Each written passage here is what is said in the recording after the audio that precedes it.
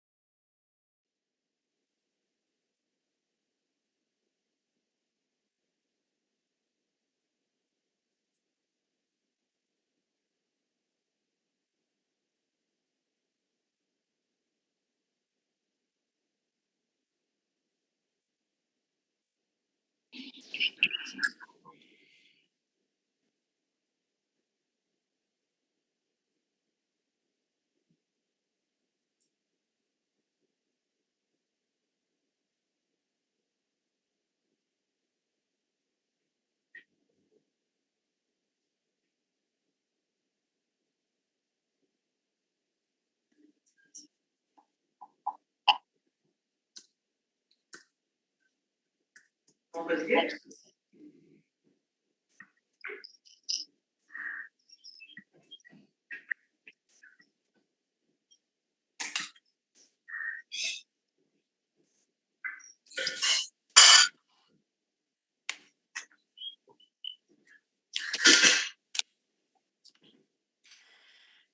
बचने में 10 मिनट बाकी मैम।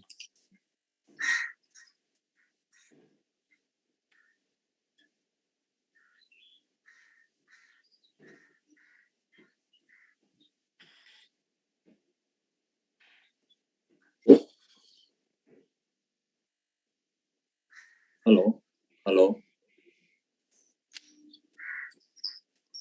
Hello Hello.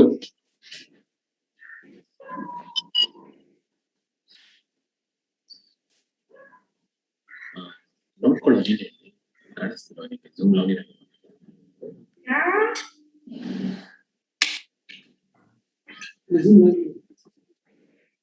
ಕರೆಕ್ಟ್ ನೀನ್ ಕೇಳ್ಕೊಂಡು ಹೋಗು ನಾ ಹೇಳ್ತೀನಿ ಬಂದ್ಯಾರೆ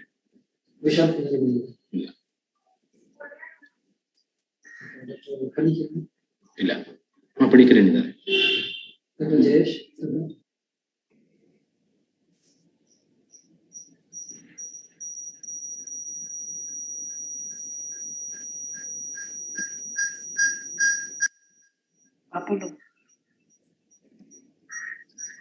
hello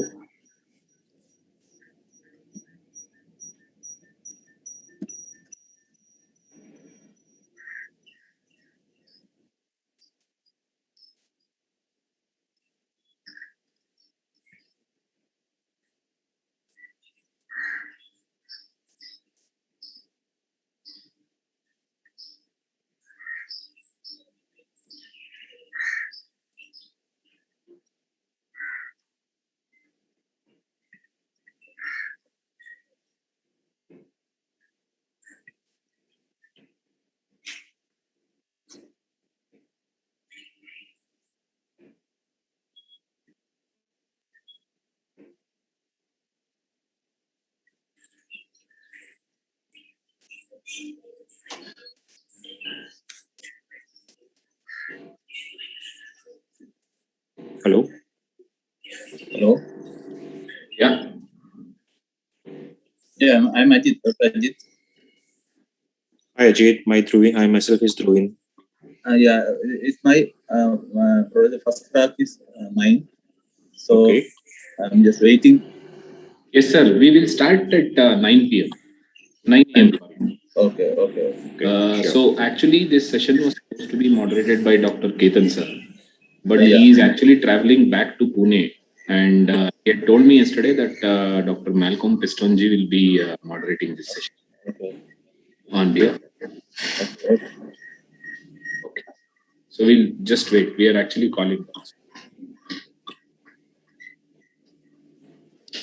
So in another 2 minutes, I will go live and I will put up the first slide of panelists and speakers. So Okay. when the moment the slide comes, let's all mute and then let's not discuss. Yeah. Yes. Sure. Yeah. Online. Okay.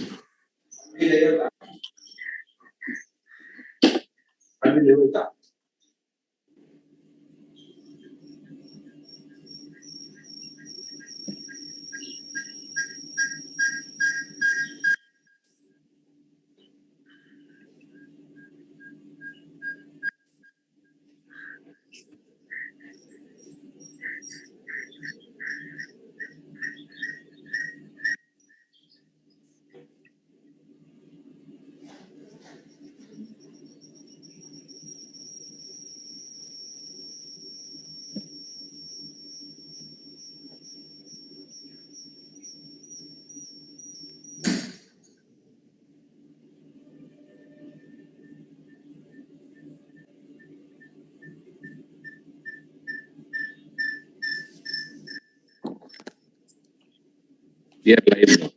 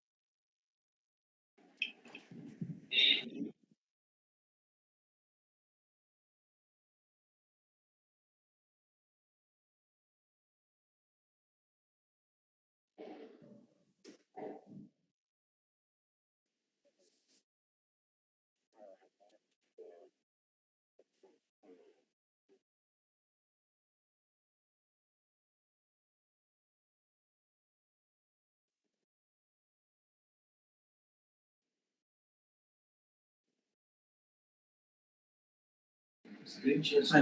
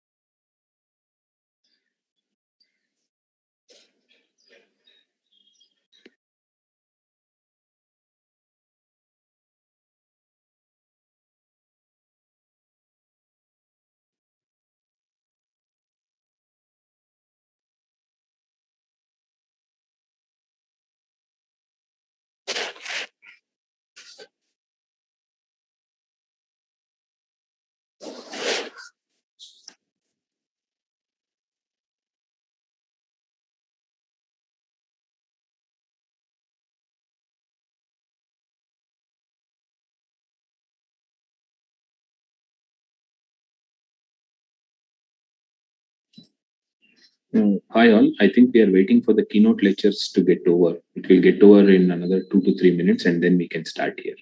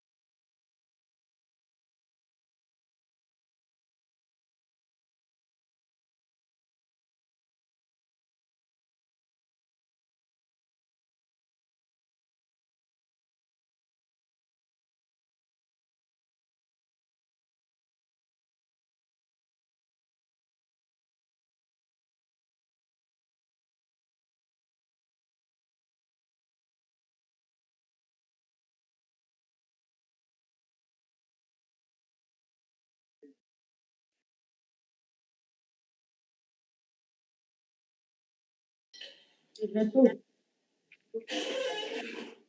दो, जब ये नहीं बचे तो इसको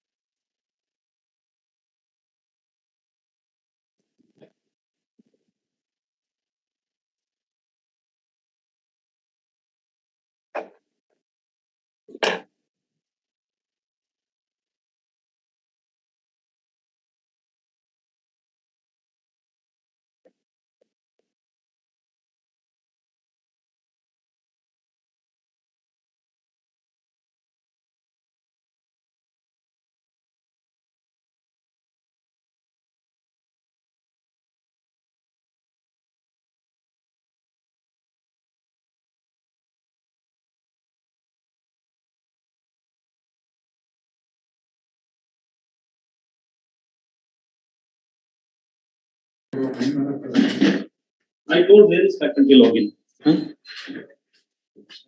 Hello.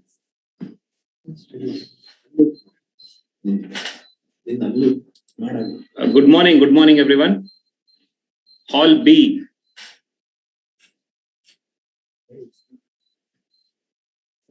Can anybody hear me? Yeah. Yes. Hi, morning. Hi. Good morning.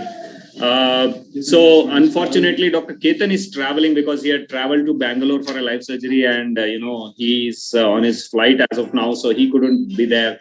And Dr. Malcolm Pestanji is, as we all know, he is down due to some personal issues.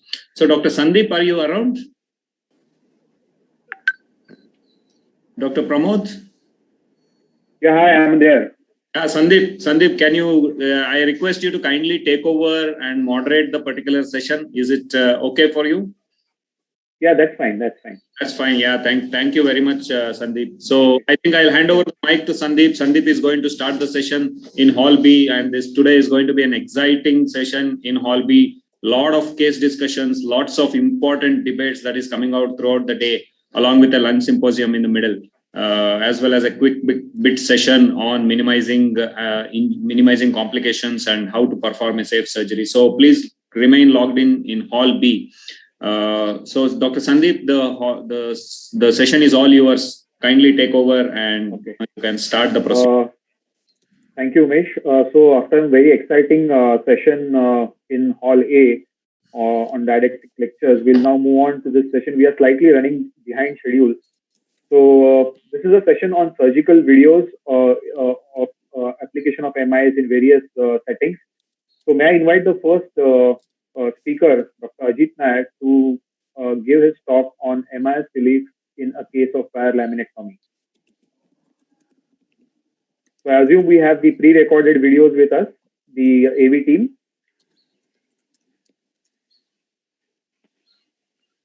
Hello. Yeah, already we have the pre-recorded videos. Yeah, so can you play the first video, please? Yeah. Dr. Ajit Nayak's video. It's not possible from my side. I have sent it to the organizers. Yeah, so the organizing team, can we have the first video by Dr. Ajit Nayak?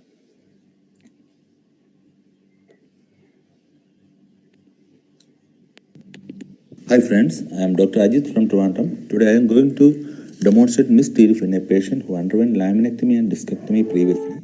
3 points I want to highlight. Microscope is used to cannulate the pedicle because radiological landmarks won't be visible as in a new case. Full-length, full-spine, standing X-ray is taken to assess the PALL mismatch, plumb line, type of back to decide regarding the type of surgery. Always do lateral to medial exposure of Campbell's triangle because we work through virgin to fibrous area and can avoid neural complications. Operative video is on a 50-year-old male patient who presented with a radiculopathy and axial mechanical pain, back pain. He underwent a minimally invasive laminectomy and discectomy 7 years back. His MRI showed L5S1 disc prolapse with a facetal hypertrophy. And this patient has severe back pain, more than the radicular pain, and full-length, full-span X-ray shows type 1 or 2 back with SS less than 35 and a low PI, and he has got a gross sagittal imbalance with the plumb line anterior to bifemoral axis. We have exposed the transverse process after docking over it, and now facet transverse process junction for the insertion of pedicle screw identified, and the cortex is broken, and you can see the hole, and this hole is expanded using an owl, rotating an owl, and the pedicle is probed, and the area to insert screw is prepared. This whole procedure can be viewed through the microscope, and after that a probe is inserted to see where there is any breach to palpate around the hole. And now it is tapped, and tapping is also done under microscopic vision, and you can do this as if you do freehand technique in an open technique. Then after removing the tap, also then again the probe is inserted and palpated all around to see there is no inferior or a medial breach. And after doing this, we will insert the K-wire. K-wire is inserted and it is kept in position. And an X-ray CM image intensity view is taken to make sure it is in the right position. This procedure, only 2 CM exposures are done, one identifying the level and also after putting the K-wire. Then for the final thing, pedicle decompression, the tube is docked over the facet joint, and we have drilled facet joint a little from the lateral side. Then slowly with the Kyson punches and high-speed drill, the pedicle to pedicle decompression is achieved.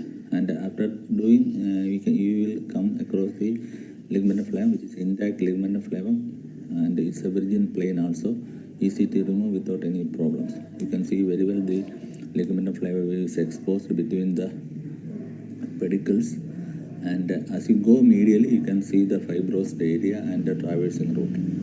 One important thing, you have the ligament of flavum. One important thing regarding this is, as if in a new case, the traversing and exiting route cannot be easily mobilized in a redo case. So you have to do extensive fibrous tissue release. Now the discectomy is being done. You can see the disc is very narrow because of old discectomy. There may be lipping and osteophyte formation that has to also remove to put the adequate size cage. Then the bed is prepared, removing the tough fibrous annulus and disc which is attached to the disc space, curating and removing it.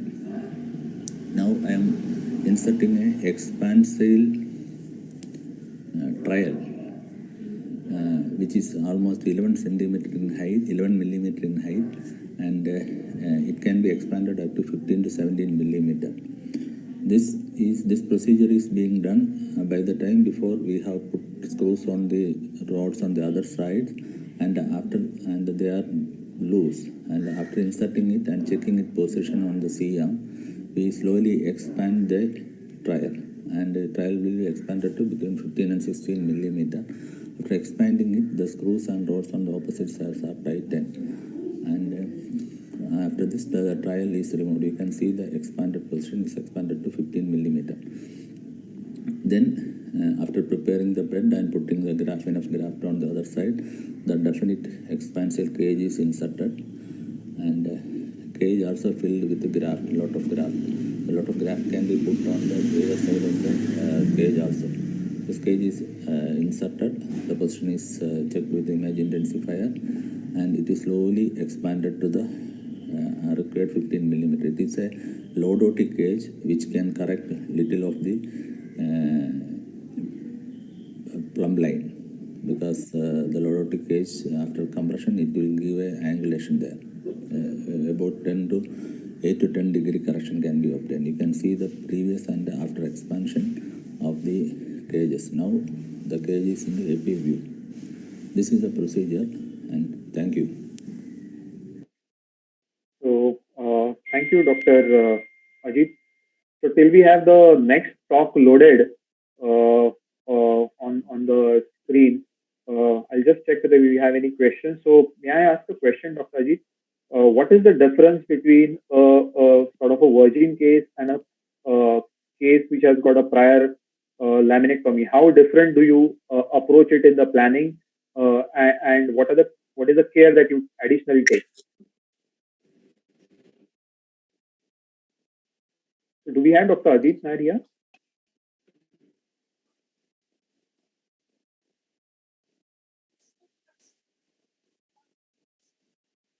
Dr. Nair, please. Okay, I think we are not able to hear him. So we'll move on to the next talk by Dr. Vishal Kunnani, that is minimally invasive transarticular screw fixation.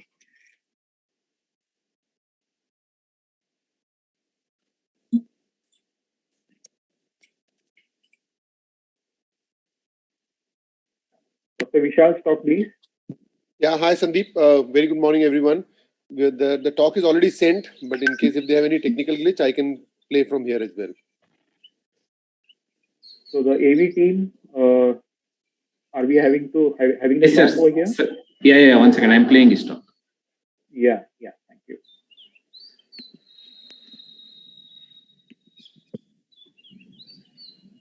Welcome to the MISSAB Surgical Symposium, and greetings from City of Mumbai. Transarticular screw is one of the strongest stabilization modality in patients with C1, C2 instabilities, and it has served the test of time by providing not only immediate and absolute stability, but also proving to give 100% fusion rates with patients of C1, C2 dislocation. It has proved its test of time, and it has stood the test of time with good results in patients with unfavorable anatomy of odontoid fractures, and also in patients with reducible AAD due to tuberculosis, syndromic, inflammatory, or infective pathologies, showing the wide applicability of transarticular screw. Now the question is, why minimal invasive application to the conventional transarticular screw? Because conventional transarticular screw has shown its own problems, which are often related to access or due to poor planning, including big incisions, more blood loss, more mobility of muscle. To adding to the compound of this, wiring related issue, which is often a part of standard conventional transarticular screw, has shown problems. Unplanned OC2 or OC3 fusion and C2C3 sub adjacent segment degeneration is also known. And also graft side morbidity because of use of conventional Magnell technique using a bone block has resulted into a defame to the conventional transarticular screw. And this has also led to resurgence of segmental C1, C2 fixation options as more favorable compared to the more stable transarticular screw ones.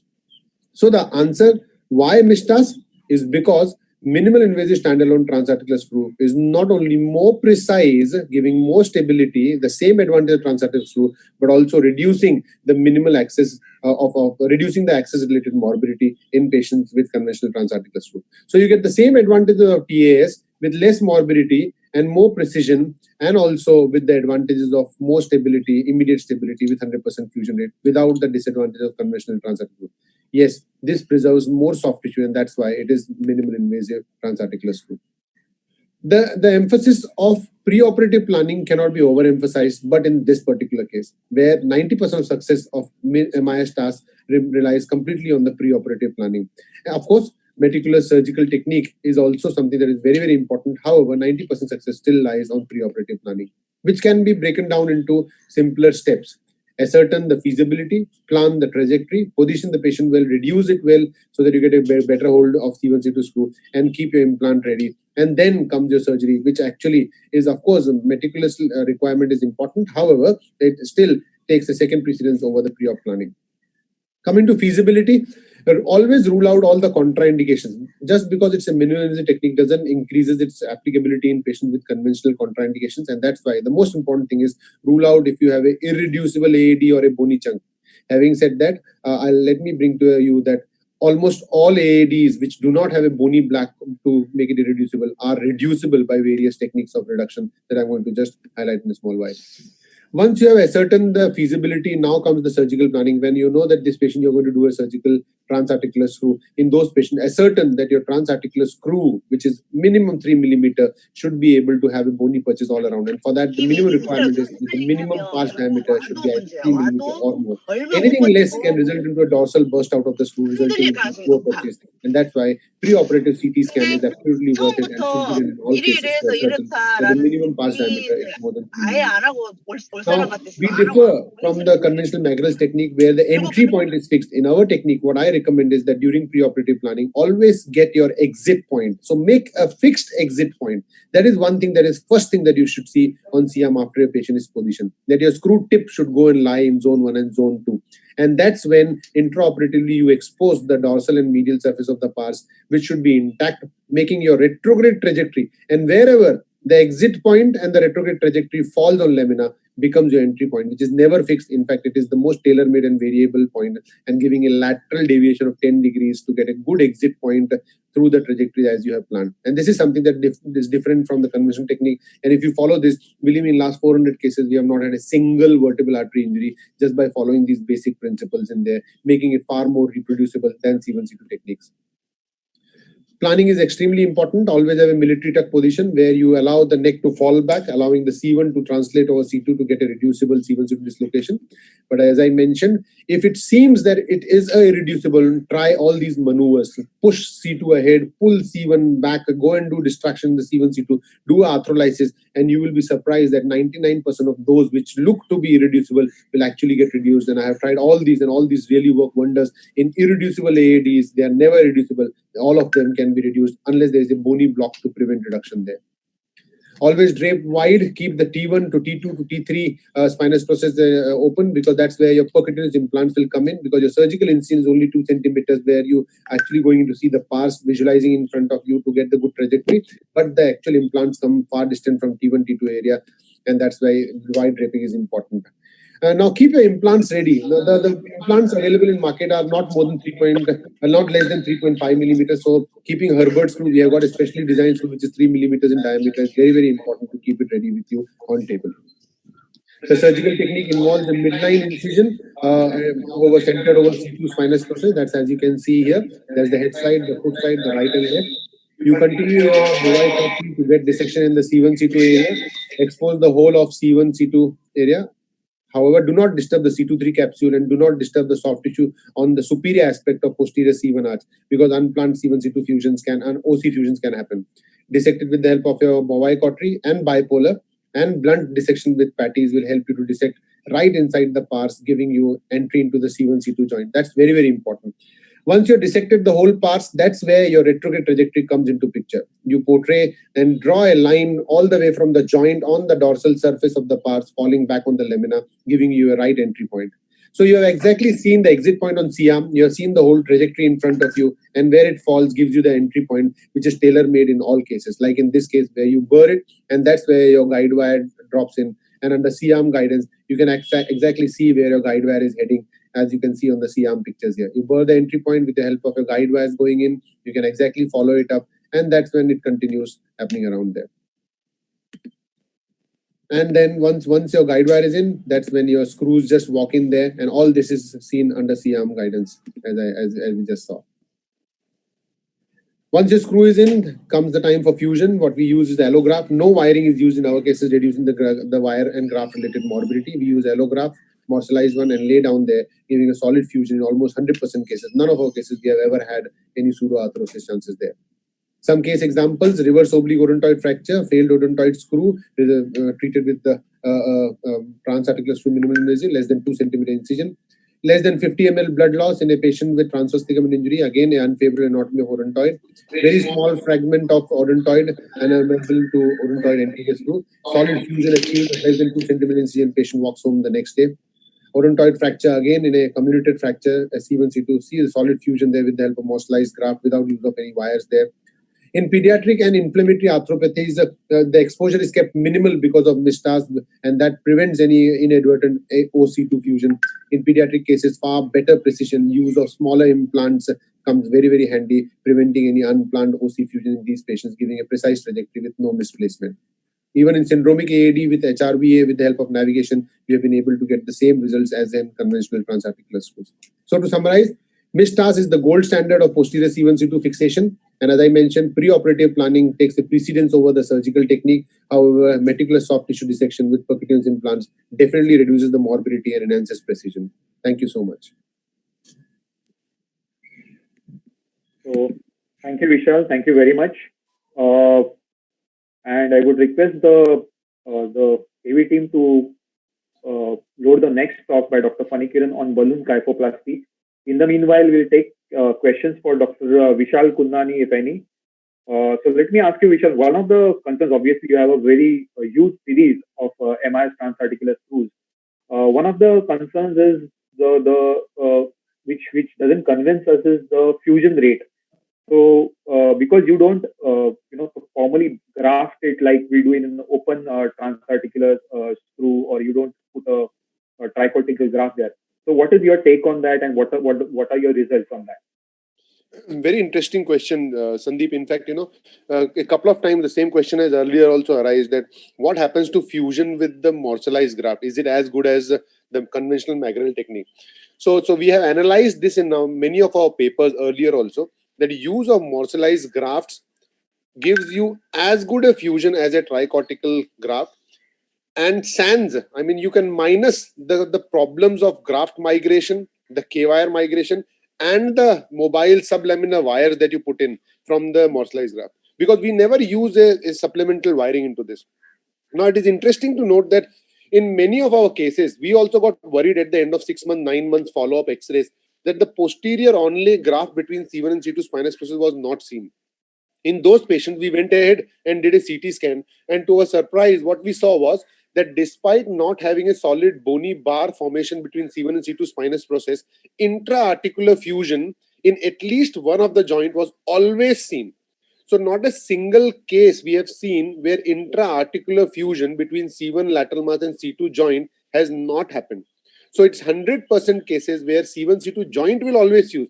And we went ahead to study this, and we saw it in retrospect with all the other cases where segmental C1, C2 is done, where they don't put a block graft inside there. They just go and burr it there, which is a normal process while putting in wires there. So a wire goes in there, our drill goes in there, our screw goes in there, resulting into intra-articular hemorrhage. And also we onlay graft in the joint area also, and posterior morselized graft in the C1, C2 spinous process area also, which is almost always, never, not a single case in last more than 500 plus cases we have had in pseudoarthrosis or not seen a bridging fusion in C1, C2 joint. So it always happens without any concerns now.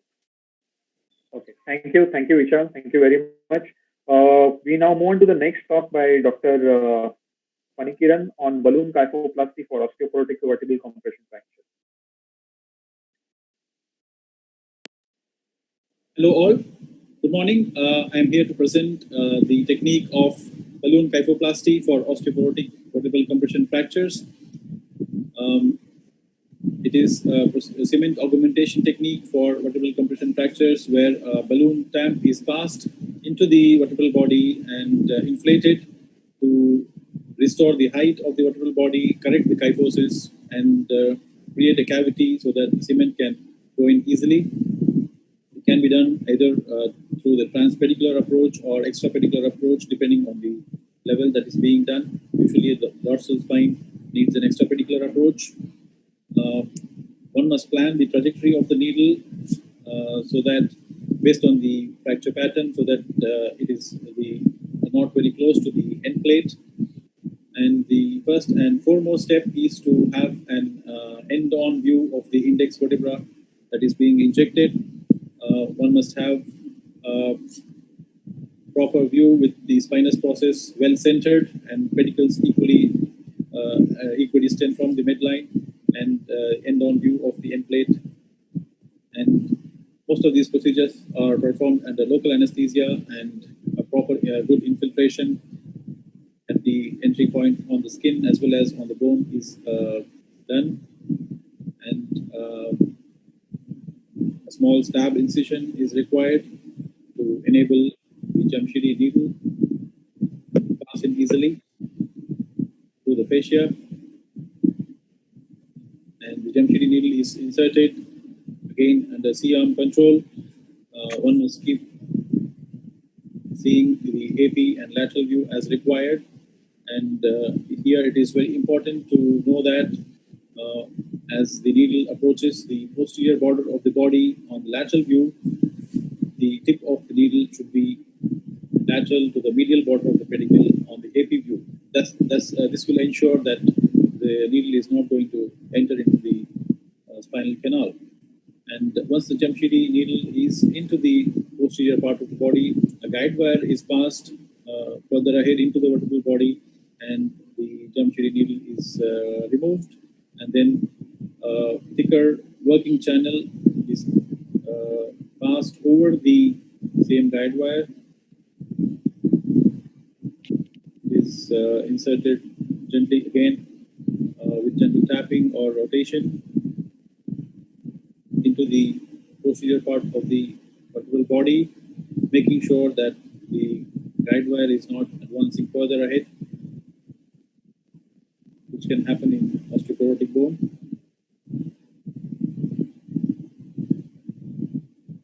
And once the working channel is in position, the guide wire is removed, and the drill bit is used to create the path for insertion of the balloon tap.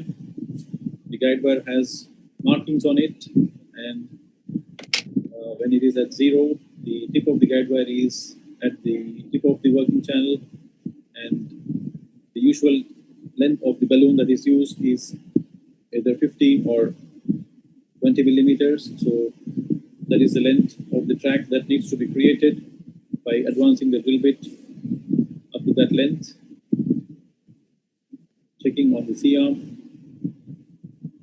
This drill bit also brings out some bone pieces which can be sent for biopsy.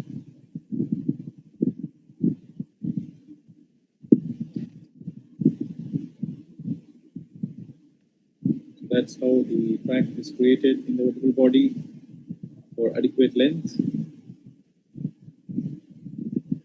And the balloon tap is prepared.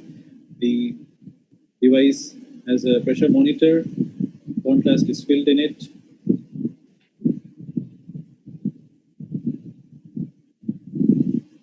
And the functioning of the balloon is checked.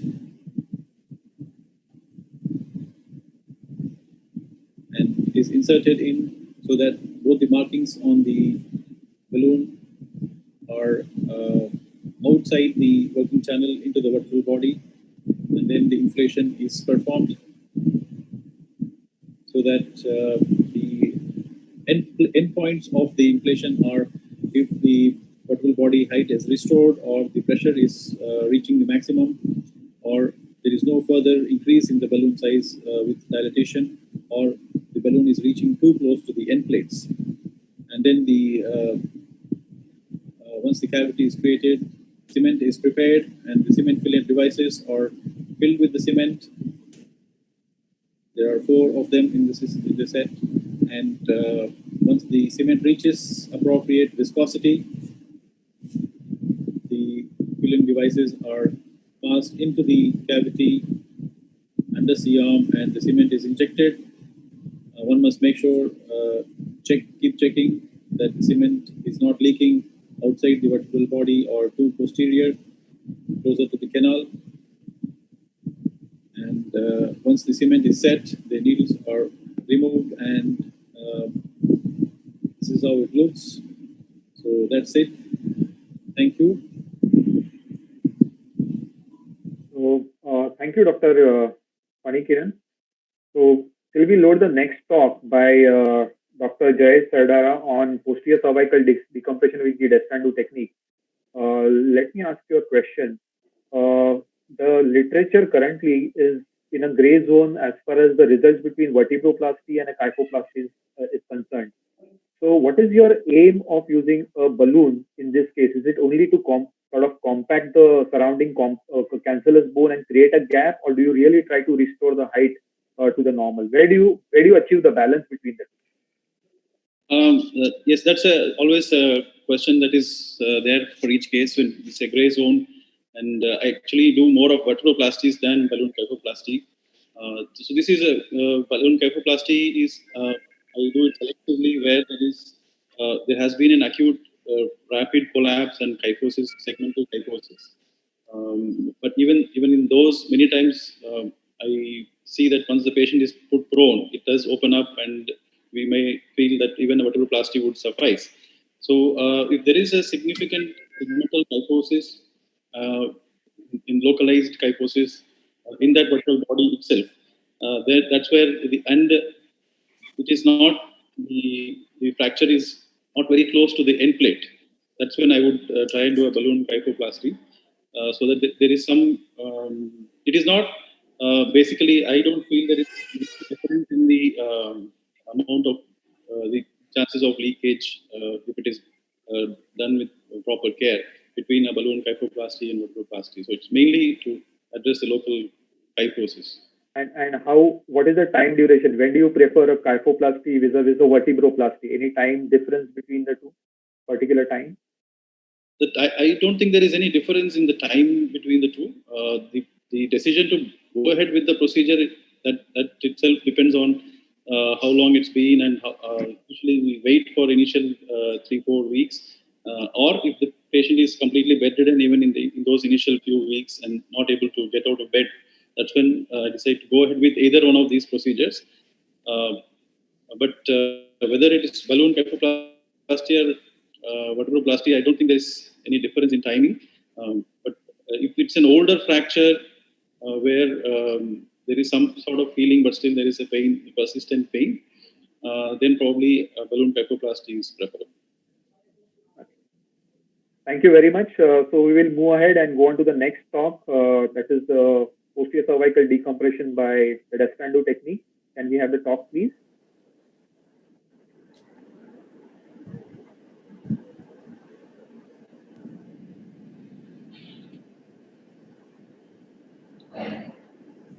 Good afternoon, everyone. Posterior endoscopic cervical decompression. Descanso technique is indicated in the lateral and foraminal cervical disc herniation or the spur using a laminophonotomy. Sometimes a multiple level cord compression due to stenosis can be achieved with a single small incision. Hello, Dr. Sandeep. Can we have the video, please? Can we have the video, please, and restart it? 1 centimeter lateral to the midline at the end. The AV team, can we restart with the video? We will not able to see the video, please. Yes, we are restarting the video once again. Yeah, thank you so much.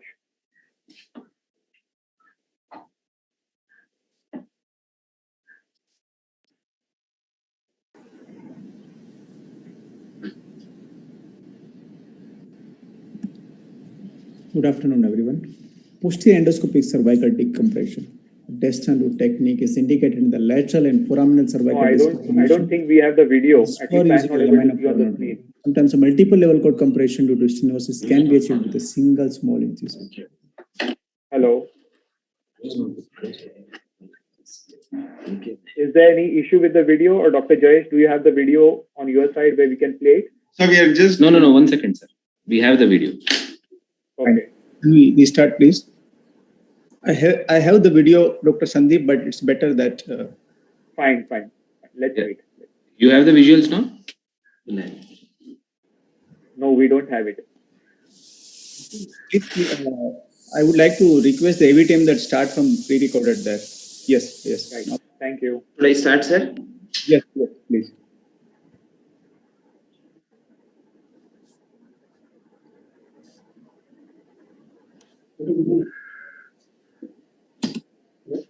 Good morning. Next is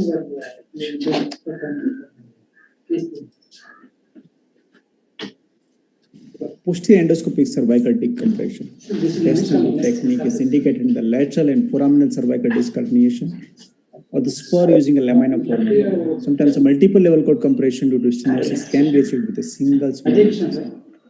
Patient is need to take in the prone position.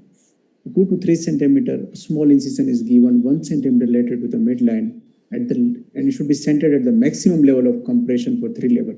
For the more than 3 level, you need an additional single extra incision. After incision, a subperiosteal dissection along the spinous process to be done in the lamina. Once you confirm the lamina, a descendant set is inserted at the lamina of facet junction. Once you confirm the level, the outer cannula is removed and the inner cannula is replaced with the scope. We need to understand the important bone landmark, that is the V point. V point is basically apex is situated towards the facet joint. And the idea is to convert the V into U. For that, you need to drill the medial 1/3 of the facet joint. For 2-level decompression, you would need a 1.5 laminotomy. For 3-level decompression, you need a 1 full and adjacent half of the laminotomy in order to decompress the cervical as well as cord as well as nerve root. Once you insert the scope, your testandose set should be exactly docked at this V point, the level of maximum compression. So this is the cranial lamina, quadral lamina, and the apex is toward the facet joint. Now, the plan is to drill the lower half of the lamina, upper and the upper half of the lower lamina. And this is the exposure of the ligament of flavum. Ligament of flavum should be gently dissected from the underlying dura. Usually there will be adhesion at the center part. And once it should be freed from the underlying dura, then using a 90-degree Carrison punch, you can undercut the lamina very gently to avoid the dural tear.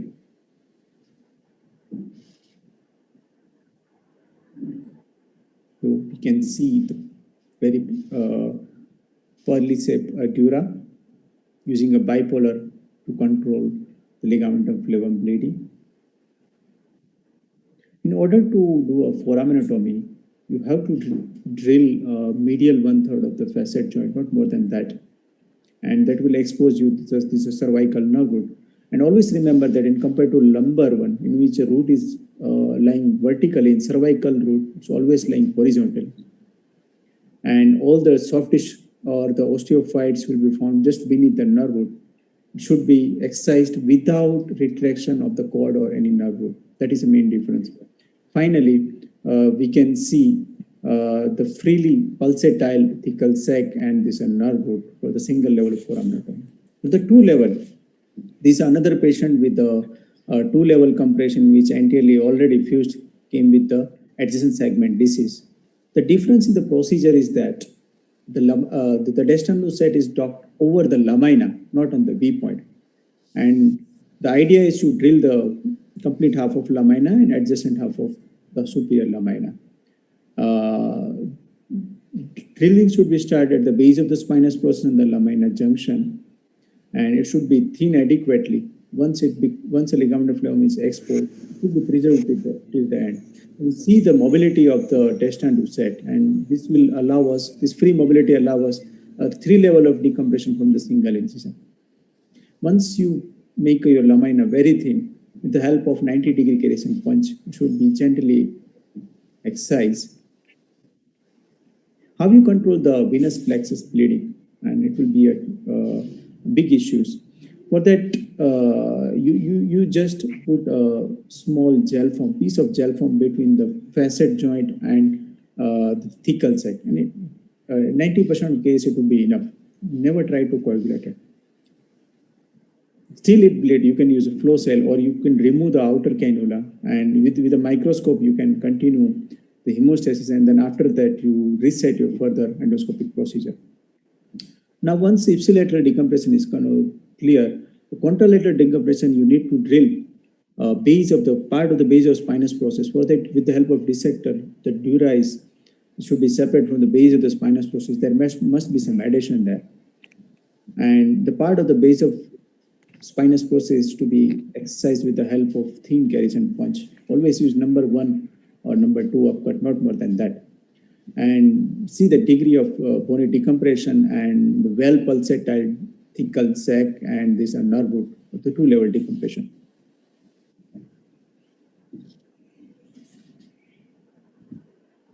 Now, this is the elderly morbid patient with 3-level, 4-level OPL and plant address from behind. And look at the bony decompression, one full laminotomy and adjacent half laminotomy and the full ipsilateral and contralateral thecal section, adequate decompression with the help of a single incision. So the postoperative CT suggests us the degree of bone removal in a 1-level, 2-level, and the 3-level decompression, and with a comparable and good clinical outcome with rapid recovery without any additional bony requirement or bony fusion. So thank you very much for your attention. Thank you, Dr. Jayesh, for this excellent demonstration. So, since we don't have any questions in the chat box, just one question. In cases where you do a complete laminectomy, unlike the lumbar spine, where when we go over the top, you have to retract the cord a bit. In the cervical spine, the cord suddenly falls back. So how do you manage to decompress the contralateral root or complete the laminectomy in these cases where the cord suddenly falls back? Exactly. So, Dr. Sandeep, very nice question. Compared to lumbar one, where you have more space, the cervical, the problem is, of course, the space is narrow. But the thing is, when you do a hemilaminectomy, and you will have a base of the, similar to lumbar spine, you have a base of the spinous process in front of you. What you have to do, you just drill a 2mm base to the spinous process and you do a thin cutting. You can do a thin bony drilling of the contralateral lamina, especially proximal part. And that will definitely give you a full, complete, control over the contralateral, as I have seen in the video also. Second thing, a full complete decompression is required contralateral sides when patient have a radiculopathy associated with the compressive myelopathy symptoms. If patient have a compressive myelopathy symptoms, then you just need to give a 6 or 7mm space. That would be enough to control all the symptoms. And if patient have a ipsilateral radiculopathy, then you go to the same side, right side or left side, and then you require ipsilateral foraminotomy. For that, you need to drill the facet. Otherwise, hemilaminectomy and drilling of the base of the spinous process will be enough for the cure. I hope you get the... Thank you very much. So we move on to the next talk by Dr. Sachin Borkar on MIS resection of intradural tumor. Can we load the talk, please?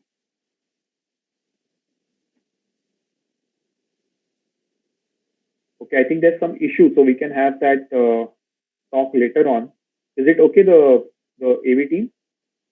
We move on to the next talk by Dr. Dhruvin Patel on OLIF for degenerative scoliosis. Yeah, sir, we are playing Dr. Dhruvin Patel's video. Right, please go on. Thank you.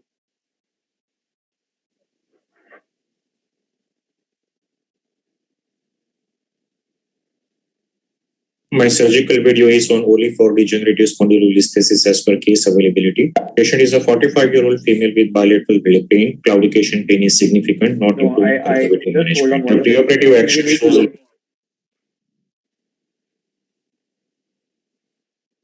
Can you just load the video and then start it?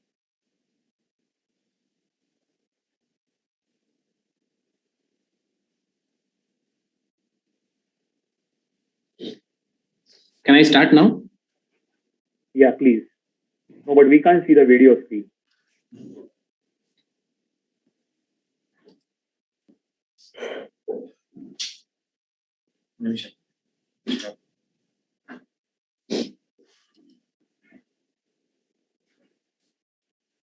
Video folder.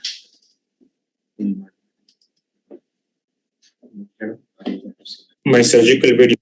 You're able to see the screen. No, just wait for the video to load and then you can start it. Just wait for the video to come on the screen. Then start it. We can start now?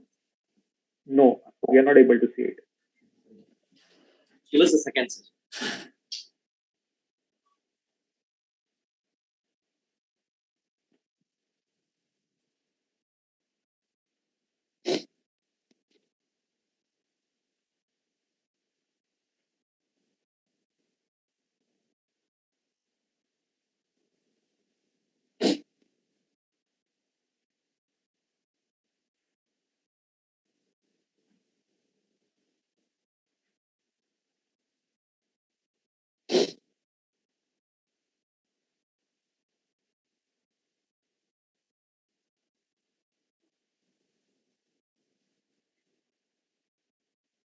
Sir, if you're able to see the video. Now we can see. Now start. Yes, we can now. Please go on. My surgical video is on only for degenerative spondylolisthesis as per case availability. Patient is a 45-year-old female with bilateral back pain. Claudication pain is significant, not improving conservative management. Her preoperative X-ray shows a little bit of a scoliotic curvature, but primarily it's a grade 1 degenerative spondylolisthesis at L4, L5 level. MRI shows significant stenosis at L4, L5 level. Important thing is to visualize the space between the psoas muscle and the abdominal vessels. Many times the MRI may not be able to show it, but once you should ask your radiologist for the smaller sizes. Also, one can extrapolate from L3, L4 level. However, the anatomy can change even from L3, 4 to L4, L5 level. But important to visualize the space between the psoas and the vessels in preoperative axial MRI. Positioning starts with keeping the patient in the lateral decubitus position.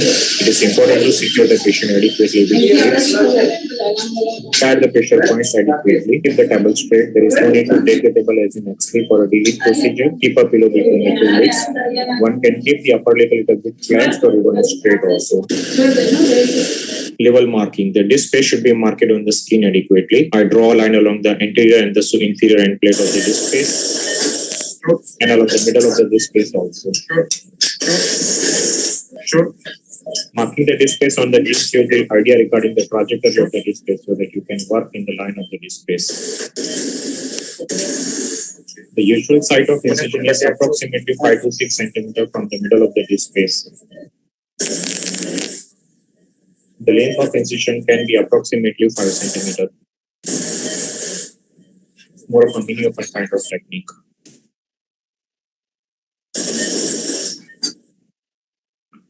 Skin incision starts in the usual fashion. The point comes regarding the subcutaneous dissections. Important thing is to split the abdominal muscles and not to use a monopolar quadrille during dissection, as that can now injure the nerves which are lying between the muscles.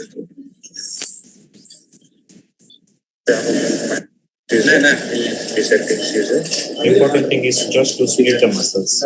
Do not use a monopolar quadrille while dissecting between the abdominal wall muscles.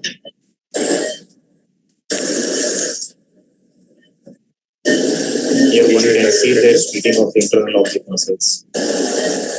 Once you remove it, once you split the transversus abdominis, use your fingers to dissect the peritoneal content away from the beneath the abdominal wall muscles. That will give you adequate space to work with. Retroperitoneal dissection is very, very important. One can dissect the psoas muscle with the fingers also, but I generally prefer to dissect it with the peanut dissectors. Dissect in the loose areolar tissue between the psoas belly and the abdominal vessels. Use a peanut dissector to push the psoas posteriorly. Many times the psoas fibers are attached to the disc space itself. So it is important to erase the psoas fibers from the surface of the disc space. It may take a while, but then you should take your time to retract the psoas muscle posteriorly. Retractor placement is important. The guide wire is inserted along the anterior third and the posterior third of the disc space.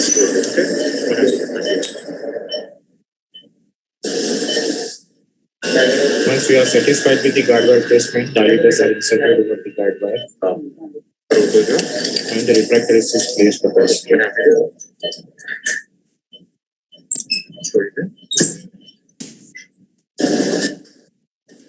You can even use a holding pin to keep the retractor in place.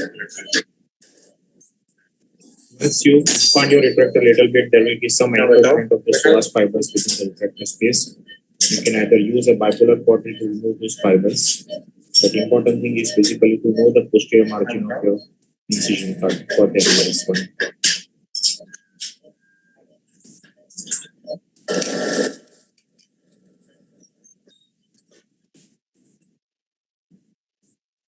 Discectomy starts with a shaver. Use shaver very wisely. Sometimes it can plunge into the inside of the vertebra. So use shaver very, very carefully. Try to perforate the contralateral annulus by visualizing in the AP view under a C-arm. The contralateral perforation is always going to be under C-arm.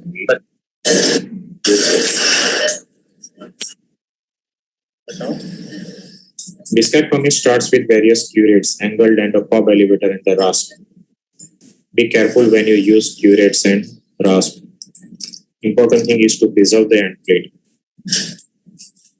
Use your disc forceps in a reverse fashion. That's much more easier to remove the disc space in case of an olive.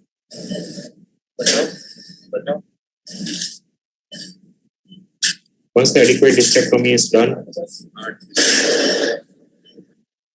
one can go for a trial placement. Use adequate size of the trial. You don't have to over-distract the disc space. Important thing is physically to go in an orthogonal direction when you finally prove your trial. Bone graft packing is generally I use autogenous bone graft. Sometimes I use beta-tricalcium phosphate which is generalized bone matrix, which is sweetened with bone marrow aspirate. It's good to cover your cage with this flange, otherwise your graft may fall when you insert your cage.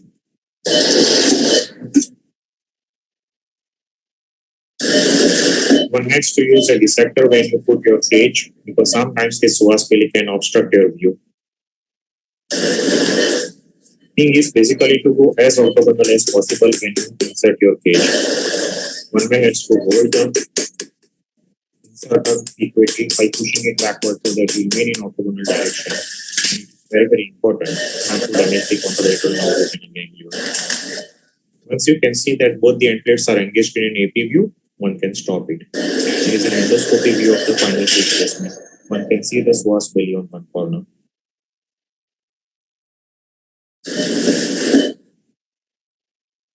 Hemostasis is very, very important. That will prevent the psoas hematoma and the subsequent nerve damage. So make sure that there is very good hemostasis in your area.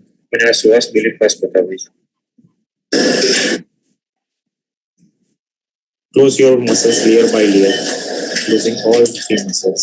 Transversus abdominis, internal oblique, external oblique. Final skin incision can be approximately 5 to 6 cm in length. The final CMMS shows adequate restoration of the disc height as well as good lordotic alignment. AP view shows both the end plates are adequately engaged. Thank you. So, thank you very much, Dhruvin, for that excellent demonstration. I think we are running short of time over here. So, are we sorted out with the talk by Dr. Sachin Borkar, the organizing team and the AV team here? Hello? Is Dr. Sachin around here? Yeah, I am there. I think we have Sachin's video. Just give me 20 seconds, I'll play the video. Fine. Thank you so much. If there is a problem, I can share my screen and we can start. Great.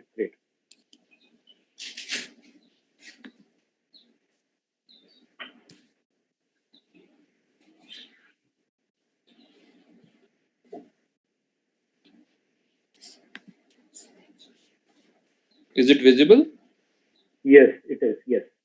Okay. Good morning, everyone. I'm Dr. Sachin Borkar, neurosurgeon working at All India Institute of Medical Sciences, New Delhi, and I shall be talking about minimally invasive spine surgery for intratumoral tumor.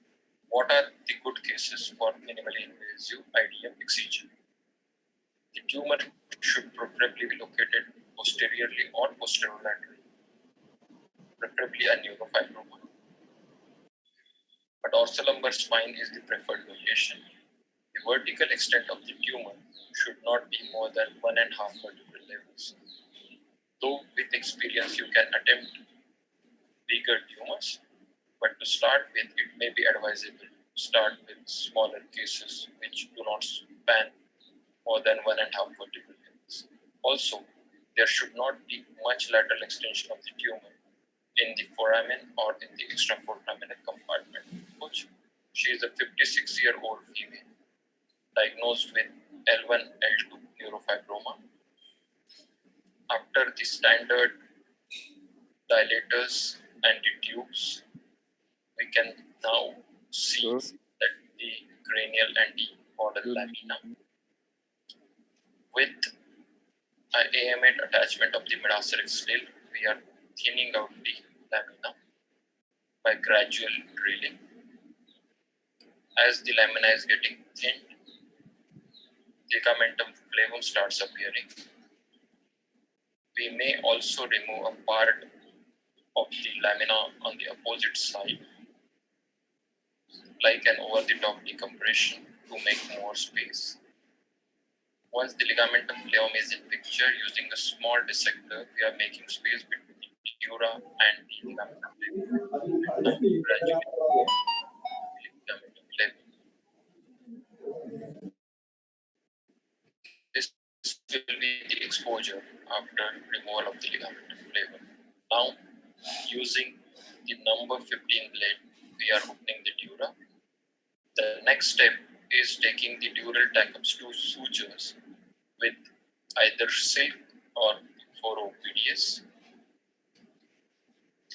As the tumor is soft in this case, it can be removed with suction. At times, you may also require an ultrasonic aspirator to remove the tumor.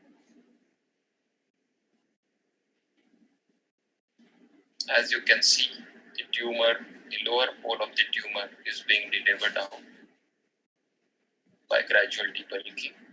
And now you can see the roots below. This is the last portion of the tumor being coagulated and cut. The more important part is the dural closure. So it is also the most difficult part. That is why many surgeons do not attempt it the MISS way. However, with good instruments and good microsurgical technique, it can be done successfully. As you can see, the depth at which we are working, I have deliberately zoomed it out to show the depth at which we are working. And with a specialized nerve instrument which we use for nerve repair, we are closing the dura using 6O Prolene. So as you can see, if the proper instruments are there and microsurgical technique, you can do an efficient dural closure as fast as you do it in open surgery. This is the before the final suture, we are irrigating inside to remove the debris, if any, and the final stitch is being taken and the knot is being pushed down to have proper closure. Hemostasis is achieved. We usually perform a Valsalva maneuver to check for the adequacy of the dural closure. And this is the final picture of the dural closure. Another case, a 60-year-old female with an D11, D12 ID, now starting from as you can see in number 9, we are opening the dura. The next step will be take the dural tackum sutures.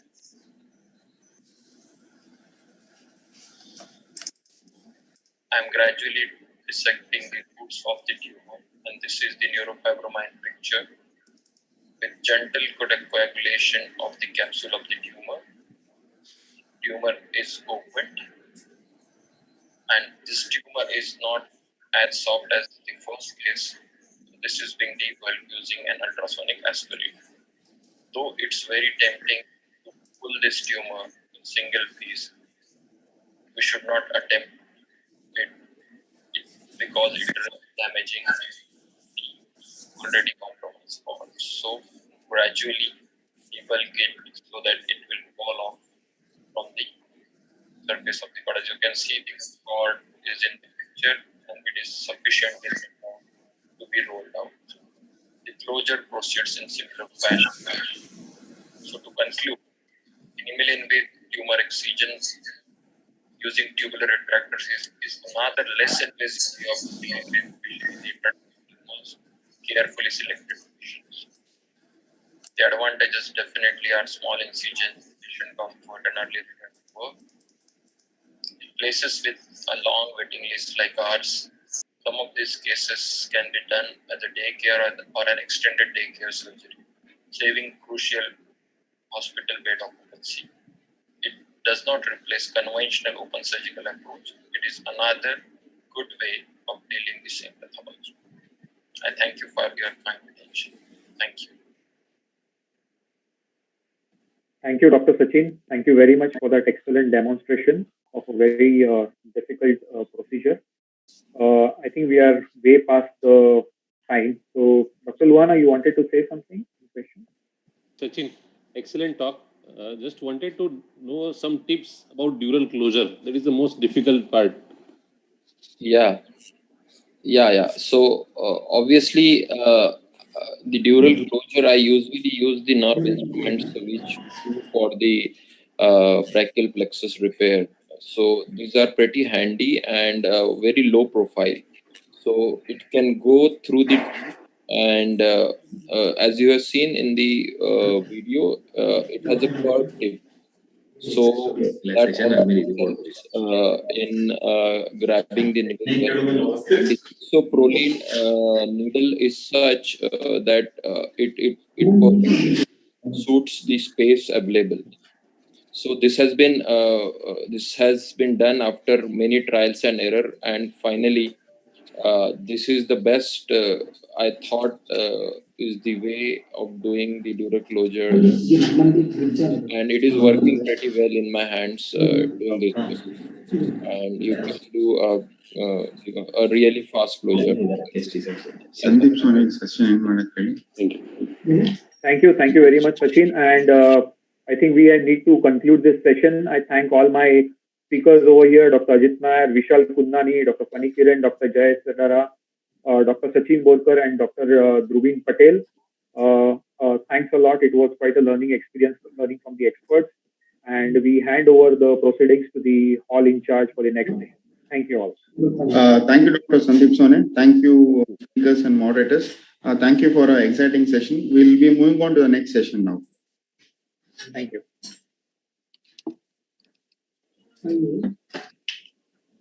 ಎಲ್ಲರೂ ಬಂದಿದ್ದಾರಾ?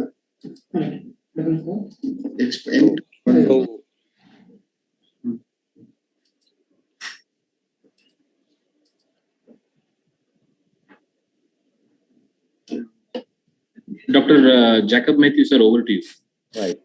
Thank you very much. It was a very fantastic session. Beautiful surgical videos that we saw, and from the experts in the field. Now we have a very unique format coming up. That is, we are discussing some difficult topics. We have a set of experts, and we have the young Turks.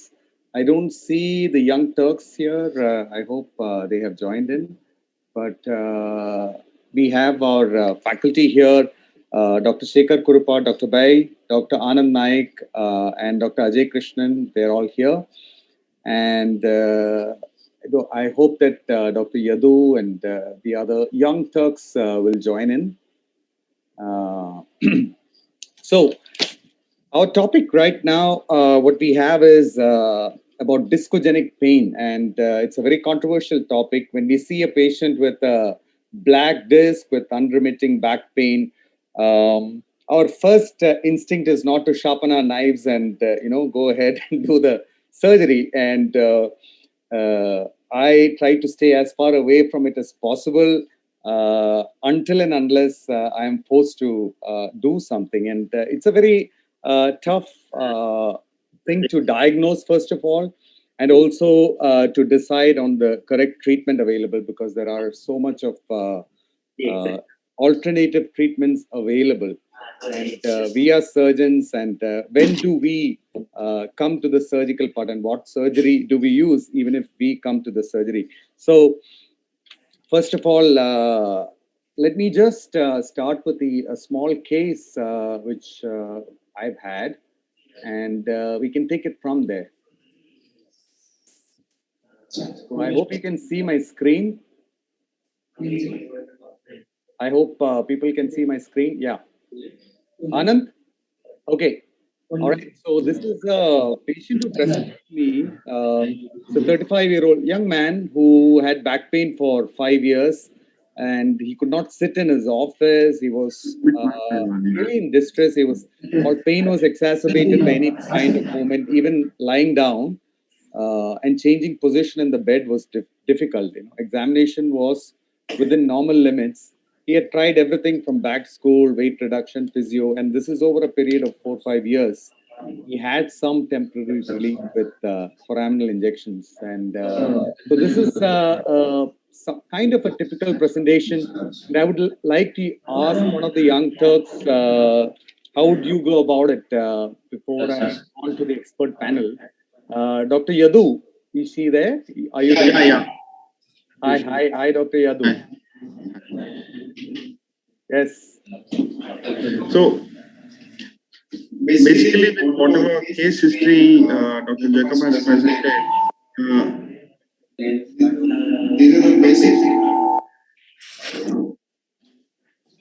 these are the basic history what we get in a case of back pain. What is it and how does it change? So from here point of view, basically we try with a course of physiotherapy and we get the imaging done. Right. So, so what is your first impression? How do you go about this this kind of a case? So since we know it is an sort of mechanical component there, we first go with the course of physiotherapy. But we usually see in these cases, patient again come back to us with same complaint saying that I'm not doing better. Right. Hello. So I would want Dr. Shekhar Kurupat to tell us how do we take from here. Once the patient has come, we have tried a course of physiotherapy. We then from what next to be done in these cases? So how do we take it from here? How do we manage from here?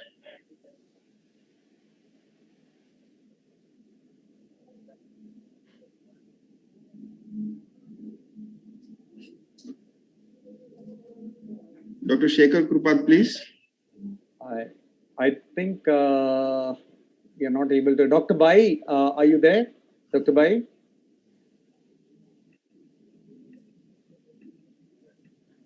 Hello? Yes. Yes, Dr. Bai. This is a difficult topic. So we'd like your inputs as to how you would deal with a case like this. So the patients is complaining of recurrent and chronic back pain. So in that case, after we fail the conservative treatment, we need MRI and the CT scan. And we also need to understand the dynamics of the pathology. So this is the flexion extension views, as you can see here. And there is not much instability. And you can see the T1, T2 views here. As you can see here, there is some, it's more like a modic type 3 changes. You can see there is some hyperintensity both on T1 and T2 on the adjacent end plates and with a black disc.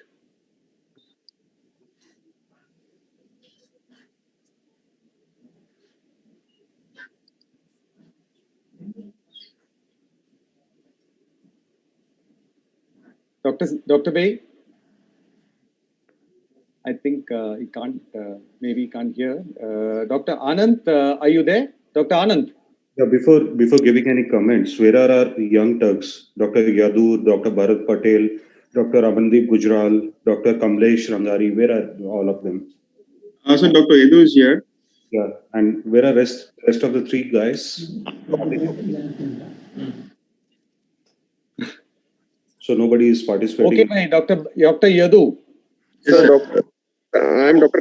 Here, sir. Kamlesh Rangari. Yeah, hi, Dr. Kamlesh. Turn on your videos and participate in the discussions, please.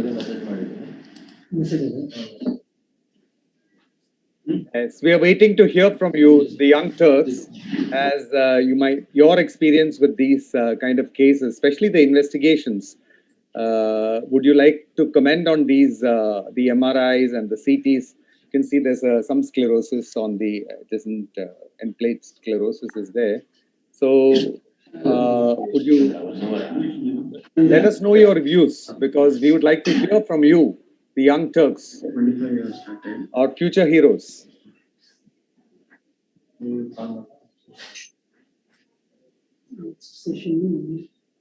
So if you guys are not speaking up, then I'll ask Dr. Anand. So, Dr. Anand, would you like to comment on how we would go about this? Like, you have a good practice with regard to discogenic pain, and we've seen you present at multiple forums. You have a very good experience with this, and we'd like to hear your views on how you would go about it. Okay, before that, Dr. Kamlesh is there, right? Yes, sir. Yes, sir. Yeah. So, Kamlesh, how will you proceed about this case? Like Jacob has presented pure axial back pain, not getting any relief with conservative management for so many years, and he's still having back pain. He came to you. You have exhausted with all conservative management. How will you proceed? Sir, we will, even after giving all the conservative management, if patient is not improving, then we consider this patient. Hello? Not improving. That's why we are discussing. So next. Yes. If not improving, we generally consider this patient for facetal block or joint block. If there is any pathology, we will in detail evaluate the MRI. If there is a facetal joint effusion or something like that, if there is loss of lumbar lordosis with erector spinae muscle weakening, so that we can advise the patient regarding the back muscle strengthening exercise. And particularly, this kind of patient will improve on facetal block, because in most of the patients have facetal joint effusion. And particularly regarding the discogenic pain,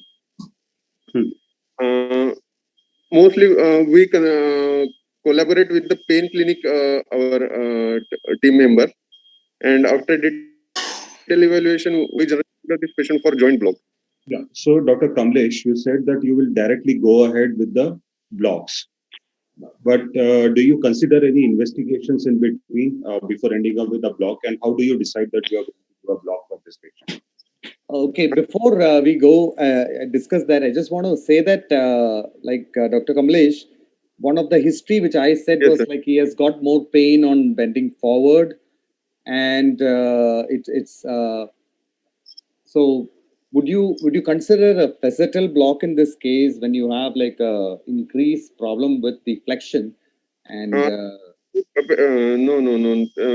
As I said, even only after detailed evaluation on MRI, if there is facetal joint effusion or something like that, then only we will consider the patient. If the patient is having only discogenic pain, not improving on conservative management, then we will look for whether there is, what is the cause exactly, whether there is any infective cause or something like that. We will go with TRP, ASR, and to rule out any pathologies, infective pathologies, so that we can give antibiotics. Because in our institute, if patient is generally in Indian population, tubercular infection or other infections are most common, and with antibiotic, most of the patients improve on. So, yes, TRP and we will go for further plan of treatment. Dr. Yadu, how will you go forward for this patient? How will you investigate? He just came to you with pure axial back pain. You have tried all conservative managements. You are exhausted with the conservative management. Now the patient is with you. How will you proceed? How will you investigate further? How will you identify the source of pain? Would give a pain intervention in the form of caudal block first. So that would be a first point of intervention from my side. See how does he respond. If he responds well, would after the caudal block, we would again get back to him with a course of physiotherapy for a duration. So, Dr. Jacob has said that the patient is getting pain whenever he is bending forward and backward. Okay, and after X-rays, initially he has shown us the dynamic X-rays, flexion and extension. So, would you get any further investigations before jumping into blocks?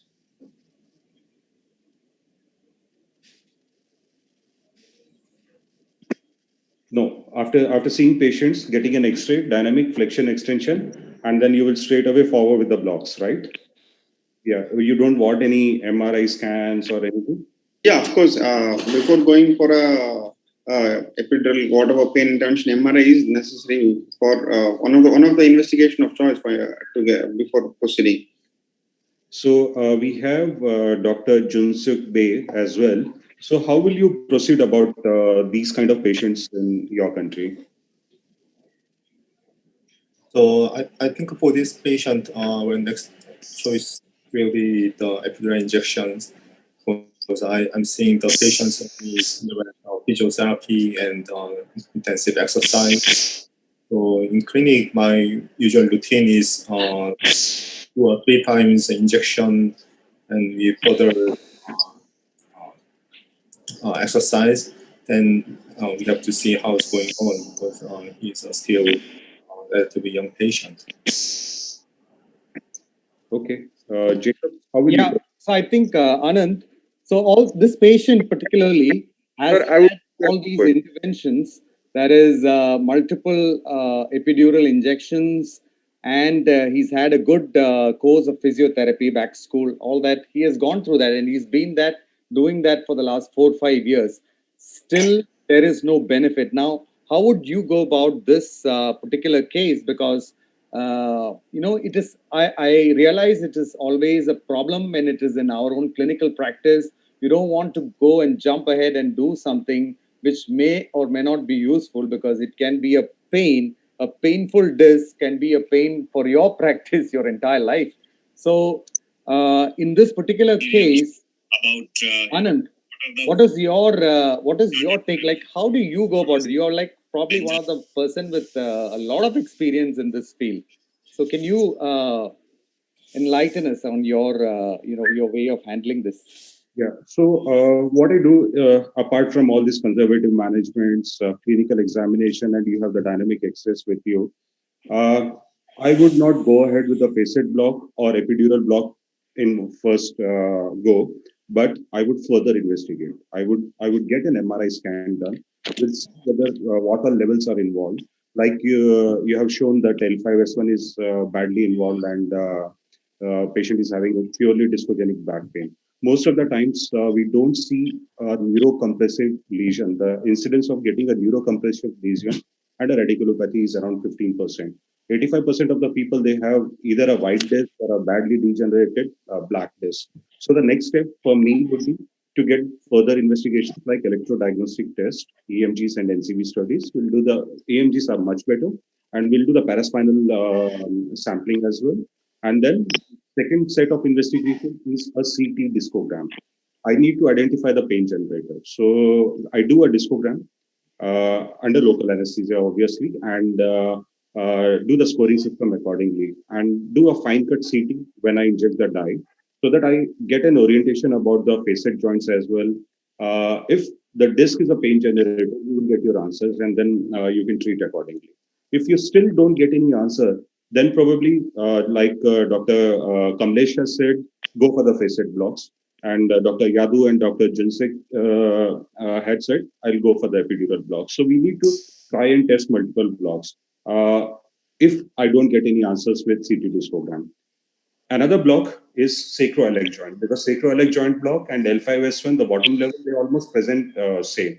So you investigate by doing all these blocks and all these tests, and then you decide. For me, the decision criteria for surgical would be modified Dallas discogram pain score, in which we evaluate the back pain, the leg pain, and also the facet joints at the back, and see how the dye is running through. And that's how I proceed with these cases. So I think before we go into the surgical treatment, I would like to ask Dr. the senior consultants about the surgical management. But before that, I'd just like to have your opinion, Dr. Bey and Dr. Naik. Are there any specific criteria that you look for on the MRI? Like, for example, they talk about internal disc disruption or mode exchanges or high-intensity zones. Like, is there something that you particularly look for on these kind of cases? Yeah, so there can be two clinical situations. One where you get a black disc And the number two would be the white disc. The disc may look absolutely normal, but it can be the culprit. So that is the catch there. If I do a discogram in a perfectly normal disc, then probably I am challenging the disc to further degeneration. Right. But if it is an internal disc disruption, you can get indirect evidence by looking at how the gel is there based on the axial cuts. You can see any end plate changes are present, mode changes and all. You see that. So that gives you an idea what exactly is happening over there.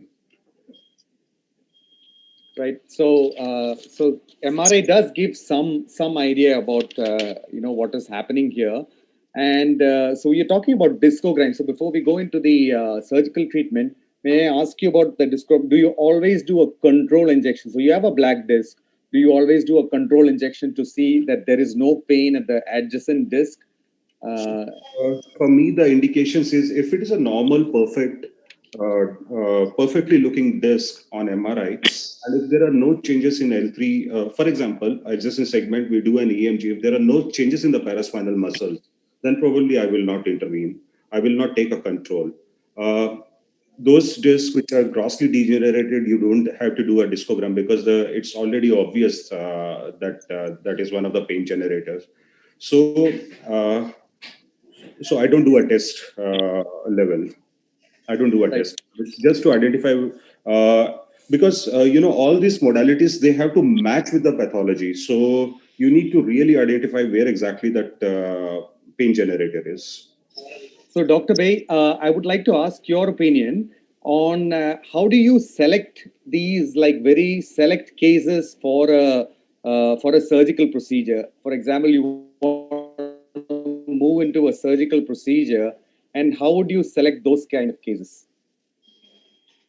The important thing is the presence of instability for the patient. So as you look at the MRI and X-ray, you notice that there is a moderate decreasement of disc height at a 5S1 level, and there is a partial tear of annulus on the posterior at the same level.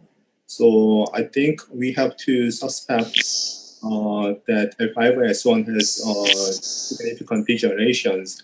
Of course, there is some degree of a body change as well. So I presume that by image study, I can say that F5S1 is the main pathology for the patients. I agree that we should do the discography for the patient. I presume that F5S1 definitely has posterior tear of the annulus, which can be the main pain generator due to the ingrowth of sinovertebral nerve into the posterior annulus.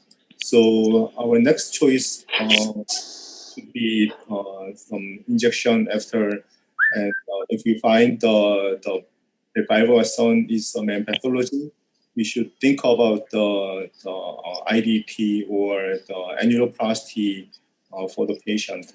But I think the surgical option should be the last one after all kinds of the interventional procedure.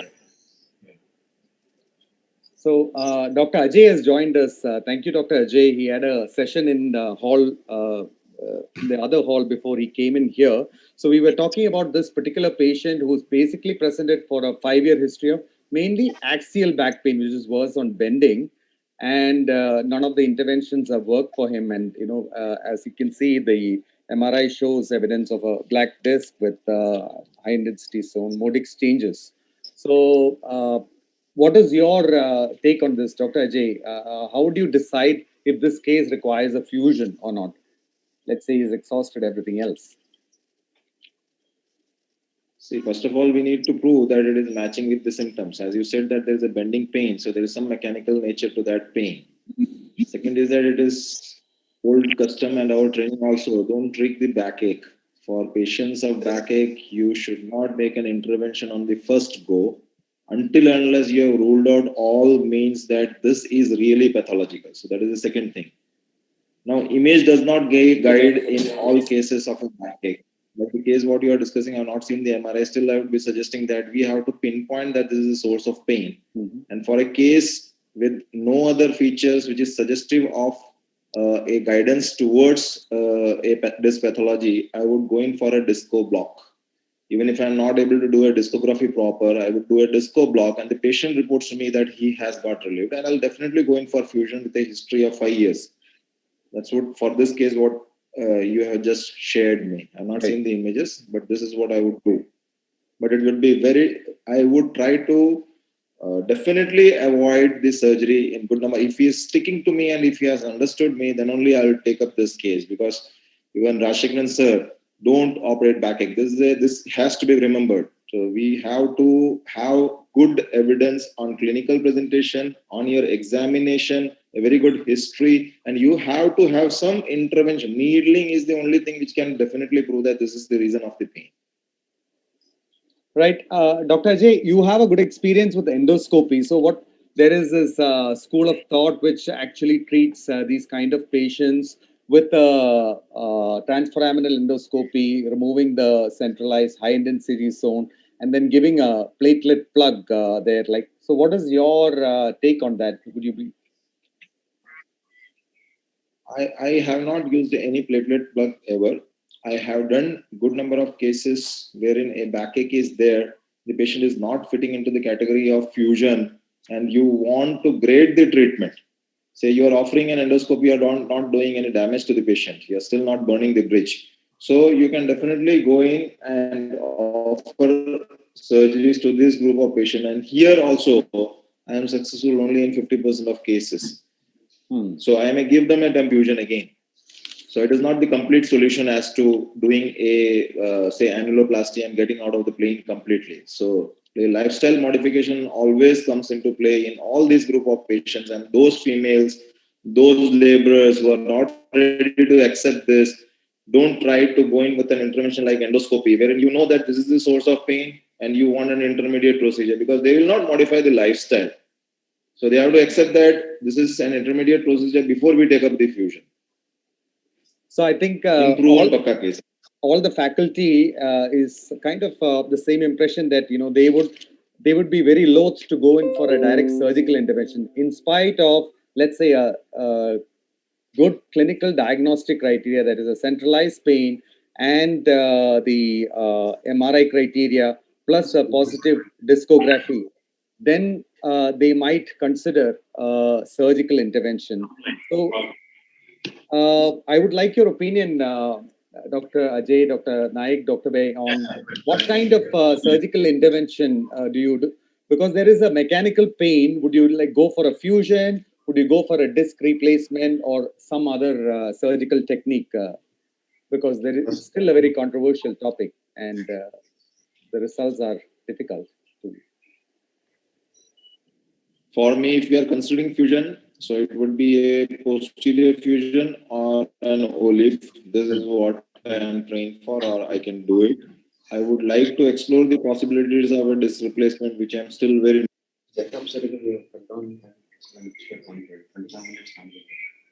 Dr. Bey, would you like to add? If I have to choose surgical option, I would go for the disc replacement. There is normal disc at the C4 and 4-5 other levels. The only degeneration at the 5S1. So 5S1 is the best level for the disc replacement. So I will do the total disc replacement for the patient. Dr. Anand, the champion. For me, if I have to go for a surgical intervention, then I have two options available with me. One is a lumbar disc replacement. The second one is an anterior lumbar interbody fusion. But I have a criteria for, I do a patient selection for my lumbar disc replacements. Earlier, we were doing those mechanical discs, ProDisc L and all. I'm not sure about Dr. Junsuk Bey. Are you guys using the monoblock viscoelastic disc? ESPs or M6? Unfortunately, we don't have only a lot of options in Korea. We only have the one implant systems.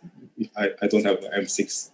Okay, so I'm using ESPs in our country. These are viscoelastic discs, and that completely changes the topic of discussion from fusions and all.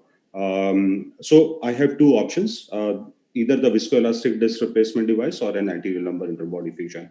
And to reach to that criteria, I have some patient criterias. One of the most important, and normally I tell everyone, match the technology with the pathology. If the nerve damage is so severe that if you place a device there and the dorsal root ganglion is inflamed, irritated, then probably lumbar disc replacement is not going to help the patient. But with this viscoelastic disc, there is no fixed center of rotation, so you can balance easily and you can use ESPs or M6 in these patients. So for me, two options: disc replacement or a anterior lumbar interbody fusion. So Dr. Anand is one of the foremost experts for ALIF, for disc replacements, and he's got good results in his hands. This particular patient was treated with a MISS TLIF, and now it's 4 years down the line. He's still got very good relief. I don't really normally touch these kind of patients, but they have the few patients I have done with these very, very strict criteria. I thankfully have got relief in this particular patient. I've been asked to end this session by 10:55, and may I ask some last words from the stalwarts in the field, Ajay, Anand, Dr. Baye.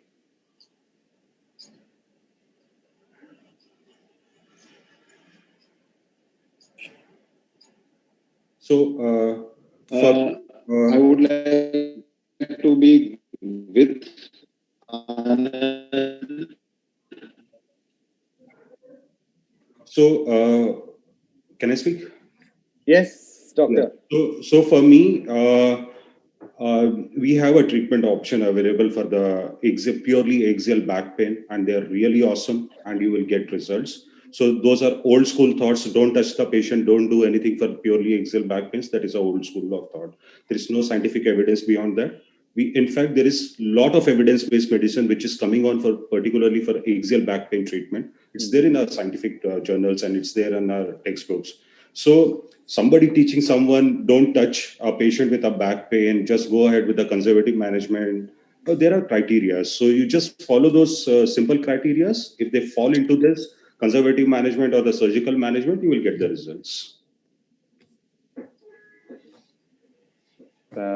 Dr. Yadu, the young Turk. So would you like to add something like maybe you guys have an experience with your team has an experience with this kind of discogenic pains? Like what has been your experience? Now for me, for any patient who has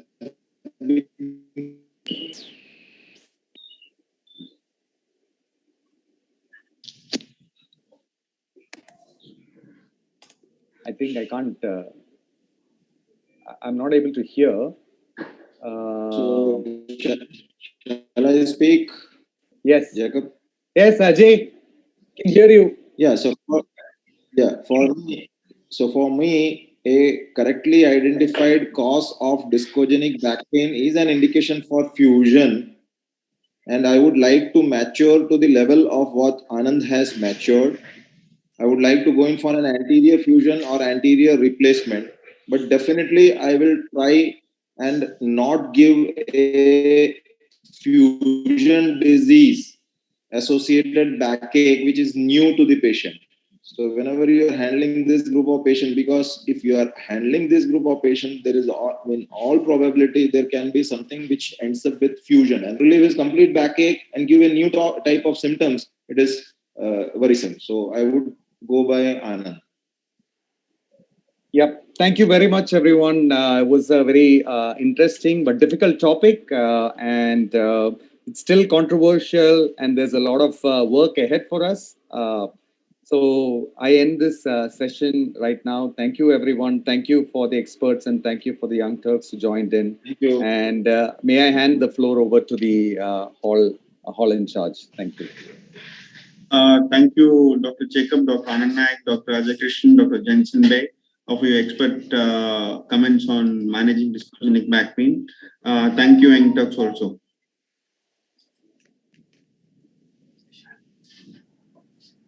Good morning, Dr. Vishal. Hi, good morning. Very good morning. So this is one of the interesting case discussions here. Minimal invasive or open in this case, why and how? So we have an exciting list of expert panel, Dr. Praveen Munir, Sabin Kulkarni, Dr. Niraj Vaswada, Dr. Sukumar Sura and Young Turks. So let's start going. Over to you, Dr. Vishal. नहीं 10-15 minute रुको.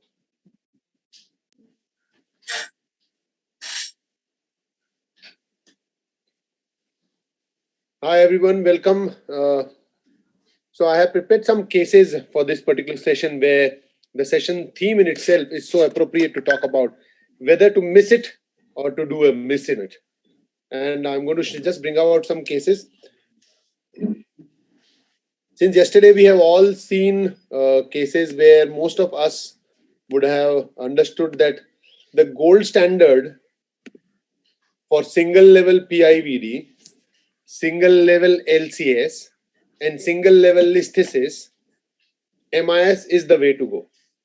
We have spoken about the principles, we have spoken about the basics, we have spoken about the technique, we have spoken about the salvage problems, and I'm sure with all this understanding, there is absolutely no doubt that don't miss the MISS in single level PIVD, LCS, and listhesis. And I'm sure we all agree on this front, and this is what we are not going to be talking about today. We have a wide range of panelists with us. We have the young guys to tell us about cases where miss should be missed or should be continued with. And it is not about PIVD single level, LCS single level, or listhesis single level. We are going to be talking about cases which are challenging enough, where the controversy ripes in and grows bigger, like multi-level developmental stenosis, multi-level listhesis, high-grade listhesis, degenerative and deformity cases of lumbar spine, and patients where severe bilateral facet hypertrophy is present with listhesis, where we should miss the miss or continue with the miss. And let me bring in my first case scenario to you. A 21-year-old male with mechanical low back pain, 7 on 10 on VAS, with left leg pain disturbing his activity of daily living, no obvious neurology, no neurological deficit, and that's the kind of imaging here. So may I call upon our panelists? So we have Arvind here. Arvind, we can't see the slides. I'm not sure about the others. Can we all see this? Can all of us see the slides so far? No, Dr. Vishal, I think you should do a full screen, or you should go to the slideshow. Okay. We were not able to see the full screen properly. Is it seen now? Yeah. Just do a slideshow. That's it. Yeah. Perfect. Okay. So here we are.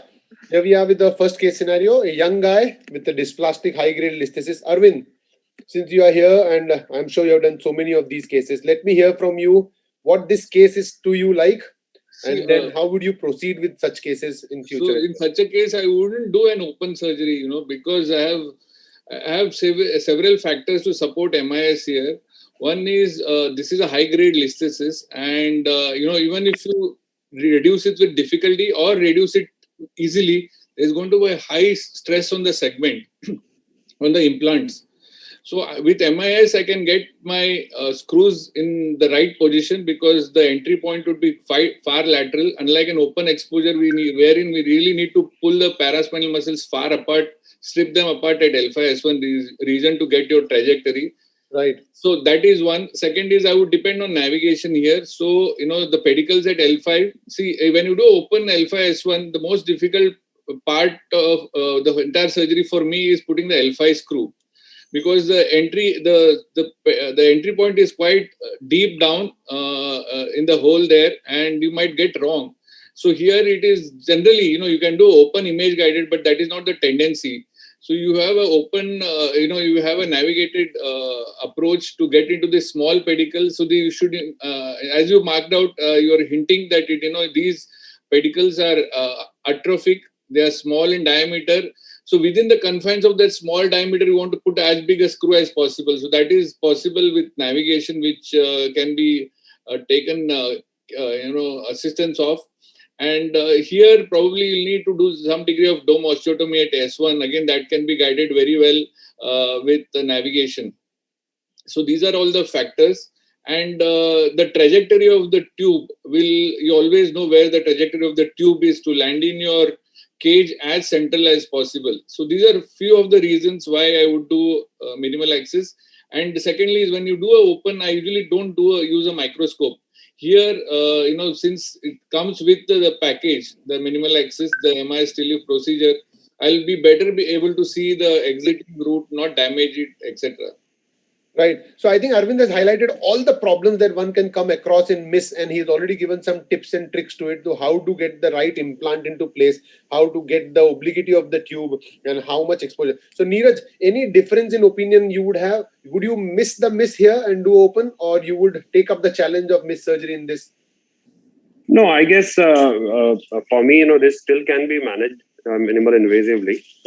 Navigation is one thing. Yes, I would be prepared even to do a dome osteotomy and put a sacro-L5 screw also through MIS. I have done a few cases with like that. So I think, this.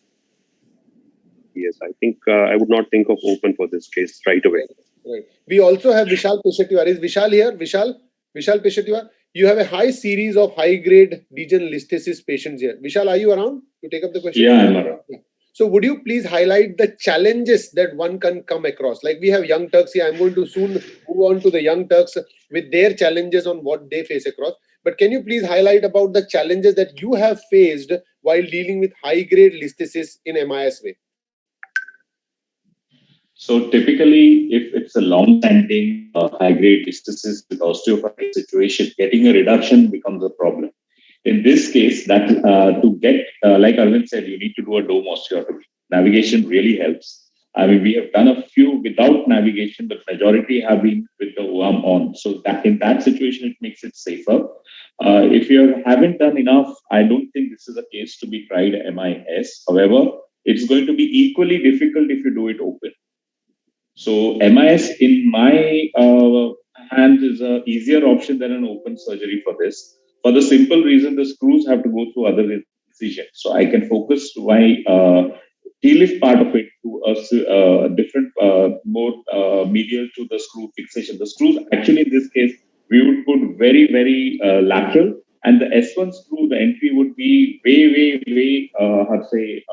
inferior, just skirting the lower border of S1 screw so that I get a long tricortical screw. I think Arvind has also spoken about this screw in the past. And he also does it similarly. So you get a nice reduction. And I mean, so far, most of them have been able to get, including grade 4 listhesis, fairly well. Right.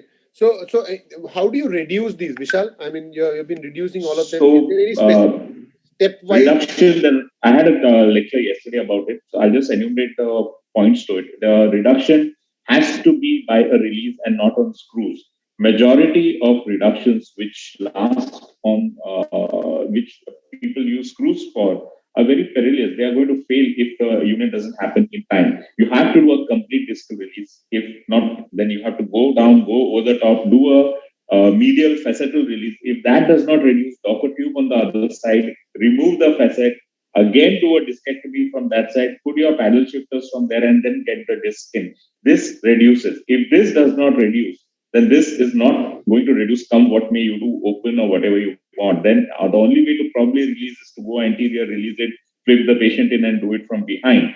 That I don't think that's a pre-op planning that you would do that. But here, once these releases are done, if it doesn't fall back, then it is better to then fuse this in situ and then put a delta screw that goes from S1 into L5 body and another screw that holds L5 and holds the fixation.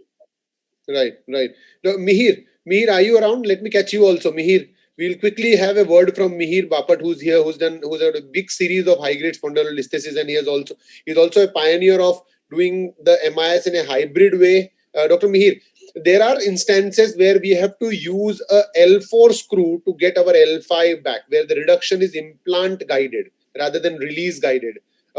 Do you think that is also a possibility when you do it MIS, or no? In MIS, you have to totally depend on release in toto. No, actually, what Arvind said is very, very pertinent, because these pedicles are extremely atrophic, and whether you do it the MIS way or the open way, you still have to have a pull-out force on the L5 atrophic pedicles.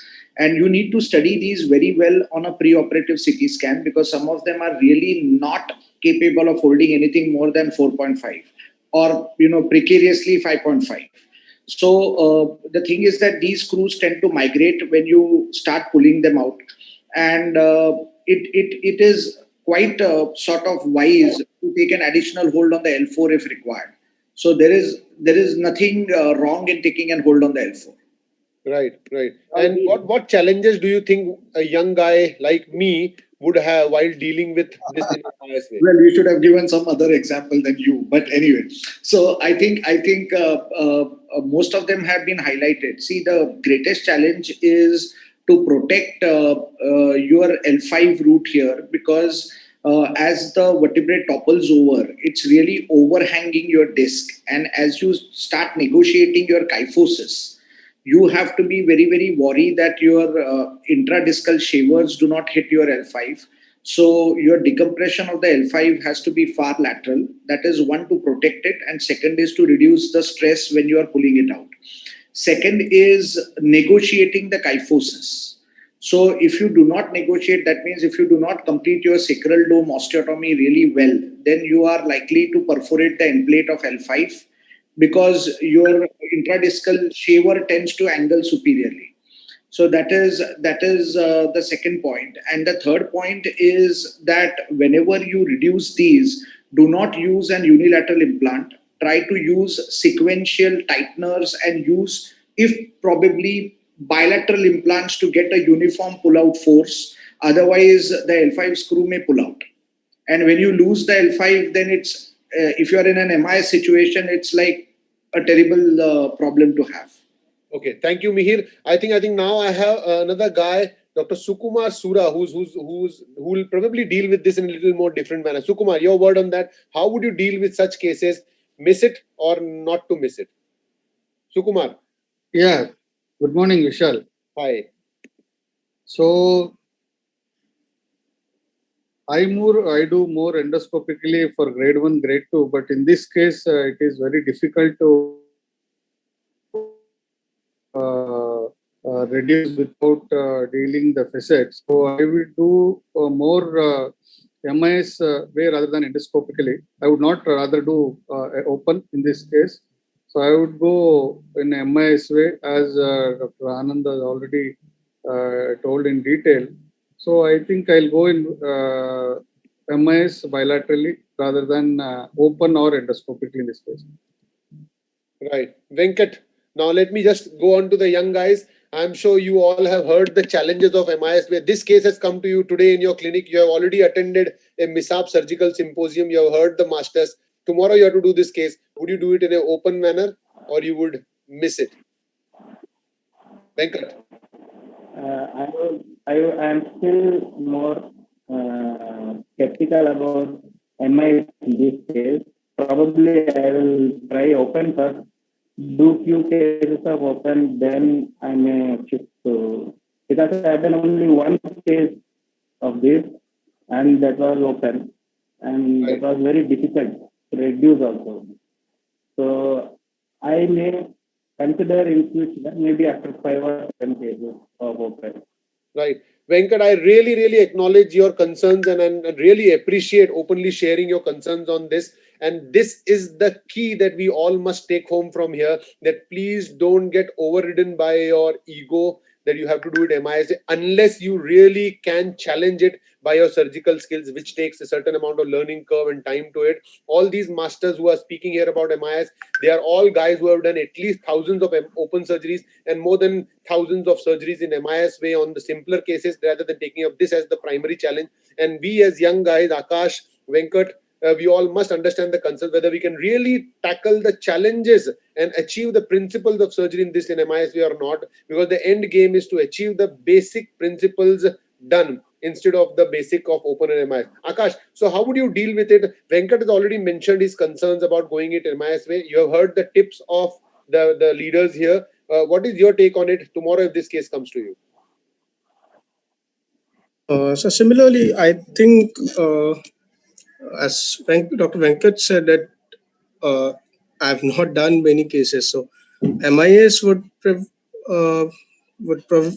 preferable, but since I've not done, I'll try to go in by an open approach first, and then probably after 5 to 10 cases go to an MIS approach. Right. The cases that I've assisted of these grade 4 listhesis, I've seen challenges both in open and MIS. I'm not very particularly I'm not very sure that the open helps much more than what an MIS surgery can. So probably after 5 to 10 cases, I will decide. Yeah, interesting. And do we have Gautam here? Gautam, are you around? Gautam? If not, we will move on to the next case scenario. So these kind of cases, these are challenging cases. Again, as I mentioned, it is not a single level LCS, single level disc, or a single level listhesis or a low grade listhesis, for which already a gold standard has been established that MIS is the way to go, be it a tubular or an endofusion. But that's the way to go. However, in these cases, the house is still open, and the concerns of the senior leaders are genuine to take forward, no matter how good you are. But the primary principles of decompression of both the exiting nerve roots, good amount of reduction, and achieving a solid fusion with good hold on the implant without putting them under stress is the basic principle. And if that can be achieved in MIS way, don't miss the MIS way. However, if you really feel that the learning curve is yet to be achieved, you would not want to compromise the surgical principles, and you would want to do it in the way you did. This was a case where we did it in 2014, and I at that time was not so confident, and even today, anything more than grade 3, I am little more concerned about my ability to do bilateral decompression of the exiting nerve roots. So this is the way what we did in this particular case scenario, using navigation and getting our screws right in place, tricortical almost at the sacrum, bicortical at both the other levels, and getting the screws in, and then removing the upper screw and getting the final L5S1 reduction in there. So this was done open, but now today, with all the leaders who have mentioned all the concerns and the tips and tricks, I also think we must try to miss it and then not miss the MIS benefits for the patient. Let me bring in the case 2 for my panelists here. Now, this is a completely different ball game where an elderly patient with multi-level lumbar canal stenosis comes to you with no obvious instability. However, a flat back kind of scenario in a patient who's got primary claudication and leg pain, both right and left, thigh and calf both, which is primarily affecting the ADL. So, of course, there is back pain involved. However, primarily the patient's complaints are related to leg and claudication in a 78-year-old, otherwise fit, retired army personnel. This is the MRI. Let me call upon my young guys here. Venkat, let me take the start from you. Multi-level canal stenosis with a lumbar flat back. What is your take on this? And what is the surgical plan for you? Forget about the open and MIS part. Would you want to do only decompression multi-level, or would you want to do a decompression plus fusion in this patient? Venkat. This case, sir, this patient has, as you said, he is an army personnel. That means he should be fit surgically. And there is a loss of lumbar lordosis also. And there is also scoliosis, degenerative scoliosis. And disc space is narrowed in multiple spaces. So a simple decompression may cause further progression of the deformity. So this must be fused. If the patient is fit surgically, I would go for fusion. So multi-level decompression and multi-level fusion. What would your levels be? Venkat, a quick answer to this. 1, 2, 3, 4, 5, at least 5, sir. L1 to L5 or L1 to S1? S1, L5, L4. Okay, we have the anterior guys here. L1 to S1. Any difference in your surgical plan? Whether open or MIS will be discussed later. Anand Nayak, can you hear us? So your surgical plan, would you agree with multi-level decompression plus fusion, or you will only limit yourself to multi-level decompression? Open or MIS is different. Where the surgical plan, let's define the principles of multi-level fusion and decompression. Multi-level fusion and multi-level decompression.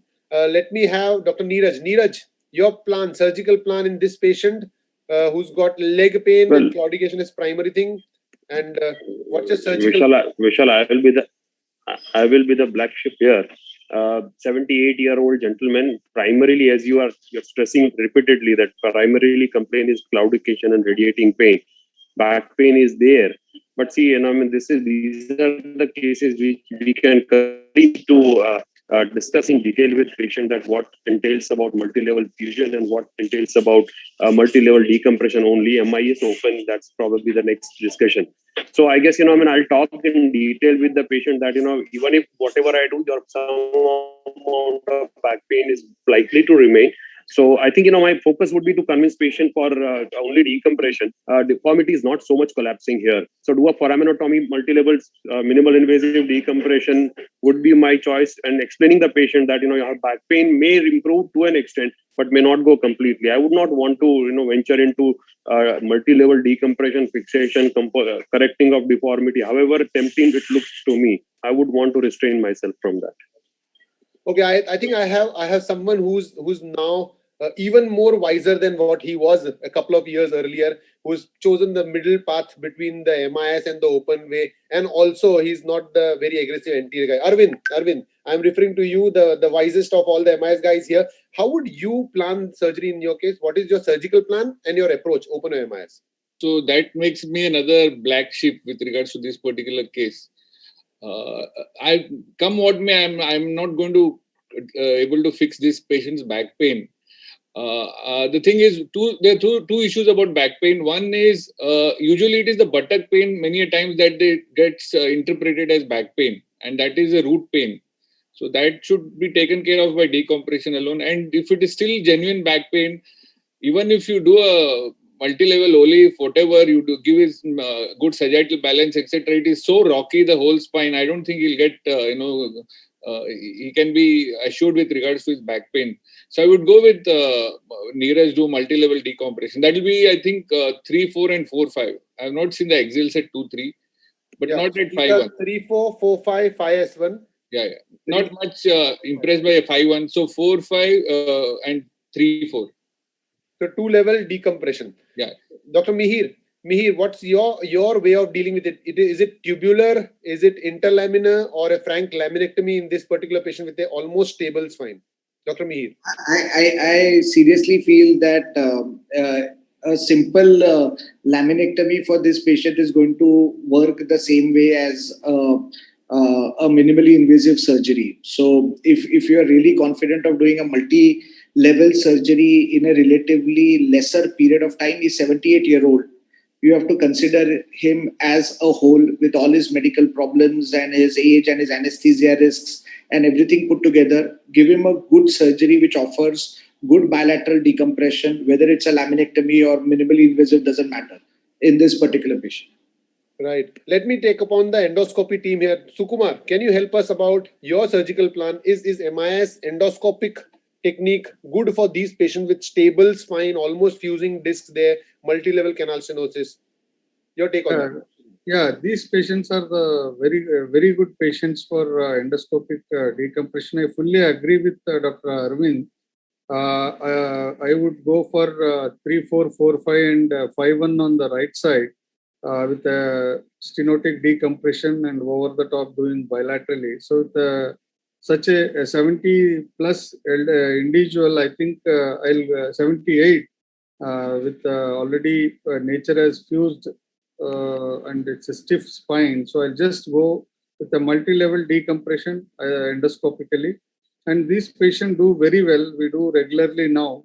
So I have more than 30 patients of 75-year plus people.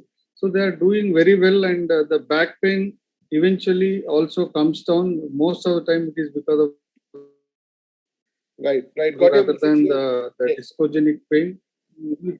Yeah. So I will go for endoscopic multi-level decompression. But Sukumar, are you concerned about the surgical time and the surgeon's fatigue coming into play as you do from one level to another level? I'm sure you are a master, but the message that is being driven home is for a lot of young guys who are entering into MIS.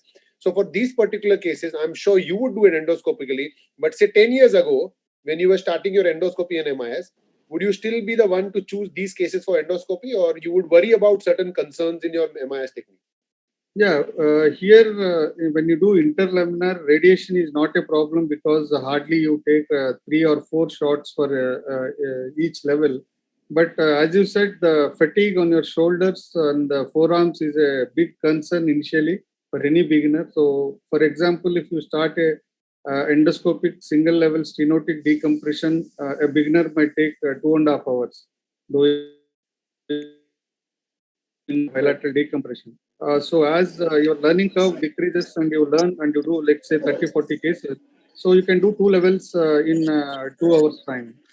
So, definitely yes, the learning curve is it kills your shoulders and your forearms.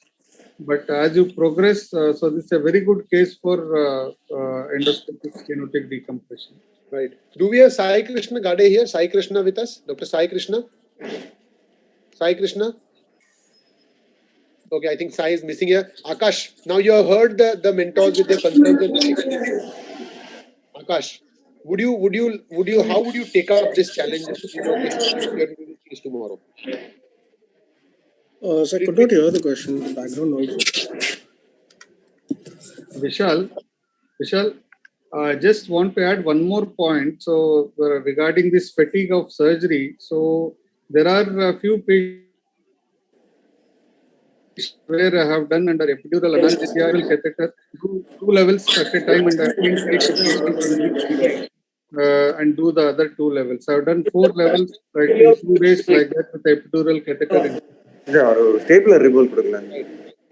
Very, very important point. I think the anesthesia part, the patient lying prone for a long period of time, particularly in patients where you are doing under regional or local anesthesia, that is something that becomes a major concern as well. Akash, now having heard all the concerns, what's your take on this? How are you going to deal with this patient tomorrow? Yes, I did hear. So I actually had a concern of my own I wanted to ask everyone. Yes, please. So looking at the spine, the sagittal balance will be a bit in disarray. So if we plan to treat the patient surgically instead of going conservative, and decompression has to be achieved, how much can an OLIF, a standalone OLIF, do both the things, that is achieve sagittal balance and achieve decompression? So let me have this question directed to Anand Nayak. Anand, can you please take up this question? Standalone OLIFs in these settling discs for decompression and achievement of sagittal rebalance. You're mute, Anand, you're mute. You can perform an OLIF at multiple level in this patient. You can achieve a balance, but I will never ever recommend standalone OLIF at all. So I think that gives a very clear message there. Standalone OLIFs are not something that you are recommended, not in the settling disc, because the chances of subsidence and the loss of lordosis happening that your reconstituted intra-op is very high, and that's why if you are doing an OLIF, go the whole hog, do it from back, and then also stabilize it from the back and compress it from the back. Anand. No matter whatever the bone quality is, if you're doing an OLIF or XLIF, it always has to be supported with the instrumentation at the back. Standalone OLIFs in any quality of bone is not suggested at all. You see a lot of subsidence in standalone OLIF.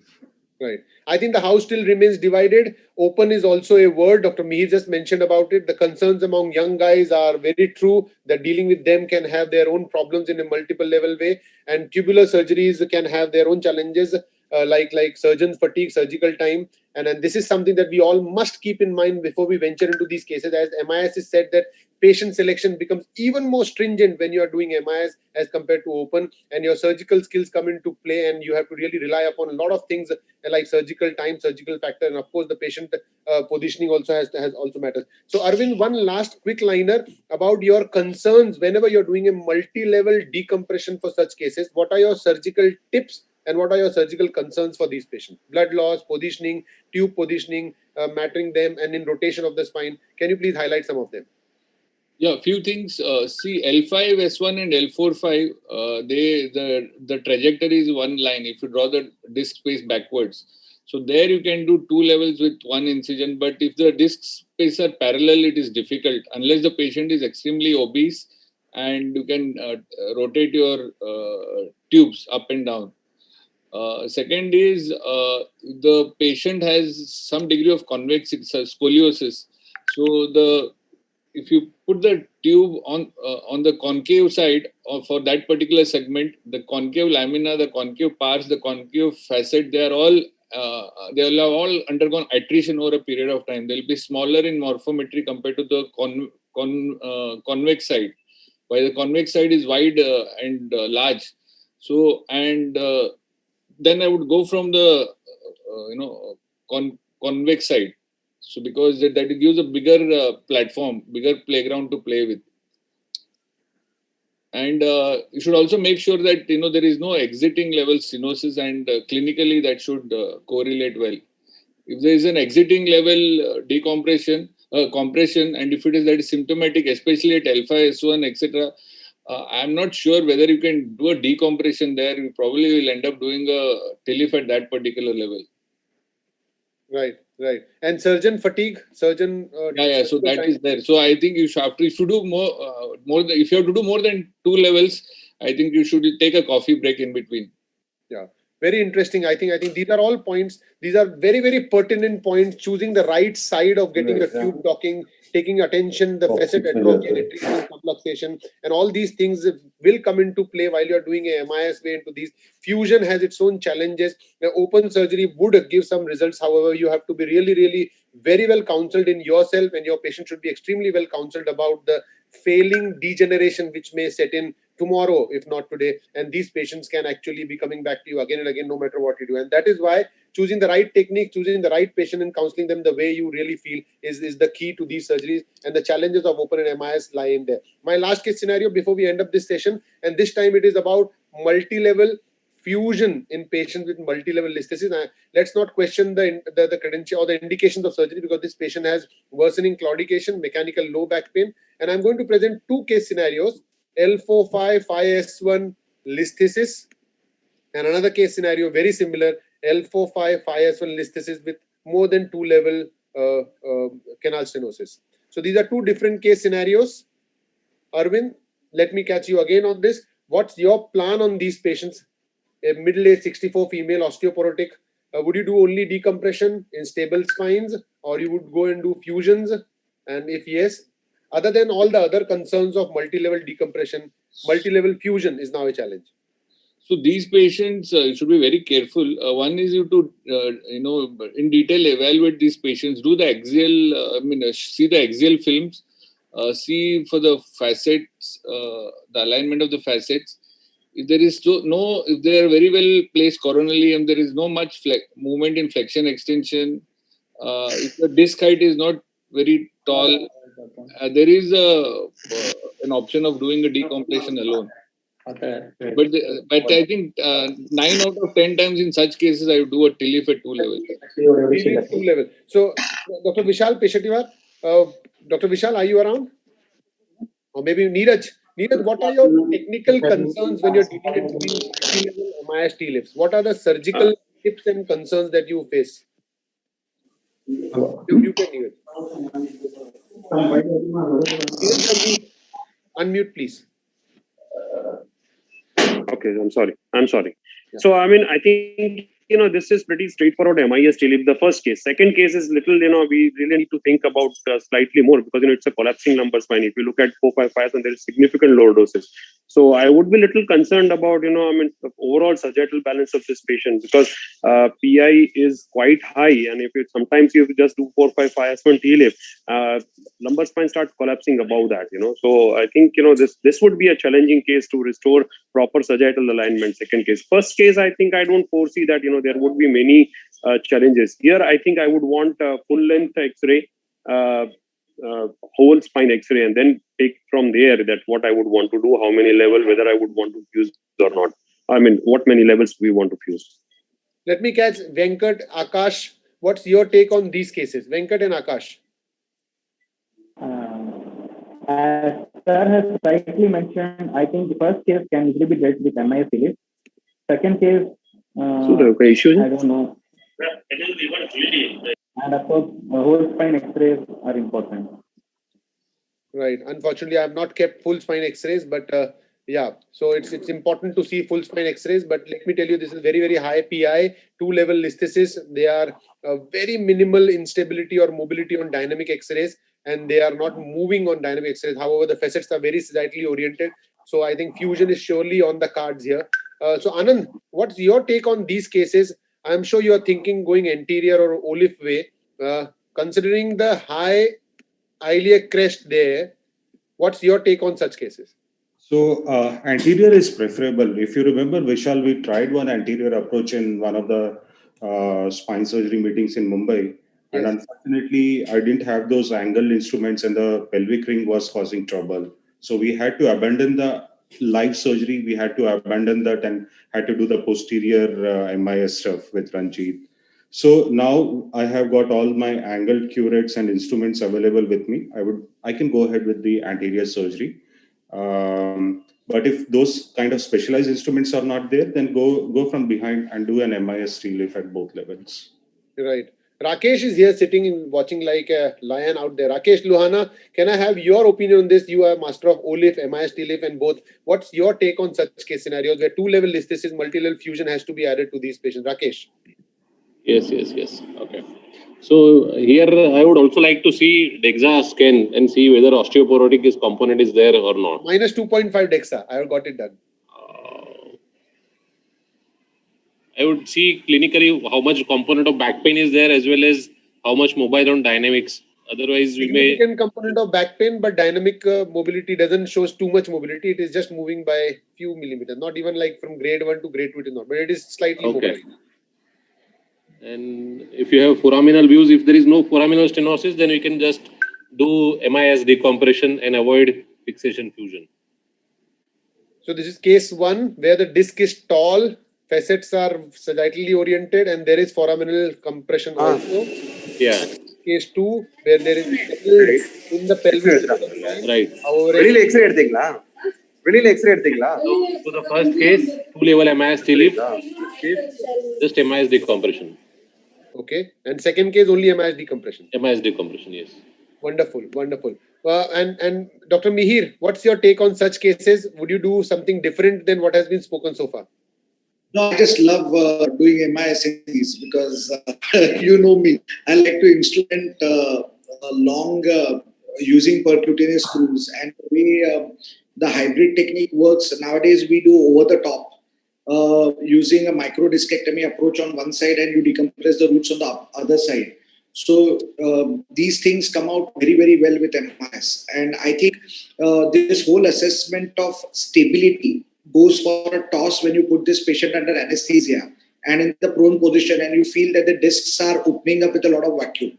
So these are unstable, and doing only decompressions will cause a deterioration over a period of time. It's better to stabilize those listhetic segments. Right. Let me just go the last hog of the MIS way. Endofusion. Can I have Dr. Sukumar on endofusion technique? Would you like to do endofusion in this, or you would do tubular, or you would do an open technique in these cases? Sukumar Sura. Dr. Sukumar? I think he just left. He left a message that he is to go. Okay. We have Dr. Kim from Seoul. Dr. Kim, can we have your opinion on such cases? Dr. Kim, can we have you on board? Yeah. Last comment from you. Yes. Can I give the comment? Yes, please, Dr. Kim. We are waiting for your word. Yes. In this case, is the endoscopic lumen intervallic fusion is a good indication. A reduction can be, and also fusion also can take sufficiently. Because of that, I will choose the endoscopic fusion for these cases. Right. And your concerns for multi-level fusion technique? Are you not? Yes. This patient have a L4-5 and L5S degenerative release. I will choose the two-level endoscopic fusion. Right. I think that sums it up all. So do we have any more time here? I have one last case scenario to come up, or we can just sum it up. Okay. Yeah, sir. Actually, we are running pretty late. Okay. I think I will sum it up. Thank you, Professor Kim, for your wonderful comment there. Dr. Mihi, Dr. Arvind, Dr. Sukumar Sura, Vishal Peshettiwar, Rakesh, Neeraj, Akash and Venkat, you have been really contributing very well. And I'm sure the concerns that you guys have raised are soon going to be taken care of. So we need to understand that MIS is the way to go. Yes, there are challenges that one can come across while dealing with these challenging case scenarios of multi-level decompressions, multi-level listhesis, or even high-grade listhesis. But what was true 5 years ago is no more a fear today. And you can all deal with, as you have heard all the stalwarts talking about, how do they deal with these problems? And the young guys brought forward the challenges that they face. I'm sure there is a middle path into it where the concerns of the young guys with the tips and suggestions from the senior guys can come together, and we can all walk towards the MISS way. The answer to this is don't miss it, do a MISS to it. Thank you so much. Over to you, Hall in charge. Thank you, guys. Thank you, Vishal sir. Thank you, Dr. Thank you, Dr. Neeraj. Thank you, Dr. Vishal Peshtiwar. We'll be logging off and moving on to the next session now. Hi, can Good morning, Dr. Vishal Peshtiwar. So this is the direct lecture session, MIS in Degenerative Spondylolisthesis. We welcome the panelists, Dr. Meher Bapa, Dr. Jacob, Dr. Satyan Matthew. Over to Dr. Vishal Peshtiwar. Hi, good morning. We are way behind our time, so I invite the first talk by Dr. Nitin Garg. MIS decompression in stable degen spondylolisthesis, tip to prevent iatrogenic progression. Can you start with your talk, sir? Dr. Nitin, are you here with us? Do I need to play here? Sir, because I've already shared the video. Yeah. Yeah, we'll play the video. Okay.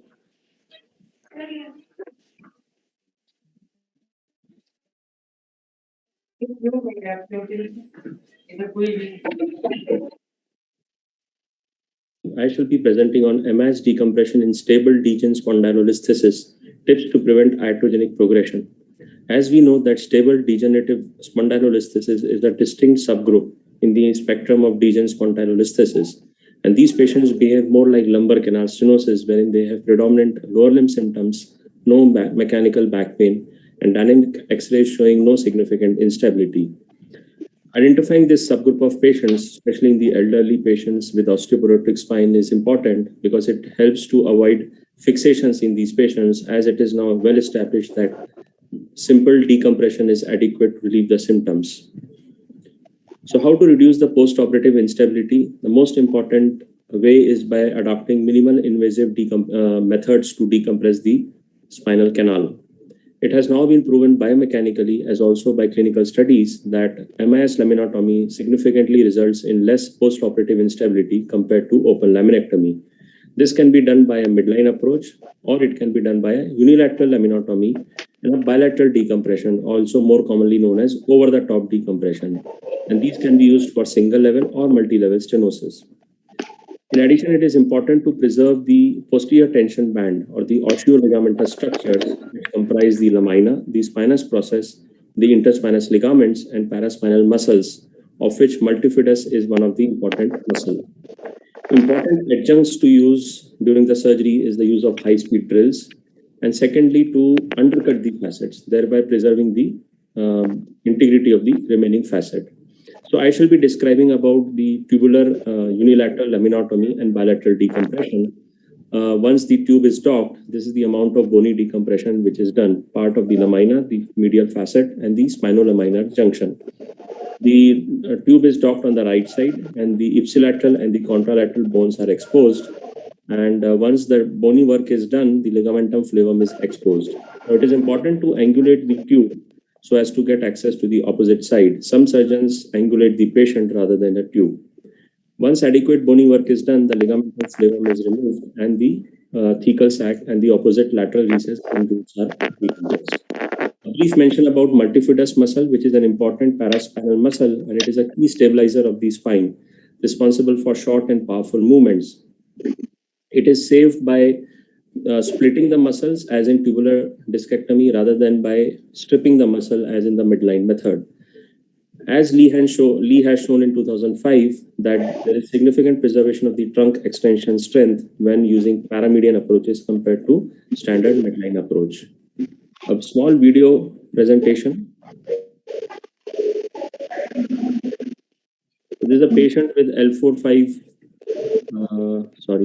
the patient with L4-5 stable listhesis with significant stenosis at the level. As we know, in these patients, the compression is predominantly due to the soft tissue structures, that is the ligamentum flavum predominantly, some component of the disc, and some component of the facets, hypertrophied facets medially, which encroach on the lateral recess. Importantly, the lamina, the spinous process, the interspinous ligaments, and the paraspinal muscles do not cause any neural compromise whatsoever. So therefore, comes the question whether it is justified to remove these posterior osteoligamentous structures which are important in stabilizing the spine, when we can achieve adequate neural decompression by using minimal invasive methods and thereby also preserving the spinous process, lamina, and the paraspinal muscles and the ligaments. So I'll be presenting a brief video with some important steps. The most important step is docking the port and confirming the level. And this is at the L4-5, this is the cranial level, this is the caudal, this is the medial, and this is the lateral. And the surgeon stands on the lateral side. Once the level is confirmed, the bony anatomy is exposed. And as we can see, the inferior part of the L4 lamina, the spinolaminar junction, and the superior part of the facet joint. The tube we are using here is an 18 mm diameter tube. And with smaller diameter tubes, the entire surgical field may not be exposed, and therefore we may have to angulate the tube caudally or cranially, depending on the area of dissection. This is the L5 lamina, the spinolaminar junction, and the inferior part of the L4-5 facet. This is an important step to expose. Now, for want of time, I am not showing the drilling of the lamina, but this is the drilling of the medial part of the L4-5 facet. Now, drills are an important part. They help to remove the bone from outside in. They help us to avoid putting large footplate caissons, such as 3 mm or 4 mm caissons in the canal, which is already compromised. And thereby, it helps to reduce the incidence of neural injury. In addition, when we drill the facet thin by these drills, we also preserve the integrity of the remaining facet joint, which is very essential to avoid further progression of the instability. So the bone is thinned out, the medial facet is thinned out gradually using the drill, and subsequently once it is thinned out, we can then use 1 mm caisson as shown here to remove the thinned out medial facet. So this helps to avoid neural injury and also to preserve the integrity of the remaining facet. Now, once the lamina is drilled, L5 and also the L4, the attention is towards the spinolaminar junction. Now, it is important to remember that the spinolaminar junction is like a pyramid, which has an apex and a base. Now, to begin with, we as beginners tend to drill the apex more often than the base. But it is important to drill the base so as to gain access to the opposite side. Unless the base is drilled adequately, we will not be able to reach the opposite side.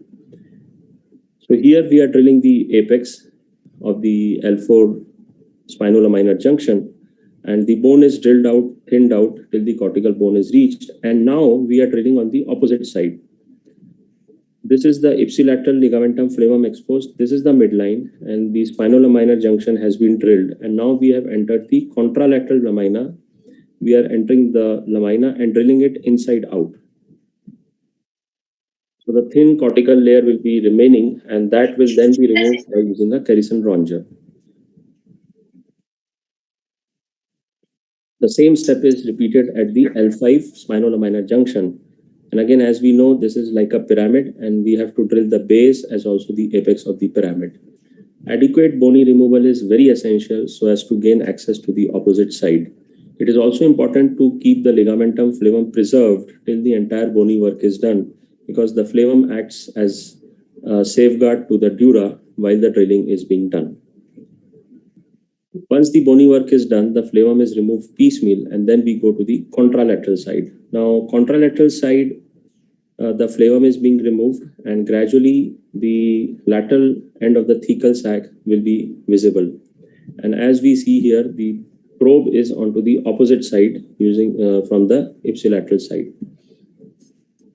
This is the MRI, which shows adequate decompression of the thecal sac and both the lateral recesses by unilateral approach. Another important aspect to see is the preservation of the anatomy and morphology of the multifidus muscle.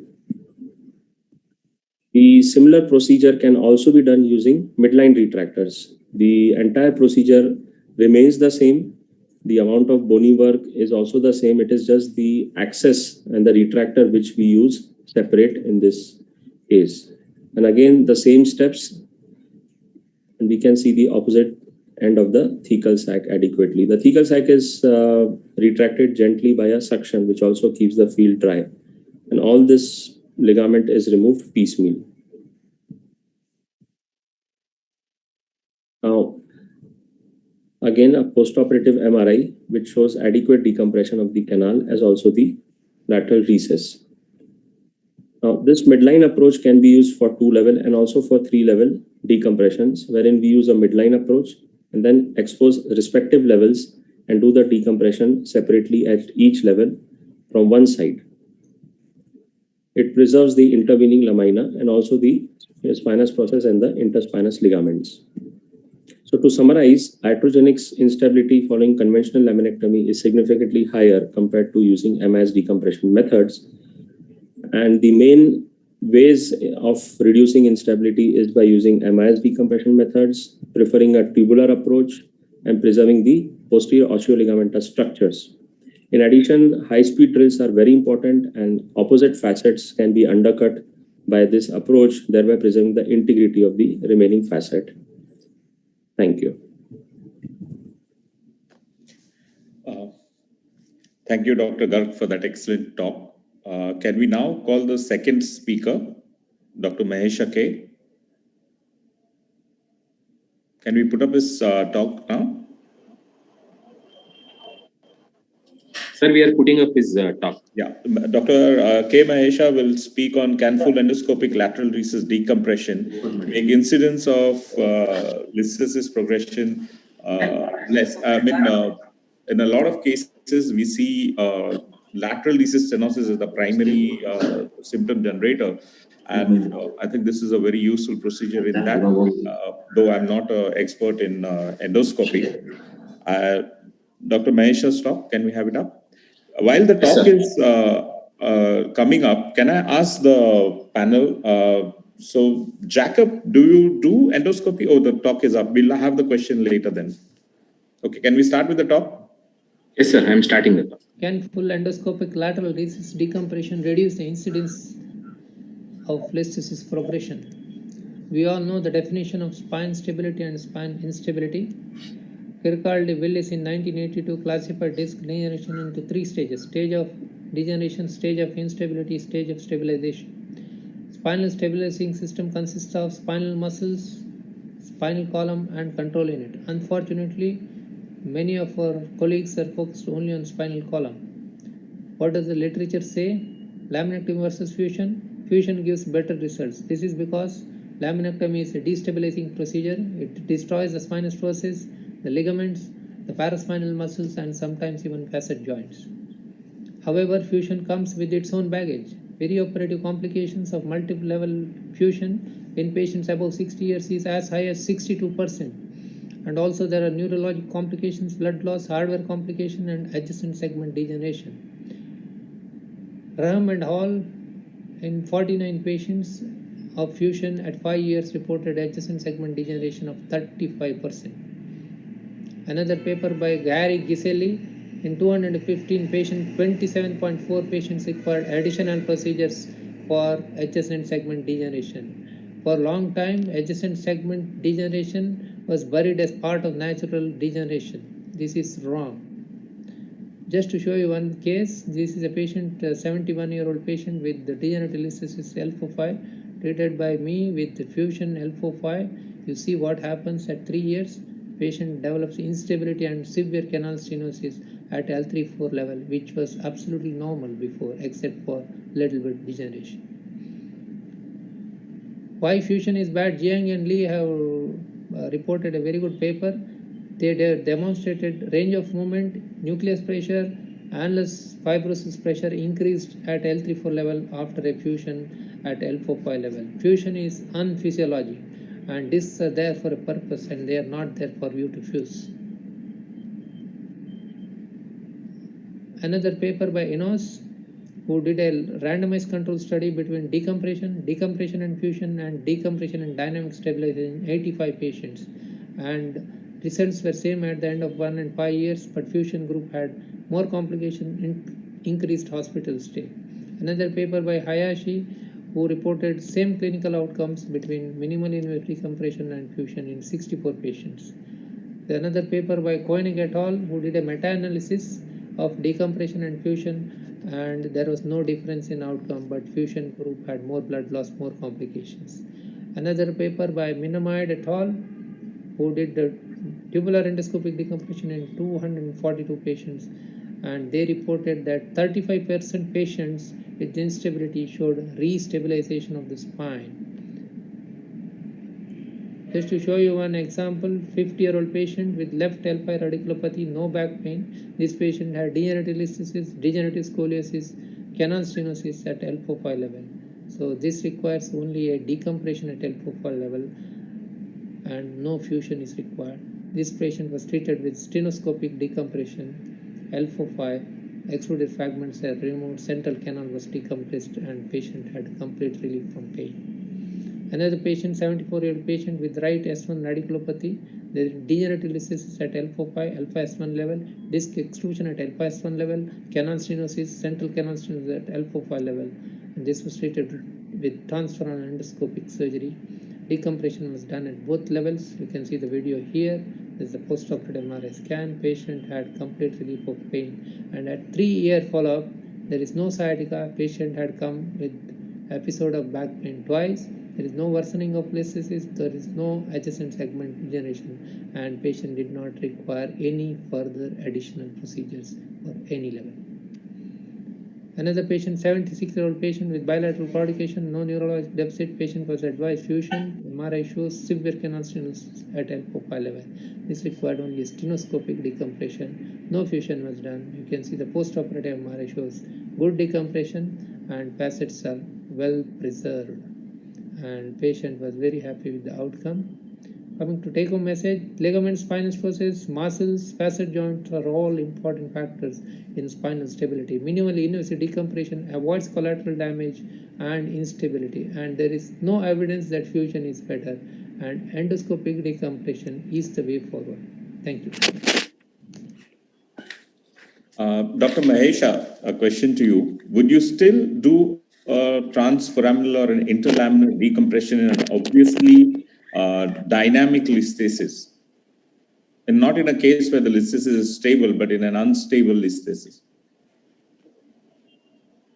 In unstable listhesis, I will not do a decompression. I will go for a fusion.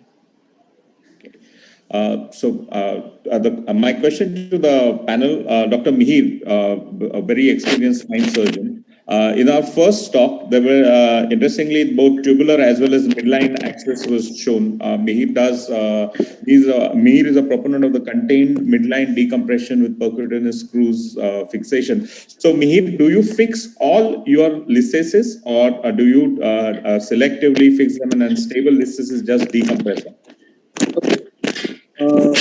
Thanks. Because what's happening here is that when we see a listhesis, we see it only in one frame of time. We do not know how that listhesis is going to progress over a period of time. That is one. And second is that when we call it stable, the patient has already come to you with a symptom of nerve compression. Now, what we are trying to do, whether it is a microscopic or a tubular or an endoscopic, is just release the nerve. Now, I can accept that you don't need to take down the midline structures. That's a correct theory. But whether all these techniques can really halt the progression of the listhesis, that's not in the view of this discussion, because that's a natural phenomenon. The listhesis has happened even without us intervening. So the listhesis will progress over a period of time. Sorry, Meet, sorry to interrupt. My question is, in which cases would you not even think of doing just a decompression, just fuse? And in which cases you may think of decompressing and not fusing the listhesis? I have a very low threshold for decompression. And I really feel, to answer your question, is that if you have a very, very mild listhesis, that is about maybe 2 millimeters, which doesn't shift at all, the facets are good, they look pristinely clear, not arthritic, not effused, and the disc height is fairly maintained, then in such cases, you end up doing only a decompression. Okay. So Jacob, do you also fuse most of your listhesis, I'll put it here that I fuse most of my listhesis. I rarely decompress, except if it's a very highly comorbid old patient where mobility is not very great. I would just do a decompression. But fusion, I'm very trigger happy as it comes to that. I agree with Mihir on that. So Jacob, what is your take on this?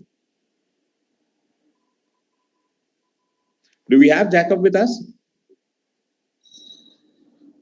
Okay, while we get Jacob on, Satyen, is Satyen here? Yeah, I'm here.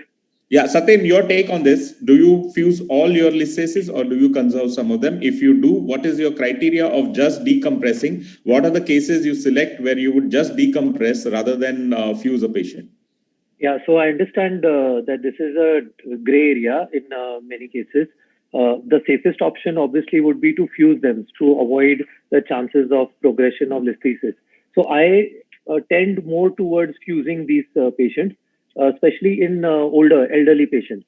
The cases where I may consider only decompressing is that I have to see a few points here. Number one is the disc height. If the disc height is quite low, if it is less than 6 or 5 millimeters, then there is, it is kind of auto-stabilizing. So there is a chance that I may not fuse them.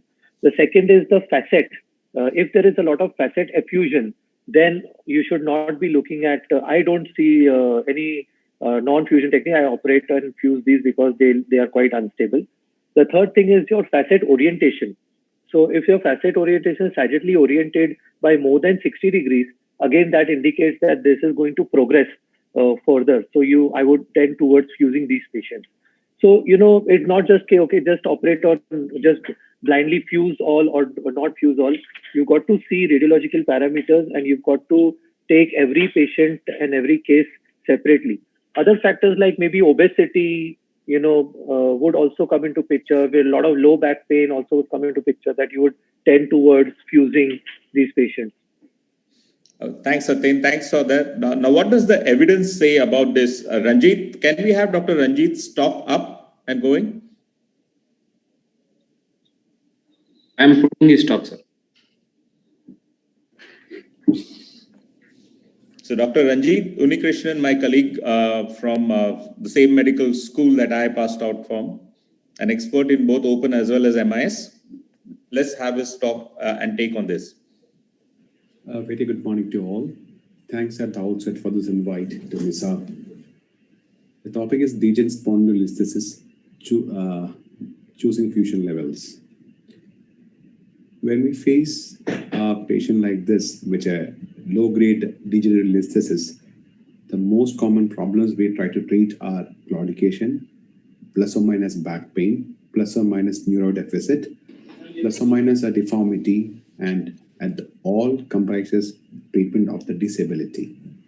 Now, when we see these two grades of listhesis, we know that they are a different animal.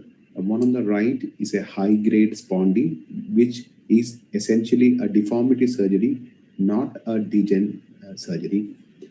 When you try to look at the evidences, there's umpteen number of papers comparing A-leaf with a O-leaf, with a T-leaf, with open P-leaf, and the jury is out as what is better over the rest. Whenever we treat, we are very clear about the surgical goals which we have to achieve, that is decompression of the central and foraminal stenosis, plus or minus extraforaminal stenosis, treatment of the sagittal deformity, as well as correction of any scoliosis if present. Now, this is very important when we make a decision regarding treatment of listhesis, the PI minus LL balance. We will not go into the details. So this has been demonstrated that sagittal balance has to be an independent predictor of the surgical result in adult deformity cases, in short or long fusions. Now, also in patients with smaller pelvic incidents tend to have a high restoration of lumbar lordosis, and patients with higher pelvic incidents tend to be restored to lower lumbar lordosis. So for patients with normal sagittal balance, outcome is not correlated with the restoration of lumbar lordosis. So a vast majority of our patients come into the third category. So please keep this in mind when you make your surgical decisions. Now, when we come to these patients with a high-grade listhesis, we come to these two types demonstrated by Resco et al., a balanced and an unbalanced pelvis. Now, if you have an unbalanced pelvis and you decide to do a decompression alone, along with in situ fixation, a choice of fusion lesson does not happen. We have got enough number of papers citing that they are better than the rest. Now, the question arises when we see a low grade or a low dysplastic variety, what should be your fusion level? When do you want to go to L4 in the case of L5S1 listhesis? And next is the distal level. When do you want to go to the ileum in case of an L5S1 listhesis? Now, umpteen number of papers coming out which supports the restoration of the PI minus LL imbalance. Also, this is more important than selection of fusion level, where you get the lordosis correction. Is it in the lower 2/3 or is it in the upper 2/3? We have enough number of papers which say that if the lordosis is not restored in the L4 to S1, where we have 2/3 of the lordosis, we don't get a harmonious PI minus LL restoration, and that leads to increased PGK on pure HRQL levels. This leaves us with 4 subsets: short segment for L4 to L5 floating fusion, or L5 to sacrum fixation, or L4-5 S1 sacrum S1 fixation, plus all the above with an IDI fixation. Now, please pay attention to these factors. Than deciding the fusion levels, a restoration of the sagittal profile is most important with respect to long-term results, which amounts to posterior column osteotomies. They can be MIS or open, rod contouring, lordotic cages, anterior cage placement, etc. So this is what we follow. We make sure that we restore the balance appropriately, even if it is an MIS technique. Now, when should we go distally? So this is a classic paper in the Spine Journal, wherein we have go to S1, more valid for adolescent, for adult scoliosis. You have to go into S1 when there's a previous laminectomy or there is stenosis or oblique takeoff. And also he recommends that when you have more than 3 level fixations, it's ideal to support the L5S1 with interbody fixation as well as going into the ileum. So a demonstrative case, 40-year-old female who came to us with degen symptoms, even though she had a high dysplastic listhesis, imbalanced pelvis.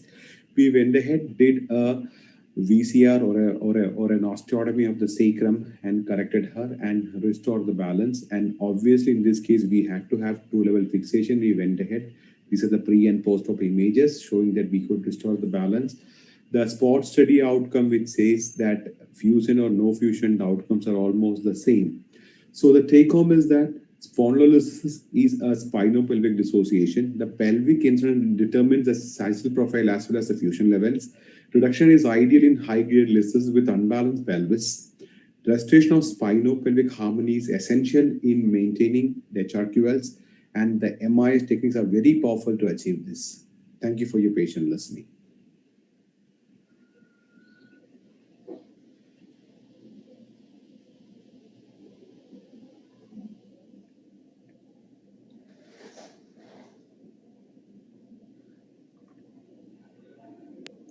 So the next talk, can we have the next talk? Choosing between direct decompression, MIS sleeve versus indirect decompression. 10 seconds, I load the talk.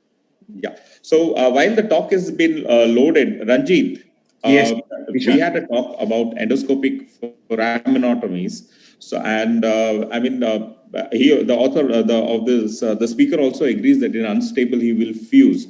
But if it is a stable listhesis, what is your threshold for fusion?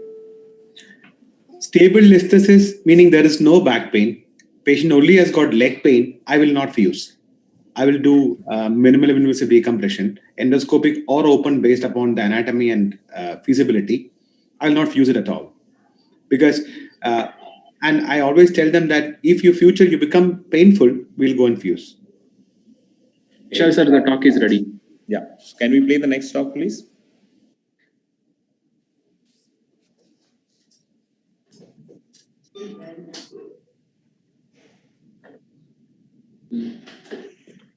afternoon. I've slightly changed my topic from tips to avoid complication to tips for smooth tubular surgeries. I'm going to give you some practical tips. Vishal, this is another talk. This is not the same talk. There are 3 types of tube. One is a Sir, sorry. This is yesterday's talk. This is not today's talk. Okay, 1 second. We have to have is choosing between direct decompression, MIS CLIF versus indirect decompression of OLIF. Okay, 1 second. Are there criteria?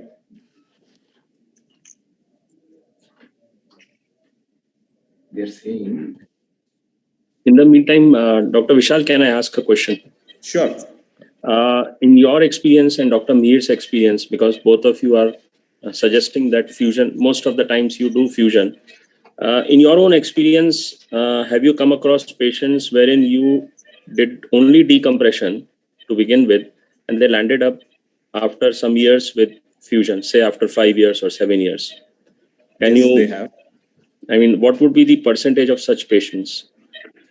So I won't be able to give you an exact ballpark figure, but yes, we have a rare patient coming back to us who was, in fact, even when they were not initially unstable, and after having done proper tubular decompression, we have few of them coming back to us say, with instability developing. Okay, because for want of time, actually, the topic was MIS decompression tips. But actually, there are a lot of studies now, and I can share with you wherein they have actually even a Cochrane analysis in 2015, wherein they have compared laminotomy versus laminectomy and compared instability in patients with stable listhesis. And actually, they have found that in a unilateral or bilateral laminotomy, the instability is hardly anything, maybe 1 to 2%. So, but then, of course, all these things have to be also corroborated with the personal experiences. And like in my own experience over last 10 years, I have not fused any patient who had a stable listhesis. Of course, we have to define stable listhesis, like as Dr. Ranjit said, clinically also and radiologically, both the parameters have to be met. But if a patient is chosen in this criteria, I have not required the need to go ahead with for fuse, but it may vary from your practice and Dr. Meer's practice. So basically, what happens in India, unlike abroad, is whenever you have an adverse problem, and in India, if you develop instability after a certain years, it is still considered an adverse event. He usually never goes to the same surgeon. So if I have done a decompression and he's developed instability, the most likelihood is going to end up with Meir go to him for what to do now. So I think Meir would be better positioned to answer that question. And Meir has a larger experience. So Meir, your take on patients coming back after decompression only to you in your practice? No, I think wherein the pain is incorporated. Further on that, see, when we compare to laminotomies, it's an heterogeneous group. We should not compare these two techniques because they're entirely different. Second is that when you are comparing laminotomies, what we have to understand is that laminotomy per se does not guarantee against listhesis progression. That's an entirely different issue. It's a natural progression that we are trying to halt with a laminotomy. So unless you are pretty sure that your group is 99% secure against natural progression, then you offer a laminotomy. The problem is, how do you secure this group? There are no strict parameters as to which listhesis will progress, which will not progress. And whatever we eyeball is only whether there is minimum listhesis, the facets are good, the facets are pristine, the disc is good, the disc is settled, there is auto stability. All those are vague parameters. They are never foolproof.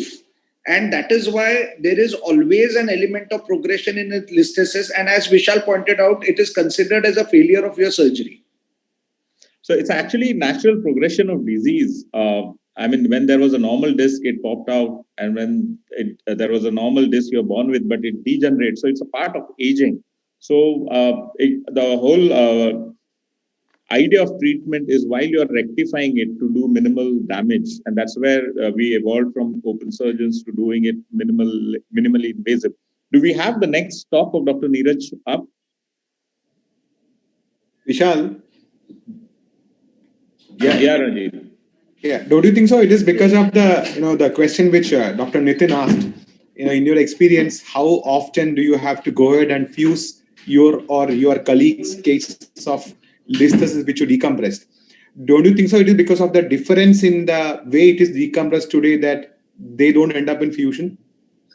So Ranjit, you have just added one more parameter to what I have just said. It is also the difference in the surgeon technique that also results in progression. Yes. So it is just too many factors when it comes to the disease progression, which actually is not in our hands.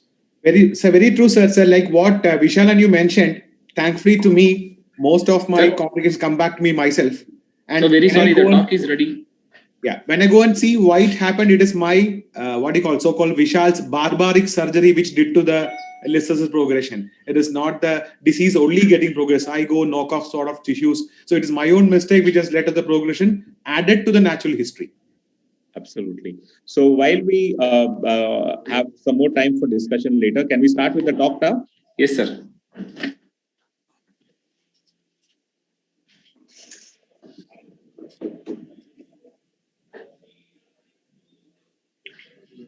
Good morning, friends. Let us talk about direct versus indirect decompression, that is MIS TLIF versus OLIF. Ideal surgical technique is which gives better or comparable results with gold standard. There is no unsurmountable learning curve, reproducible results, acceptable complication profile, and affordable. At the most, these days, lumbar lordosis is important, so technique should give an optimal lumbar lordosis. Let us take Professor Luke Kim's paper to compare. They have two cohorts. They have matched head-to-head for both the cohorts. The operative time was much lesser with OLIF. Estimated blood loss is much lesser with OLIF as compared to MIS TLIF, while the hospital stay remains same. ODI, right from almost till the last follow-up, remains same with both the techniques. So in disability improvement, both the techniques are same. Back pain and leg pain also improved similarly in both the technique. The disc height was significantly higher with OLIF, while the foraminal height remains same in both the technique. Overall lordotic angle more or less was better with OLIF, and the segmental lordosis was also better with the OLIF. Fusion earlier in OLIF at 6 months, you can see the statistically significant fusion earlier with OLIF cases, while if you go further, that there is no difference in fusion rate between the group. So early fusion happens with OLIF, and which is advantageous in deformity to prevent implant-related or fusion-related complications. So more or less, both techniques are equal in regard to clinical results. No unsurmountable learning curve. Both gives reproducible result, affordable. And let's look at the complication profile for OLIF. We already know about MIS TLIF. Before we go for that, let us understand the advantage. It's a minimal access muscle sparing approach. We can use avascular retroperitoneal space, so very, very minimal blood loss. It's a direct access to this space, leads to better release, larger cage, indirect decompression and nerve sparing, and it gives a better lordosis. If you can see, the largest amount of cage which can be inserted is either in ALIF, excess of OLIF as compared to MIS TLIF. There are n number of complications which can happen with this anterior surgeries, and most significant would be vascular injury, ureter or bowel injury, neurologic injury, or subsidence. Osteoporosis is an enemy for anterior surgeries. If your patient is having less than -2.5 DEXA scan, don't use anterior surgery or optimize your patient. You should have a proper corridor to perform this surgery. If this corridor is not present, you cannot do OLIF, and you will have to recite for XLIF, and iliac crest may come in way in doing XLIF. In those cases, you will have to go from the back. There are certain cases like, this patient has a left-sided facet cyst. These patients are not good for anterior surgeries, as facet cyst would have adhesion and may not get decompressed properly with anterior surgery. So when you are doing an indirect decompression, such osteophytic compression also may pose a trouble, and you would want to use a posterior approaches rather than the anterior approaches.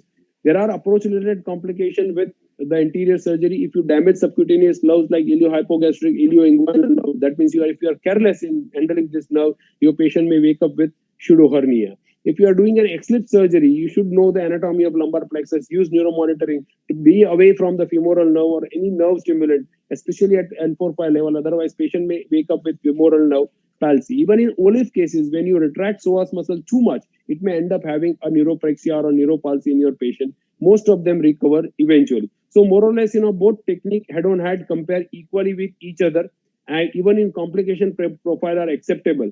The most dreaded complication for anterior approaches would be subsidence, because we are banking upon a jacking open of a disc space. So any subsidence would lead to further compression. A minimal subsidence is very well tolerated as per recent studies, but a significant subsidence should be avoided. So don't use this technique in osteoporotic bone. Don't use a sharp instrument. Always try to place cage at the cortical rim rather than the cancellous bone. Use appropriate size cage. Oversized cage may lead to further subsidence. So on and all, anterior surgeries give better lordosis, better deformity correction, while other things remain same. So disc height is better and lordotic angles are better with the anterior cage. So which technique should be used for which level? So recommendation says for alpha S1, LF is superior than other technique. At L4-5, either LF, only for X-sleep can be used.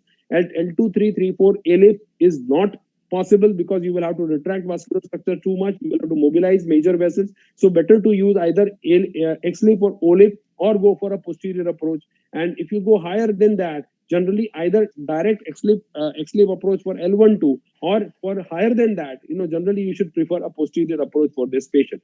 When you are doing multi-level, try to combine both the approaches. As I said, anterior approach gives better release, better deformity correction. So for deformity, try to go use anterior surgeries. I'm sorry to rush through the talk because of short of the time. This is an extensive talk, cannot be covered in this limited time. I have tried to do my best. Thank you so much.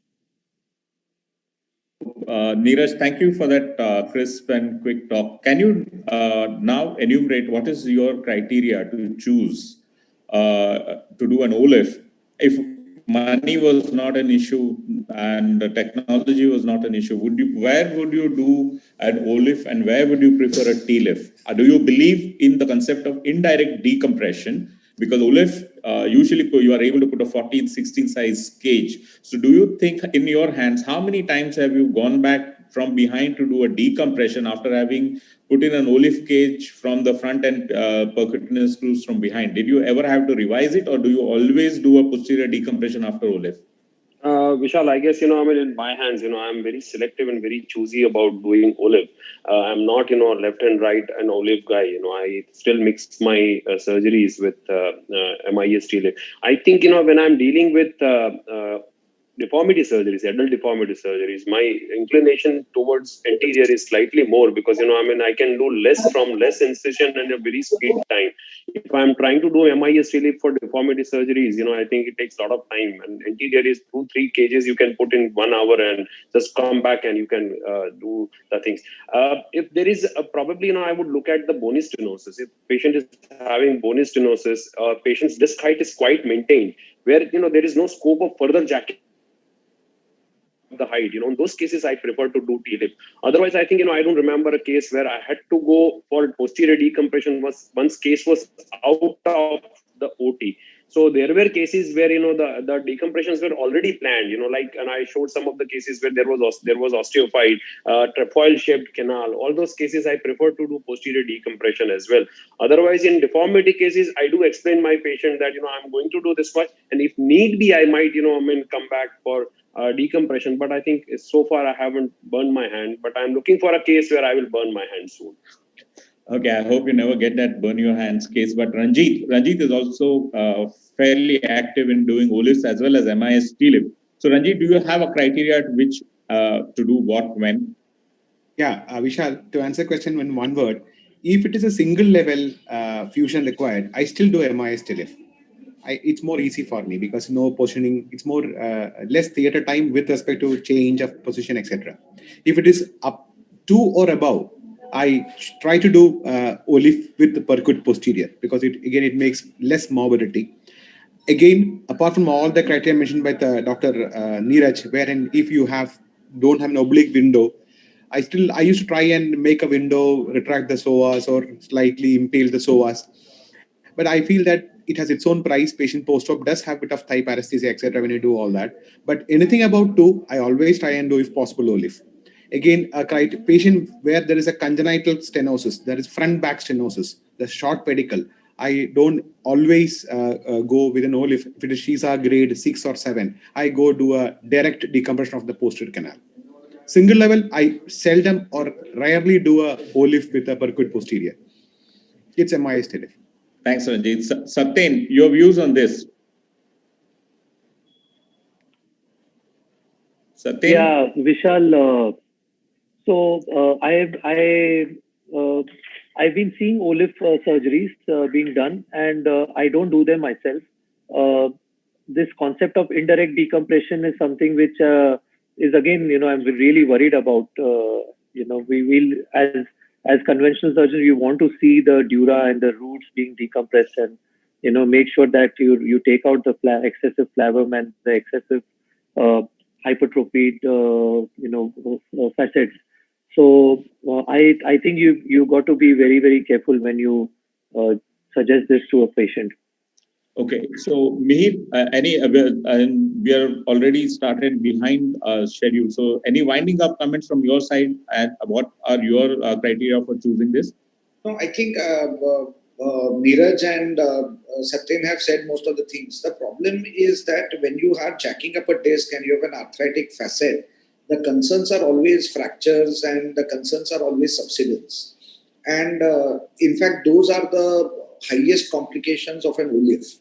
So maybe people who do OLIFs are very, very good with it. But I have my own reservations about this whole thing of indirect decompression when you have a subsidence happening. You tend to lose a lot of this if you have not secured it from behind.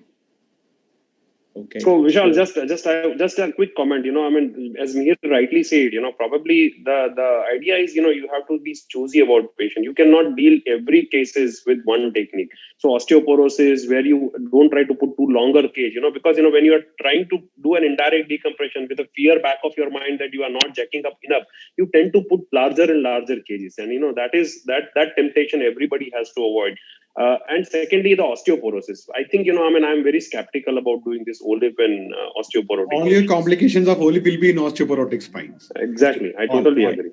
So I guess we should wind up because we are already 20 minutes over the time. But then in our defense, we started 5 minutes after our session was supposed to end. Thank you very much, the speakers and the panelists, for a very good discussion. Thank you. Over to the in charge. Thank you, Vishal sir. Thank you, panelists. We'll be moving on to the next session.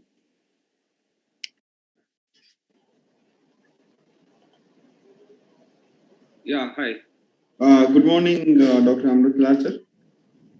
Good morning. Session will be a dedicated lecture session on lumbar canal stenosis, simple yet controversial. I would invite the panelists, Dr. Rakesh Lohana, Dr. Panikiran, Dr. Sandeep Sone. Over to you, sir. Yeah, thank you very much, and a warm welcome to one and all.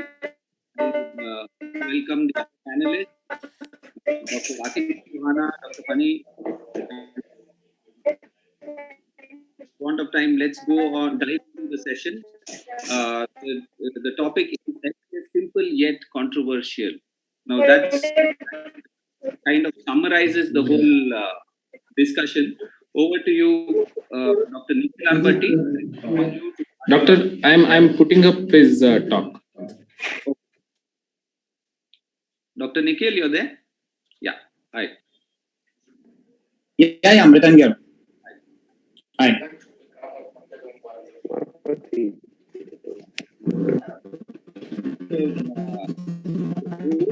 Hello, everyone. I'm Dr. One of the bare essentials that one has to know to execute a good. Is my talk on? No, not yet.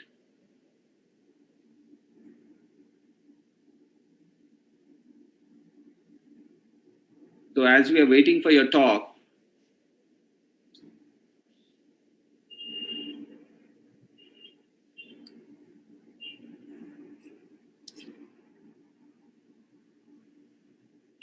Hello, everyone. I'm Dr. Nikhil Arbatti, and today's topic is going to be over-the-top decompression for simple lumbar canal stenosis. As you know, lumbar canal stenosis, the various compressive elements are ligamentum flavum hypertrophy, a central and lateral disc bulge, a fascicular arthropathy. Apart from that, instability due to coronal imbalance and sagittal imbalance also causes stenosis. A surgical plan for a...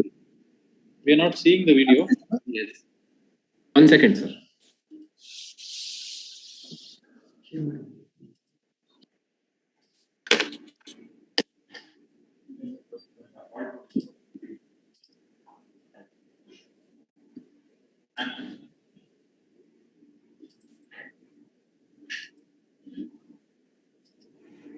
I'm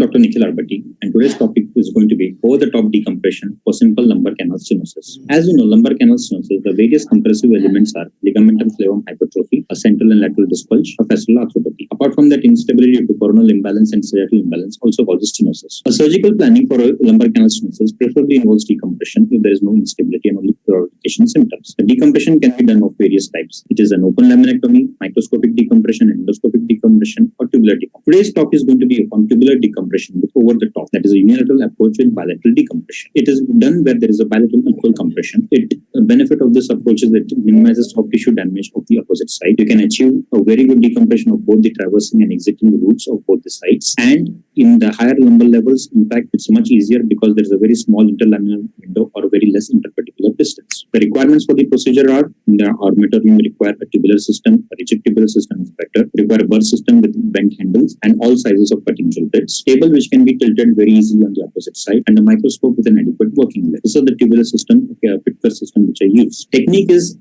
I use a rigid tubular system, usually of an 18 or 19 mm tap. I dock the tube on the side which has more compression or which is more dominant in the tube. Once I dock the tube, then I start doing the laminotomy on the ipsilateral side. After doing the laminotomy on the ipsilateral side, then I tilt the tube on the contralateral side and finish the laminotomy on the contralateral side. Once this laminotomy is done, then you can do the flavectomy and the decompression for technical video. So to demonstrate how it is done, this is how we dock the tube. After putting the dilators, then you pass the retractor of the axillary. And you can see how it is on the ipsilateral side with a little bit of medial animation. So once we bring in the microscope and start the laminotomy. If you see the laminotomy, this is the left-hand corner is the cranial side. With the help of the burr from the medial part of the spinal laminar junction, I start using the burr to thin out the lamina. The burr should be used in a circular fashion. It should not be focused at one point so that it does not suddenly give way. With the continuous moving of the burr, you can thin out the lamina up to the desired level. Once the lamina is adequately thinned out, then the remaining part of the lamina can be taken out with the kerosene punch. Usually a 2 mm kerosene punch is more than sufficient. As you start finishing off the bony work on the ipsilateral side with the help of the kerosene punches, the upper end of what you want to go on the ipsilateral side is up to where the flavum is attached. Once you reach the upper end and you see the junction where the flavum is detached from the lamina and where you see the epidural vessel, that is your upper limit of the flavectomy. Once your middle side flavectomy is done, then you start going to the more lateral part and do the lateral part of the laminotomy. The lateral part of the laminotomy, you can progress up to the medial edge of the facet. Once you reach up to the medial edge of the facet on the ipsilateral side, that is where you start, that is where the laminotomy part is done. Usually a 2 mm or a 3 mm kerosene punches are more than sufficient. Once the laminotomy is done, then you put the dilator and you tilt the tube on the opposite side. Once the tube is tilted on the opposite side, you can ask the anesthetist to tilt the table more towards your side, and you can see how the tube is angulated on the opposite side. Then with the help of a long tip cautery, you can take out the soft tissue on the opposite side, and then again with the burr you start thinning out the lamina on the contralateral side. Start from the opposite side, just above ahead of the spinous process, and go more laterally. You can go up to the inferior articular process, up to the facet joint on the opposite side. And once the lamina is thinned out on the contralateral side, same process will repeat, and you, with the help of a 2 or 3 mm kerosene punch, take out the remaining part of the lamina, complete the laminotomy. The lamina on the opposite side, same, you can reach up to the medial end of the facet on the contralateral side, and you can detach the flavum from the contralateral side. The lamina being adequately burred out with the drill, it gives you very easy to take care of the kerosene punches. Now, once the flavum needs to be attached, I use a ball tip angle probe and pass it below the flavum and make a plane between the flavum and the dura. The benefit of this is that you don't inadvertently cause any dural damage and you don't cause a lot of epidural bleeding. Then once the plane is made between the flavum and the dura, you can just put in a 2 mm or a 3 mm kerosene punch and strip off the flavum. Usually if you're doing it in a L4 or L5 similar, you can do the contralateral flavectomy and remove the flavum over the traversing root. And if you want to do the decompression of the exiting root, you can finish that. And then you can come to the ipsilateral side and finish the ipsilateral side. Because for the lower levels, after tilting the tube on the contralateral side, you may need to tilt the tube a little bit on the ipsilateral side to get a good decompression of this side. While in upper levels, you don't need to tilt the tube that much because of the small interlaminar window. So as you see, we are finishing off the decompression on the contralateral side. We are going more lateral where the traversing root is present and making sure that the traversing root is free. On the ipsilateral side also at the same time, you can finish off the phlebectomy by removing the adherences on the more lateral side. Then with the ball tip probe, you can just pass it over the root, traversing root, and see whether it is completely free or not. Similarly, you can pass the root over the contralateral side and make sure that it is free. If you feel that any adherence or any adhesions are still remaining, then with the 2 mm kerosene punch, you can finish it.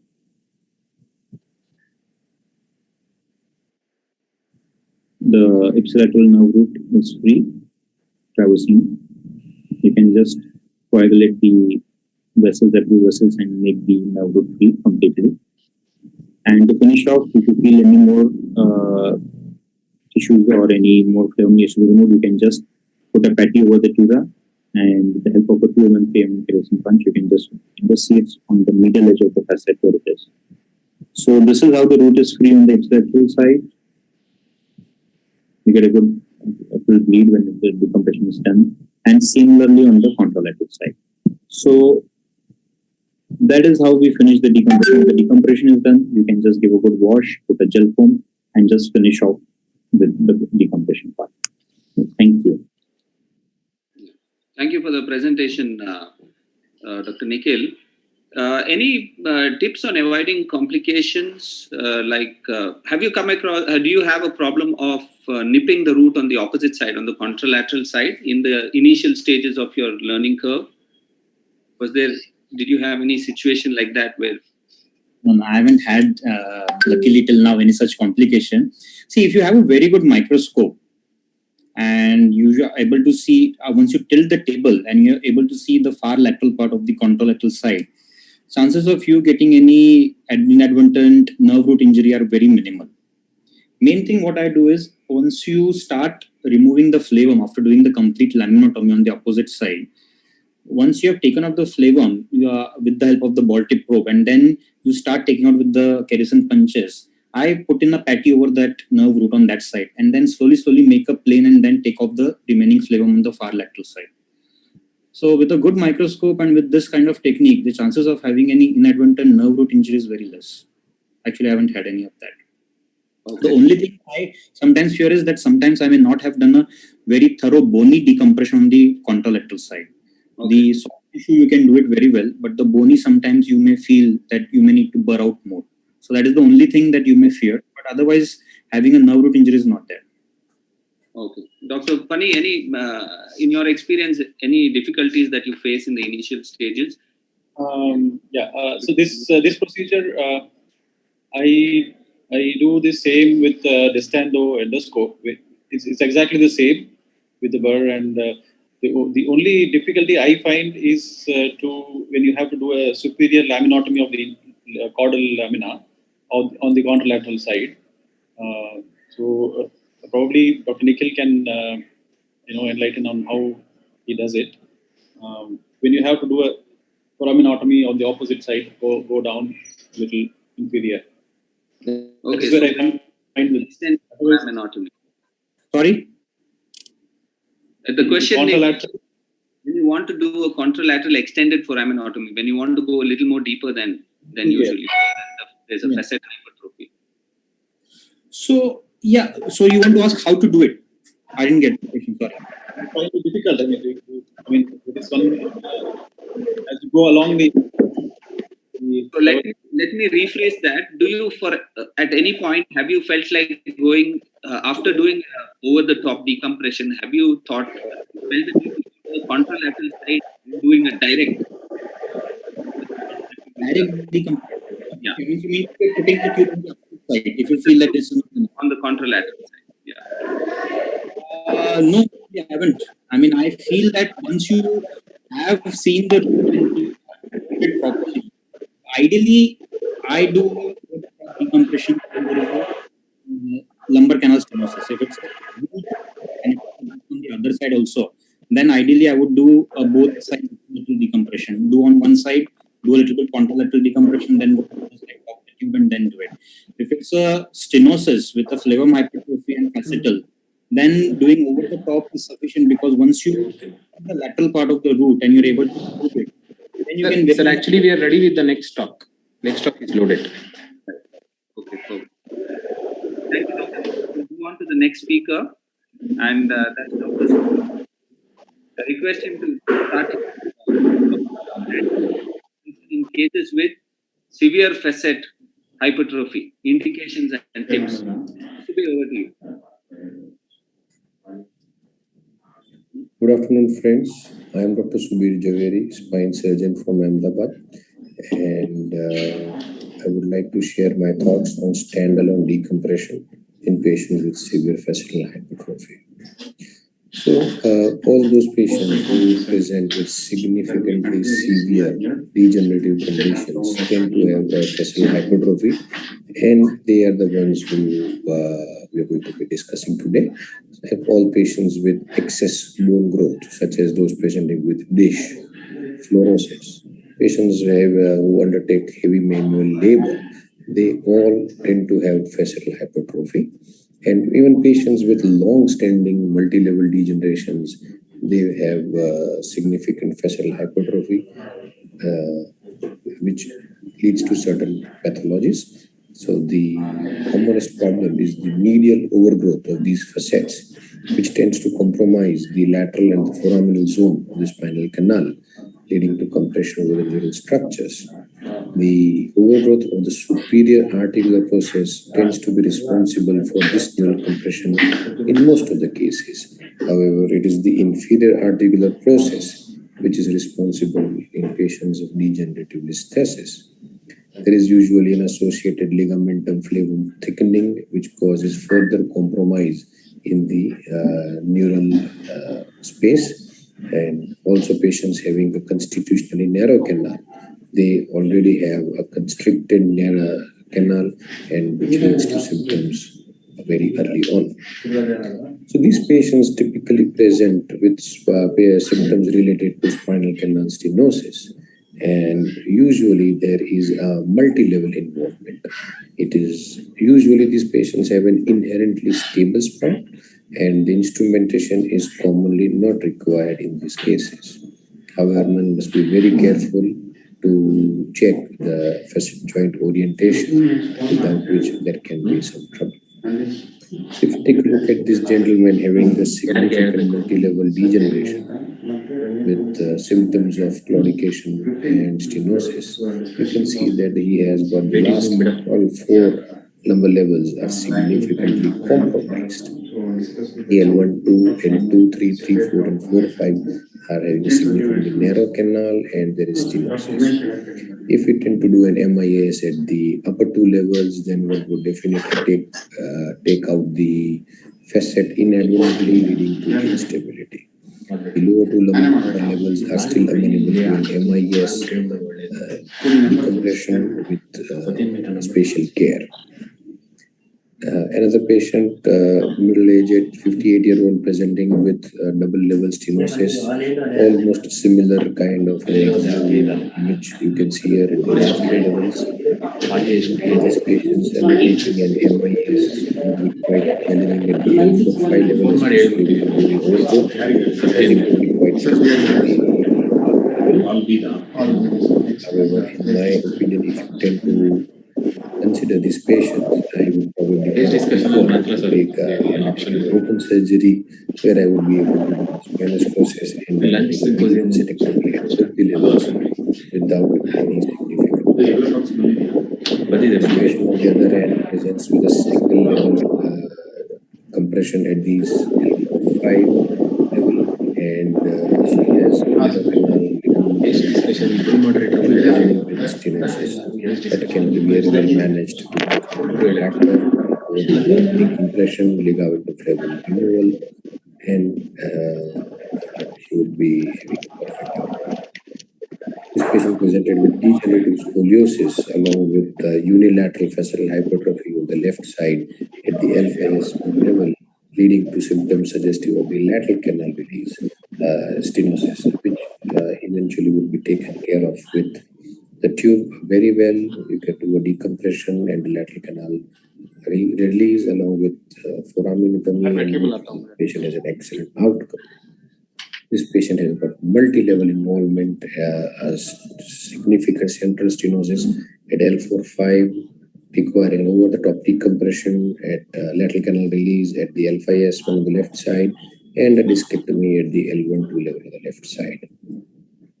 So if you take a look at the cases that we went through, most of them had a narrow canal along with a hypertrophic facet, leading to a significant symptoms, and it can be, they can all be very well managed with the MIS tubular system. High-speed burr is virtually indispensable in all these cases, and the undercutting of the spinous process and medial facet resection forms an integral part of all these patients' surgeries. You must ensure that the patient has an adequate lateral recess decompression, there is adequate foraminotomy and neural decompression, and make sure that you remove all the bony spurs. You must select your cases judicially, and remember that everything cannot be handled by MIS. You must have an open mind. Thank you.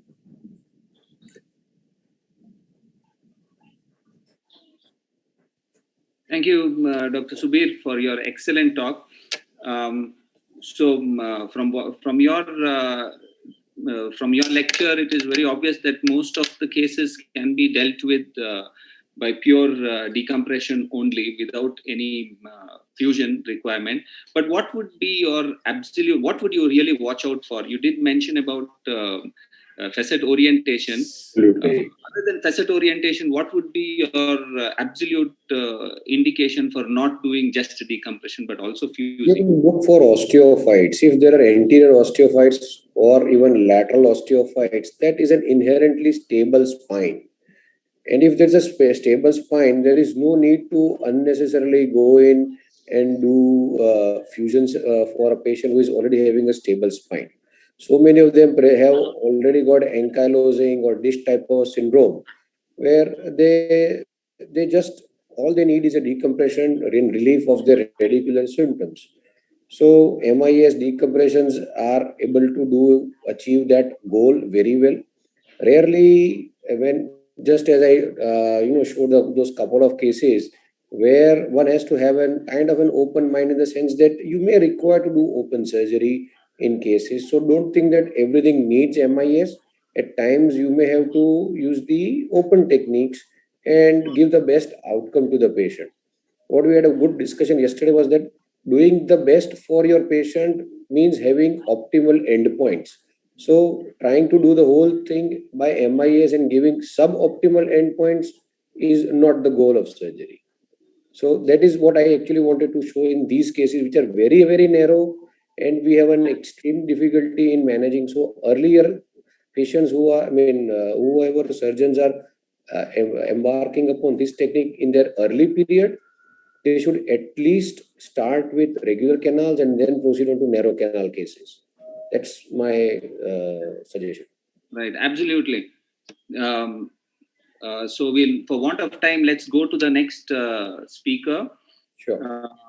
I call upon Dr. Salman Sharif, going to enlighten us on defining indications for fusion in LCS, traditional concepts and emerging trends. Over to you, sir. Dear friends, good morning. My name is Salman Sharif. I'm the president of the World Spinal Column Society and co-chair of the WFNS Spine Committee. I'm grateful for giving the opportunity to speak to the audience, the amazing audience that you have of MISSAB Surgical Symposium. My topic for today is indications for fusion in lumbar spinal stenosis. Pathology: the stenosis of canal and lateral recess associated with facet hypertrophy, ligaments hypertrophy, collapsed disc, and combination of all producing symptoms. Rationale to intervene: decompress and improve function. And there's question is, do we need to restore the sagittal balance? address listhesis, or do you want beautiful pictures? So do you want to have decompression or fusion or not? So we did look at this 5 RCT included in this systemic review, in which there are studies from 90s, and there are 2 new studies, one from Gogawala and one from Frost from 2016, published in the same journal. These RCTs had a large number of patients, and the follow-up was significantly large too. And they looked at different outcomes as shown here. And these RCTs involving 438 patients showed that there was no significant difference between the 2 surgical procedures in terms of functional ODI scores at baseline and at 2 years follow-up respectively. So these 2 surgical procedures are fusion and decompression alone. There's low quality of evidence of meta-analysis because of the heterogeneity of the various studies over a large period of time. So that is over 2.5 decades. Factors not studied are risk factor selecting patients who may have failure following decompression alone. We've got facet angle more than 50 degrees associated with 40% rate of reoperation. Disc height more than 6.5 millimeter was associated with 45 degree percent rate of reoperation. And motionless spondylolisthesis of more than 1.25 centimeter were associated with nearly half reoperation. There are more than 3 risk factors. If you have all the risk factors, it's typically at a 75% rate of reoperation. Patients with no risk factor for instability at a 0% rate of reoperation. So this is a brilliant study that showed all these, and it's important for us to understand these factors well. What about the facet joint orientation and tropism? Studies with very low quality evidence have suggested that increased sagittal orientation of facet is associated with stenosis. While sagittally oriented facets have been associated with stenosis, their role in the development of the disease and stability of the disease is very controversial. So if you look at this, you've got this stabilized signs with disc height loss, stable slip one on top of the other, and on top of it, lack of facet joint diffusion. So you could grade accordingly and decide is this significant or not. There's a linear correlation with degree of instability at a segment with facet joint diffusion. Several proposals are there, and there are several ways of calculating facet joint fluid diffusion. But the problem is it's very low to a very low quality of evidence. Presence of facet joint diffusion, best seen on spinal axial MRI images, appear to have linear correlation with instability. What about re-stabilization signs? There is no firm agreement on what parameters indicate a re-stabilization segment, but osteophyte formation, vertebral end plate sclerosis, and ligament ossification have been implicated with low quality evidence. So this type 3 unstable stenosis shows translation along with large facet diffusions and MRI and subtle re-stabilization time as well. Facet joint diffusion, very low to low quality evidence available for that. But this was a very good study which showed that type 1 stable, type 2 potentially unstable, and type 3 is unstable. And the suggestion was with stable, you decompress, potentially unstable, you decompress and fuse, and unstable, you decompress and fuse. Again, the quality of evidence is low over here. And same fusion algorithm by Andrew Simmons in this study. Questions that need answering. Patients with stenosis, no signs, symptoms, instability, and predominant leg pain. Decompression alone is recommended, moderate to high evidence. Patients with stenosis and stable spondylolisthesis with re-stabilization seen. Fusion will not help. Decompression alone is suggested. Available literature, moderate. Do we have an answer? Yes. Unstable spondylolisthesis with symptoms. If you have these, they may require fusion. Again, the evidence, unfortunately, is low. Probably it will help. Chief complaints of mechanical lower back pain with listhesis. Available literature low. Fusion is controversial. Stable listhesis is deformity, loss of balance. If symptomatic, may need correction of underlying deformity with decompression and instrumentation. Again, fusion is controversial. Evidence is low. Facet joint diffusion. Is it significant? Available literature, low to medium, fusion recommended, controversial. Lastly, facet joint effusion alone is not proven to correlate with instability. Fusion not recommended. So according to these, there is no difference if you fuse or not to fuse. So majority of the time, the decision is clinical instead of looking at x-rays. Thank you. Thank you very much, Dr. Salman. From your talk, I beg to ask the question as to, in your personal private practice, which are the indications for you to fuse? Dr. Salman? Dr. Rakesh Luhana? Yes. In your excellent talk, Professor Sarif and Dr. Subir Bhai. So, Subir Bhai, in your practice, what are the difficulties in the very narrow canal? What are the challenges in MWD? I got a garbled message. You're trying to ask me regarding indications of fusion or decompression? What are the what are the tips to negotiate the difficulties faced in your narrow canal decompression? The biggest problem is when there is facetal overgrowth and there is virtually no space between the overgrown facet and the spinous process. So first, when you dock, you are sitting right on the facet. You have to trim down the facet, the overgrowth part, then at least reach the laminar portion, and from there you can eventually go ahead and do a little bit of a foraminotomy.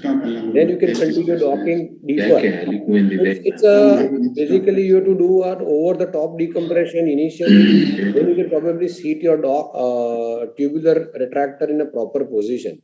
The narrow canal is very difficult initially, so you have to get used to doing it before you really take those narrow canals for decompression through the tube. So at times I feel that if it is too narrow, I'll just tell the patient that it is not possible. Let me do it and open. That is what I have done at times. But then over time, obviously, one gets that expertise, and then you are able to do it. But it is very tricky. And the next talk is ready. Can we? The same side is again also difficult because there is hardly any space underneath your own facet, under the facet on your side. The opposite Next side talk is ready and loaded. Thank you, Dr. We'll go on to the next speaker, and that is I call upon Dr. Ali Guven for his talk on full endoscopic decompression of spinal stenosis. Over to you, sir. Today I'm going to talk about the full endoscopic decompression of spinal stenosis, indications, and approach selection. Before starting my presentation, this is my disclosure. I'm working with the RevoSpine company as a clinical manager, and I'm responsible for the trainings and the education program of RevoSpine. As we know, the reasons of the symptoms in the degenerative spinal stenosis caused by the mechanical compression, vascular problems, or the inflammatory changes. Bony structures, discal pathologies, capsular or ligamentary hypertrophies can cause a spinal stenosis.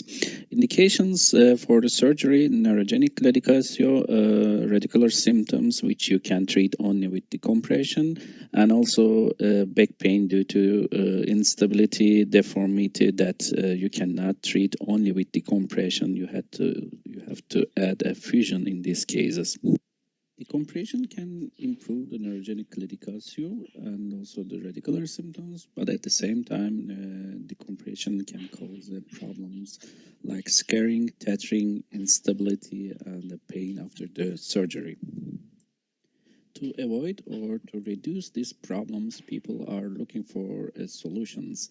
When we look at the current developments, we see that the full endoscopic techniques are the least invasive techniques to reduce the traumatization and also improving the vision and the light conditions during the operations.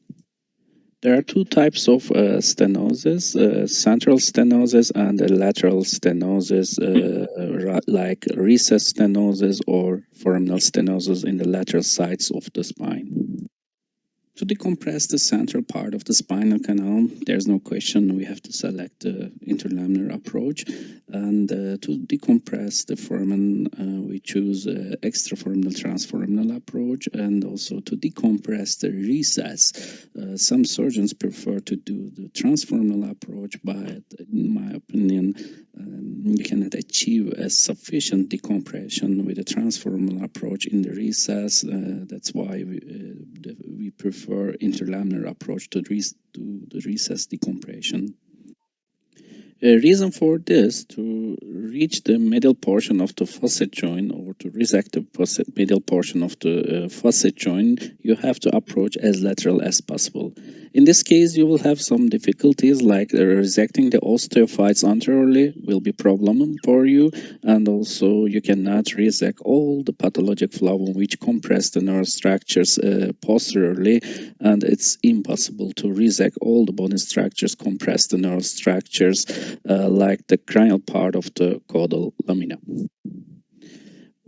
We're at the left side of the patient right now, which means that the 3 o'clock is the caudal pedicle, and here in the 12 o'clock is the facet joint, and the 6 o'clock is the disc space. Usually the protected burrs and the deflectable burrs are very useful tools to do the bone resection with the transforaminal approach. As you see here, we do every kind of resection under our visual control. Once you did the decompression with the bone, then you can resect the flavum laterally to the nerve structures, and also you can remove all the disc herniations or the pathologies anteriorly, just located anterior to the nerve root like this. But still, this approach is limited approach to resect, to do the decompression posteriorly to the neural structures. That's why in our daily practice we prefer to do interlaminar approach to decompress the recess.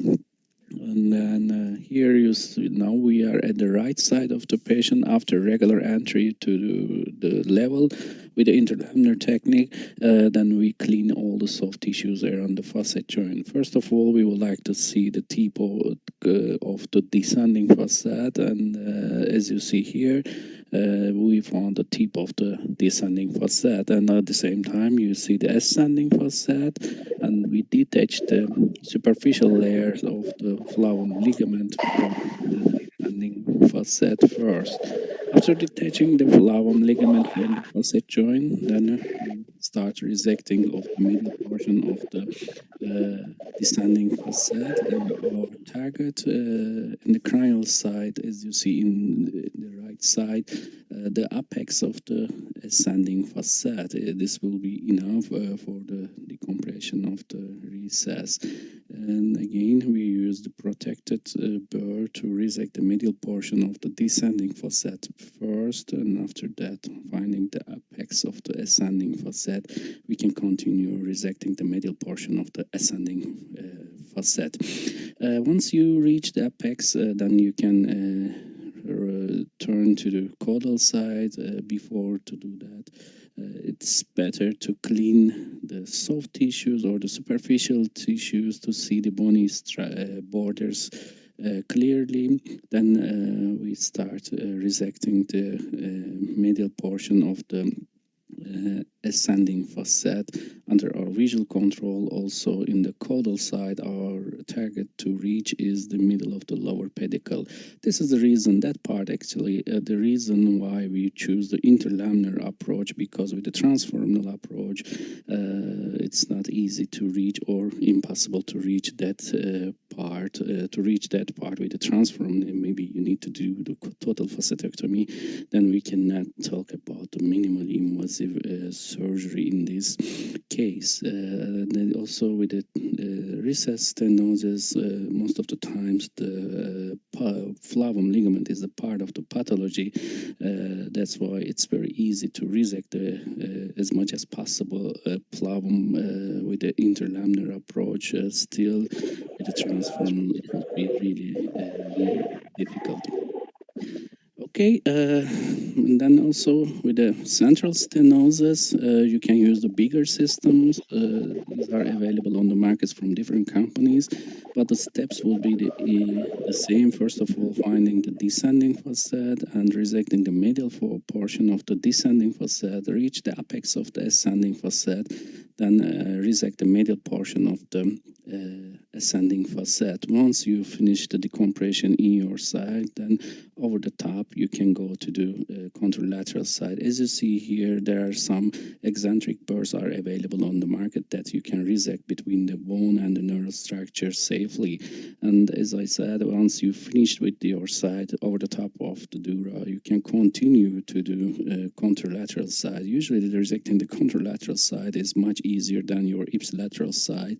Then you can decompress the contralateral side like this. Even this is a central stenosis or bilateral recess stenosis. The steps are the same. The only different, maybe nowadays, we prefer to do less resection on the recess, both sides with the central decompression. Usually decompressing only the central part is enough. You don't need to aggressively to go to the recess in these kind of cases. And thank you for your attention.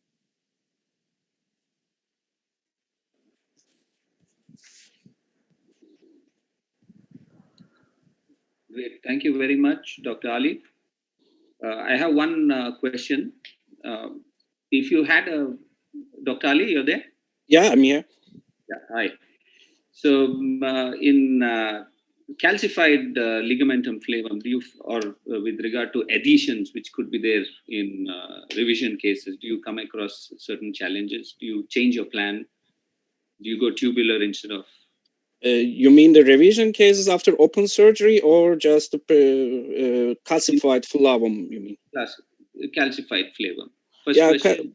Yeah, the calcified flavum is not a problem for us because you can use your Carson Ronger. They are sharp enough to cut them. And also, always this question is coming to us, what you do with the adhesions. Usually with the endoscope, we try to do the bony resection first. And then we keep the flavum intact until we finish the bony work in our ipsilateral side. Then we prefer to open the flavum ligament from the midline. And then always in the midline, you have more spaces between the dura and the flavum ligament. And usually with the irrigation system, under the irrigation system of the full endoscopic techniques, the adhesions are not problem. Once you open a hole on the flavum, then immediately the irrigations goes between the flavum and the dura. Then you have, every time you have enough space to resect the flavum safely. So usually in tubular endoscopes, when you decompress, you can use the cotton patties and keep the dura away. You don't find the need for anything of that sort because of the sleeve. No, I don't need. Protects the dura, right? Yeah, the useful instruments with the full endoscopic technique is the scissors types. Usually the cutting part of the scissors are back of the front part, and then every time the front is pushing a little bit the structures away to you, and then the cutting part is coming back, and this is very safe. Usually I use the Carson Ronger in my side, in the ipsilateral side, but I'm really careful using the Carson Ronger in the contralateral side, that you can take the dura there with the Carson. That's why every time I try to dissect the flavum from the bone, and then with the scissors, I cut the flavum on the contralateral recess. All right. Thank you very much, Dr. Ali. Thank you very much. For want of time, I think we'll have to go to the closing remarks. Dr. Sandeep Sonone, are you there for the closing remarks? Anyway, any comments, Dr. Rakesh, on your final comments, Dr. Rakesh? Not listen to the voice, but excellent video presentation, Dr. Govind. endoscopy has a long learning curve. It's an attractive technique. Thank you. Thank you very much. I think we'll close this session. Thank you. Thank you. To all the panelists. Thank you all panelists and moderator. Thank you very much. Thank you. Thank you, moderators. Thank you all panelists. Exciting discussion on lumbar canal stenosis. We'll be moving on to the next session. Thank you.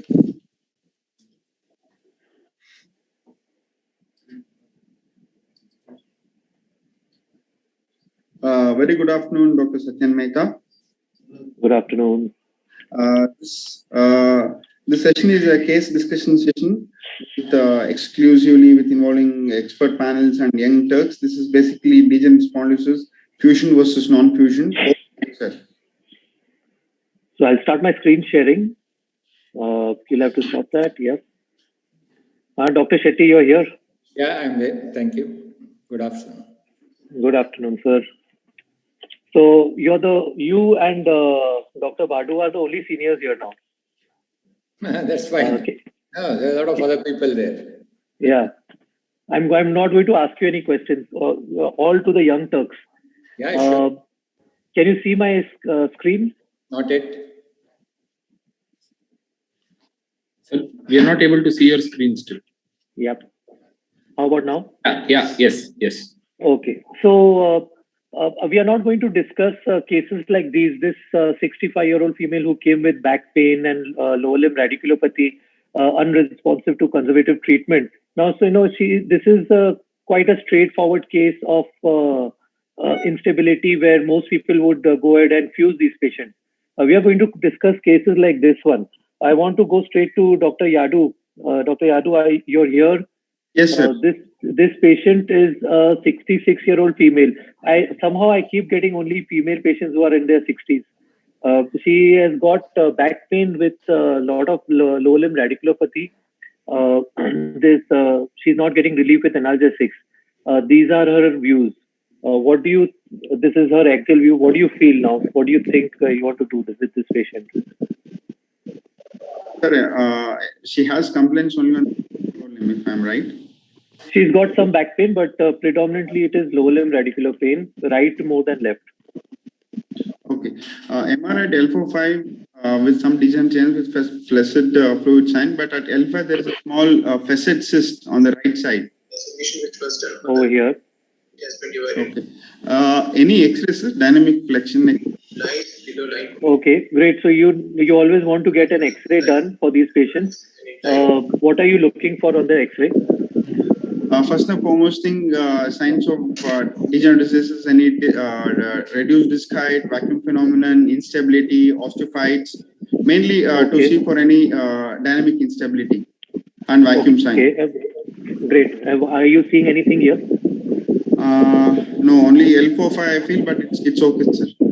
No evidence of any instability or something. What? Great. So what would you want to do in this patient? So this patient mainly has back pain with radiculopathy on the left side. Right more than left. Yeah. What you want to see the axial again? Any foraminal cuts, if there's any because mild flame hypertrophy is there, canal okay, and even the lateral disease except at the L4-5. So you don't want to operate on this patient? No, sir. We'll give a trial of conservative management for her. Conservative treatment is done, but you would still think about maybe non-operative? Yeah, sir. Because X-ray, there's no, only at 4-5 I have a doubt, but whatever it's been, there's no dynamic instability on the X-ray, films. Dr. Sandeep, Dr. Kesarwani, you're here? Yes, sir. I'm here, sir. Yeah. Anything different that you're thinking about in this patient? Sir, if all the conservative methods have failed, I'll go for blocks. I'm not very convinced about operating this patient still. Okay. Why do you think she has pain? as per this radiology, there is in X-ray, dynamic X-ray, there is grade 1 listhesis at L4-5, and there is very little bit of stenosis in the lateral recess at L4-5, mainly on the right side. So, if her neurology is normal and only the pain is there, then Can you see this here? Yeah, I'm seeing that, sir. What do you think that is? It looks like a flavum cyst rather than facetal cyst to me. So probably this might be one of the reason for her pain. So I'll try first with the root block. If root block is satisfactory, it gives good relief. It's not, yeah. And if it's not giving, let's say if she has temporary relief in the pain for a few days or weeks, then probably if the patient, after discussing with the patient, I might go for the surgery. What surgery? This patient can be very well managed with transforaminal decompression or with tubular decompression, lateral recess decompression. Okay, so are you worried about any instability occurring to this patient post-operatively later on if you just do a decompression now? So transforaminal decompression is less likely to produce any further instability in this patient because he is degenerative grade 1 only. Yes, I am going to explain to the patient regarding future. If she is going to develop further instability, she might require another surgery. But just grade 1 instability with facetal cyst with very minimal stenosis where not a lot of bone work is going to be done, I think this only decompression is sufficient for her. Okay. So is Dr. Raju Surangi around? Hello. Yeah, hi, Raju. Hello, sir. Hello. Anything different from what Sandeep and Yadu have said? No, sir. The blocks can be tried in this case, according to me at least. Okay. Because And if it doesn't work, surgical. We're talking surgery. Surgery, then decompression can be tried, sir. Plain decompression. What type of decompression would you want? Over the top. Over the top decompression. Going in from the left side and then decompressing more on the right. Okay. But 2 or 3. Sorry. Okay, sir. Yeah. Ajoy sir, your comment. This is the first thing we need to confirm exactly what is causing the patient's symptom. If like a cyst is present in the foramen at L4-5, if that is the one which is symptomatic, then the symptom will be more of a L4 rather than a L5, number one. Number two, you need to have other different cuts to be sure that there is a cyst. Just based on a one axial cut, it's very difficult to define. If there is a cyst, a CT guided of that cyst would be an easy option, which a good interventional radiologist will be able to perform that. It's definitely not a facetal cyst. It doesn't seem to be in continuity with the facet.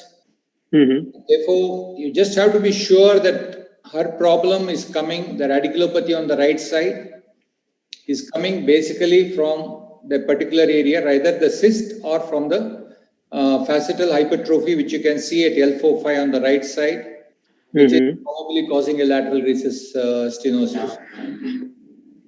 Therefore, if you are able to diagnose if it's from the cyst, a cyst will give a relief. If not, if there is no relief with the block, then as mentioned, you may have to think of decompression of the lateral recess. Sir, I have been listening since morning and they're talking about all the facet hypertrophy, which will cause further progression in the future. And, if there is facet effusion, which will cause progression in the future. And these patients, they will not come to me, they will badmouth me and they will go to somebody else and get operated there for a fusion. Shouldn't I think about doing a primary fusion now only, sir? No, Satyan, that's the important point. But we have to understand when you're doing a primary fusion, there is evidence to suggest that at least about 15 to 20% of them, which is a progression. Can you repeat that, sir?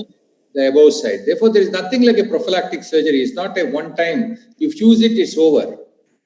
Therefore, I would feel if I am the patient, I would prefer to have a decompression rather than a fusion in this scenario. If you look at the orientation of the facet, the facetal effusion is only on one side. It is not a significant 0.5 or more. It's only on the one side. I would prefer to have decompression alone. Depending on the technique where Sandeep said, you are capable of doing endoscopic, it's always good. If not, a tubular or even an open, preserving the midline should be adequate. Great, great. So the points that you would take care, you've already mentioned. Anything about counseling in this patient, important points? The first thing before I venture in, always nowadays in elderly patients, you evaluate the osteoporosis, treat it well. I mean, I find surprisingly, even though they have a neurogenic component, your appropriate treatment of osteoporosis sometimes release their symptoms. In the sense, there will be microfractures which you may not appreciate, or some weakening of the bone which will worsen the symptoms. Therefore, that's also appropriate to be looked at. You have to counsel that your aim is basically to improve the radiculopathy, which is on the right side. The patient can have persistent pain, which could be improved with appropriate treatment. If you look at the musculature, there is extremely significant white signal on the paraspinal musculature, indicating that the tone of the musculature is less. Good exercise. All those things are necessary. Great, great. So there's multiple points that you need to take care. You need to counsel these patients. Very well said, sir. Also, very important points which you said, that we need to preserve the musculature, preserve the facet joints when we are doing this surgery, so that you don't cause any iatrogenic instability. Before I go ahead, Dr. Abhay Kumar, if you're around, Abhay sir, anything that if you want to add over here? Satyan, thanks for asking. I entirely agree with Dr. Ajay who said. Everybody agrees with him, sir. Tell me something different. Yeah, so something different is, if the patient doesn't get benefit here with an injection or conservative treatment, I would just do a unilateral right-sided with a tubular decompression, microscopic decompression of the foramen and the lateral recess, and excise the cyst, whatever is seen. Yeah, so only this unilateral, not at all think of fusion at all in this patient. And I counsel the patient as well, telling that I am just going to do a decompression. Your problem is only on the right side. You have a right-sided radiculopathy, and decompression of the node should be fine. So taking already, Dr. Raja has mentioned about all the muscles are already weak. Doing an open procedure again in this, you're causing more damage to those muscles. Unilateral right-sided tubular decompression of the L4 and L5 nerve root on that side would suffice in this patient, if the patient needs surgery, and if the patient has not benefited with conservative and the injections. I'll, for the interest of time, I'll go ahead. So this was a good discussion on this patient, where we are talking about plain decompression, micro decompression. And again, in this patient, we'll go to the next case.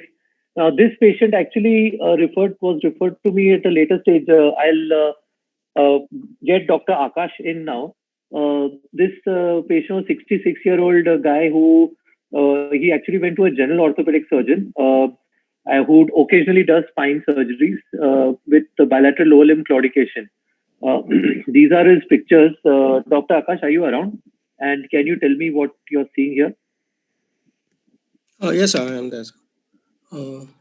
Sir, hello.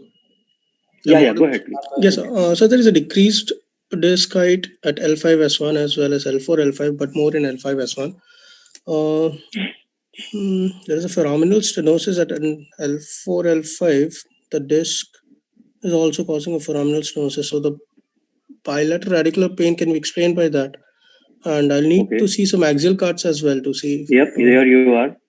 Yes, on L3, L4. So the myelogram shows a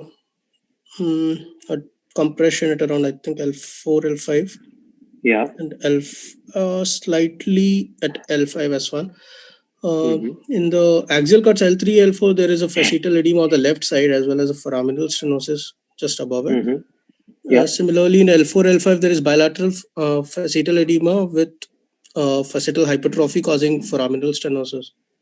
L2, L3 looks... So what do you want to do in this patient and why? So I'd like to get radiographs of flexion extension first. Okay. So unfortunately, that was not done for this patient. Yes, sir. Okay. Based on the information that you have, Yes, sir. what are you thinking about now? So So this patient clinically has got L5 radicular symptoms, Yes. and it corresponds to the L4-5 stenosis which you are seeing here. Yes, sir. Okay. So bilateral, sir. Yes. Yes. Considering the facet orientation now, what is your thinking? Would you like to just do a plain decompression, or would you want to fuse this patient? So I would tend towards fusion in this case, sir. Attempt a fusion at Yes. 4-5 level? So primary fusion is instead of decompressing and letting it. Okay. So Dr. Sandeep, anything different, or you would do a plain decompression here? Sir, if the adequate conservative management has been done, because the patient's neurology is normal, this patient has severe stenosis with facetal hypertrophy and facetal fluid. If adequate this conservative management has failed and patient is with still having surgery, and then I'll go for fusion in this patient. No decompression only. Or 4-5 level. 4-5 fusion. Okay. Why do you want to fuse this patient, and why did you not want to fuse the previous patient? What is different here? So in this patient, there is severe stenosis. There is hardly any space in the canal due to this severe stenosis. The facets are very hypertrophied. So only decompression, if I am going to do, I am supposed to resect a lot of bones for adequate decompression, and there is high chance of producing instability in this patient. So in my hand, if I am supposed to do this surgery, I'll do fusion. That will be more justice to the patient from my side. Okay. Dr. Kavar, sir, are you around? I am. Thank you. Yeah. Thank you, sir. Can you tell me if you agree with the young Turks, anything that you want to add here? No, unfortunately, I don't. I mean, this is an elderly guy. His main problem seems to be more neurogenic claudication and leg symptoms. He's got no slip. The discited 4-5 is not too bad. He's certainly got significant facetal changes, but his main problem is canal stenosis, and I would treat his canal stenosis. I would not fuse him. He's got significant changes at 5-1 already. So if you're going to fuse 4-5, at some point you may be obliged to fuse 5-1. So I would do a minimally invasive tubular decompression. You'll be able to get good access to both sides. 4-5. You can undercut his facet joints quite well. At this stage, I would caution the patient that he may end up needing a fusion in the future, but as a primary operation, I do a decompression only. Great. Dr. Ajay Shetty, sir, I'm very confused. On one hand, the hall in charge wants me to complete this session. On the other hand, we don't we know what we want to do. But I agree. Basically, you have to understand as your hair gets graying, I mean, hair start becoming whiter, you realize that it's better to have a follow-up rather than having a major problem. Okay. Although we are presuming that it will cause much lesser problem you have with the patient who that they come back with a VSD. In this particular case, the sagittal facet is basically at L3-4, but at the L4-5, more of a central stenosis, you can get away with a sparing decompression with whatever technique you are capable of. In interest of time, I'll just go ahead and say this patient actually was operated by somebody else and a 4-5 fusion was performed. Now this patient, Hollister, can you mute yourself, please? So this patient then came with severe back pain, severe lower limb radicular pain. And hall in charge, can you please mute yourself?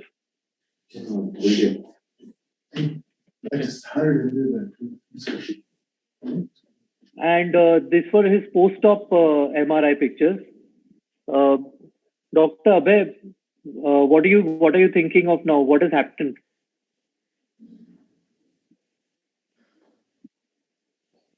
Dr. Abhay, are you around?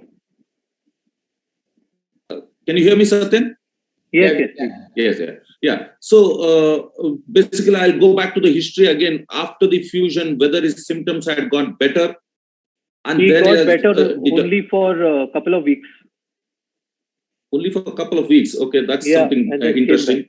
Yeah. So basically, what the new scan shows is that the problem has there's a new set of problem has happened at the upper level.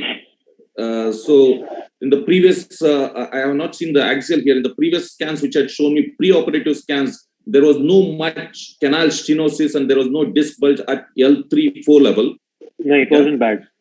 Yeah, it wasn't so bad. But this scan, which is done, how much is the time duration between these scans? Only a month. Only a month. Okay. So obviously there is been a problem with the upper level as well. So now, again, if he has a back pain and a claudication as well, is it? Yeah, he's got mainly claudication, and he was actually just diagnosed as diabetic radiculopathy and shooed off from the OPD. So then he came to us and we saw this. Yeah, it looks like there was a good adequate decompression has been done at L4-5. That's what I could see, the given images, and the rest things are okay. There is a problem at the upper level now.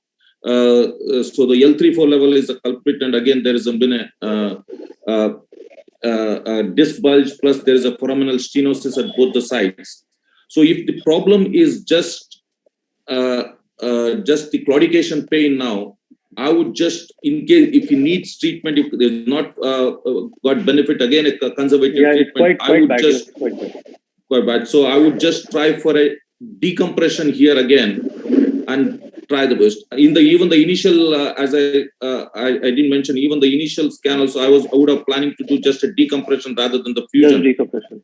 Yes. So now there's a problem at the upper level. I would, because he's an elderly gentleman, I would.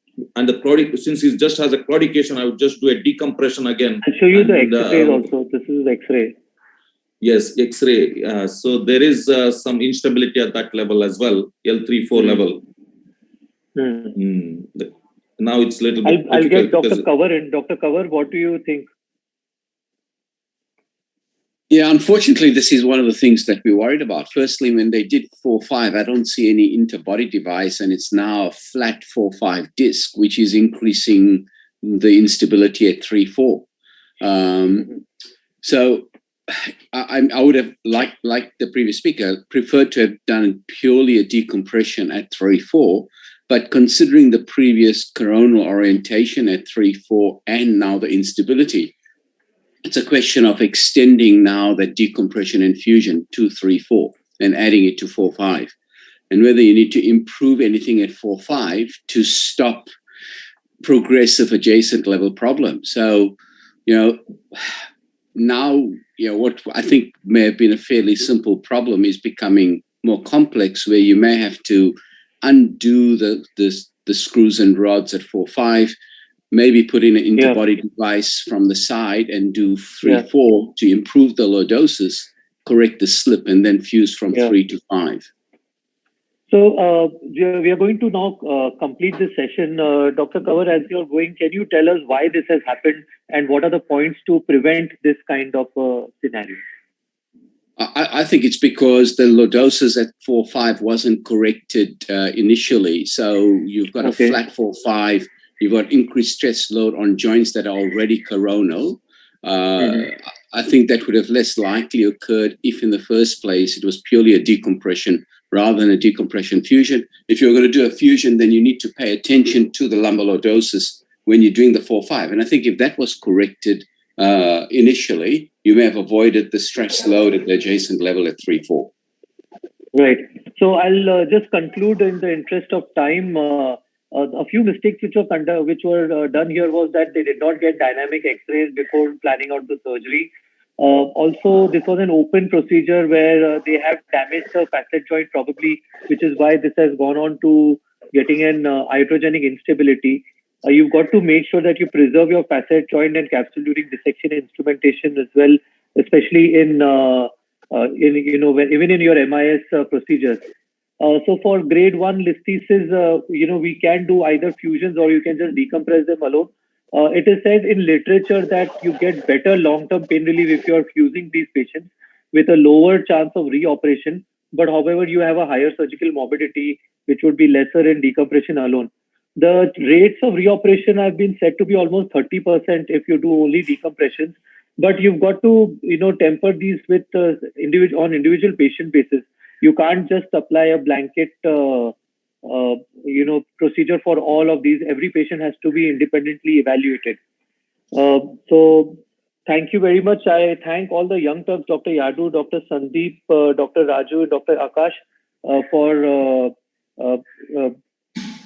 being on in this session. And I thank our seniors, Dr. Joy Shetty, Dr. Abhay Kumar, and Dr. Badu for helping us, Dr. Kaur, for helping us during this session. Thank you, sir. Over to you, all in charge. Thank you, Sachin, sir. Thank you, my senior teachers and young Turks. We had an exciting session and discussion on degenerative spondylosis. We'll be moving on to the next session. That is again a case presentation. I would like to invite Dr. Ranjit Krishnan, sir, and the expert panel, Dr. Rajkumar Deshpande, Dr. Yu Lang, Dr. Kurno, Dr. Amit Jala, Dr. Arun Bodh.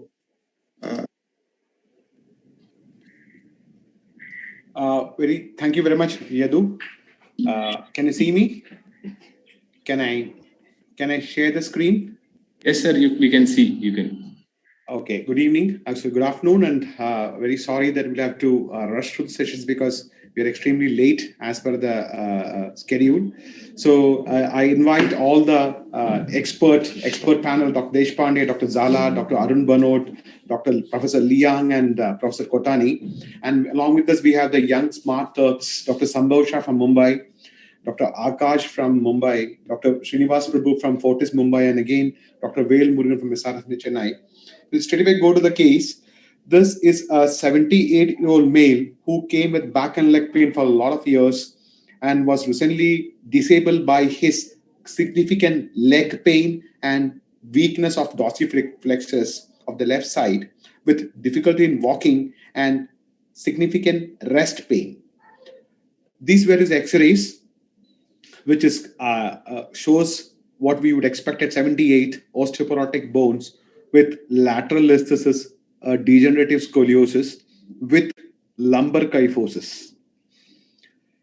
He had his fair share of non-surgical treatment with medication, physical therapy, and injections, massages, and he had all those burn therapies and all that, but still had persistent pain. And with this, he came and this was his MRI, sagittal and significant, the relevant parasagittal cuts, which shows central as well as foraminal stenosis. And this was a supine AP MRI, which clearly shows the lateral listhesis. And the L4-5 parasagittal image, which shows the tight foraminal stenosis. And again, relevant axial images at L23, L34, and L45 levels. With this, I would ask our expert panel. Let me have Professor Liang. Do we have Professor Liang? Do we have Professor Liang? Can we have Dr. Kotani? Professor Kotani, what would be your solution for this for this problem? Yeah, thank you. It's in this case, patient main complaint is leg pain. So it's better to do the decompression only, but L3-4 is so degenerated, and without he doesn't have low back pain, but deformity is so severe, and trunk shift is so severe, and I think it's hard to do that. And the cause of the symptom is a lateral slip of 4-5, L4, causing a central stenosis at L4-5 level, causing a bilateral L5 radiculopathy with the weakness. So I think it's hard to do the limited diffusion or decompression. So I recommend the patient to the patient long fusion from T10 to S2 with multiple ORIF from the right side, including ORIF 5.1 and Parkinson's second stage fixation. So, Professor Kotani, you would advise a minimally invasive surgery, OLIF with percutaneous posterior fixation, right? You will not go for a direct canal decompression. I don't do the I don't do the direct decompression. Excellent. No That's need. a very good point. With this, let me ask Dr. Sambhav Shah. Can we have Dr. Sambhav Shah? Dr. Sambhav? Okay, he's not there. Can I have Dr. Srinivas Prabhu? Dr. Srinivas Prabhu, could you unmute yourself and put on your video, please? So, as a young Turk, what do you agree with what Professor Kotani has said? What is your solution to this problem? Sir, based on this particular X-ray and his primary complaint, which is not back pain, the deformity we can clearly see, and he's primarily complaining of leg pain and dorsiflexor weakness. That is what I got from the history. So, at this age, I don't think we are primarily trying to correct the deformity. We are trying to correct the lateral slip. Yeah. So when how do you plan to correct the lateral slip? As you rightly said, L45, Professor Kotani also mentioned that L45 lateral recess is causing the problem. So you have to correct it there. So how do you plan to correct it without correcting the deformity? Sir, frankly, I do not have much experience with OLIF. So if this was my case, I would go for a long fusion from the posterior side, but I would do a direct canal decompression along with that. Okay. Another point of view, Professor Banot, in this situation, would you like to do any minimally invasive focal decompression for this patient for his leg pain? Does he have pain only in the left side, or it is bilateral leg pain? He has got bilateral leg pain, weakness on the left side. So yes, the clinical picture is very inviting and one cannot think of doing anything less than long segment fixation for such a grotesque deformity. But in my practice, I always ask the patient that what is it that has brought you to the clinic? So the deformity has not happened overnight. He's been living with this for several years before he comes to you. True. So if I ask this question that, is it okay if I bring you back to 2 months before which you were, and would you be comfortable? If the patient says, yes, I'll be comfortable with that stage if you can bring me to that level. So we can think of choosing a minimally invasive intervention. But for that, I'll first try to do a block and see my assessment of the level is correct or not, because he has multiple level issues. So the most likely level you are thinking in terms of treating focally, not treating the entire deformity like Professor Kotani suggested. Yes, I would definitely be inclined, but taking the patient and the attendants into confidence that this may not work fully, and if they're okay, I will attempt it. Otherwise, if they say no, give us one solution, then with the higher risk at that age, we will definitely go in for it. Yes, thank you very much. Yeah, Professor Banot, got the point. Do I have Vail Murugan, the young Turk from SRMC Chennai? Do we have Vail Murugan? Dr. Vail? Okay, Dr. Vail is not to be seen. So we think that we can go ahead.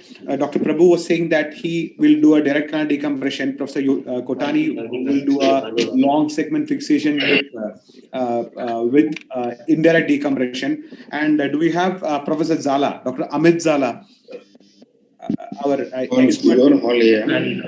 Yeah, he's in Hall A. Okay, no problem. Okay, Yadu, you are another young Turk. Yadu, what is your solution for this problem, Dr. Yadu? Dr. Yadu? Okay, I guess. Dr. Yadu, are you there? Fine. So let me ask Dr. Banot. Dr. Banot, since you advised that you will be suggesting a focal decompression alone in this patient, what are the, you would use the endoscope or the tube with the microscope? I would be able to do the full endoscopic technique if it is a 1 level or maximum at 2 levels. Okay, so you would use endoscope. That's right. So you were not concerned about the so the lateral listhesis is very much because of the rotary deformity at that level. Absolutely. So which essentially when you go and decompress, you'll have to knock off a lot of facet in this situation. So that is where the role of endoscopy versus microscopy comes. If we think like a microscope, you have to decompress a lot of facet first to reach the lower level, which is the pathologic level. But with your full endoscope, you can actually go under the facet and just drill that part which is compressing. Thank you very much. Yeah, Professor Kotani, in your decision-making algorithm, where I want to go and do a direct canal decompression in a similar situation? I couldn't hear. My question was, in your decision-making in these cases, when would you decide to go and do a direct canal decompression other than doing an indirect decompression? Okay. When we do the direct decompression, situation is calcification of a ligamental flavum exists. Okay. And the indirect decompression by ORIF or XRIF is impossible. I go to the posterior side and doing a TDF. Okay. Okay. So those and, are. So when you have calcified flavum, you will go in for a direct canal decompression, right? Yeah, direct. Yes. Thank you, Dr. Akshay. Dr. Akshay, another young Turk from. Dr. Akshay, are you there? Could you unmute yourself? Okay. Again, nothing. So Dr. Akash. Okay, Akash. Sorry, Akash. Sorry for misspelling. Yes. So Akash, what is your solution for this? So I would like to agree with Professor Kotani. Okay. We have been doing at our institute multi-level OLIFs, and we have had some good results. Okay. Not so that disparate deformity, but when you do them, do you stage them? Like, do you do the front, make them walk, see if they get better, then do the back? How do you do? Or you do one go everything? The stage surgeries mostly, because it's a long surgery. It's better for the patient, better for the surgeon, better for everyone actually. But before that, I would like to add that I would like to give an osteoporotic treatment to the patient before I commit him to any surgery. With a 78 years old weakness, significant weakness present, you would want to wait to treat the osteoporosis or go ahead? So I think even if I implant it with such bone, it will come out in a few months. Okay. So the weakness is most probably not going to improve. I can improve his pain and his posture. Okay, Dr. Banot, what is your... So you added one more favorable point for considering a minimally invasive intervention here, that the patient is coming with severe worsening of pain and weakness. And if the patient is osteoporotic, you can do your minimally invasive decompression first to relieve the patient's symptoms and still plan him for a deformity correction at a later stage after building up the bone quality. So that is again one more role of the minimally invasive decompression in such situations. That's a good point. So you would like to stage the minimally invasive surgery? You can. With respect to a decision. And the patient can choose whether he is comfortable with the previous quality of life or he still wants to get better than he was. Thank you very much, Dr. Banot. So with the want of time, let us go to another similar case, and then let us take what the evidence is from the expert panel. So these are the things which we read out. Do we need root decompression alone? Do we need canal clearance? Do we need deformity correction? Do we need a fusion? Or should we think about PJK at 78 years of age? It's another question. So another patient, she was a 56-year-old lady who had a prior lumbar laminectomy done 34 years ago. 34 years ago, she came with significant back and leg pain. She had both her knees replaced around 6 years ago.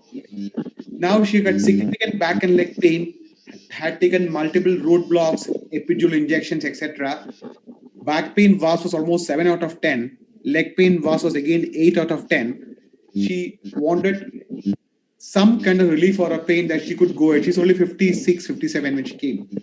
These were all her disabilities. Was getting kind of chair bound because of the back pain, not the leg pain, chair bound because of the back pain. And these were her MRI then.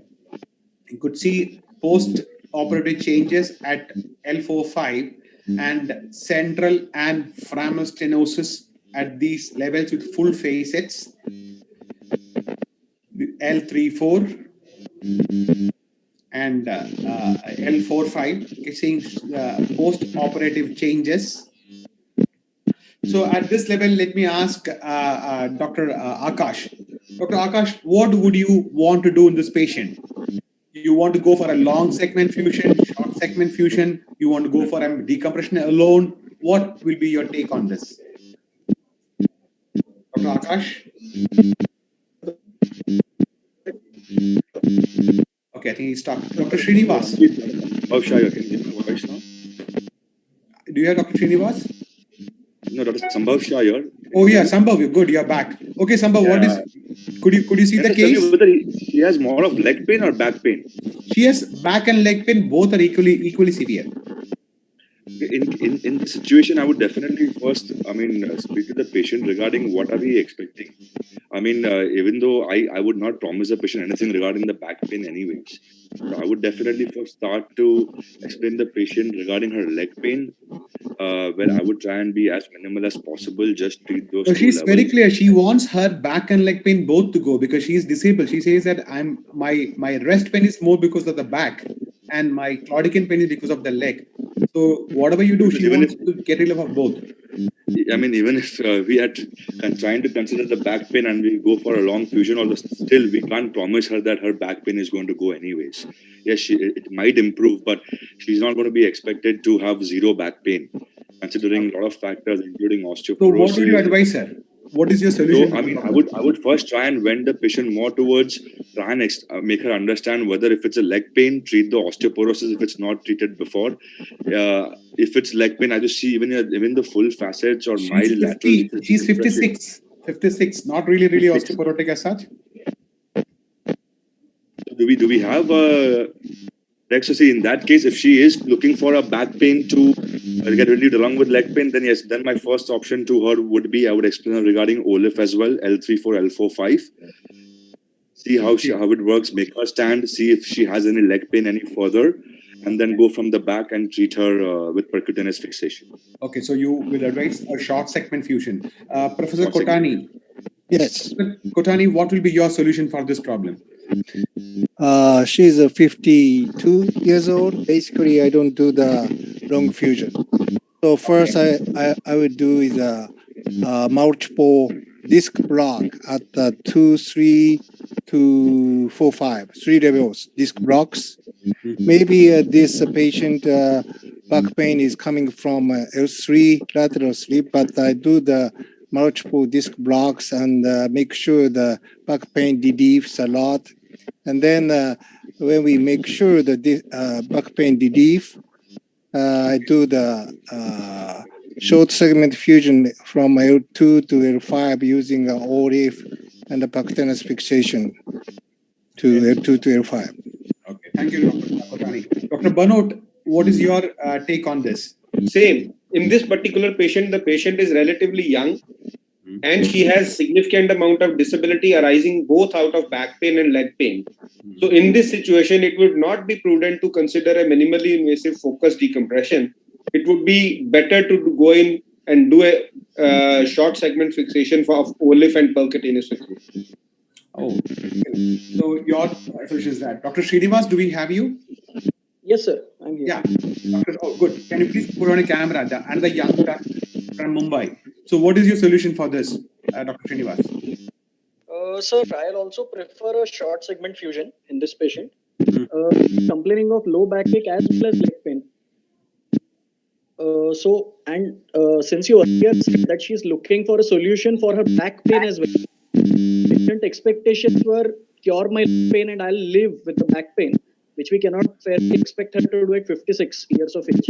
I think we have to give a chance and go for a fusion which may relieve her partially, if not completely. Okay, thank you. Dr. Akash. Dr. Akash, what would be your solution for this problem? Short segment fusion, sir. So I think we are having quite a lot of unanimous opinion in this. A young or a middle-aged female with a lot of back pain. All the specialists, the young Turks and the expert panel want to go ahead and do a fusion. That's very good. So let us see what, for want of time, let us just see what are the evidence which tells this, So, there's a very famous paper from the Lenki school, which looked at decompression alone versus decompression with limited fusion for lumbar scoli in elderly, which very clearly said that decompression and limited fusion of the decompressed segment was very, very effective when they have less than 30 degree of degenerative scoliosis in that age group. In age less than 65. 65 is supposed to be a cutoff age in these people in which that they're supposed to have long-lasting results, and this was a long-term study. So, Professor Kotani, do you agree to this? Do you agree to this, or do you do decompression alone in this age group? And if yes, what are your technical tips when you do this surgery? It depends. It depends the case. When deformity is fused deformity, sometimes they compress at the multiple segment. But in this case, instability is present at the 2.5 and 3.4, so the decompression alone is not indicated. Limited fusion is the best. But when I do the limited fusion from L2 to L5, I talk to the patient about the occurrence of the later occurrence of the DJK or PJK. So the maybe 15 years or 20 years later, we are going to fix for the wrong segment. So.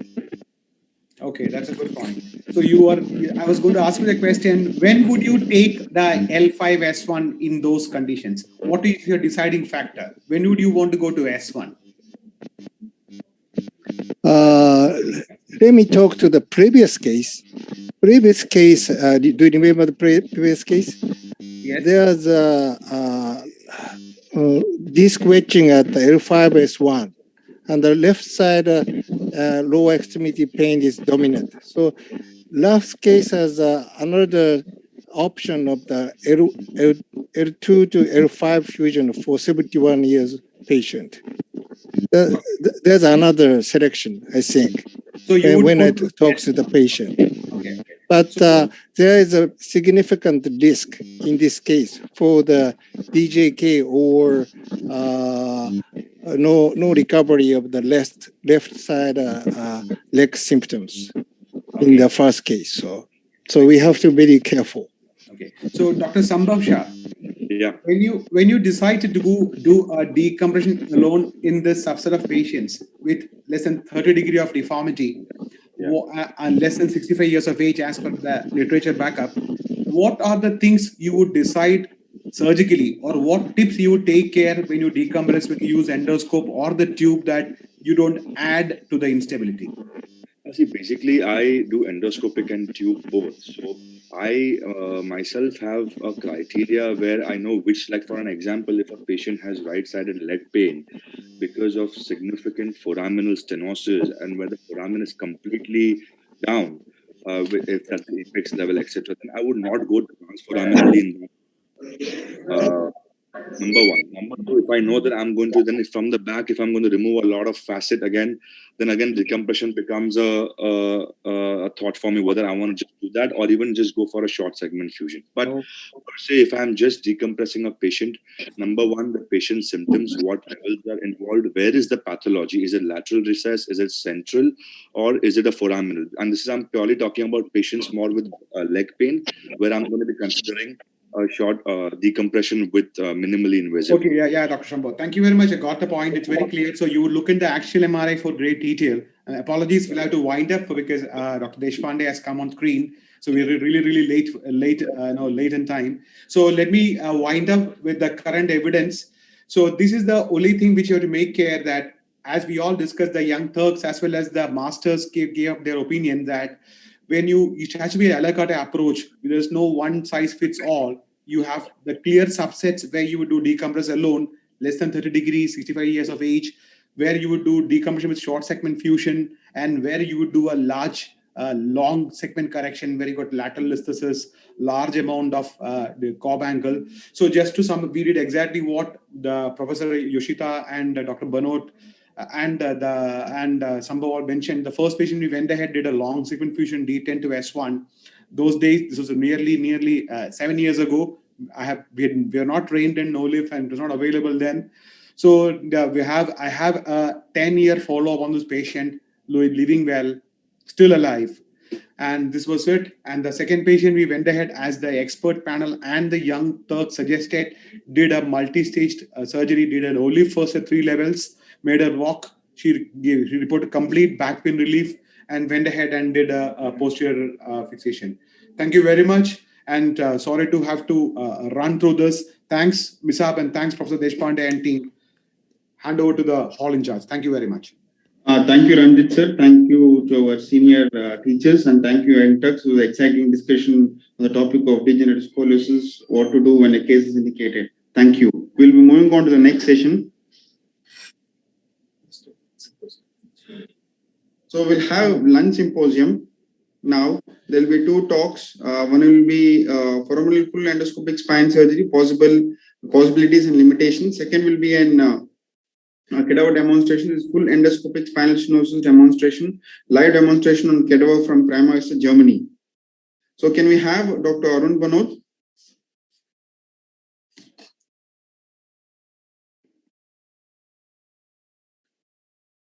Arun Banod sir, if you're there, I'll start. Yes, yes. Start, please. I'm there.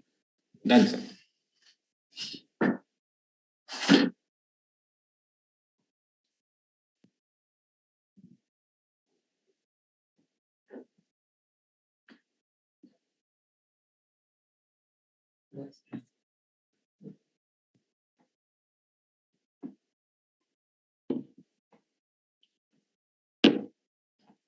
I'm starting your video, sir.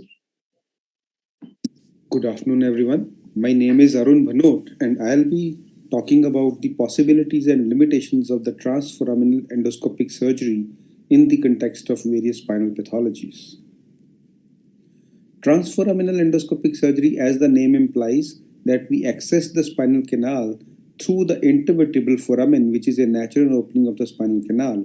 And as we are going through a natural opening, so there is no associated collateral damage. Some centers do it under awake state or local anesthesia, and others do it under general anesthesia as well. Earlier, it was considered that transforaminal surgery was suitable mainly for contained herniations and small herniations, and large herniation, disc extrusions, migrated or sequestered herniations, or calcified herniations were considered unfavorable indications for transforaminal technique. But with the advent of advanced tools and gaining of experience, these pathologies have also come under the suitable indications for the transforaminal surgery, and we'll witness few examples in the coming few slides. Recurrent herniations are also good indications because you bypass the posterior scar tissue of the previous surgery, as is the indication of infective spondylodiscitis and sometimes foraminal stenosis causing impingement of the exiting nerve root. So all these can be managed very nicely with the transforaminal technique. These are the tools that we use for the transforaminal surgery. We use a beveled working channel here as shown in this middle picture. The endoscope is a working channel endoscope, and this is how the endoscope goes through the tube, the working channel, and the instruments also go in a collinear fashion. Now, a few examples of the successful application of this technique. This is the simplest of the lot, L4-5 paracentral herniation. Here it is a central to left side paracentral herniation causing left radiculopathy. After positioning the cannula, the endoscope has been introduced. This is the orientation. 12 o'clock is dorsal, 6 o'clock is ventral. We visualize the fibers of the posterior longitudinal ligament, which are shrunken with this bipolar forceps and then cut using the endoscopic cutter, and we visualize the disc fragment which is removed with the endoscopic forceps. As we remove, we see a little bit of bleeding which is coagulated, and after the hemostasis we can visualize the very nicely decompressed L5 nerve root. This is the postoperative MRI showing nice decompression. Down-migrated herniations are relatively difficult to treat with the transforaminal technique, but some of the down-migrated herniations can be treated successfully, like this one, the L4-5 with disc herniation. Here, the tip of the herniation goes right up to the inferior border of the pedicle but does not cross it. So in such cases, by positioning the needle and the working cannula craniocaudally and keeping the tip of the beveled cannula close to the epidural space, we can do a successful surgery even for the down migrated herniation, and this is the postoperative MRI.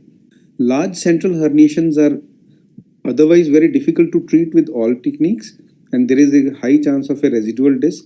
But when we do the transforaminal technique, I feel this is one of the best indications. By positioning the cannula across the midline, and in the lateral view you can see the cannula is still partly open into the epidural space, we can stay very close to the largest mass of the hernia and then can successfully treat even such large herniation. This is the postoperative MRI endorsing this fact. As we approach the disc through the transforaminal approach, the extraforaminal herniation lies in our path. So this is also another beautiful indication for a successful decompression of the extraforaminal herniation.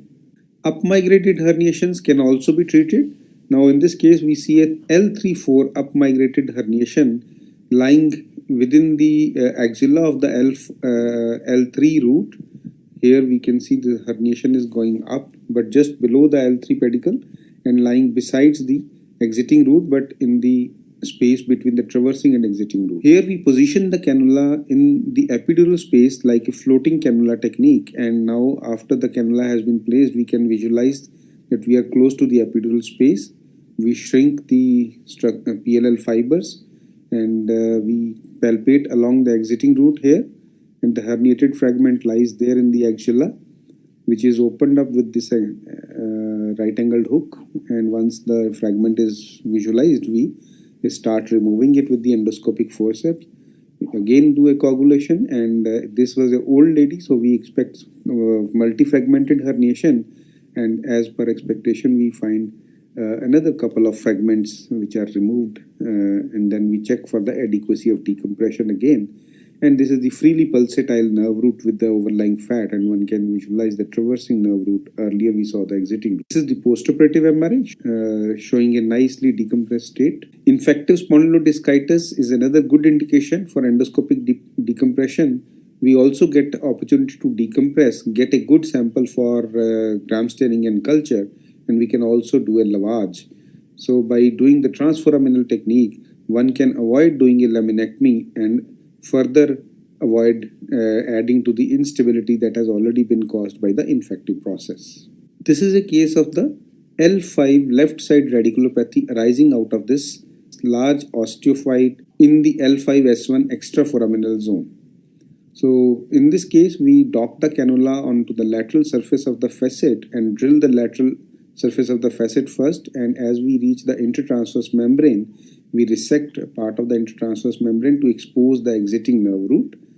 The fat overlying the exiting nerve root is removed to visualize the exiting nerve root in this case. This is the L5 exiting nerve root, and this is the osteophyte which is causing the pressure. So once we identify the osteophyte, it is drilled to thin it out, and one can use this bendable drill as well to turn it away and protect the neural elements, and once the osteophyte is thinned out, we remove it with the Carrison. Now we check for the adequacy of decompression by palpating the full length of the exiting nerve root, and this shows good decompression. This is the postoperative CT scan showing nice decompressed state. Now these were all possibilities of various types, but there are still some challenges for transforaminal technique, and one of the biggest one is the L5S1 disc, where the iliac crest is high and the L5S1 disc lies deep inside the pelvis. So this kind of trajectory will encounter the exiting nerve root and may cause damage or discomfort to the patient while doing the surgery. Though some people have advocated iliac transforaminal approach to overcome this shortcoming, but I personally feel that L5S1, where the iliac crest is high, interlaminar full endoscopy is a much easier and simpler procedure, and I prefer to use that instead of the transiliac one. Now coming to the calcified herniations, especially at L5S1, it is not suitable to do a transforaminal surgery, though endoscopic drills are available, but it would be preferable to use the interlaminar technique in such cases. Highly down-migrated herniations are also not good indications. By highly down-migrated, we mean that the tip of the hernia fragment goes beyond the inferior border of the inferior pedicle. In this case, L4-5 herniation goes way beyond the inferior border of the L5 pedicle. Now, I attempted a transforaminal surgery in this case, but one can visualize that there is a residual disc. So in such situations, it is better to use the interlaminar technique than the transforaminal. So to conclude, as they say, to each his own, but in experienced and trained hands, many type of disc herniations which were unsuitable earlier can now be treated with the transforaminal technique along with the foraminal stenosis as well. Thank you.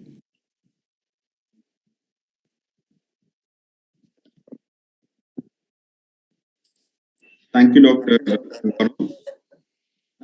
Any questions?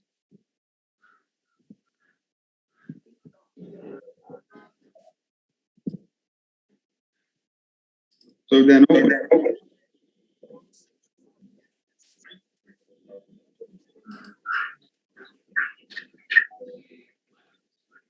are no questions, we'll be moving on to next talk. The next talk will be on full endoscopic spinal stenosis, cadaveric demonstration from Dr. Ali Kuan. Sir, you are there? Dr. Ali Kuan? Yeah, I'm here. Yeah, can you start your video? Again, please. There's a lot of noise. Sir, we'll start your video, sir. With your okay. We'll start your video. Okay. Yeah, sure.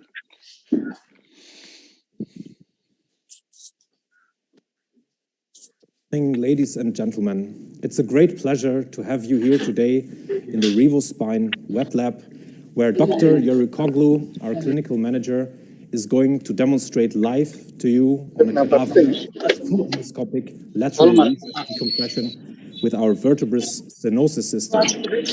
Let me quickly show you components of that system. One of the most important parts of that system is our endoscope. It's a little bit larger than our standard endoscope, as the working channel diameter was increased a little bit. It's very important to have the optimal ratio between the outer diameter of the working sleeve and the working channel. It's optimized for fast resection of bone, while the outer diameter stays as small as possible in order to fit the requirements of a tight space inside the spinal canal. The other tools that we have are here, the 5.5 millimeter Carrison rongeurs optimized for fast bone resection, as well as our sterile 5.5 millimeter burr system. In the toolbox, we have further some rongeurs as well as a dilator, which also is a little bit larger than our standard systems. Let's not forget our two very important tools, the electrodes. This is the stenosis electrode. It's optimized for fast coagulation and cutting of soft tissues on large areas of lamina, while our tip control electrode is optimized to reach points around the corner of a bone while not needing to rotate your wrist. So just by rotating the handle with your fingertips, you can reach around the corner. Let me introduce to you one last tool. This is our endoscope adapter, which is made for keeping the distance between the endoscope and the working sleeve, and for optimal and fast setting of the distance of the optics to the tip of the working sleeve. But let's not waste any more time. Let's jump straight into it. Dr. Yorukoglu, please. Yeah. Okay, welcome from my side to our webcast. I'm at the right side of the cadaver, which means that the right side is the head and the left side is the caudal side of the cadaver. Now we start with the straight AP view, and I'm going to mark the interlaminar window as medial as possible as usual. Okay, this is the point, the entry point that I found. And the next step, I do the incision on the skin. And always I prefer to go through the fascia with the scalpel. Otherwise, it's not easy to go with the dilator. Then I introduce the dilator directly. I don't use any needle or something like that here. And then I feel the bone in the ground. Okay, I just put the dilator on the bone. Where is it? Doesn't matter. Just put it on the bone, facet joint, lower lamina, or something like that. The next step, I have to check how deep I am with the dilator. Now I'm switching to the lateral C-arm position. Maybe just a little bit more.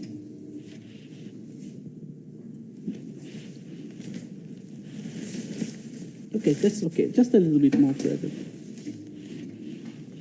Okay, as you see, I'm outside of the spinal canal. Then this is good. Now I will go with the sleeve, and I use the sleeve and the handle, the attachment in this position. Always, I know the opening of the sleeve according to the attachment. Then I introduce my sleeve. The opening of the sleeve is looking through the medial aspect.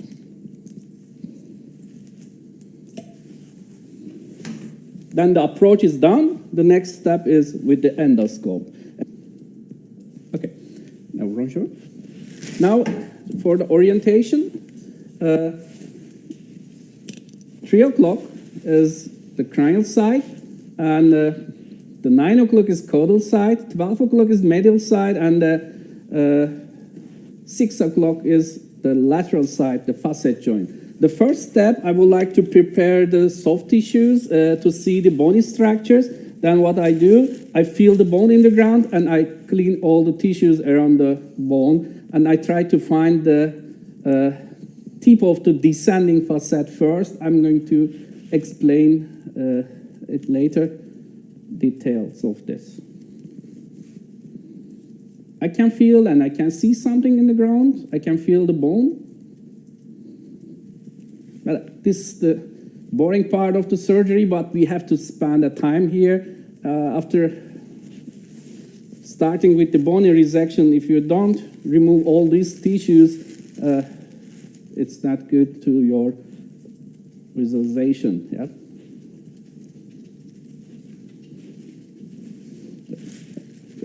Bipolar?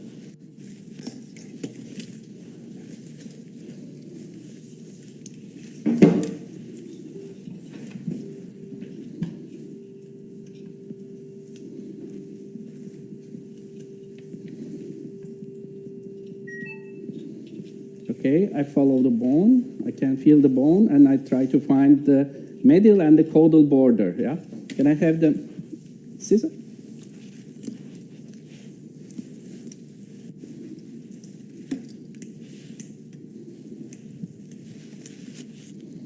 I use my sleeve as a retractor here to retract the tissues also.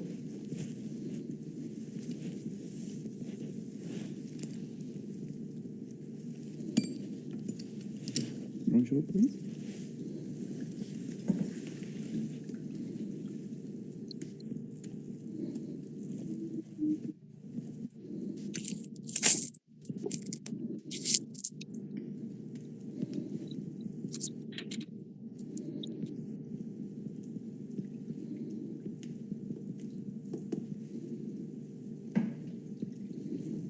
Could you fix the table?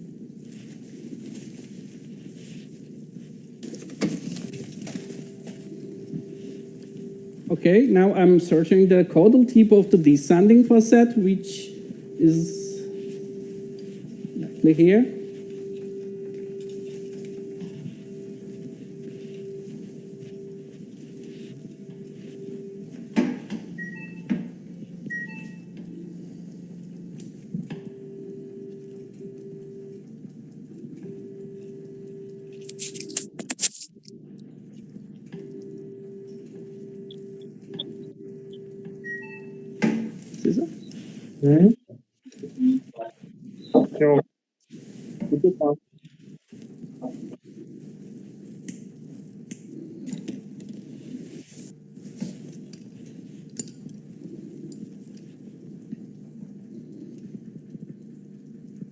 Again, the 3 o'clock is the cranial side, and 9 o'clock is the caudal side, and 12 o'clock is medial, and the 6 o'clock is the lateral side. The picture is almost the same with the micro, but in any case, I can change the direction of the microscope inside.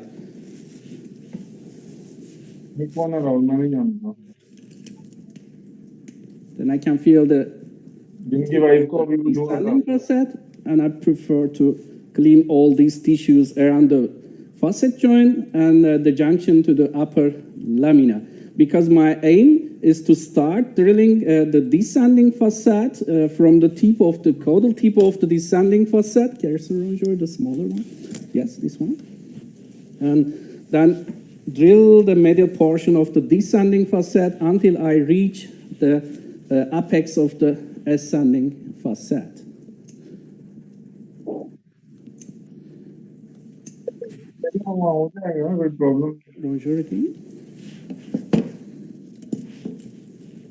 I prefer to clean all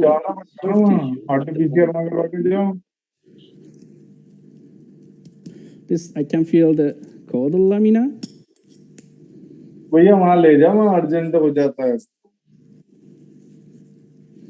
मजानता ले जा tissues. आगे समझ।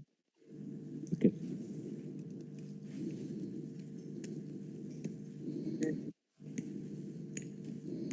Okay, again, this is the tip of the descending facet. I can feel the ascending facet here, and this is the junction to the upper lamina. And the interlaminar window is really small here, that we are going to enlarge it. मैं कर लूंगा, तुम लेके जाओ, बताना फिर।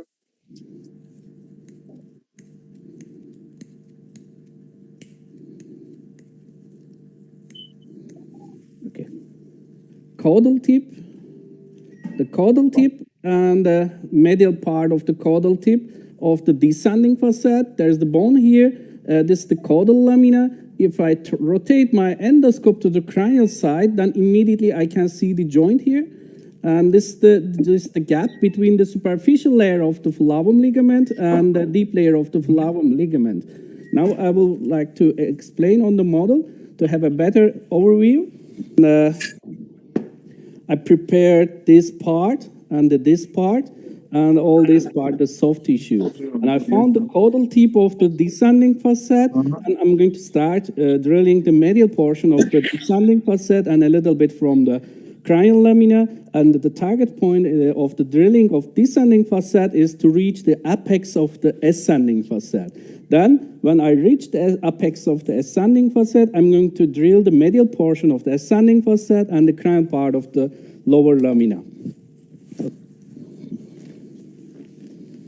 Now I'm going to use the protected drill and use it like that. For your orientation, this is the normal view. This is the view directly like the microscope, but I would prefer to rotate my endoscope. This is the advantage of full endoscopic systems, that I can see what I'm doing. And I start drilling. Now I drill the medial portion of the descending facet and also the junction to the cranial lamina.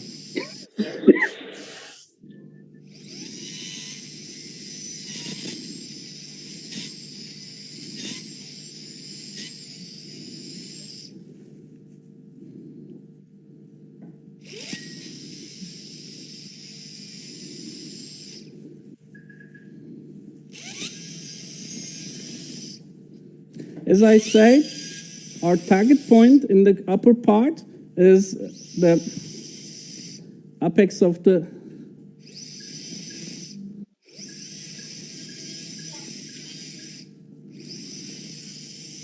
ascending facet. We can check our direction also.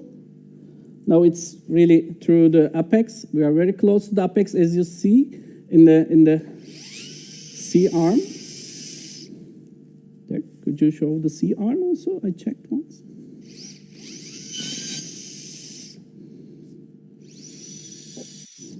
Now we see the upper lamina and the junction of facet joint to the lamina. As you see here, if you start from the caudal tip, junction between the descending and ascending facet, it's really, really fast to reach the cranial side of the recess with the less resection here. Again, the anatomy is better right now. Maybe just to give you an orientation, I can explain once more. Roger, please. दिमाग पे ना अंदर तक चोट लगी है, ऐसे हिल गया दिमाग। ठीक है, तो समय लगता है, ऐसे 6 महीने दे दो, आराम मिलेगा। ठीक है, दवाई क्या चल रही है अभी बता दो मुझे। Now, I can see the ascending facet, Roger. You can see, yeah.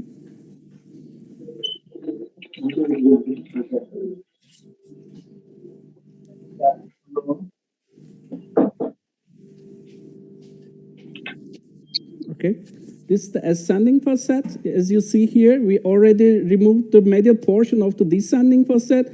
We couldn't reach the apex of the ascending facet yet. And this is the upper lamina. We need to drill all this part also. Can I have the drill? Yeah, thank you very much. And we have to advance our drilling here.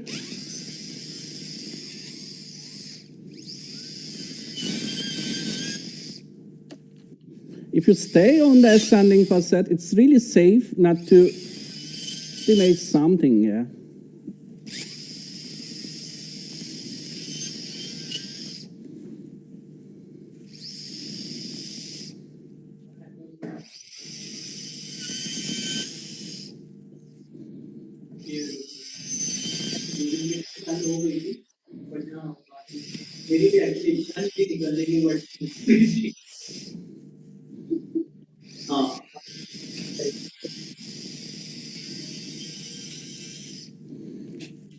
Okay, now let me check with the C-arm if we reach the apex or not. I guess the apex is somewhere here. Yeah, I can feel the apex here. Already you see we reached the apex. This is the apex of the ascending facet. I think cranial side is enough, but I would like to resect from the lower part of the lamina a little bit.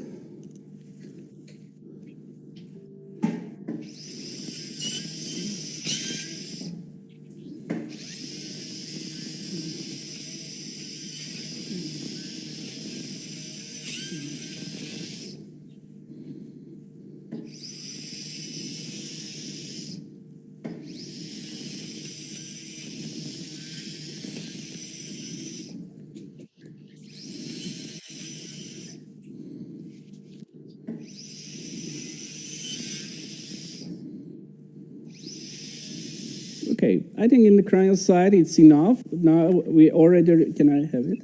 We already reached the, can you change it with the diamond one? Okay, already we reached the apex of the ascending facet. I think this is enough for the decompression of the cranial side of the recess. And of course we can drill a little bit from the caudal cranial lamina here, or we can cut it with the Kerrison Ronger that I prefer to use the drill here. Maybe change the drill once more. Sorry about it. Oh, yeah, back to do. Then I would like to drill the lamina a little bit. Okay.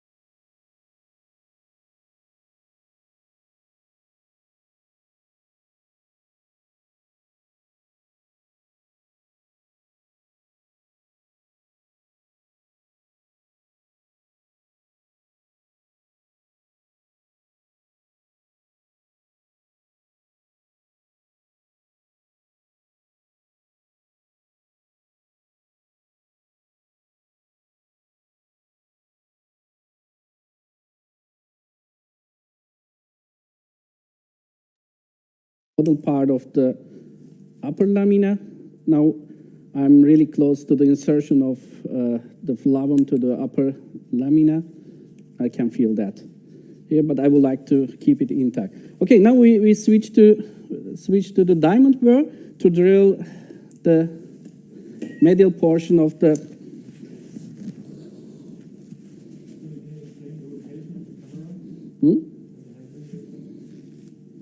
Okay, sorry. To prefer diamond, sorry, the bipolar. And now I would like to drill the medial portion of the descending facet, which is here. We already reached the apex, and I'm going to drill all that part. This is the reason why we prefer interlaminar approach to decompress the recess, because here, I will show you later, the pedicle is here, and if you do it with the transforaminal approach, my opinion is impossible to decompress that part of the recess. Yeah, to reach that part of the recess with the transforaminal approach, I think you have to do the total facetectomy. Then we are talking about the minimal invasive surgery.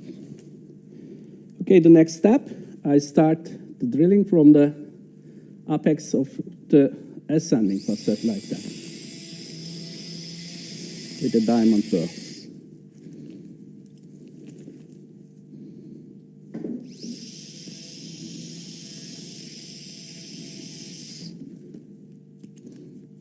Every time I can rotate my endoscope to see better what I am doing.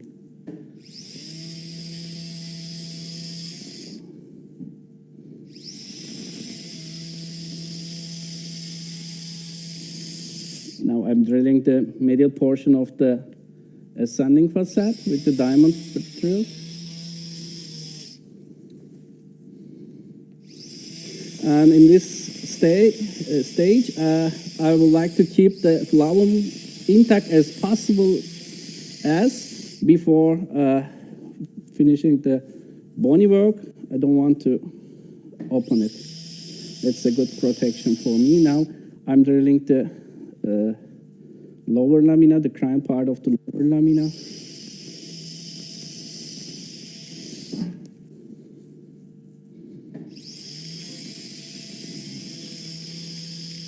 And limit for us in the caudal side is the middle of the lower pedicle. Maybe we can check once with the C-arm if we reach there. Okay, I think we are on in the middle of the lower pedicle, and this is enough decompression for us. Yeah, okay. Now I can continue. Now I'm looking to the caudal side.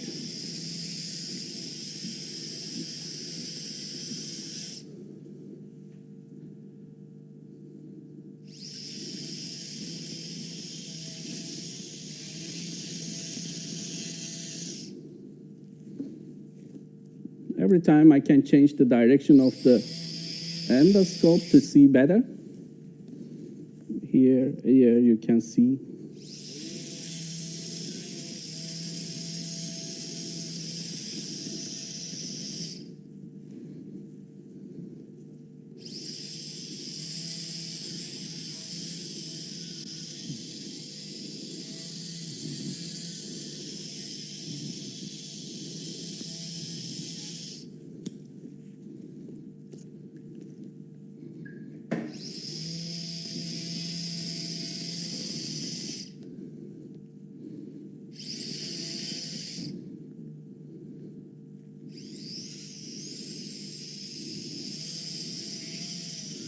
Okay, I think we are done with the bony work. Now the next step is opening the flavum. But before opening the flavum, I would like to clean the soft tissues a little bit. Roger, please.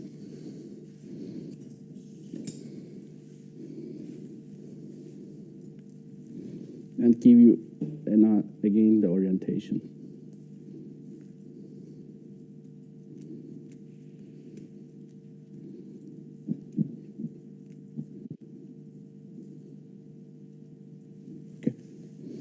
Once more, the drill. Just a second.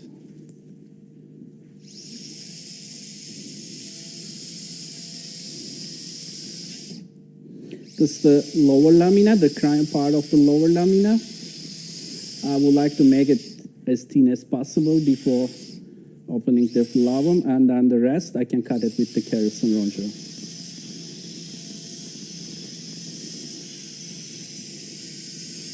Okay.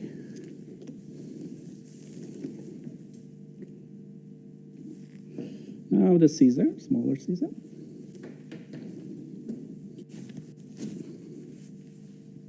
Now in this case, in the stenosis, in the in the interlaminar approach, you can start medial to lateral in the middle of the window.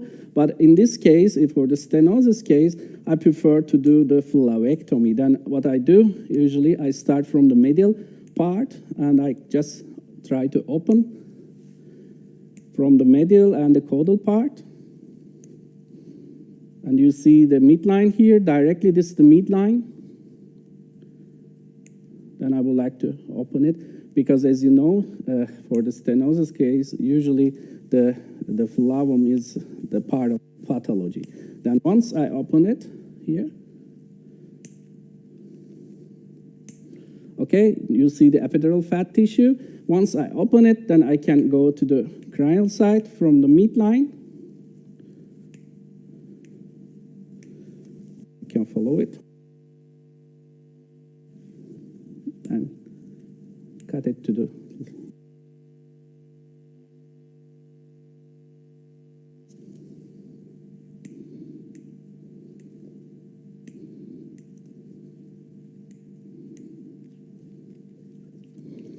kerosene resort.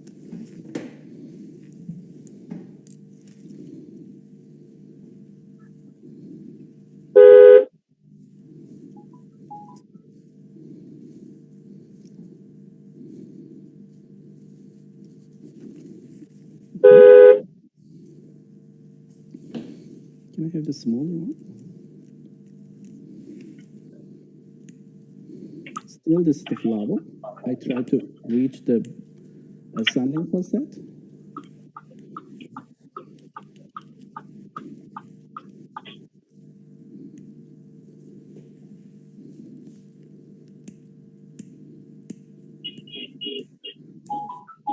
You can take the flavum, I mean, in one piece, but you also, as you see here, you can resect it piece by piece with the scissor and the kerosene. Okay, the rest I would like to do it with the kerosene. Smaller one. Can I have it?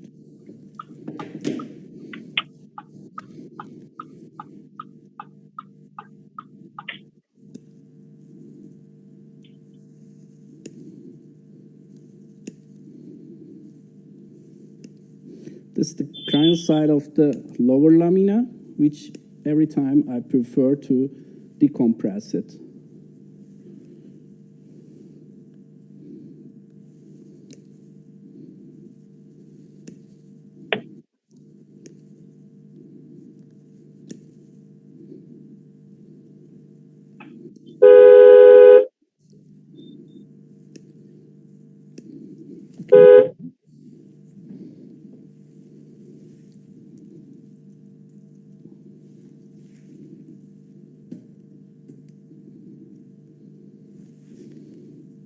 Kerosene roger.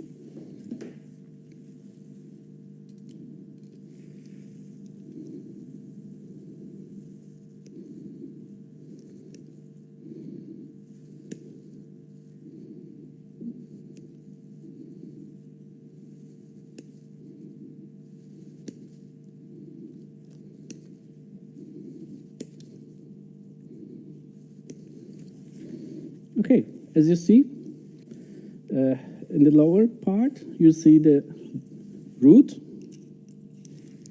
and the dura.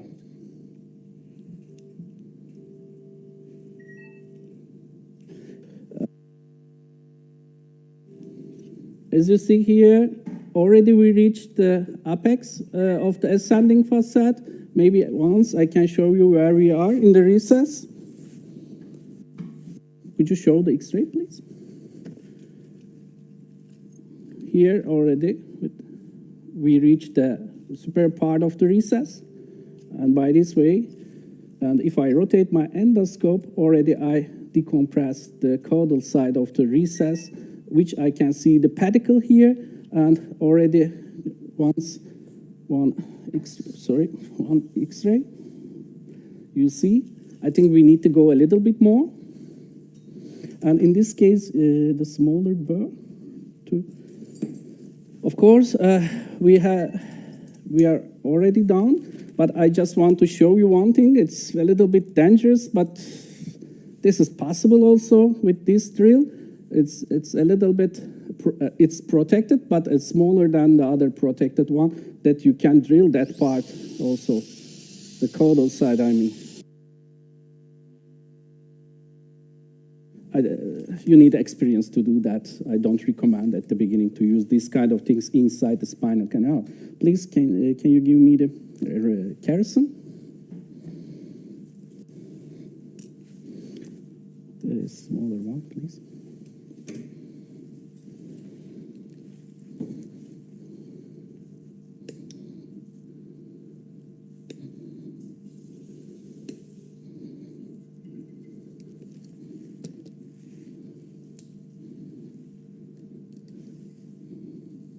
Now I'm looking at the root. I'm following the root, and I think this is enough for decompression. Let's check one X-ray and see where we are. Yeah, already we are in the middle of the lower. Yeah. Okay. This is the demonstration of ipsilateral recess.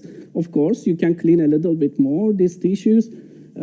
But my opinion, this is enough for decompress the traversing nerve root. Always the discussion, shall we do it, is it possible or do it with a transforaminal approach? Can I have the bipolar? My opinion, no, because you cannot reach, okay, it's possible to reach the cranial side of the recess with the transforaminal approach, but you see, this space ends here at the caudal side, and the pedicle is here. And to decompress that side from posterior part to the root, to posterior decompression to the root, it is impossible to do it with the transforaminal approach unless you resect all the facet joint. This is the technique to do the faster and the sufficient full endoscopic recess resection.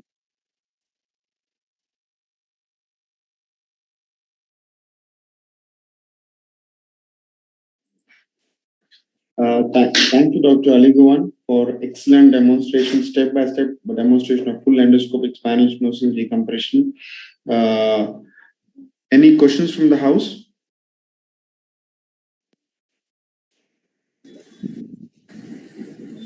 Hello, can I ask one question? Yes, please. Normally for stenosis, how much of fluid you use? Whether you use a pump or gravitational force you use? Sorry, I didn't get the question. Could you repeat it again? Germany, normally how much of saline you use for stenosis? And number two, whether you use pump or just gravitational force? Yeah, how much saline for the regular stenosis? For us, the operating time is around 40 minutes or 40 minutes. Then I think 5 liter or 6 liter saline is enough. Every time I use the pump with the flow control pump, not the arthro pumps, I use the flow control pumps. How much of pressure you keep?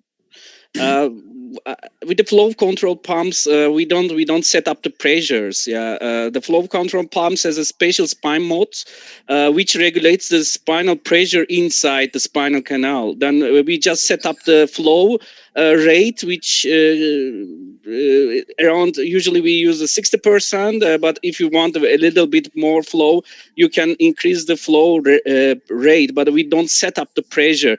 But if you use this, if you use the arthro pump, I cannot say a certain pressure is safe. The most important thing is your instruments, your system. It has to be open.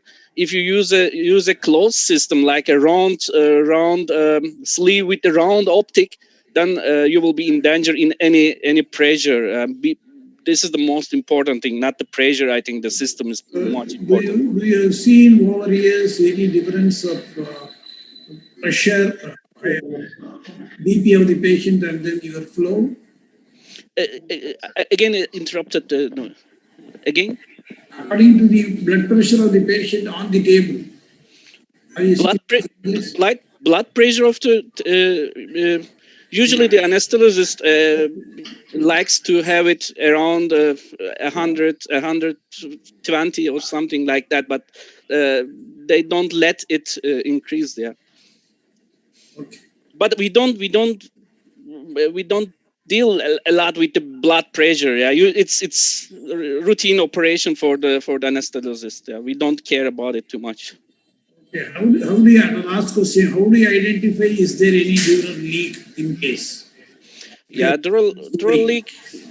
I can answer this question generally. Not that stenosis with the full endoscopic technique. This is the big advantage because usually you don't dissect the muscles from the bony structures. Yeah, you at the beginning of the operation for the approach you use a dilator. Then you dilate the muscles. Once you remove the dilator, all the muscles are closing, and this prevents the CSF leakage. Of course, you can put some material like barriers onto the dura with the full endoscopic technique. It's possible, and also it is possible to suture, but we don't see any advantages to suture it because usually the dural defects with the full endoscopic operations are not more than 2 or 3 millimeter, and then you don't need to suture it. Just put some Drogen Tecasil or something like that and leave it like this. Yeah. Do you have finally apply any suction after before removing the scope? No, I don't usually use a suction, but I do at the end of the operation. I just close the irrigation and check around if there is a bleeding or something like that. If I see some bleeding, I stop them really precisely. Especially with the aggressive central stenosis or something aggressive resection, there can be a problem bleeding from the bone structures, and then you can stop these kind of bleedings from the bone with the radiofrequency bipolar, and also you can use your diamond burr to stop these kind of bleedings. The most important thing is to check at the end of the operation with closing the irrigation. Thank you very much, Dr. Ali, and that was a very interesting and an exciting session. And thank you for the live demonstration as well on the cadaveric thing, though it was a deferred live kind of a thing. We thank Wolf RevoSpine for conducting this lunch symposium successfully, and we thank the speakers, Dr. Arun Bano, Dr. Ali Guven, and Dr. Pramod and Dr. Sukumar, who took part in the discussions, and they were kind enough because we were running out of time to forego their lectures. Thank you very much for that. And so as we know, we are running a little bit late and we need to go to the next session. So we'll finish or we'll conclude the lunch symposium here as of now, and we'll go on to the next session, that is a didactic lecture session. And I would like to hand over the mic to Dr. Ayush Sharma, who is the moderator for the session. And this is on an MIS rare and challenging session. Dr. Ayush, over to you. And the mic is all yours. Yeah. So welcome to another session, which is rare, and rare could be challenging. But a panel of experts with us will help us understand how to cross over these challenging case scenarios. So we have 4 lectures lined up. Along with us, panelists Dr. Satin Mehta, Dr. Anand Nayak, and Dr. Ramesh Chandra. We welcome you all. And let's start with the first topic from Dr. Matthew, which is on the sacroiliac fusion, the indication and outcome. We start with the video. Yes, sir, I'm playing it. Go ahead and start.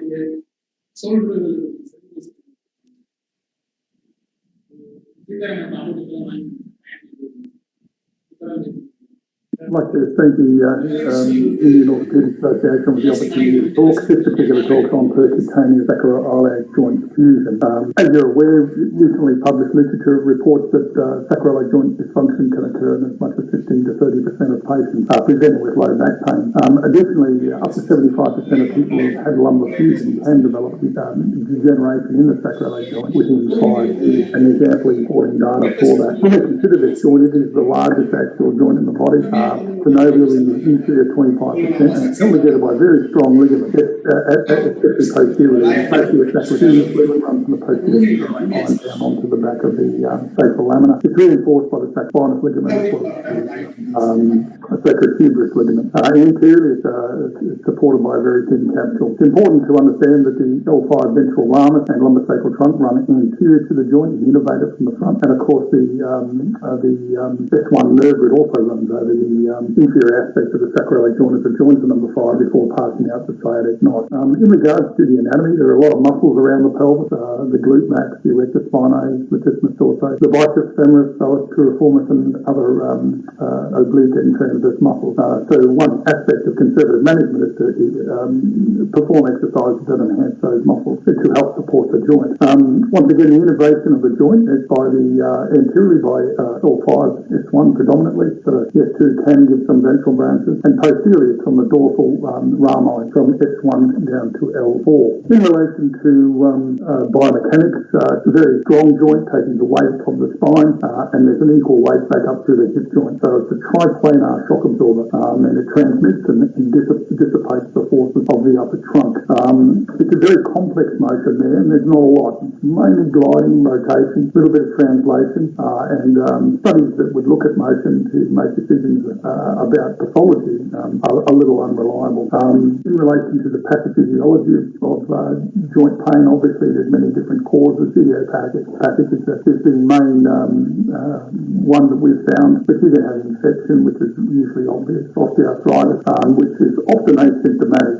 So you need to correlate the clinical signs and symptoms with the radiographic findings, and with sacroiliac joint pain that can sometimes be a problem. Encephalopathies, traumas, you see inflammatory conditions such as ankylosing spondylosis, metabolic conditions, tumours, iatrogenic, and following pregnancies are very common and can always usually be managed conservatively. With the theories of pain generation, obviously the ligamentous structures are fairly heavily innervated, so we think that they can be involved. Any extraneous compression or anything that creates greater shear forces like posterior spinal fusion can cause problems. Generally, the issues of hypo or hypermobility, and you see both, and both can be symptomatic and sometimes both are not. Any sort of adherent joint mechanics will increase the stresses across the SIJ. In relation to the SIJ pain, we see the strain across the joint if the mechanical load is increased, and typically you'll see that with posterior spinal fusion, anterior spinal fusion, and forces can be increased just 1 over 1 and 2 levels by a factor of 100 and 140%.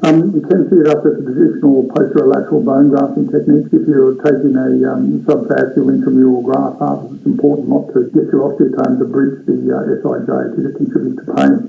And sometimes you just see SIJ pain. Very eloquent study done by out of Gold's offices, basically looking at the lumbar fusion, angular motion and the stresses across sacroiliac joint. I'm basically able to show that these flexion, extension, bending and rotational forces increase exponentially with the larger fusion, and that therefore can create stresses that can create pain. When we look at the SIJ degeneration post-lumbar labral sacral fusion, this is a study done by where he looked at a prospective cohort over 5 years and found, and assessed it by CT scan. They found that 75% at 5 years compared to 38% in the control group. So higher in lumbar sacral fusion group than the lumbar fusion group, regardless of the number of levels fused. Other studies looking at how the fusion across multiple segments can increase the incidence of sacroiliac joint pain, and particularly to the sacrum. 3 or more levels certainly influences, and most importantly, if the sagittal balance is not restored, people can transfer into the SIJ. When we look at the pain patterns, SIJ can be pain over the posterior superior spine. It can radiate to the posterior thighs, down into the calves, and sometimes down to the feet. It can also radiate around the front. So often they point directly over that area. About 4% of people may be in the midline. It can be unilateral, can be bilateral, and it can refer. And the referred pattern basically is a product of the innervation of that joint. When you go and do a physical examination, it's notoriously unreliable, and you have to be seeing this stuff all the time to be able to examine and examine it properly and get what you need. But basically, there's no specific physical examination tests that have been accurately identified to prove that the painful joint is the problem. We need to firstly just exclude other possibilities such as radiculopathy, hip joints, so it's always important to do the thorough physical examination. You get them to point to the pain, if it's tender over there, and then some of the provocative tests, at least 2 of them are positive, then you can get an idea about the possibility of that sacroiliac joint being an issue. Here's a couple of these tests here, the thigh thrust, the favour test, the distraction and compression test, and then Garland's test. And I think it's important to have that as part of your armamentarium. And as I said, 2 at least positive, then I'll go on to do a diagnostic block. In terms of imaging, there's really no useful imaging studies. Sometimes you get the home run where you get a SPECT scan that shows up activity. Sometimes an MRI you can see degenerative changes, and sometimes on CTs as well. So the SPECT scan is something that is useful. It's very high, it's very specific, but it's very got a low yield from a sensitivity point of view. In regards to diagnostic injections, this is where we use local anaesthetic. It's probably the best method for definitively diagnosing the source of SIJ pain. So I tend to do it under a little Neuralab, image guided, use local anaesthetic, and then guide it into the joint, verify that it's in the joint by a bit of dye, and then inject it. We find that if you've got greater than 75% pain relief, it's diagnostic. Less than 50% pain relief, it's not really diagnostic. We'll often do a second or sometimes third injection to increase the diagnostic accuracy, and generally inject around about 2.5 to 5 to anywhere from 2.5 to 3 mils. If you're going to do it under CT guidance, you must, as you can see, verify that the needle's in the joint. When this is done without local anaesthetic, and it can hurt the patient, and as a consequence, you see a lot of these needles are just on the edge of the joint, not in the joint. You can also look at it from not only a diagnostic but a therapeutic point of view, and you can mix with your local anaesthetic some corticosteroid, and that can help. Look, I think when we're dealing with any sort of problem, conservative treatment is always the preferred option from the patient. So I do prescribe physical therapy to supervise. We do arrange for injections periodically in those who profit from it, and you can do that radiofrequency denervation where you focus on the dorsal rami of S1 down to S4. In terms of the surgical treatment, it's been evolution. Obviously, the advent of cone beam tomography, navigation, in other words, the O-arm versus conventional fluoroscopy, has made a big difference to the accuracy and efficiency of spinal instrumentation. So we had these amazing advances in radiographic technology. Then, of course, we looked at minimising what we do to the patient. So comparing open and minimally invasive sacroiliac joint fusions, and it showed that we were able to get very similar results without increasing the morbidity. So there was this trend into minimally invasive surgery, and like everything, it takes time to penetrate within the surgical field, and then the technology matures. And so we've gone through a pretty good evolution now where there's good evidence on randomised clinical trials about the efficacy of minimally invasive sacroiliac joint fusion. And what I've observed is that open procedures, they're associated with larger incisions, a little bit more comorbidity, mainly because of the soft tissue distraction, the dissection before the bone exposure. But when you do it open and you use iliac bolts and pedicle screws, you can really get down into the joint and can certainly get a good solid fusion, but that's such as comorbidities, blood loss, soft tissue issues. Obviously, with the advent of minimally invasive spine surgery, percutaneous iliac screw fixation, when performed accurately, that fortunately good, and studies have been shown that significant reductions in people can improve their quality of life can exist. I found that minimally invasive SIJ fusion is becoming the technique over the age. And because of the stereotape guidance systems, we're able to do these things through minimally invasive. This is my surgical setup. We have an O-arm, we have navigation systems, and so basically you put the patient on a padded radiolithography Jackson table so that the O-arm can be. I make sure I do all the prepping of the patients, make sure you have a stop prep, and that the area is both crests. We put the reference arc on the non-instrument. usually only do one side. What's found about 75% of people, if they have bilateral symptoms, I do the workers, and 75% of people of those don't require a contralateral fixation. It seems like just tightening the pelvis, the symptoms. The array must be seen by the navigation system, and then we bring in and do an operative. That alarm image is then sent to the cell, and then we basically can navigate it. And I use two threaded cages from Medtronic with a combination of local BMP or sometimes other algorithms. The surgical technique, as you can see here, we can we've got our guidance system, and then we can map it through the navigation system, and then insert our. I then run an O-arm afterwards to verify the position of the system, and it just shows how accurate. So this picture on the left is technique I use. We've got minimal dissection. We just come on the post-vestibular iliac spine, just basically drill across and re-insert. The cage is about 12 millimeter. So if you ring to 10, you can get some bone graft and page, or use any other product knife. You can get 2 or 3 of these in. I don't think one's enough. I think you need 2 at least, and if you can get 3 in. I don't have any problem with the direct lateral approach. Pose a few more issues. One is the accuracy of it. 2, the damage and the superior thyroid artery is very close there, and I have heard has been injured in them. In terms of the MISS lateral approaches, obviously they have a shorter operating time, less wound. The disadvantage is, as I said, the direct debridement or grafting point, and you can see screw loose ends, screw melting. And so I think these robotic options will really increase that. In terms of the evidence for open versus MIS, this is a study that was of 63 patients, roughly in 2 groups, and they found a higher blood loss, higher respiratory function at the end of the year. So I think if we can do something where we can use the comorbidity, you still get the same outcome, then that's once again a good study done by David Polly, looking at the randomized trial, these triangular lateral-based inserts, and they looked at the 12-month outcomes and showed that there was significant reduction in people's pain and improvement, and these were statistically significantly and clinically more so. And as we look at that, we've seen some systematic reviews where they looked at 12 different cohorts over 400, and we're able to show MIS fusion leads to consistent, rapid reductions in people's pain and improvement. So this is how I approach it, and I you choose a device with.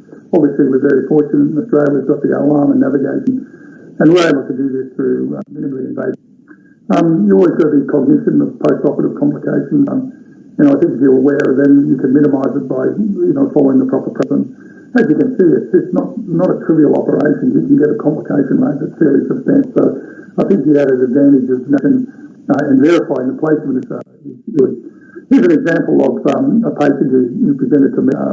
I do a EOS assessment, and as you can, she had a degenerative back, and I performed an angry. And as you can see, post-operatively, she sat back on herself for changing her shape of her surroundings. And this increased the stresses across her sacroiliac joint, and I'll perform a navigator sacroiliac joint fusion. I was able to verify it immediately, and then at 6 months post-op, validated fusion by CT. So this woman had a reduction in her arm. Obviously, we've got the robot and some MASERX robotic guided sacroiliac, and so that's a nice technology whereby the incisions are even. Once again, you've got to get a fusion, and that's important, so you must think about what play is. So in summary, SIJ is a more common problem. I think we need to have a strict diagnostic protocol to use. We can try extensive non-operative treatment, and if people fail that, then the diagnosis can be made by MPs. The role of surgery should be very tested. We need to make sure they don't have other regions of pain, and we must educate about modest improvements in their pain and disability following SIJ. It's not unusual to have 50 to 70% improvement. It is unusual. It's important to make sure the patient. So it appears as though sacroiliac joint fusion through MIS has an acceptable safety profile, but you still have to get that fusion. I'd like to thank you for your time and ask you to present to the society, and I'm thrilled to do so.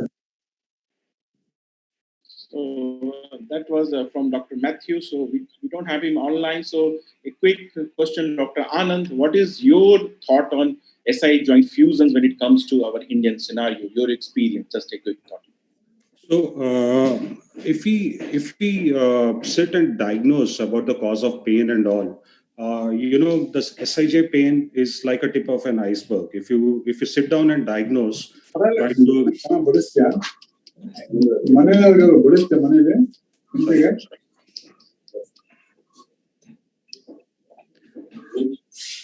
So if you diagnose, you will see that there will be a lot of patients who are having that. Matthew and me, we both work together and we do a lot of anterior surgeries and all. Even after ALIF, the incidence is around 1%, and we see a lot of these patients at around 3 to 4 years mark, having the back pain and all. So we do the diagnostic blocks and all. We started this MIS sacroiliac joint fusion in 2013. And we started navigating them. Now, if you look at the presentation, there are two different types of screws which are being used. Some are cylindrical and some are triangular. So the cylindrical ones, we experience a problem of loosening. Despite using coated screws or graft, whatever is available. But the triangular ones, they are much better, or maybe the cylinder with a cage so that the bone can integrate faster. Okay, thank you for the overview. So let's move on to the next talk from Dr. Sudhir from Medanta. So again, we have an interesting topic. It's about tackling anterior vertebral body pathologies with the tubes. So can we have his video, please? Last two frontiers left to tackle lesions with minimally invasive surgery are deformity and lesions which are ventral to the cord involving the corpus. The areas which can be there are ventral to the cord but behind the body, like some tumors and cysts, and certain vertebral body pathologies which are anterior to the cord, like tumor, traumas, and tuberculosis.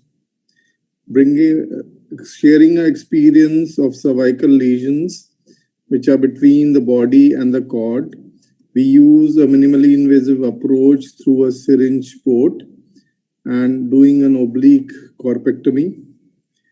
After doing the corpectomy, we go for a lesion which is like this. We will go on to open the dura. And once we open the dura, this is the coagulation of dura, what you can see is being done. So we'll open the dura. Because we are just next to the tumor, we will dissect of the structures along the arachnoid and separate them and gradually dissect the tumor off the arachnoid and then gradually build on the arachnoid on the side and the tumor plane so that we can remove this tumor in totality. Also, in certain cases of CV junction, where you have lesions or tumors which are ventral to the cord and cord here and the tumor which is from here to here, these lesions can be addressed from a port from the sides. And you can see we have gone from one side and removed whole of this tumor and given a lot of space to the cord which was causing edema into the brainstem also. Also for lesions in the cervical thoracic craniovertebral junctions like a degenerative cyst and a bony element which was there, we could go from the sides with a port like this and we could address this pathology. This is the video of that case where you can see that we have done the bone work, gradually made more space for ourselves, done some drilling, and gradually reached an area where we can see the part of the cord which is here and the C2 nerve root which is here. Gradually building this space, and you can see the C2 nerve root getting more well defined. And then taking out the cyst which you can see now. the cyst which is coming out, and the dura is so far off, and that is the area of the dura, and gradually developing a plane so that we can remove this cyst to totality. We also get, this is a double lesion, a tumor, and a degenerative ossification of the ligament here. And this, we use tube as a nose. Nose is a tube, and we go through the nose and take this out. And this is the post-op.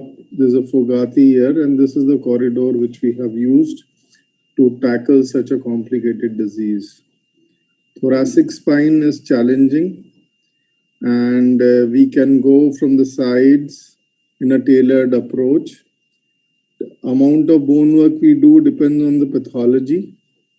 And this is a case where there's an infective lesion here, and there was a pus, and there was degeneration there.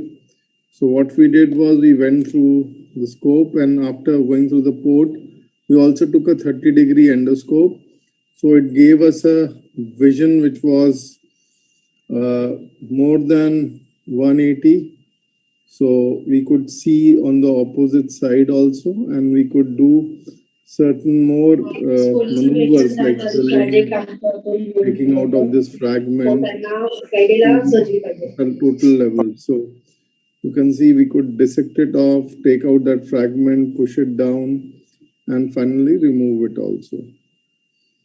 And we could also put a cage in this case. Now, certain body diseases are there in which there may be tumor, there may be osteoporotic collapse, there may be tuberculosis, where we go from the sides, tailoring according to what we require to do. And in this case, we have gone through this corridor into the bone. There is a fragment which is going inside, you can see here, and taking out this fragment through this thing. Certain interesting rare cases like herniation of the cord, which is your cord gets struck to the part of the vertebral body, there's a dural defect and the cord is going out. In this case, what we have done, we have gone through the port on the sides. This is the trajectory. We have gone here and identified the defect. Use a navigation helps us. So what we did is we have gone through the port, done the bony work, and then once we are, we try to go between the pedicle and the corpus. And once we have reached that area, we start seeing part of the dural tube. Sorry, my mistake. So we start seeing a part of the dural tube. And this is the dural tube you are seeing. Now what we are doing is we are working in front of the dural tube and doing the drilling of the corpus in front of the dura. And this is gradually we are defining where we are supposed to get the arachnoid here. And you can see this bulge of arachnoid which is there. This is where there was a dural defect and the cord was adherent here. So gently you define it, and then you use artificial dura to place it here so that you can do a good job at this place. And subsequently we close it. Also, an interesting in lumbar disease at T12, you will also take out the rib and then go through the pedicle inside. And at the below levels, what you will do is you will go gradually inside, go on drilling, doing discectomy above and below. And then you will take out the bone fragment which is in front through this corridor. And even putting a cage inside is possible with this corridor. Now lumbar spine, this is a metabolically active lesion present here. And in this we took an approach like this. But after removing this tumor, we got a certain spurt of urine which was coming out.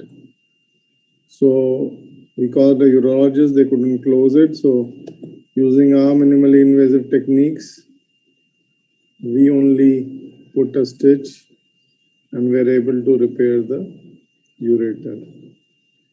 And thanking you for all the attention. Thank you, Dr. Sudhir, for excellent talk. And Dr. Zaveri has a question. Please go ahead, sir. Sudhir, that was a fabulous talk and some fabulous work that you are doing. Can you enlighten me that in the thoracic cord, when you are anterior or anterolateral to the cord, if there is a dural tear, how do you manage that? So the video which I showed, I managed it exactly like that. This video which I showed, there was a defect of the dura which was congenitally present. So what we go anterior to the surface of the dura where the body is there. Just anteriorly we drill, leaving the posterior part of a thin bone left inside. Then we gently break away that bone down, and then we put a duraform followed by a surgicel. Duraform has to be a small size, and the surgicel has to be a larger size. We can also put a glue, but in most of the cases we don't use a glue at that place. This is overlaid, not inlaid, right? You're not laying it below the dura. In this case, I had to put an inlay because this was a herniation of the cord. But otherwise, I will just do an overlay and get away with it. So it could be very easy to get lost in this case. Do you always use some sort of a navigation or AI support for all these cases? And do you recommend that they should always be used, or can it be done without AI or navigation? Because we saw quite a few navigation being used in these cases. Minimally invasive surgery I've been doing for 18 years, and I was doing everything with a C-arm. Past 4 years, I am doing everything under navigation. So you can do everything with C-arm, no problems. So thank you so much. So for the interest of time, let's invite the next speaker, Vishal Kundani, the Mumbai orthoplasty, who will be talking on application of tubular retractors in cervical spine pathology. Over you. Please play the video, Vishal's video, please. Thank you, Ayush. Here it is.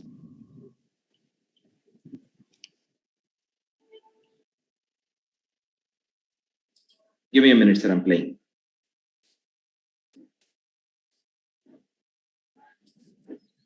Welcome to MISSAB Surgical Symposium. Warm greetings from Mumbai. Cervical spine surgery is often performed for various reasons, be it decompression surgery in patients with radiculopathy or myelopathy, or it can be in the form of instrumentation in high cervical spine for odontoid fracture, C1-0 fixation, or it can be in the form of lateral mass fixation. Sometimes tumor excision and biopsy is also the primary aim of surgery. And these can be performed by various ways. We all know that cervical spine surgery is either anteriorly done or posteriorly in the form of ACDF, ACCF, or laminectomy, laminoplasty, and lateral mass fixation, or high cervical spine surgery. And all these can be achieved by one of these techniques. They have stood the test of time, all these surgeries. Then why do we need MIS? We need MIS because there are problems of conventional spine surgery, and you need to get convinced that there are certain problems which you have been facing so far in life, and MIS is an answer to it. What are those problems which MIS can really solve? We all know that fusion is not the primary goal in patients with radiculopathy. However, it is to be done whenever you are doing a radiculopathy to get good results. And that is why fusion is probably an addition to it, which results into problems like neck pain, sometimes visceral issues, dysphagia, dysphonia, and sometimes recurrent laryngeal palsy in short term. In long run, ASD can be caused. In posterior spine surgery, when you do a posterior muscle dissection surgery for laminectomy, laminoplasty, neck pain is known to be one of the residual causes of problems in these patients. It has been very well proven in various forms of literature. And these problems do happen purely because of exposure, because of access-related problems, including large incisions, muscle retraction, prolonged retraction of the muscles, and high infection rates can also be adding to the morbidity of these patients. In high cranial surgeries or craniovertebral junction surgeries, spontaneous OC fusion, wiring-related issues, C2-3 facet arthritis is also known in literature very, very well. So why do we need MISS? We all know that these problems, which we sometimes tend to just forego, they do exist. And this is the time has come where we should fight it out and try to solve these problems or do our surgeries with same amount of efficacy, same amount of target surgery, however, by means where the access-related morbidity comes down without hampering the results. And this is what the basic principles of MIS is, which in lumbar spine, we have seen the advantages. We all know the advantages of MIS surgery in lumbar spine, and they can now be easily extendable to cervical spine. And I'm going to show you some examples where MIS surgery has proven its worth and given the test of time, and also has shown efficacious results without actually creating the problems of conventional MIS surgery. We all know the advantage of MIS, and these are exactly the advantages that will be applicable in all cervical spine surgeries also, where the incision size comes down, the blood loss is less, the infection rates are less, it is more forgiving because the dural leaks really don't give any more trouble anymore, the pain is less, the painkiller requirement is less, the rehab time is less, and patient's recovery to normal is also very, very fast. And these are the advantages which you cannot hold back from your patients in cervical spine surgery as well. So why do we need MIS in cervical spine? It is established. There are advantages which you cannot forego. It is the future, and it does work. Where does it work? It works in patients with cervical radiculopathy. You can do a tubular oblique corpectomy or corpectomy, adding discectomy to it. Like in this particular patient, we did a tubular discectomy for a laterally placed disc. They are going laterally without disturbing the whole corpus there, just by burying it out. And this is where the MIS technique works very, very wonderfully. And you don't really have to add fusion to these patients. So fusion is not the primary goal of it. You can do this not only anteriorly, but also posteriorly. Posterior cervical microforaminotomy for laterally placed large discs creating radiculopathy is very well established procedure, and this can easily avoid any fusion. You can see the pre and post of MRI, wonderful decompression is already done. And this is something that we all must try to target and have less morbidity, less requirement of fusion, less chances of ASD in all these patients. Cervical PIVD, where there is a lateral, not only foraminal stenosis, but also a disc and osteophyte complex. Again, posterior microforaminotomy comes very handy. See the size of incision. These patients can actually walk home the very next day. These are wonderful surgeries, can be performed under tubular MIS technique, or even endoscopes can be used in these patients. Cervical tumor excisions, not only are they very handy with the use of tumor because the dural sac is not to be touched, not to be seen, and you can really excise the whole tumor by a very precise placement of your tube over them. Like in this particular patient, you can exactly see the C7 osteoma excised from the lamina, and this is completely gone there. And this is something where tubular MIS surgeries come very handy. This is one case where no amount of open surgery would have actually helped. We use navigation in this particular technique, where a C1 lateral mass osteoma, a complete tumor excision required, where the tumor lies bang behind the vertebral artery, and we went in with the help of MIS tubular techniques and see the size of incision, and when we were able to excise the complete tumor from the C1 lateral mass there. Again, you really don't need to use it. The moment you plan to do an open surgery in these patients, you will actually have fusion, be it segmental or a OC fusion would have been required otherwise, which we were able to avoid purely because of the advantage of MIS. And so it does works. This is one case report from one of our pioneers in tubular spine surgery, Arvind, who did a C2 tumor from the lamina, and he was able to excise it and wonderfully depicted in his case study. Again, showing the advantage of MIS surgery in In patients with fracture dislocation, we have been able to do this. In patients with transarticular screw, we have been using minimal invasive techniques, using percutaneous implants there, and the exposure is only limited to see the pars. This is some examples in a child where MIS transarticular screw was done for a patient with C1, C2 dislocation. Now, facet dislocations like these, which actually require a facet resection, and then you have to turn the patient to anterior surgery. This is one such case example where facet resection, which was required to reduce the fracture dislocation, was done a tubular technique. We just docked up a tube on the facet, just excised this small piece of in a locked facet, and we were able to get good reduction and turn the patient, did a ACDF in this patient. Again, imagine doing an open surgery, you would have to actually dissect the whole muscle area to get only reduction in there. This is something that we all must try to apply in patients with facet dislocation. A minimal invasive technique to reduce the fracture and a small ACDF surgery would really help in these patients. This is not limited to only subaxial spine. In craniovertebral junction also, we have been doing with the help of tubular techniques, using odontoid fracture fixation with the help of tube and minimal invasive exposures there. And these are just some case examples there. Adding navigation has not only given wings to MIS in spine surgery, but has also helped us to ascertain the completeness of the surgical principles there. Like in this particular patient, we were not only able to excise the tumor intraoperatively, but immediately postoperatively with the help of navigation, we were able to see exact location of the tumor and the completeness of excision.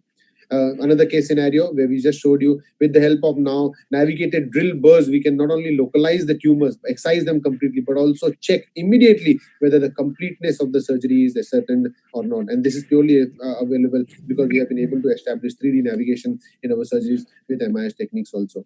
In patients with high riding vertebral artery, just presence of our guide navigation helps us to get the same MIS trajectory in these patients safely with absolute precision there. And just some more case examples where navigation and MIS combined gives us wings to fly in such syndromic cases, even getting the same advantage of MIS. So we all know that MIS, it does works, it has advantages. And remember, MIS is here to stay. It is the future of cervical spine surgery as well.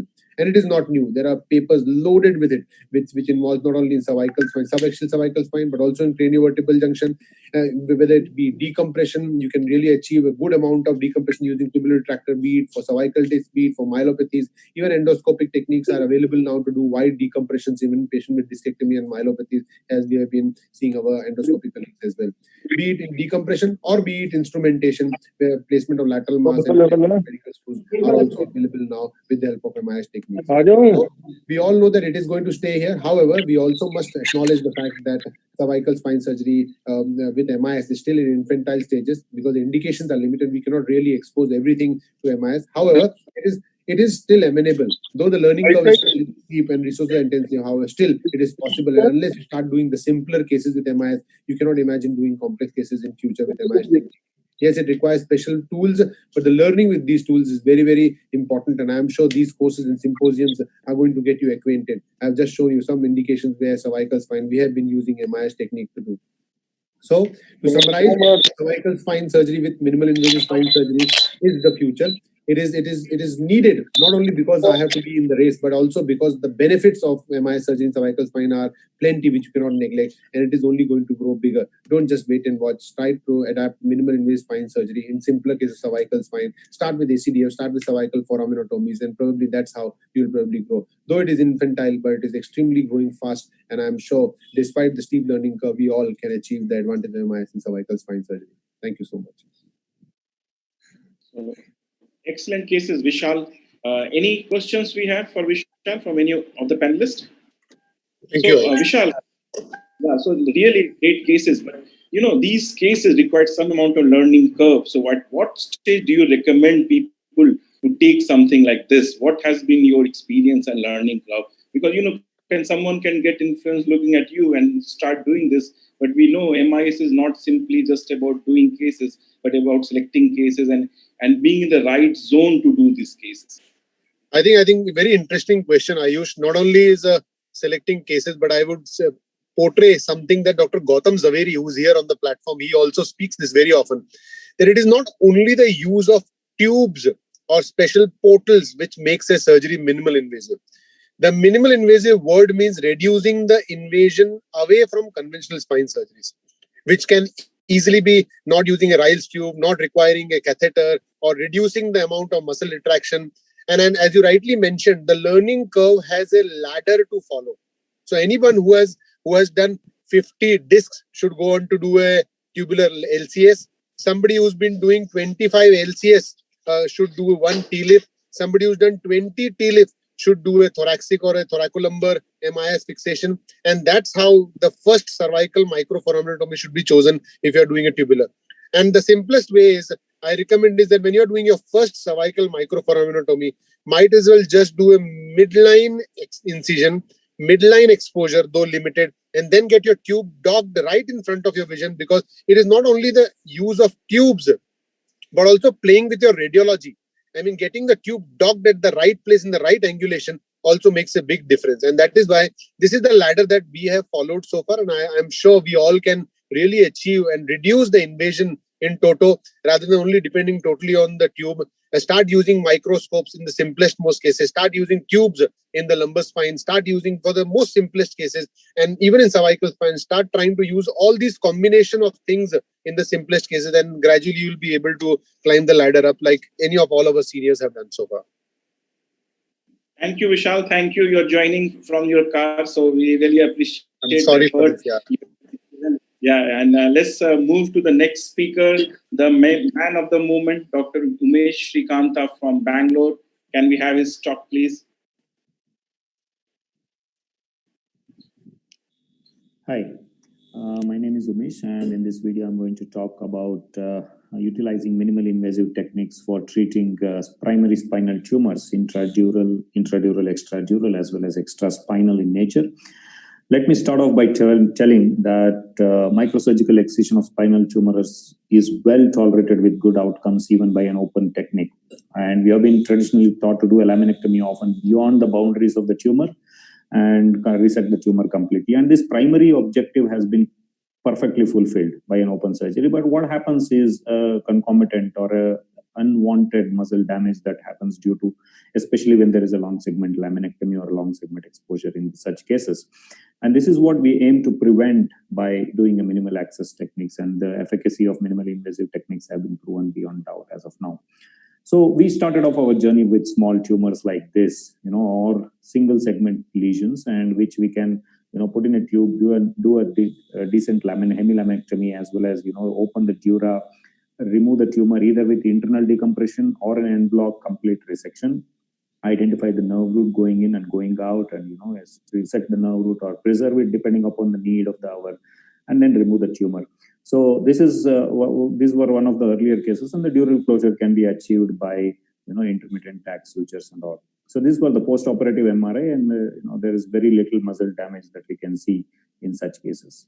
Of course, we then progressed to doing similar tumors in the thoracic region, and as you can see again, the muscle injury is significantly less. And then comes the more complex cases, like this. For example, this is an anteriorly situated meningioma, which is a calcified component, and at the level of D4, that is the narrowest part of the spinal canal, all points favoring towards a difficulty in excision of these kind of tumors. Of course, this can be done. So this is the dural opening after the hemilaminectomy, and we made a lateral cut in the dura, and we can progressively do internal decompression, remove the dentate ligament so that the spinal cord can be slightly retracted to the other side, and then go anteriorly under the spinal cord, and then remove all these calcified components, as you can see there, and also see the attachments over there. So that is one big calcified component that is coming out, and then we can virtually remove the tumor completely and coagulate the dural attachment of the tumor. And this is the post-operative case. So coming to slightly bigger tumors, and then these can also be resected using a tubular retractor, a 22 millimeter tube, which can be angulated towards the position of the tumor as required, gaining a single axis. And this is one of the intraoperative images. So I'll just skip through because ultimately this is just a large tumor which we have just angulated the tube into various directions, and we removed it, tracing the margins of the tumor from all the directions, and complete tumor excision can be achieved. So this is the post-operative MRI, which is showing complete tumor excision. And as you compare with the pre-operative MRI, the only difference you'll be able to make out is the slight difference in the thickness of the psoas muscle. And if you carefully observe the paraspinal musculature, hardly there is any change between the ipsilateral as well as the side where the surgery was not performed. So the complete preservation of paraspinal muscles can be achieved.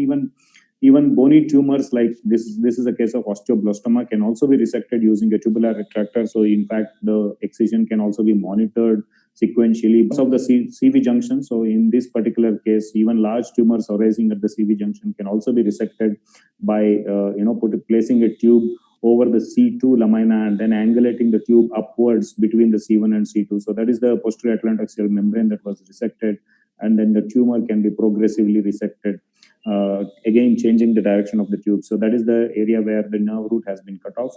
And once we remove the tube, the muscles fall into place. Again, the post-operative MRI, similar to that case, is showing only a small CSF collection, whereas the paraspinal muscular attachments, the attachments of the C2, as well as the suboccipital muscles, everything can be preserved without harming them.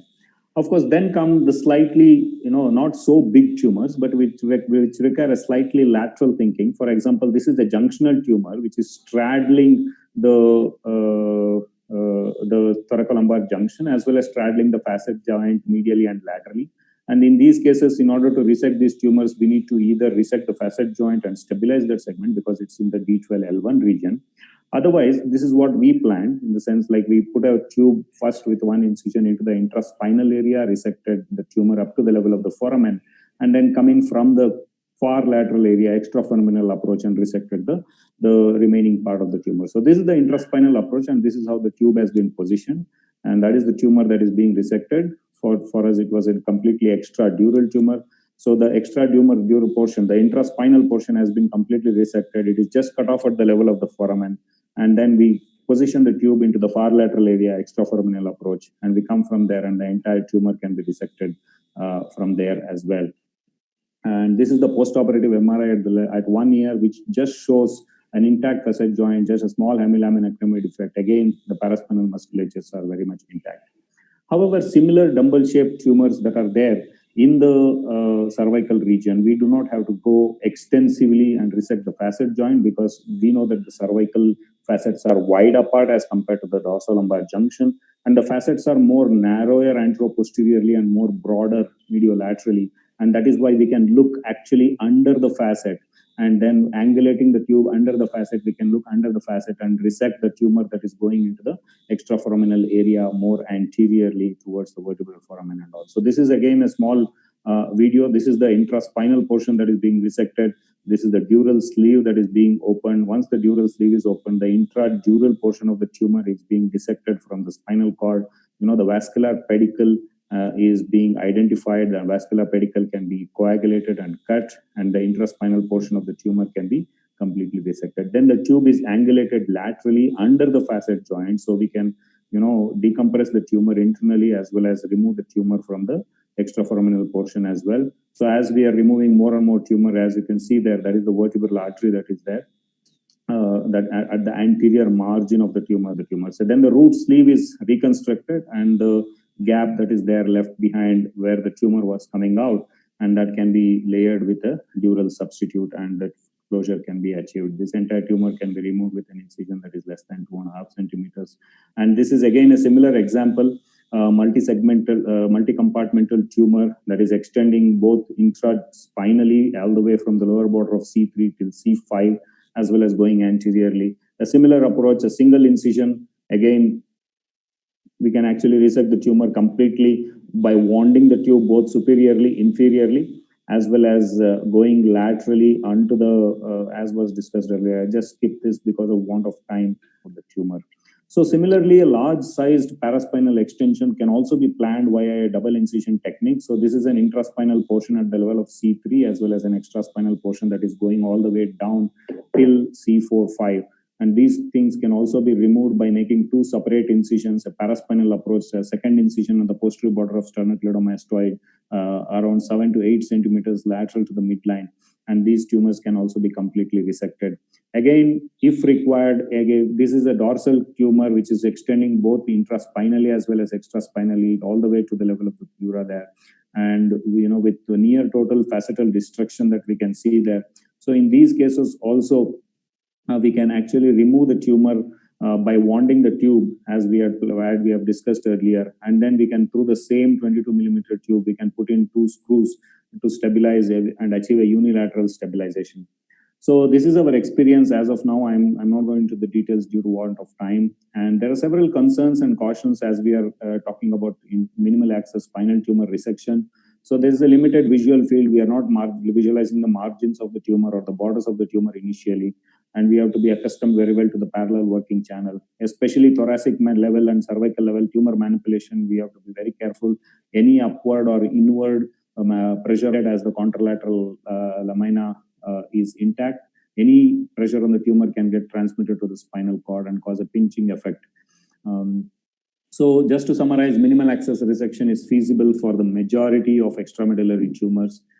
It is safe and effective, and there are several proven benefits of minimal access technique. Thank you. Thank you, Dr. Umesh. Great talk, great case selections, and excellent documentation. Do we have any questions from any of the panelists? So again, excellent cases. So how do you select these cases? Is there a limitation to what you can do with the tubes?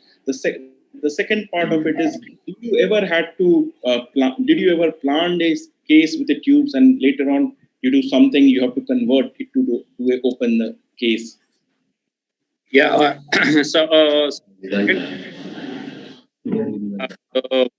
Only in one case where we thought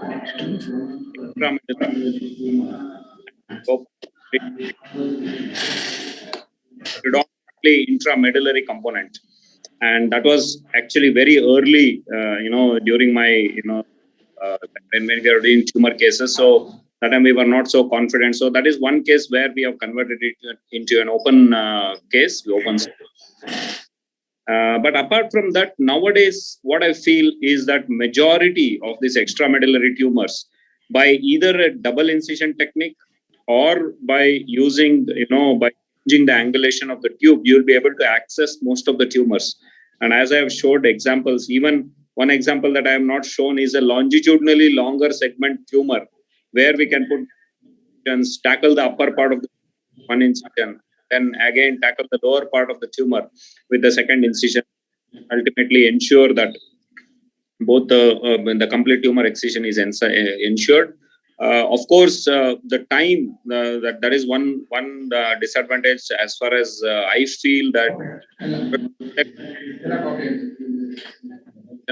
the time slightly taken. Your voice was breaking in between, but another thing, if someone is starting to use tubes for tumor resection, what are the cases you will recommend for the initial case selection, how to go about it before you venture into some complicated cases? Now, as I told, it is better to select a simple single segment, around 1 to 2 centimeter, intradural extramedullary tumor, preferably a schwannoma, with a very well defined margins. And that is something. But before we venture into this, I think there is something else that we need to be comfortable with, that is dural closure. So only when we are comfortable with the dural closure is when we can attempt to do an intradural pathology with the tube. But otherwise, yes, extradural tumors or extradural tumors, extraspinal tumors, even small extraforaminal schwannomas that we can sometimes, if we are lucky enough to find them, if it comes across, these are something that can be approached with a tube very well. So thank you so much. And if we don't have any questions from any of the panelists, we can move on to the next session because we have just finished on the time slot. So can we go to the next session if we don't have anything from any of the panelists? Yes, Dr. Ayush, I think we should move on to the next session again, due to want of time. Thank you very much, Dr. Ayush, for moderating this session. And I thank all the speakers as well as the panelists for their time and their contribution towards the, towards this particular session. Thank you very much. Thank you.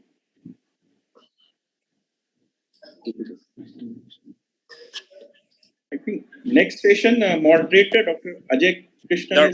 Yeah, sorry. Good afternoon, Dr. Ajay Krishna. So you're there? Yes, Dr. Ajay. Can you hear us? So the next session is going to be on complications and management. And Dr. Ajay is the one who is going to be moderating the session. Dr. Ajay, are you around? Are you online?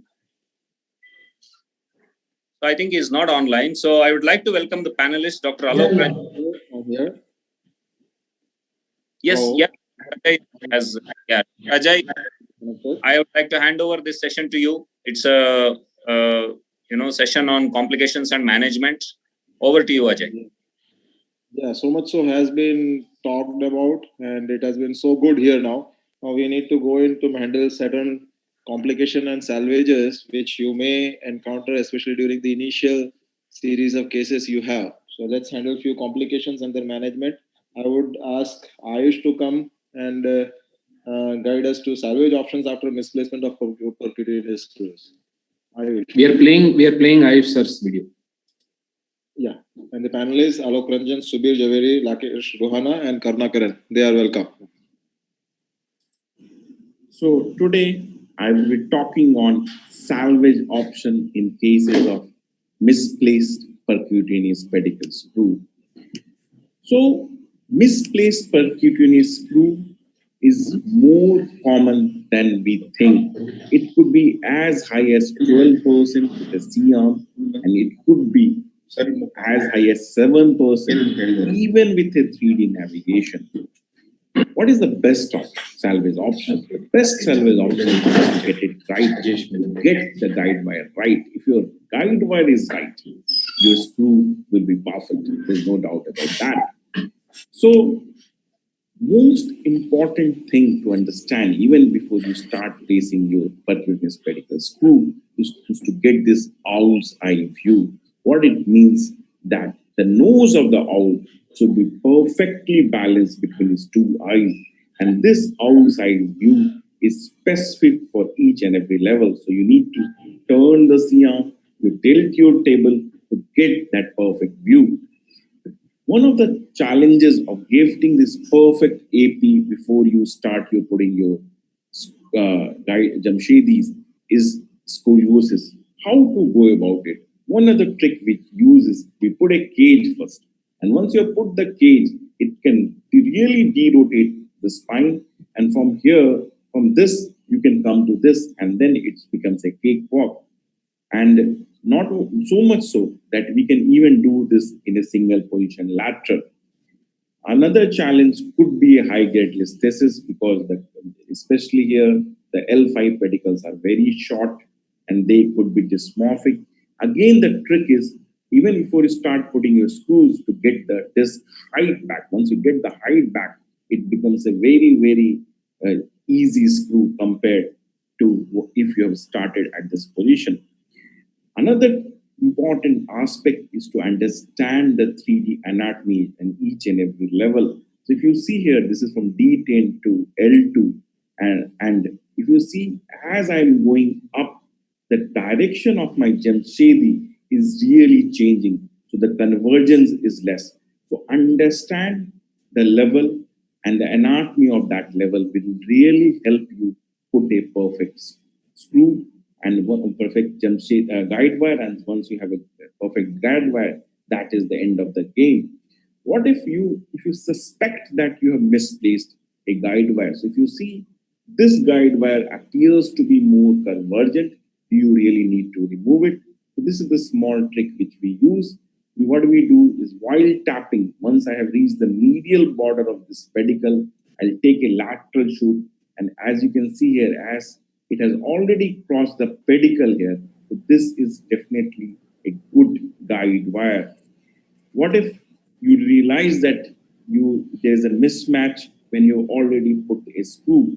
So either you can remove it, or if you have neuromonitoring, this is one of the studies which say you can use the trigger EMG at 10 milliampere to check if the screws are still good, and this will help you decide whether to remove that screw or not to remove that screw.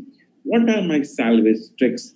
This is what I do if I feel I have misplaced the guide wire or the pedicle screw. I use the Jamshedi, the Lanky. I use the curve of the Lanky to get a completely new trajectory. And for sure, in each and every screw, there are more than one trajectory which you can use. As you can see here, I had a medial breach, so I directed the Lanky laterally, and I got a completely new trajectory. So use a new trajectory while you're placing a salvage screw. This is another good salvage option. So in selected cases, if I think I misplaced my guide wire screw, I use this guide wire-less screw, which is a Viper Prime from Synthes. And what it does, it allows me the full strength of the screw, because the guide wire is inside that screw. So you can really change the trajectory and really get a new trajectory altogether in single shot. And then if you're salvaging your screw, you need to put a longer screw. Try to put a larger diameter screw. The other option is to do a cement augmentation, HA augmentation. And in spite of all that, if you feel that still you cannot salvage it, either skip it or use the technology. If you have a O-arm, if you have a robotic C-arm, now there is enough evidence to suggest that these navigated screws can be a good salvage, and their accuracy can be as high as 99% if you plan the trajectory right. Thank you. These are my salvage options when it comes to putting these percutaneous screws.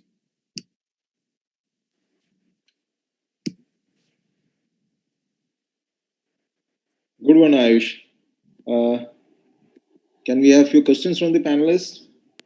Yeah, Ayush, it's a good presentation. So what happens that intraoperative at times you may not realize, but post-operative patient may wake up with either a foot drop or pain, and you get a CT, you realize that it is misplaced. Then what would be the strategy? The real challenge will be detection post-operatively, where you have, rods is fixed. Now you have to go in, and then what is the strategy?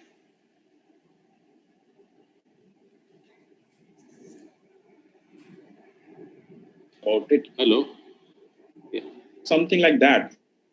Yeah. There's no other option but to change the trajectory, change it, get a new screw in and remove the screw. But with the MIS, I feel because you have to put your guide wire first, so you can really see if the screw, if the guide wires are good. There's no doubt unless you have really messed up putting that, really change the trajectory. It's very difficult. Medical centre से patient है, TB का है, non TB का, 3 months को ATT चल रही है, recent onset पैरापेरेसिस. एक बार जरा ओपीडी में आकर उसको देख लो, वो एडमिट करना है, कल या परसों करना है. Can we have him muted? Yeah. So that's what I was saying. If you have something like that, you really need to remove that screw and change it. But I think the best option, as I told, is to make it for intraoperatively, especially with MIS.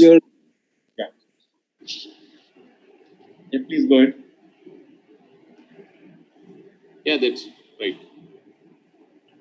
So, Rakesh, I had that opportunity that I'd fixed the patient, and then the patient was doing well. And then after a few days, the patient started coming of pain again. And that at that time, I actually re-imaged the patient after about 3 or 4 weeks of the primary MIS TLIF. And then what had happened at that, the pedicle, the screw actually had was a little bit more medial than what I had expected. A piece of bone had perhaps broken off, but had not dislodged initially. And after the weight bearing had begun, that piece had dislodged and started causing pain to the patient. So I had to revise that screw. I had to go in, remove my rod, remove both the screws, redirect the screw and put a new rod. I mean the same rod again. So I did have that experience, unfortunately, but that can happen.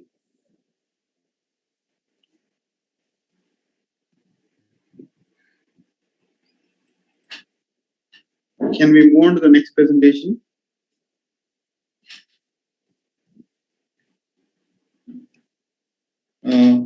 Ranjit sir? The panelists? Yeah, very much here. My video is already there. Yeah, Ranjit. So that is the next of yours. 83-year-old who had a premier fall, sustained having the IIT filtered, having a bullseye of the pedicle is the best way to confirm whether it is infectious or not. And that can be made always a standard to make it 100% sure. Though we have OAM and we take MRI in of the almost spleen was all done, cases because we have along the with the gadget, that's why repeat we X-ray, take it. which showed that left 20 side and the MRI showed extensive osteoporosis with an unstable fracture at the L1 level. We decided to go ahead with percutaneous vertebroplasty along with percutaneous pedicle screw fixation. Once we inserted the screw and then got in the rod, as we tightened the rod, we could see that the screw had gradually pulled out. What do we do now? With this, let us discuss. Screw pull out in MIS, now what?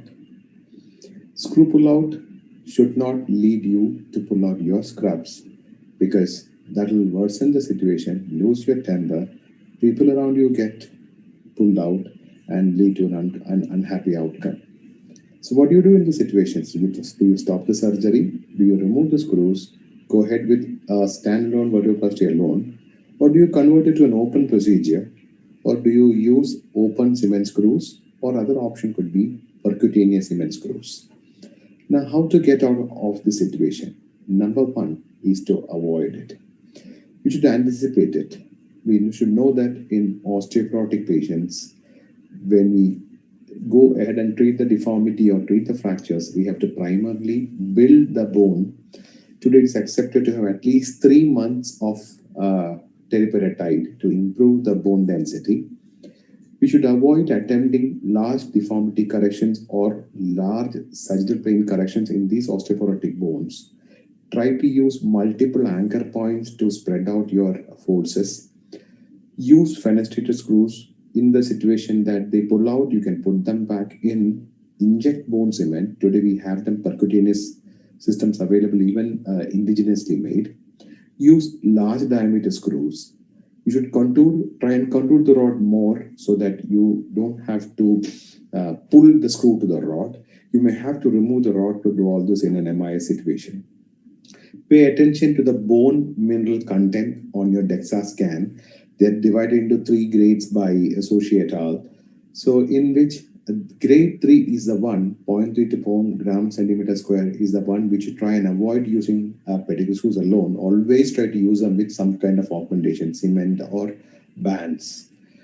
Along with that, the traditional techniques of increasing bone purchase by using a more medial trajectory, a cortical purchase, using conical or taper screws with a larger diameter content in the pedicle, using improving the fit by using augmentation methods with PMMA or CPC. By and large, PMMA is the most popular ones.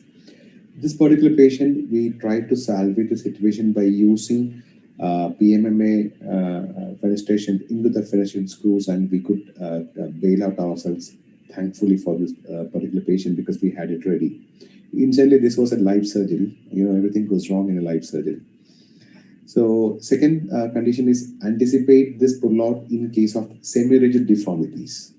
If in cases where like you do a degen scoli where you try to do an anterior release by using an A-leaf or O-leaf, try not to use large lordotic cages. Today we know that an O-leaf or an A-leaf seldom does a large part of correction by itself. It has to be augmented by your posterior procedures like a Pontes or a posterior column osteotomy and releases.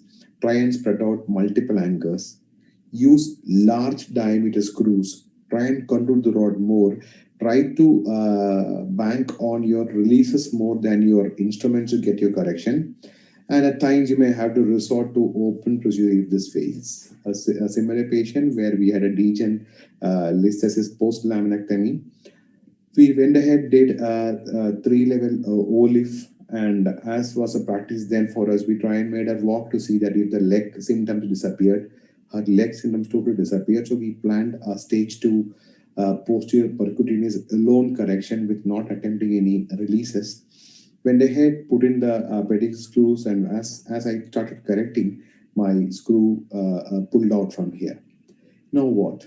In this particular patient, we took out the rod, contoured it more, put in a thicker screw, and tried to salvage the situation. So the take-home message from this short presentation is that plan the surgery, because we know failing to plan is planning to fail. We all will face it someday in our life. Keep bailout options ready in the OR. You have to acquaint yourself with the implants and instruments very well before surgery. You might have to get used to various combinations across different manufacturers to bail out situations. You have to have extended options like dominoes, ilia connectors, cables, wires, etc. ready in a situation that you have to convert your surgery to an open posterior correction. Thank you for your patient listening.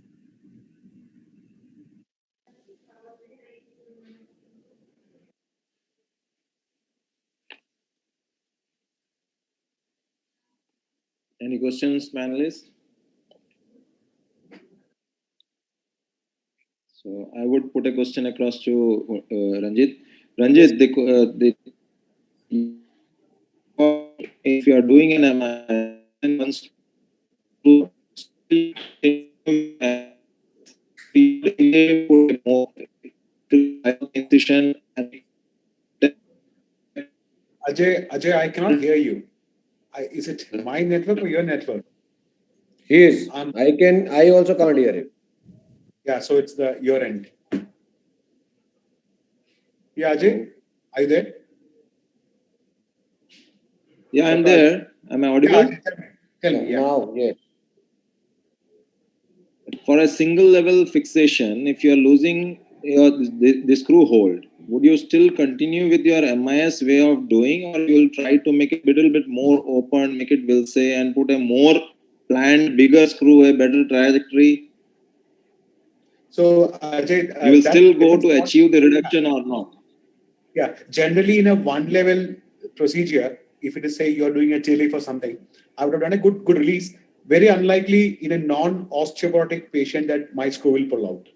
In a non-osteoporotic patient, if the screw pulls out, I'll definitely go more lateral and take a more medial entry and take it. I'll triangulate more and try to get a purchase. Osteoporotic bone, I will not do anything. If it is pulling out, I'll stop there, put it back, put cement and complete it. In osteoporotic bone, I don't change track, etc., because it will still pull out. Did I answer your question, Yeah, right. Ajay? Yeah, right. So we move on. The next talk is intraoperative inadvertent dural tear management options with tubular retractor. Dr. Umesh. Thank you, Ranjit. We are playing Umesh sir's video.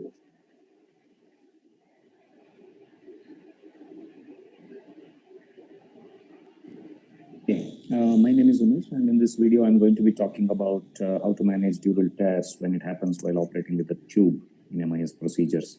So as we know, incidence of dural tear is higher in revision cases, and sometimes even with appropriate techniques, it can happen, in certain cases where the risk factors are high, either due to an older age group or a chronic compression where the dura is thin, in ossified ligamentum flavum, in synovial cysts, and etc. Managing these cases appropriately is very important because this can lead to post-operative complications like CSF leak, post-operative wound CSF leak. It can lead to wound dehiscence. It can lead to surgical site infections, meningitis, internal complications even when the external wound appears all right, like pseudomonimbus seal or a nerve root entrapment can happen, which can result in a higher incidence of Feldbach syndrome in these cases as compared to what we see in a case where there is no CSF leak.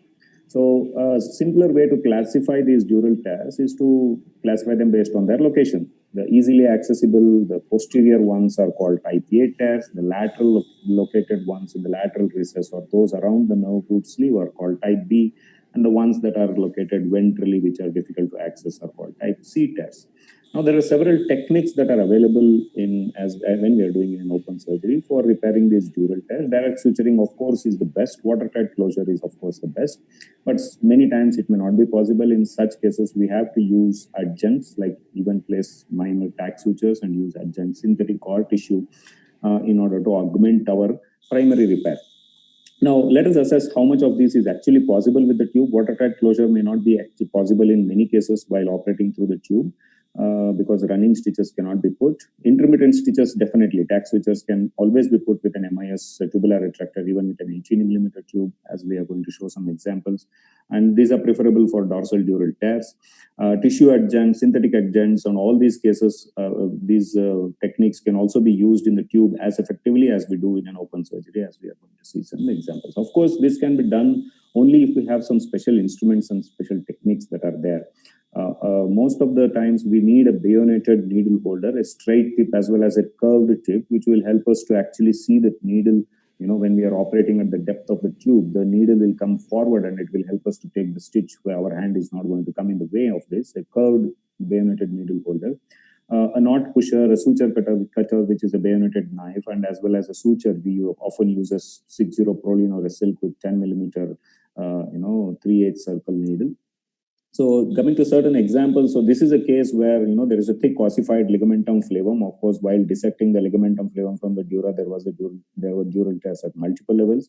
So, and as we are going to see, so this is one of the lower dorsally easily accessible dural tears where we are putting intermittent tack sutures and we are closing that dural tear. So as we have seen, so it's important to see that the nerve doesn't get caught or the epineurium doesn't get caught in the thread, and we have to take appropriate precautions. Sometimes even we can push a small piece of abgel or a gel foam inside, or a small piece of fat to push the nerve down so that we can take sutures. So this is another tear that has happened in the contralateral area, that is after the over-the-top decompression, and where suture cannot be done, and there we have just put in a dural substitute. Of course, in all these cases, it's important not to compromise on the primary objective, whatever we are doing. And so this is again one more case where there is a small, very, very minor CSF leak from there, and there is a small nerve root prolapse that we can see. But of course, this didn't turn out to be as simple as we had expected in this particular case. So there is a multiple nerve roots, cauda are lying outside in the epidural space, and the dural defect is not to be identified at all. So the dural defect was actually a very small one. And usually it is recommended in these cases that we open up the dural defect, we enlarge the dural defect so that these nerve roots that have prolapsed outside can be, pushed back inside. But, what we didn't expect was as soon as we opened this, the entire cauda actually came out of the dural sac, probably due to the intrathecal pressure. So in these cases, we can always put the head end down, reduce the intrathecal pressure by reducing the PEEP and, making sure we can gradually and sequentially push these roots one by one into the thecal sac, and then we can put approximated sutures. If it is not watertight, we can always put in a muscle graft, augment this with a fibrin glue. So this is another small example where, there is a simple laterally located dural tear, which we can actually, just put in a dural substitute, cover it, and then tuck it anteriorly, into the dura, and then, wound CSF leak shouldn't be an issue in these cases. So coming to the basics of management, accidental durotomy in MIS, is pretty much the principles of management are similar as what we do in an open procedure. When it's around the nerve root sleeve, we don't have to put a suture because that itself can cause a constricting ring around the nerve root and cause compressive effects. And in this case, only a dural substitute or a patch can be put and augmented with a fibrin glue if possible. Ventral dural tears, of course, no intervention is required most of the time. CSF leak is not a problem. In a dorsal tear, we have to identify whether it is suturable or non-suturable. If it is suturable, primary repair is the best. And if it is not watertight, many of the times in MIS, it is better to augment with a dural substitute, muscle fascia, or a graft. So just to summarize, dural tear avoidance is still the best, and we need to be familiar with the microsurgical techniques for dural repair. And when we are operating through the tube using special instruments and microsurgical techniques, it is possible to repair most dural tears similar to open techniques. The idea is to prevent internal pseudomonimous seal or a nerve root entrapment, and wound CSF leak is almost never a problem in all these cases. Thank you. Thank you, Umesh. We will go to the next talk by Pramod, and we'll take the questions together for both of the topics. Management of dural tear during endoscopic procedure. Pramod, welcome.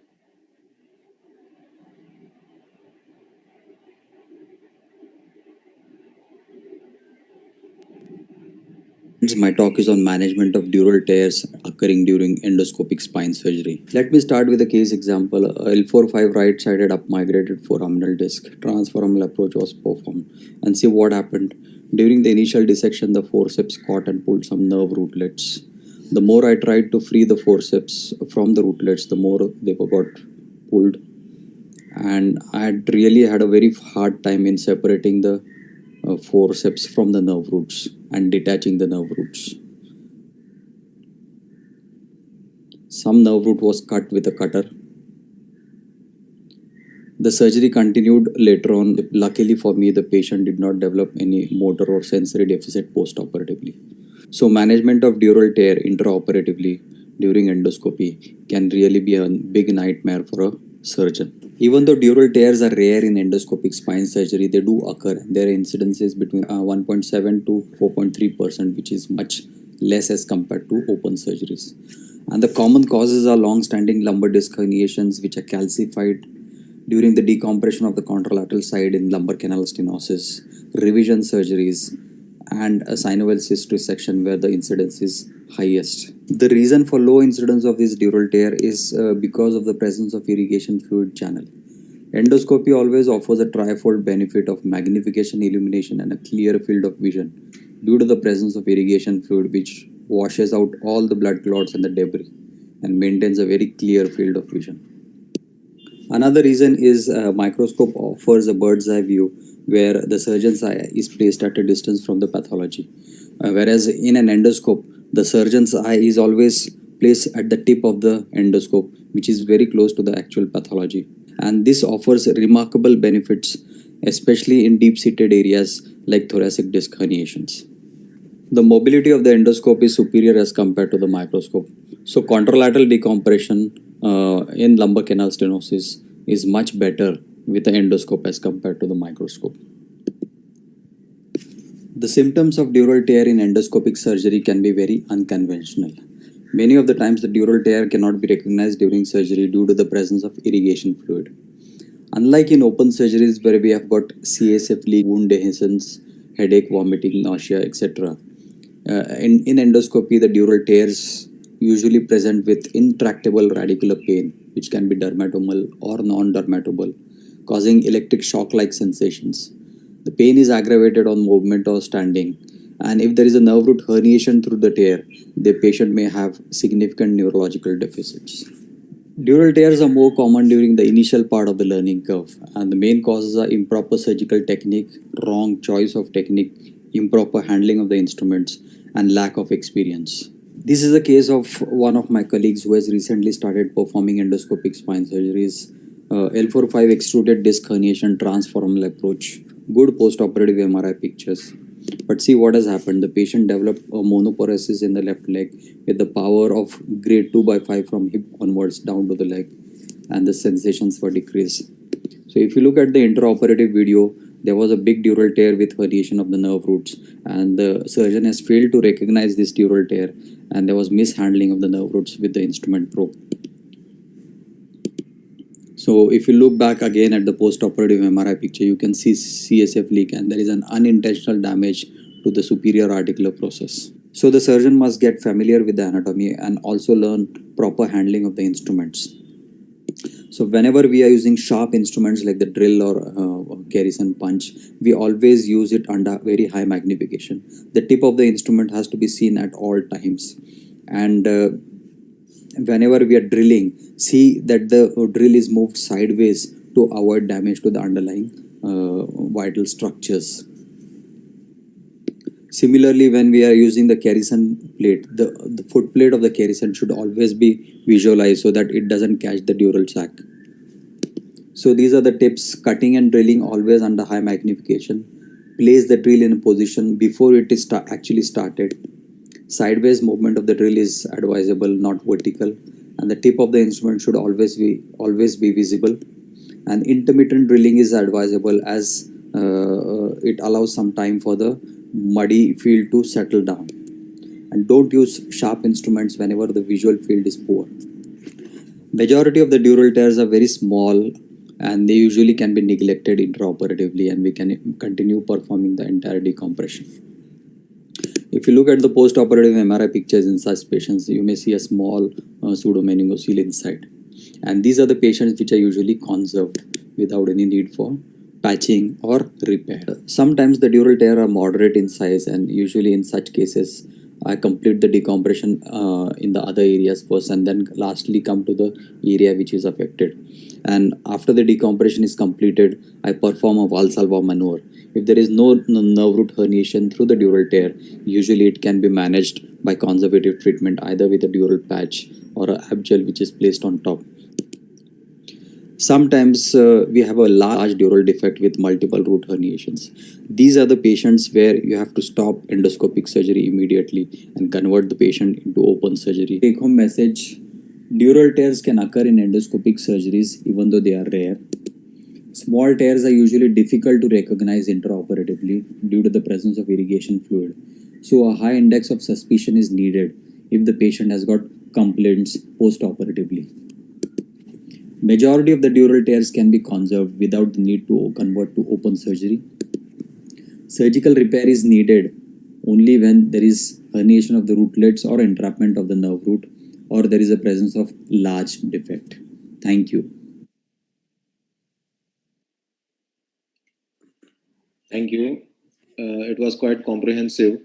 Now we can have some questions for dural tears and repair. Yes, Subir bhai. Yeah. So question to Umesh. During repair, is he around? He's not around. Yes, I am around. Well, we don't see you. Umesh, I am in another screen, during repair of these dural tears, someone had showed use of those Liga clips. Have you had Yes. any experience? And so Alok is nodding his head like he has used it multiple times. But first, let us hear it from Umesh. Then Alok, you can answer my question. Well, these are very, very useful clips, but the only disadvantage what I felt is that it compromises on the fecal sac capacity. And it, because a large amount segment of both sides dura is clipped together, and it reduces the circumference of the entire fecal sac as compared to taking a stitch on the dura. So that was what I felt. And these micro clips are available. Actually, they are pretty good. And if we have access to them, I think they are can form a suitable alternative to taking a suture. Because I have never tried suturing it. I am always used tissel as and when I need it. But so Liga clips are an option. I think Alok wanted to say something. So you're muted. So these micro Liga clips are available, and they are available with the gastro people. They have the laparoscopy. Unfortunately, it will go only at least in 18 millimeter tube. Less than that, that applicator does not enter properly and you can't see it. So the only use of this is when the root is herniation. You want to prevent the herniation, you put this, and it is not a watertight closure. You put the patch which you are saying. But if the root is herniating, then you are in a problem with the patch also. So this is the only thing is to just close the gap. But one more tip I will give you. If you use a bipolar at 6, 7, 8 strength, you can actually catch both ends of the dura and stick it and then put the patch. Very low current bipolar will stick it. Rakesh. My question to Umesh. So, dural tear occurring at the beginning of case like severe canal stenosis, early dural tear with herniation of roots, that is much more difficult than at the end. So, would you repair at that level, or you put a patch and repair after decompression? No, I always prefer to repair it as soon as possible. There are two reasons for that. So I understand that it may be so more difficult than to repair after your decompression is complete. You have the entire area visualized. You have a decompressed fecal sac. So probably it is easier at the end. But there are two reasons why I would like to do it in the beginning. One is because I should not cause any further damage while trying to decompress more. As it is during the initial part of decompression itself, we have caused a dural tear. And while decompressing further, again, we should not extend the dural tear, or by inadvertently, we should not catch any root that we have not identified and has prolapsed during the meantime, during the decompression, when we are pushing the fecal sac also to a certain extent, either with a patty or anything. The second reason is that if I repair it in the beginning, I have a very, very good indication of how I have repaired it by the end of the decompression. Because if by the end of the decompression, if the fecal sac is round and if it is pulsatile and I am not seeing any amount of CSF coming out of the area that I have repaired, I know that I don't need to do anything further, in the sense like that itself is a good indication. Or at the end of the decompression, also if you feel that there is a persistent CSF leak, probably you can use some adjunctive method to augment your repair. Umesh, one question, what is your experience of tear about 1.5 or 2 centimeter without closure, without stitch, just a Duragen apply and then come out? Have any experience like that? Sir, I think it can be done, but it all depends on whether it is, how much we have. The only risk, we know that the Duragen or any of these dural substitutes that are available, they don't form an immediate watertight closure. So it takes time. And as long as there is any amount of CSF that is oozing out from below, so the Duragen may not heal and it will not form a sticky layer with the Dura as it is supposed to do. So in all these cases, it is better to have as much of less CSF pressure as possible. Of course, there are instances where we are not able to approximate the Dura completely and we have to leave open a small area. In those cases, I prefer to put in a small facial patch or a muscle patch and then use either fibrin glue or Duragen on top of that. Morning, I listened to a paper where a tumor excision from the tumor. The surgeon has begun everything, just applied collagen and then came out. He said nothing happened. It was just... No, if the dura is approximating, it's fine. But if when there is a rent, when there is an open gap with CSF gushing out, Duragen, sometimes it doesn't heal. Means Duragen, as you know, it doesn't cause an immediate watertight closure. It takes time to form that fibrin layer between the dura and the Duragen. The trauma cases where the dura is very torn has taught us that quite often in certain bad trauma, you can't close the dura. And that has taught us not every case has a CSF leak. So as long as the roots are not bulging out, I will like to, in those cases where we have these problems, if I have to just put a patch, I will put a patch. But if I have a chance to put a lumbar drain, I will definitely put a lumbar drain for a couple of days, just so that the pressure reduces. But there are places where you can't put lumbar drain, then you have nothing, you can't do anything about it. So there are only two things to do. If it is big enough a rent, then you can probably just contain it. That is the one idea. And secondly, you need to have a closure done which is tight enough to secondarily seal it. Now for endoscopic procedure, I would put a question across to Pramod. If at the start of a procedure, if you have a tear, then whether you would continue with the procedure or you would like to convert it to an MIS or an open procedure. Because this is a underwater procedure. Yeah, as I told you, directly going to increase the ICT pressure. Yeah, as I discussed in my presentation before, that majority of the tears which we find in endoscopy, they are very small, less than like half a centimeter or so. And if there are no herniations of rootlets or the internal arachnoid membrane is not damaged, so I usually prefer to continue with my surgery and keep a watch at that particular tear all the time, see that it's not getting worse or something like that. And if the procedure is completed, then I usually need not worry, because unlike in open surgery where we have the posterior intact track of incision, which maintains some kind of patency between the actual dural tear and the outside. So there is a chance of formation of a track or CSF leak post-operatively. In endoscopy, there is no cutting of muscles. So, once the dilator or the working channel is removed, all the muscles, they just fall in place and they form a very watertight closure per se. So the chance of dural leak through the incision is, I think, is almost negligible in endoscopy as compared to. But unlike if there is a bigger tear, like a centimeter or more size tear, in one of the third cases which I had shown, there was a big defect and some rootlets were coming out. So in that case, I think there is no point in continuing with endoscopy. You just stop it, just convert the procedure to open surgery. First, repair the tear, whatever it is, so that you don't cause further damage to the rootlets. And then you try to finish the remaining surgery after that. So that's the way I usually deal with it. One question. Can I comment? Okay. Can I comment? No.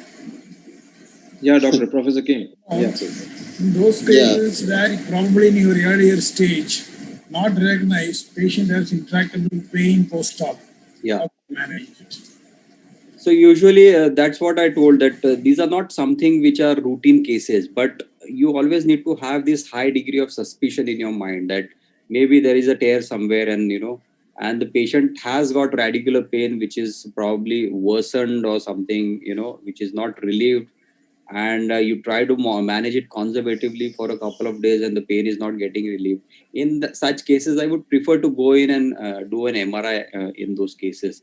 And you might see that maybe there is some, kinking of the, the dural sac nerve root contents towards the anterior side or lateral side, wherever it is.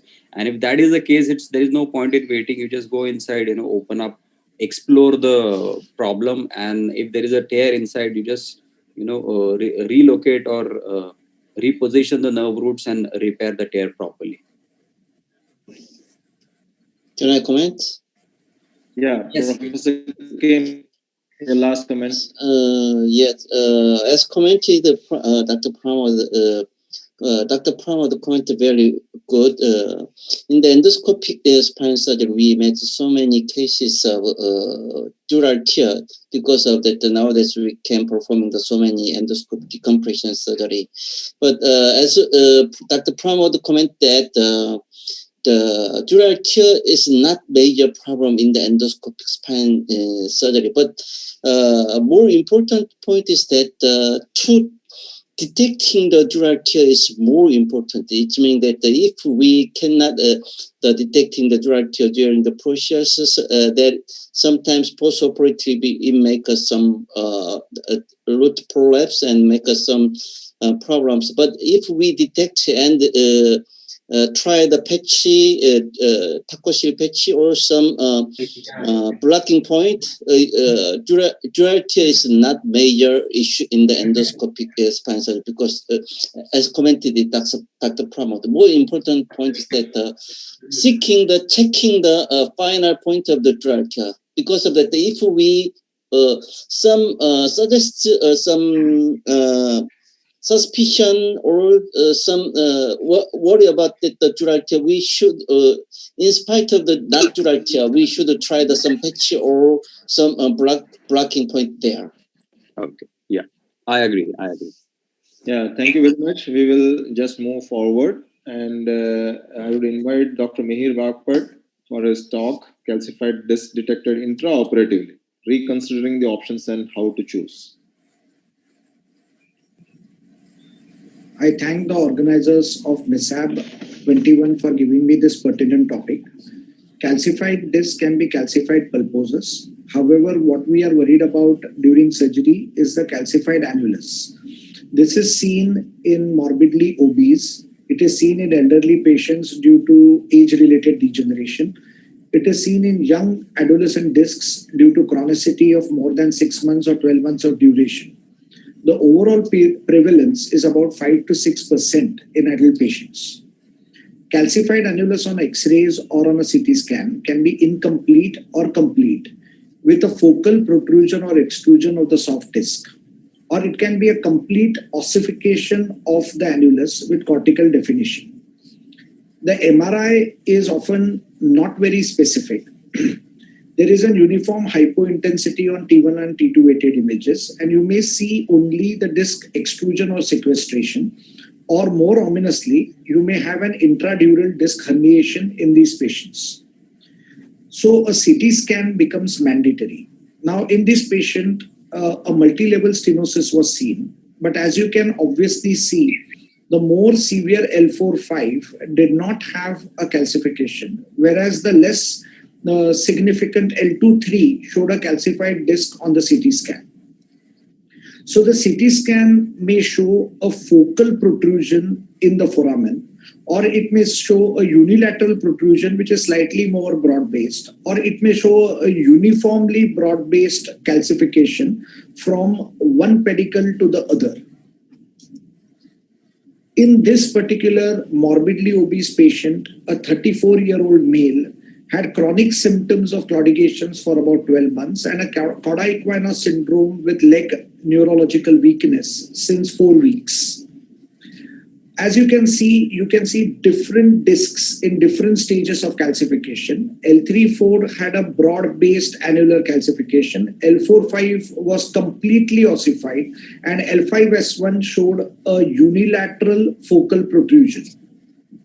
The clinical symptoms with calcified discs have one common feature. That means they have recurrent episodes of chronic axial or leg spasms, and the presenting symptom is claudication or an acute leg spasm or a neurological deficit. The calcified disc, when detected intraoperatively, one has to separate out the soft tissue component from the hard annular calcification. So the protrusion or extrusion can be excised, and if the root becomes mobile, then you can leave the calcification alone. However, if the root remains restricted, then you may have to extend your lateral recess decompression and foraminal decompression, and you may have to restabilize the spine. However, if the root still remains restricted even after a wide decompression, then one has to resort to an adhesiolysis, excision of the calcified annulus and stabilization, which is a more extensive and precarious procedure.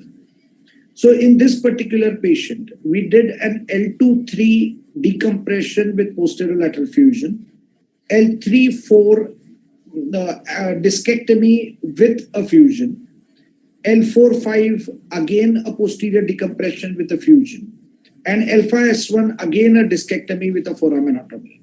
So these options have to be kept available on table. Now this is a 36-year-old male who had a soft tissue protrusion according to us, because we missed to detect the calcification on the X-ray, which is obviously the most common scenario. And when we went intraoperatively, we found that there was a focal protrusion of the disc, a soft tissue protrusion, which was incised like a soft disc herniation. So once the soft tissue component of the disc is removed, the surgery actually begins. The decisions are, is the root adequately mobile, or is an annular portion of the disc compromising the root? So once you have done an adequate foraminal decompression, you can slide the tip of your L punch just beneath the edge of the root without retracting the root too much. This may have to be repeated more than once to slowly separate out the root from the calcified annulus. As you punch back, the calcified annulus separate of the root. One has to be very careful about root injuries in this particular scenario. You can use an osteotome to osteotomize the calcific annulus to gain an entry, slowly distract the disc to separate out the root, firmly hold the root, do not allow the root to get stretched abnormally. Then use the L punch, or you may even use a pneumatic saw, a piezoelectric saw, to complete the discectomy. There are very few articles on calcified discs.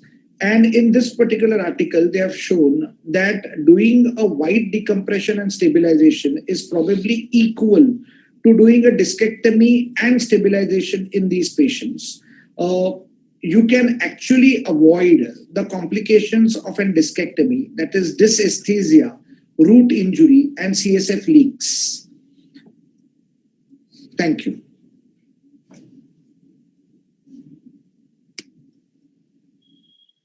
Thank you very much.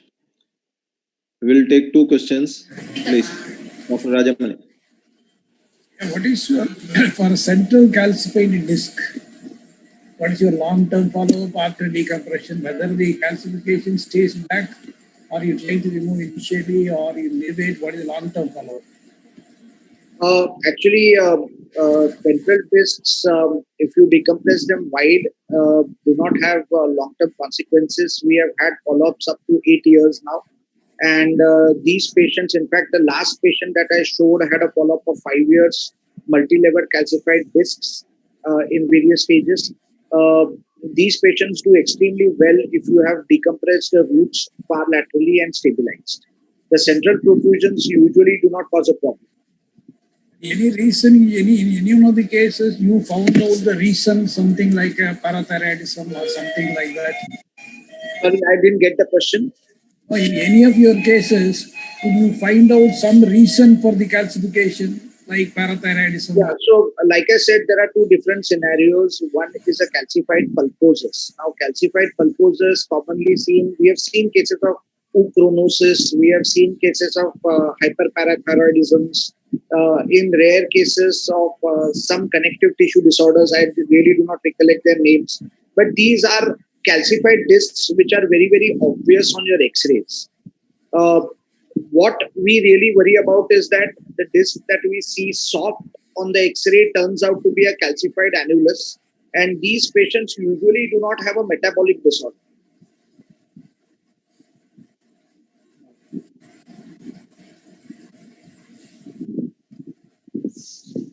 So we move on. Thank you, Mayor. Thank you. The next talk, Dr. Karthik Kailash, persistent pain following lumbar surgery, the evaluation. One of the major problems following lumbar spine surgery has been a persistent back pain following surgery. So today we look at a few factors and how to evaluate this persistent problem which we have. Now, persistent pain is becoming an increasingly common challenge for spine surgeons owing to expanding indications for spinal surgery. This is a big problem, and a multidisciplinary approach is most appropriate for patients who are unlikely to benefit from formal lumbar fusion surgery. Now, what do we call this problem? Do we call this a failed back syndrome, or do you call this a post-surgical spine syndrome? Many terminologies are being used. The problem of persistent back pain, more than 50% of primary spinal surgeries are successful. 30%, 14%, and 5% of patients experience successful outcome after second, third, fourth surgery. So as we keep going and repeating surgeries, the outcome seems to be poorer, leading to poorer quality of life, and thereby diminishing the trust with the clinician, and counseling and getting the patient together is another problem with all these persistent back pains following surgery. So in evaluating these factors, we could take into three major patient factors, operative factors, and post-operative factors. So we look at patient factors.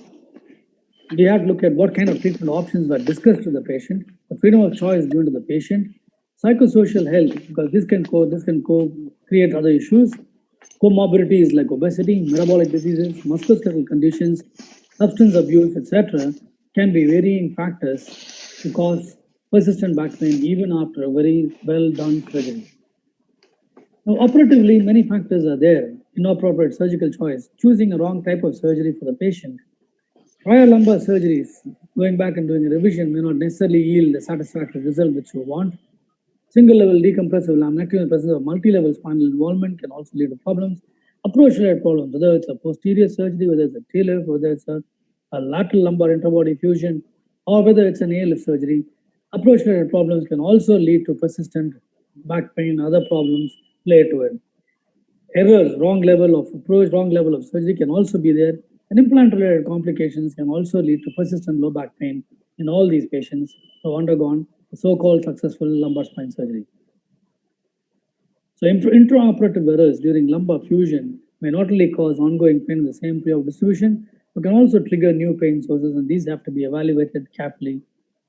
Each surgery has the potential to create new segmental instability and generate further pain with misplaced interbody fusion grafts and implants, which may, for example, potentially cause neural impingement and lead to worsening of the outcome for the patient. Typically, for example, a patient undergoing lumbar fusion surgery is at risk of sagittal balance, particularly when more than one level is involved. Furthermore, those with reduced sacral tilt after surgery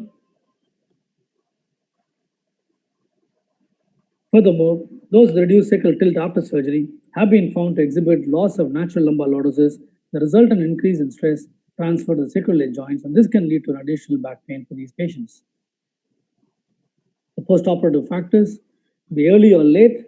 The early factors could be procedural complications that may deleterious with an outcome, include hematoma formation, the epidural subdural space, infections, pseudomeningeal neural injuries, and implant-related factors. Late factors could be altered biomechanics in the operative spine, lead to a transition syndrome, change the load distribution with adjacent segment degenerations.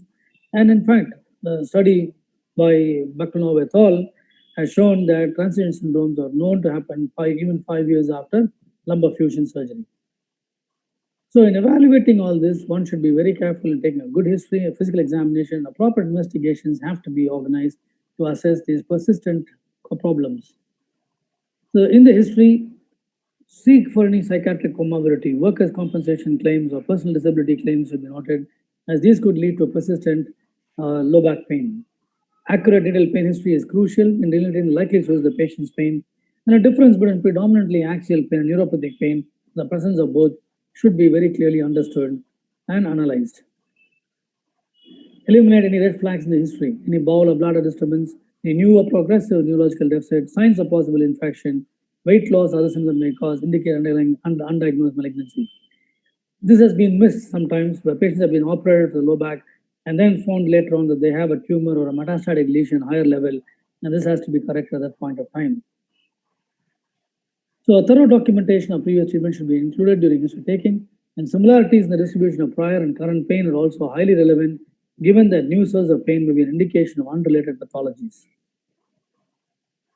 Examination should eliminate the presence of any ominous diagnosis, elicit clinical signs of high predictive value, and detailed neurological examination is a must to understand why or what is the recurrence of the back pain.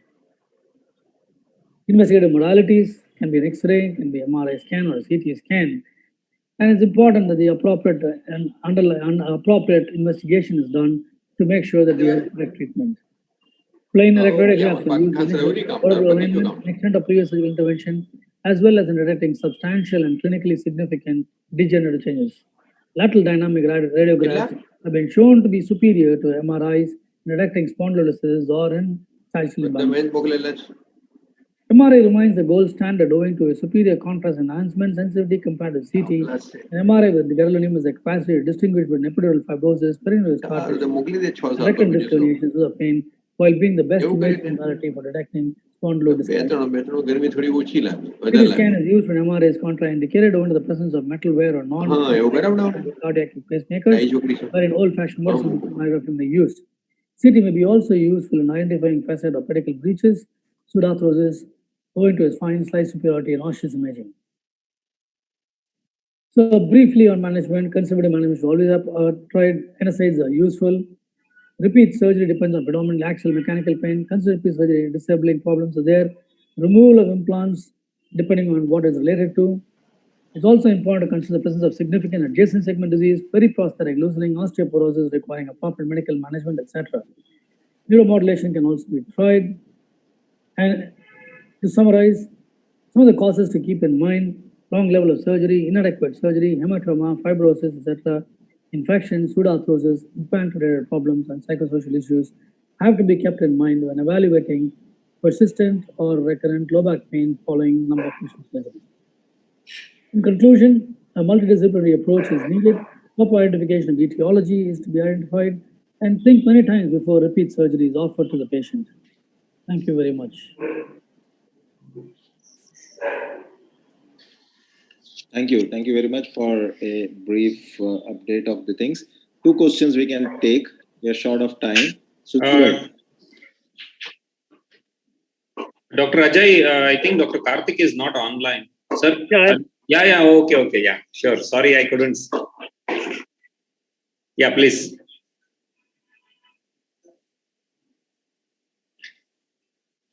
Any questions for Dr. Karthik? I think we'll allow one question. We are running nearly more than an hour late. So, Ajay, any questions are there on the dashboard? Anything? Nothing on there. So we'll move forward. Thank you very much for the session. Yeah, thank you very much.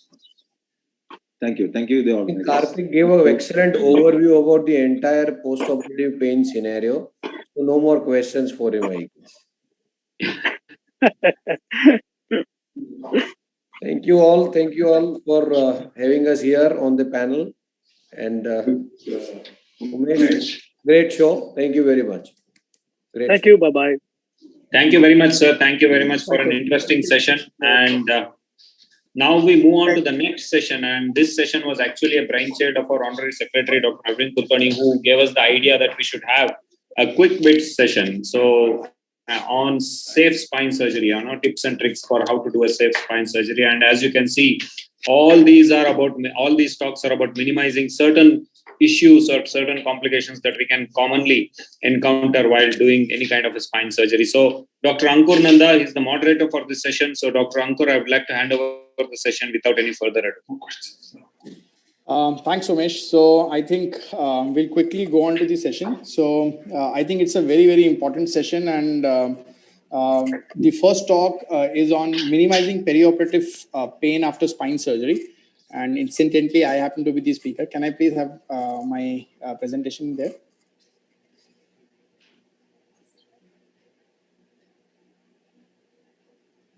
While they put up, I'd also like to welcome our panelists, Dr. Vishal, Dr. Rajamani, Dr. Ajit, and Dr. Chandan Mohanty.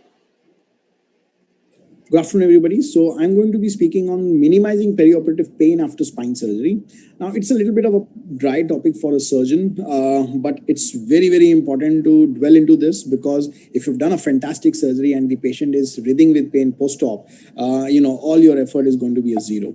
So post-operative pain is a form of acute pain that starts with surgical trauma with an inflammatory reaction and irritation of an afferent neural barrage and ends with tissue healing. Like any other disorder, the pain disorder has an acute and subacute phase, and postoperative pain is something which is part of this this phase of the disorder. It happens usually in the first 3 to 4 days post-op, and the type of pain is moderate to severe.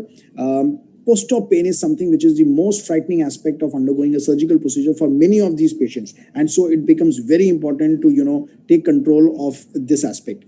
The factors to consider for an individualized approach for a patient would be to take care of his medical condition, look at his physical condition, the age of the patient, level of fear or anxiety associated with the post-op pain, personal preferences, and response to an agent may vary from an individual to an individual.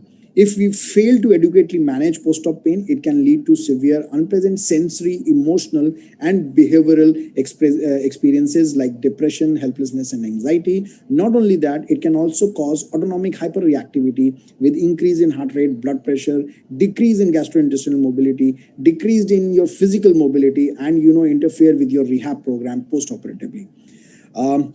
If you do not manage it, then the acute phase can convert into a chronic pain syndrome, and this is something which you don't want in any of your postoperative patients. Looking at the pathophysiology, we know that the surgical incision incites inflammatory response and leads to activation of prostaglandins, and overstimulation of the peripheral nociceptors leads to primary hyperalgesia, and mostly it is the PGE2 and IL-6 which are responsible for that. On the other hand, the NDMA receptors are responsible for the chronic pain, and the prolonged stimulation of CNS is known as the central sensitization. The management of postoperative pain is complex, and the rationale behind is to combine different treatment modalities working at different pain mechanisms to improve analgesia and potentially to reduce side effects. And hence, a multimodal approach becomes very, very important for these patients. This is an approach which is being used for last few years. So basically what you're doing is combining the local anesthetics, the anti-inflammatory drugs, the opioids, and trying to achieve the maximum pain relief with minimum side effects. Every hospital needs to have its own multimodal analgesia protocol. This protocol needs to be divided into preoperative, intraoperative, postoperative, and postoperative sessions, and then appropriate drugs need to be used in consultation with the anesthetist, and this will lead to getting optimal outcomes from your patient. As far as parenteral route is concerned, you can use opioids. Morphine is one of the most popular ones, which is used as an opioid, although the problem of respiratory depression, nausea, and vomiting needs to be taken care of. NSAIDs are again a popular class of drugs which are used for analgesia. They block the inflammatory cascade and hence help in relieving pain and fever. But at the same time, NSAIDs can give some side effects like gastric ulceration, renal toxicity, platelet dysfunction, and one has to be careful in using them. Paracetamol is our good old paracetamol, which is very safe, and when combined with opioid can help in decreasing the opioid consumption substantially. Ketamine again is a wonder drug. It has a good direct analgesic effect. It's an NDMA receptor antagonist and also reduces the postoperative narcotic demand hugely. Steroids can also be used for a postoperative pain relief, but usually in the orthopedic spine surgeries, we tend to use them less in fear of complications of infection. Going from parenteral to central neuroaxial techniques, intrathecal drug administration can be done for pain relief, or an epidural drug administration can be done for pain relief. The agents which you can use are local anesthetics, narcotics, and steroids, and different techniques can be used like a single and double catheter, or you can use the patient-controlled analgesia devices. They are also quite successful. When you're using epidural local anesthetic, one must be careful not to cause motor blockade and use products like ropivacaine or bupivacaine 0.25% for selective sensory blockade. Preemptive analgesia is becoming more and more common now. Drugs like gabapentin and pregabalin are being used preoperatively to have good post-op control of pain. Also, local injections like lignocaine and ropivacaine are being used in the local side preoperatively and postoperatively to reduce pain. One of the things which I wanted to talk was about the TLIP block. Nowadays, this block is getting popular, which is the thoracolumbar interfacial plane block, wherein the target is the dorsal rami of the thoracolumbar nerve, and the block is given between the multifidus and longissimus muscle. It is likely to give good postoperative pain relief, especially in the daycare procedures and minimal invasive spine procedures. With this, I would like to end my presentation. Thank you so much. Dr. Ankur, we have just now received the talk of Dr. Shajesh Menon. I just need a few seconds to load it. Then you can take the questions. Sure. So I think we'll be directly going to the next speaker first. But if there are any questions from the panel or from the experts which are here with us. Okay, so I think we'll quickly call our my good friend Dr. Dhruvin Patel, who will be speaking on minimizing neurological complications after lateral approaches. So can we have Dr. Dhruvin's talk, please? Dhruvin, you are here? Yeah, I'm here, Ankur. Yeah, Dhruvin. Hi, how are you? That's fine. Yeah.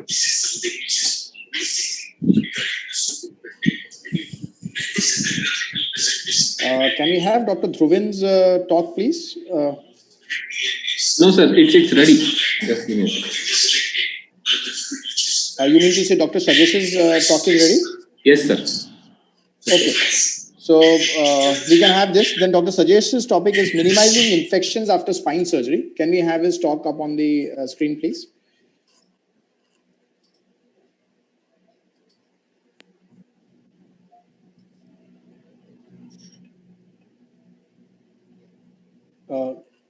Is Dr. Sajesh playing? Yeah, okay.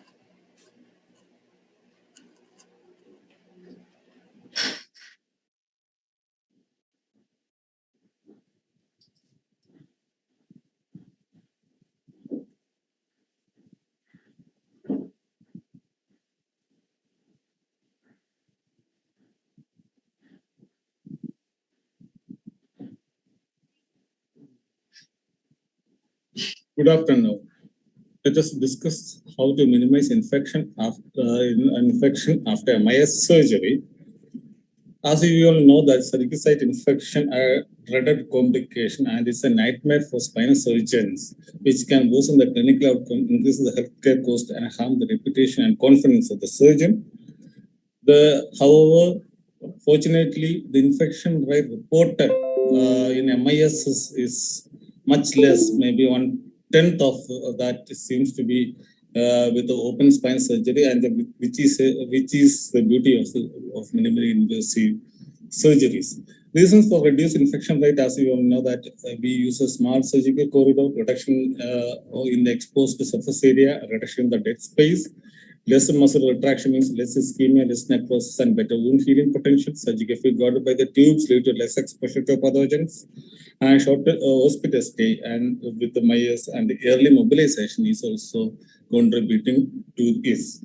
However, there are concerns regarding the challenges a surgeon faces during the initial experience of the MIS systems, which means that is the longer operative duration and steep learning curve may amend the infection rate. How to minimize the infection? It is by optimization of the patient. If you maximize the optimization, you can minimize the infection rate. This optimization of the patient can be done preoperatively, intraoperatively, and postoperatively.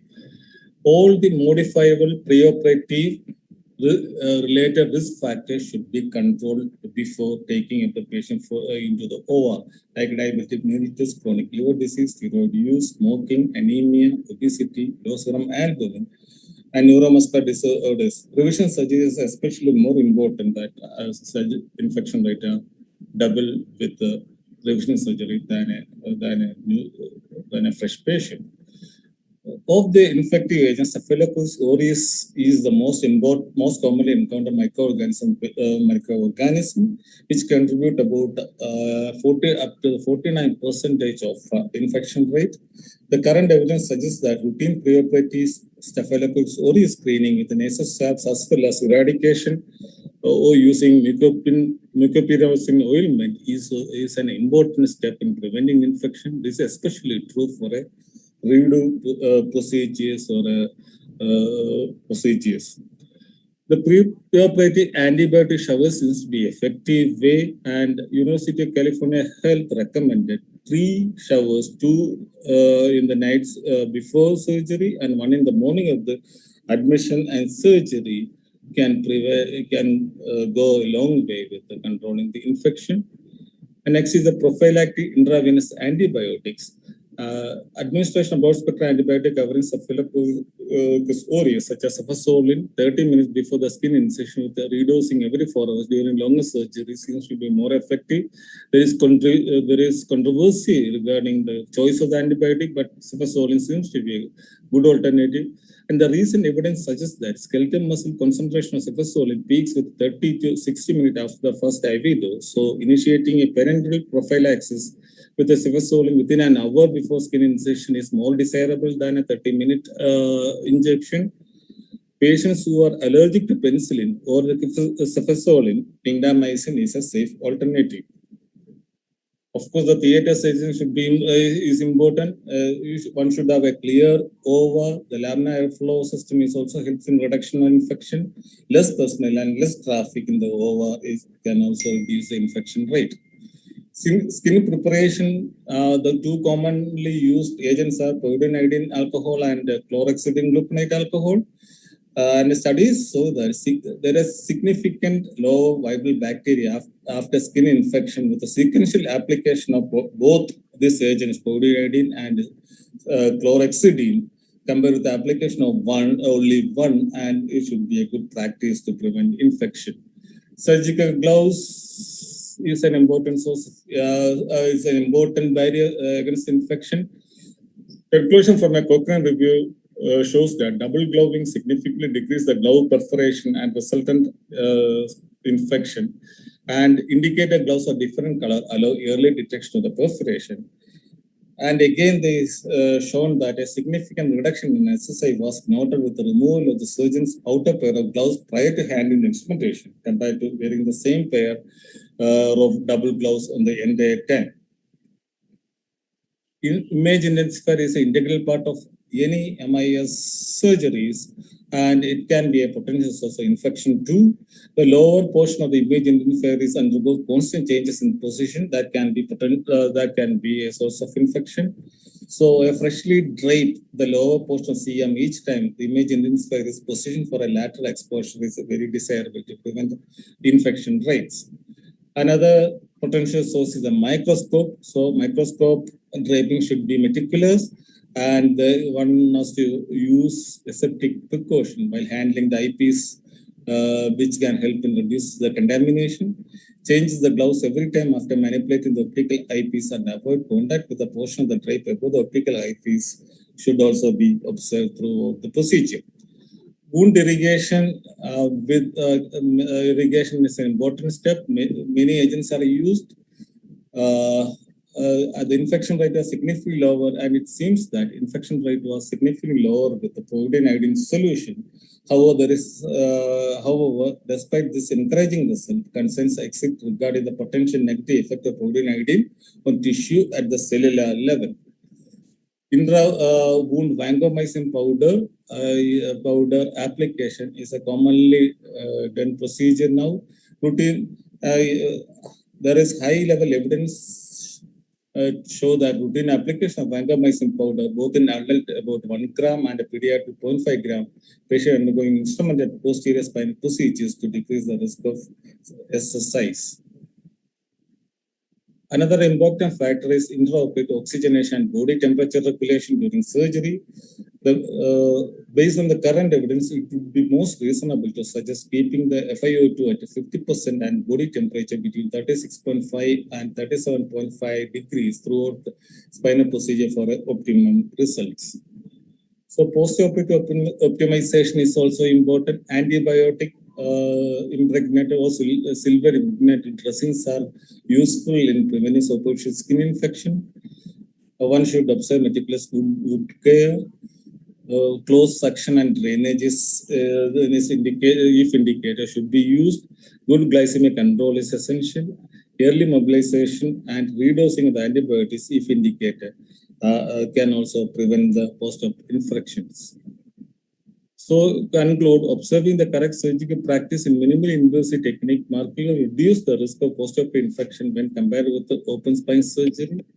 A happy patient means it is a happy surgeon. So please observe it meticulously to prevent post-operative or prevent or reduce the post-operative infection. Thank you very much.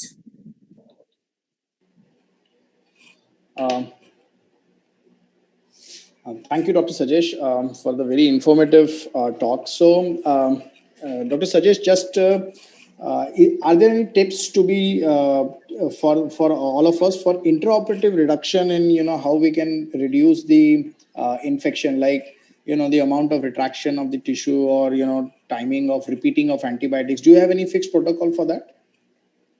See, our protocol is that we start the infusion, antibiotic infusion 1 hour prior to the surgery. And every 4 hours, we repeat 1 gram of antibiotics. Usually, Sazole is the preferred choice. And if patient is allergic, we go for a clindamycin or something. And it will be repeated till the end of the surgery. And post-operative also, we will give 1 dose of antibiotic. That is our protocol observed in our hospital. And usually, the wash which you give, is it a clear saline wash or is it mixed with any particular agent which you prefer? Initial washing, in between washing and all will be done with the saline only, but the final washing will be done with the diluted betadine or coordinating solution. And after that, we'll put the vancomycin powder also in indicated cases, especially in instrumented cases. Sure. Are there any other questions for Dr. Sajesh from any of the panelists? I think Dr. Sajesh summed it up very well. Changing of gloves. A lot of time I see my colleagues handling the eyepiece and then going back and handling their implants or instruments again. So one of the checklists we have is every time we adjust the eyepiece, we change our gloves. We change our gloves before putting any implant inside the person. And if anything is touched below the waist, it is considered an unsterile, is considered a sterile breach.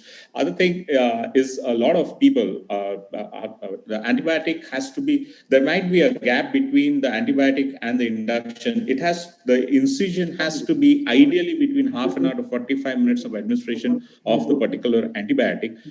Surprisingly, the majority of infections we are seeing are because of gram-negative organisms and not Staphylococcus aureus. And one of the most common contaminant found is scrubbing water. It's a fecal contaminant, basically gram-negative organisms. So you should have, it's even in small nursing home setups, you should have a sterilizer, like maybe one of the ultraviolet sterilizers for the water that you use for scrubbing, or you should use normal saline to scrub. These are certain things that help in preventing infection. Sure, I think that's a very important one thing you can do about both the scrubbing part. One thing you can do about the scrubbing part, we usually do chlorhexidine. After once you scrub when you dry and you have to dry your hands, then you can take some chlorhexidine to wipe again to make your hand clean. That is the usual practice we do in our institution. Good. One of the funny point I've seen is this: the other end of the Siam. People, trauma surgeons, etc., left, right, and center, they assume it to be, sterile every time they take a lateral. It goes underneath the table, it knocks the table, but still it is presumed to be. I've seen many surgeons do that. So I think that's a very important point. The underside of the other side of the C-arm is always unsterile, and I think we should try as much as that we don't make the lateral. Once you have come to the lateral, you drape it and you don't take it to the AP unless it's absolutely necessary. Otherwise, the whole draping has to be changed again and again. Also, one thing which I thought was very important was, when you're doing, let's say, surgery and it's long, the retractors and the retraction of the soft tissue also has to be very, very regular. And this is something which a lot of us miss. We don't relax our soft tissues every 45 minutes an hour. And if you keep it retracted for a long time, there's a lot of devascularization, and it's a good home for the organisms. So timely washes, as Dr. Sajesh said, and relaxation of the musculature is very, very important, along with the timing of the antibiotic. I think so. Points well taken, and we can quickly go on to the next talk. This time again, I'm going to invite Dr. Dhruvin. He is speaking on minimizing neurological complications after lateral approaches. Can we have his slides, please?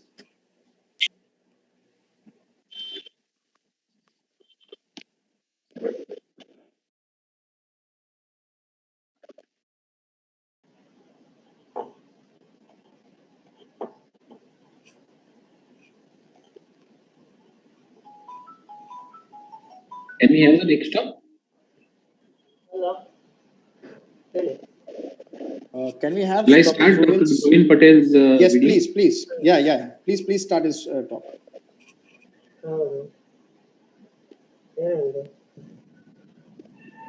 So my topic today is minimizing neurological complications after lateral approaches. It all starts with positioning. One has to secure the patient adequately with multiple tapes. It's also vitally important to pad the axillary region and the fibular head on the right side. This is how generally I secure my patient in the lateral position. I put one pillow between the knees and two pillows between the ankles and apply the multiple tapes. Also, it is not wise to break the table as like an axillary for a D-leaf procedure, because that would stretch the psoas muscle as well as it will put the femoral nerve under a stretch. I keep my table straight. It's amazing that we negotiate between the abdominal wall layers between so many multiple nerves which are innervating the abdominal wall muscles. So it is very, very important to remain in the direction of the muscle fibers whenever we negotiate the abdominal wall layers, and not to violate the direction of the abdominal wall fibers. Because no matter how small the nerves are, once you damage it, it will have consequences post-operatively. There are various tricks to navigate the abdominal wall layers. Important thing is basically to split the abdominal wall layers in the direction of its fibers layer by layer, either with a finger or with a scissor. But it is always separating, never using a monopolar cautery. Also, it is important not to coagulate the vessels which are sometimes bleeds from the abdominal wall layers, because many a times they are accompanied by small nerves. So be careful when you use bipolar cautery in the abdominal wall layers. The important nerves which are likely to be encountered in the lateral approaches are the iliohypogastric and the ilioinguinal nerves. Once these nerves traverse along the anterior surface of the quadratus lumborum, they traverse between the internal oblique and the transversus abdominis muscles. So once you split the internal oblique muscles, be very, very careful for these nerves, because if there is inadvertent injury to these nerves in the lateral approaches, post-operatively patient will complain of severe paresthesia or a burning or a tingling along the groin and the anterolateral thigh region. So be very, very careful between these two muscle layers. Also, genitofemoral nerve lies over the belly of the psoas muscle. If there is injury to these nerves during the psoas belly retraction, post-operatively patient will complaining of groin paresthesia and burning. So be very, very careful with all these three nerves. Important thing is to visualize in the retroperitoneal cavity. It is okay to do a finger dissection for a while, but after a while of a finger dissection, put your long detractors or a devers, try to look in the retroperitoneal cavity, identify the psoas belly. This is how generally I do peanut or a swab dissection along the anterior aspect of the psoas belly and the loose areolar tissue between the psoas belly and the iliac vessels. And I try to retract the psoas belly with my swab holder. Identify the genitofemoral nerve over the psoas belly directly. It just lies over the psoas belly. Lift it attached to the fascia of the psoas belly. Do not try to separate the genitofemoral nerve from the psoas belly. Let it get retracted along with the psoas belly. Important thing is to retract the psoas belly adequately. One may use fingers initially to dissect and to retract the psoas belly adequately. Many times the psoas is pretty bulky, and at that time it's difficult to retract it posteriorly. Sometimes we have to erase the anterior third of the psoas which is attached with the disc surface itself. You can use a bipolar cautery or some peanut dissection to erase the psoas muscles from the discal attachment. But be sure that how much you retract your psoas belly, because sometimes the lumbar plexus can get compressed between the transverse process of the vertebra and your retractor. So be careful with your retraction time. Sometimes there is a strong tendon of the psoas muscle and it makes the retraction of the psoas belly a bit difficult.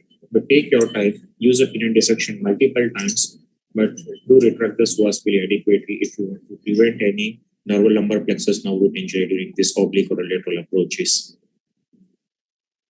Avoid sympathetic chain as far as possible. The sympathetic chain lies between the psoas belly and the aortic vessels. Sometimes it may not be possible to preserve it entirely. If at all it needs to be sacrificed, sacrifice it at a disc level and not at the body level. Patient will have temperature sensation sometimes in the ipsilateral leg, which may persist for a while. But be cognizant of the sympathetic chain as far as possible.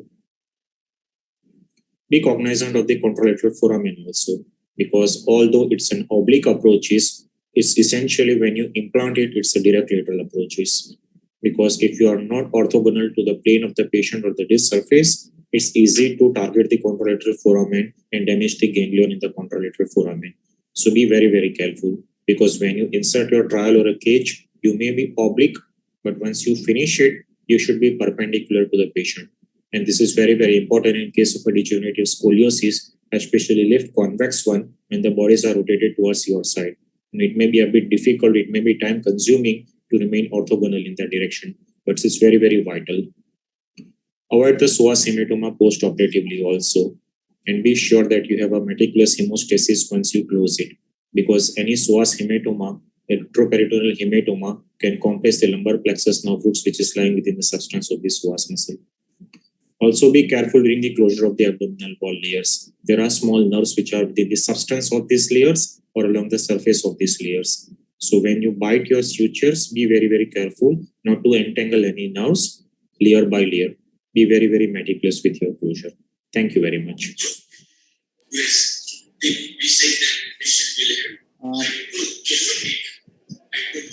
Thank you, Dhruven, for your talk. So, any questions from Dhruven from any of the panelists? Dr. Rajamani? Equally with flux. Probably will relax and then. Ankur, can I ask? Yeah, so I think Dr. Rajamani is saying something. And Dr. Rajamani, actually, you are not audible. Am I audible now? Yeah, you are audible now. Yeah, keeping the hip and knee flexed, both sides. Usually we keep one flexed and the other contralateral limb a little bit extended to keep the patient stable.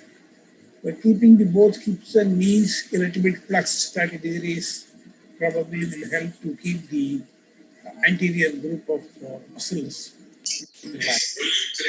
Yeah, I think that's very important. Yeah, Dr. Bharat sir. Yeah, Dhruven, we usually go from the left side for the olive.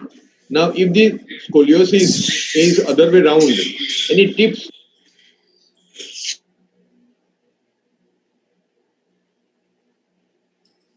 Bharat sir, you're muted. Unmute yourself. Bharat sir, you're muted.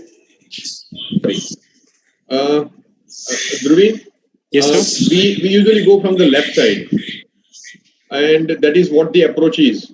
Now, if the concavity is on the left side, then any tips how to circumvent that? Because it will be very difficult.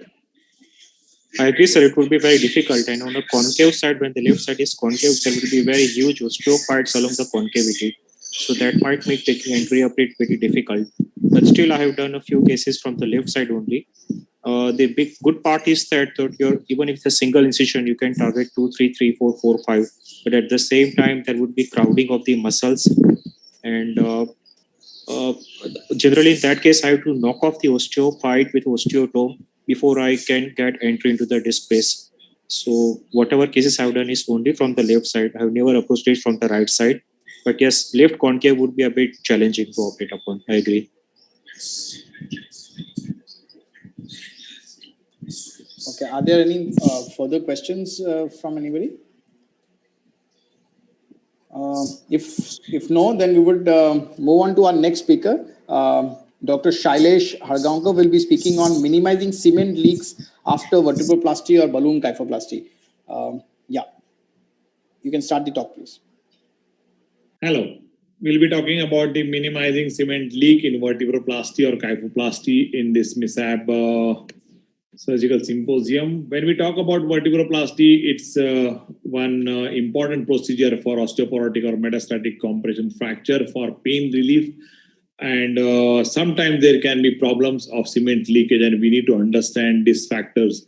Cement leak has been widely published in the literature, and nowadays with better imaging and better viscosity of cements, the leaks have reduced, but still we have to be concerned about epidural venous leak, epidural space leak, the neural foraminal leak. Cement towards the disc usually do not cause a clinical consequence. Leak into the paravertebral vein leading to the pulmonary event, also in the basivertebral vein leading to pulmonary embolism. Leak into the intercostal vessels been shown by CT in some reports. This was the landmark paper by Yom et al. In JBJS, which spoke about 3 types of leakages. One is the basivertebral vein and leakage into the pulmonary vasculature and devastating complications like pulmonary embolism, which was the most dreaded a complication of cement leak. And second was the segmental leakage, which is type S, and third was cortical leak, which is type C. And all these leaks are important when we are doing a procedure. Normally the type B and type S are not seen on image intensifier, which are commonly used by orthopedic and spine surgeons. The other leaks which they have mentioned in their landmark paper, the leaks adds the epidural space into the surrounding area, into the cortical breaches, into the foraminal and neural areas, also in the discal space. These are the most commonly seen cement leakages, and we have to be very, very concerned. A lot of papers have spoke about the worsening of neurology after the epidural cement leakage, and this is a paper of balloon kyphoplasty leading for lower limb neurology, where there was cement into the canal. Cement leakage, is it an underestimated problem? And this is an article in 2005 where there was vertebroplasty as a very commonly done procedure, and it was gaining significant popularity. But nowadays we understand there are surgeon factor and surrounding factors. Everyone talks about how much amount of cement we should use, how much temperature should be there in the operation theater, and the assessment is very, very important. The assessment about timing of the procedure, assessment about the X-ray, the morphology of the fracture, the retropulsion from the MRI scan, the fracture morphology, and the instability pattern. All these things are very, very important when we talk about cement leak in a vertebroplasty. And in this procedure, we understand that the amount of cement injected into the anterior and middle zone of the vertebral body normally gives you a good mechanical stability. At the same time, the thermocoagulation effect, and that is how the pain relief procedure is done. Anatomical location is the key, and normally preferred area is anterior third into the vertebral body. Either you do it by CT scan or by this C-arm. Important about the direction, again, we have to have a proper convergence and angle of inclination according to the vertebral body when we are using, and always make sure you are checking it in AP and lateral when we are using the C-arm.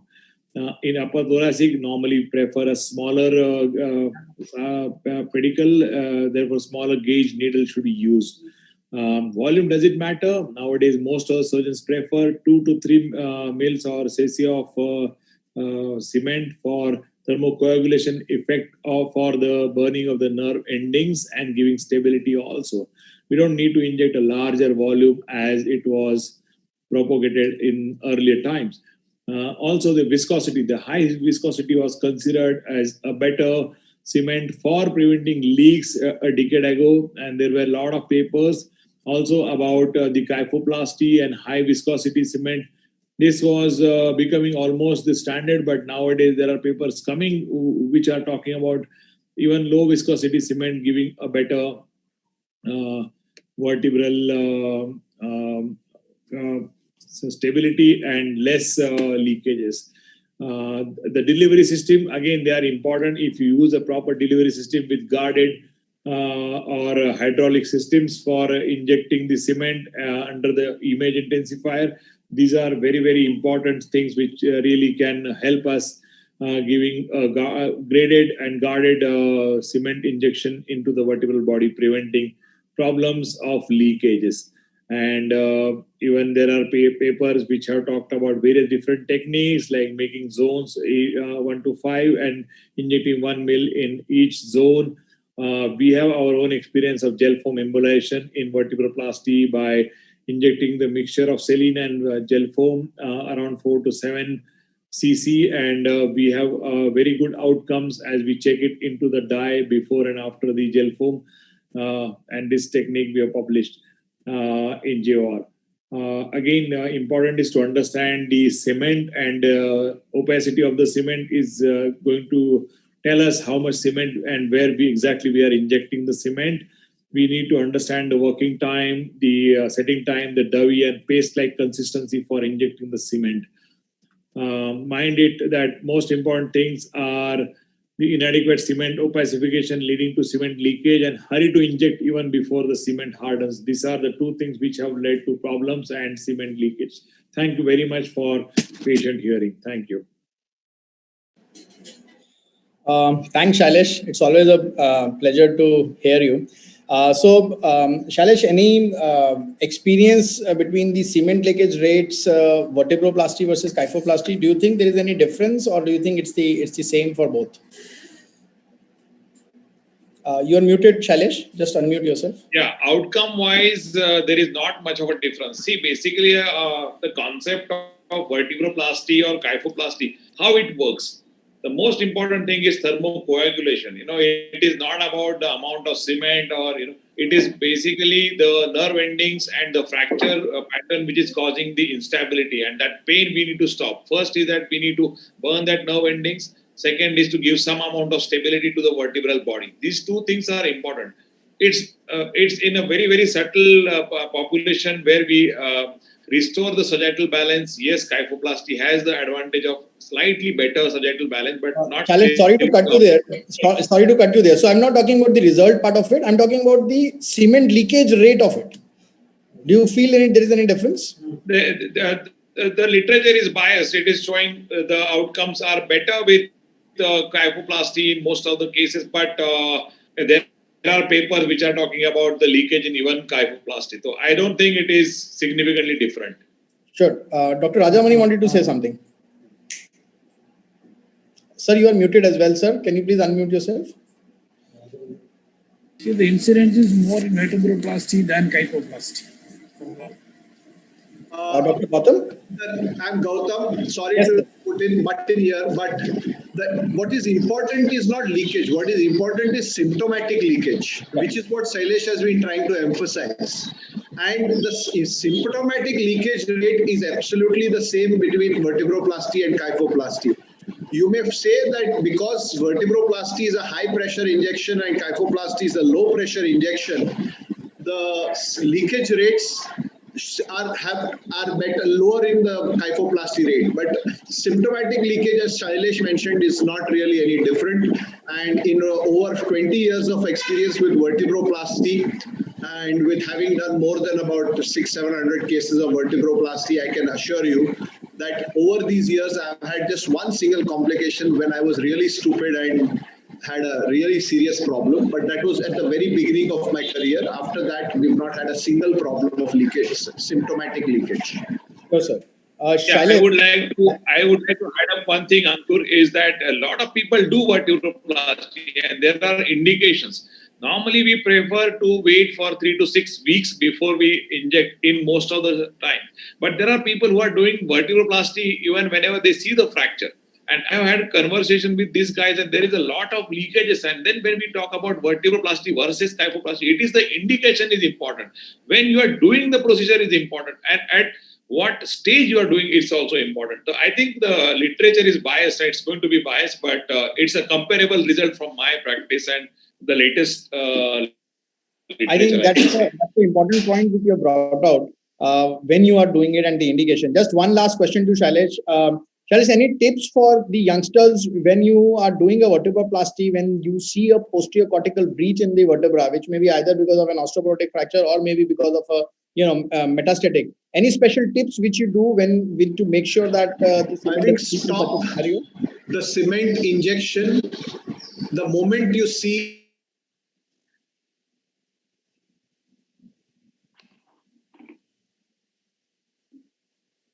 Yeah, I think there is some net issue. Is it? We lost his voice. Yeah, we should stop when you see something like this. And most important is don't rush for injecting before the paste-like consistency of the cement.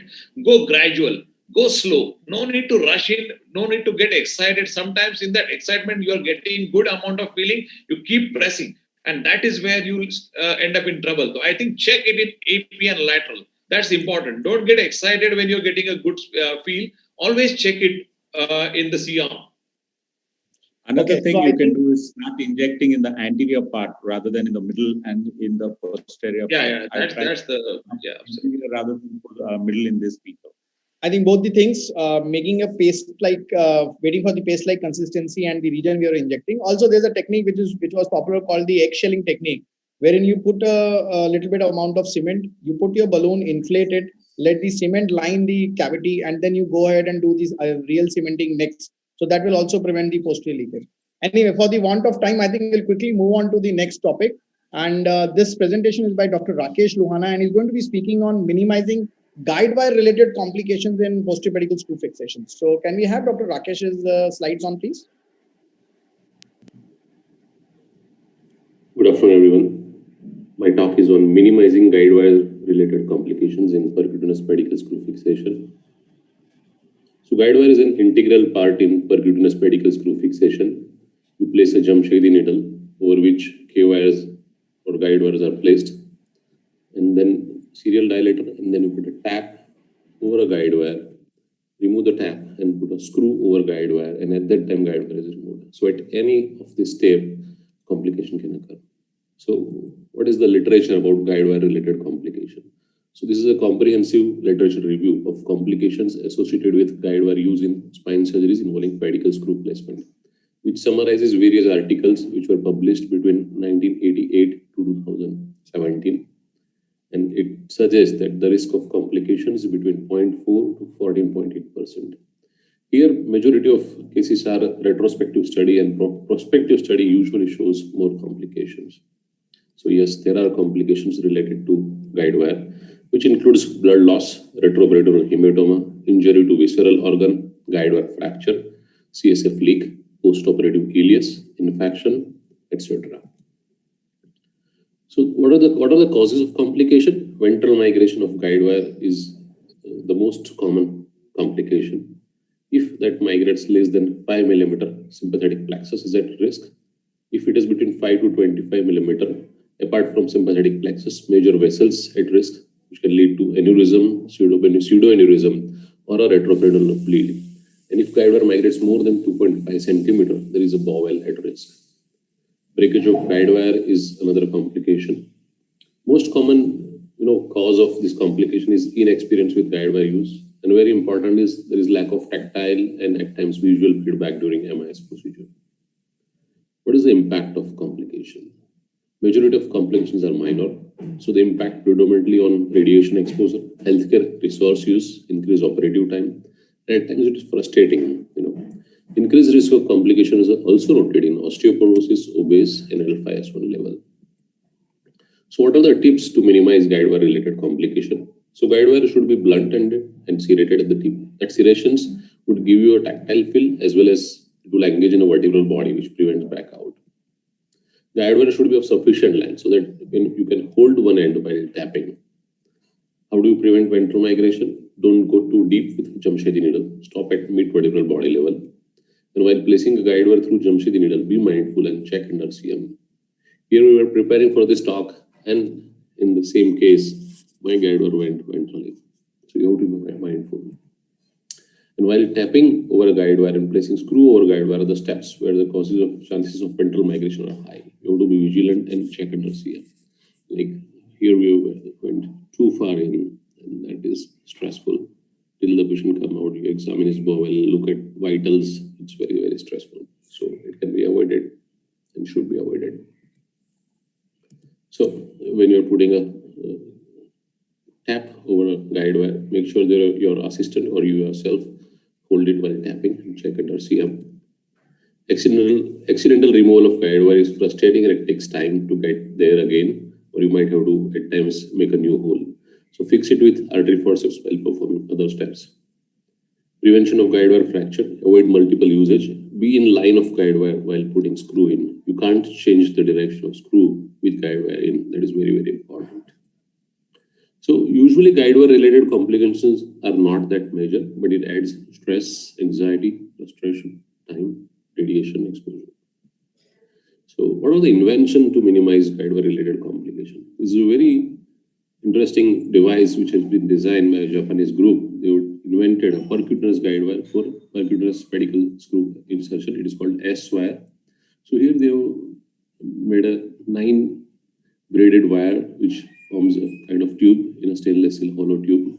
So when you place it, it's like this, but as soon as there is pushing resistance, there is more force, it would open up. The braided wire would open up and it won't pass through anterior vertebral body. So it's very, very interesting device. Another is minimally invasive guide wireless navigated pedicle screw placement. So here they have obsolete guide wire and they use awl and tap under navigation followed by directly screw under navigation. So summarizing tips, being aware at each step is important. Taking frequent C-arm shoot, holding guide wire while tapping over it or putting a screw over it, and fixing a guide wire when performing other steps, and eventually switching over to guide wireless system would eliminate it. Thank you.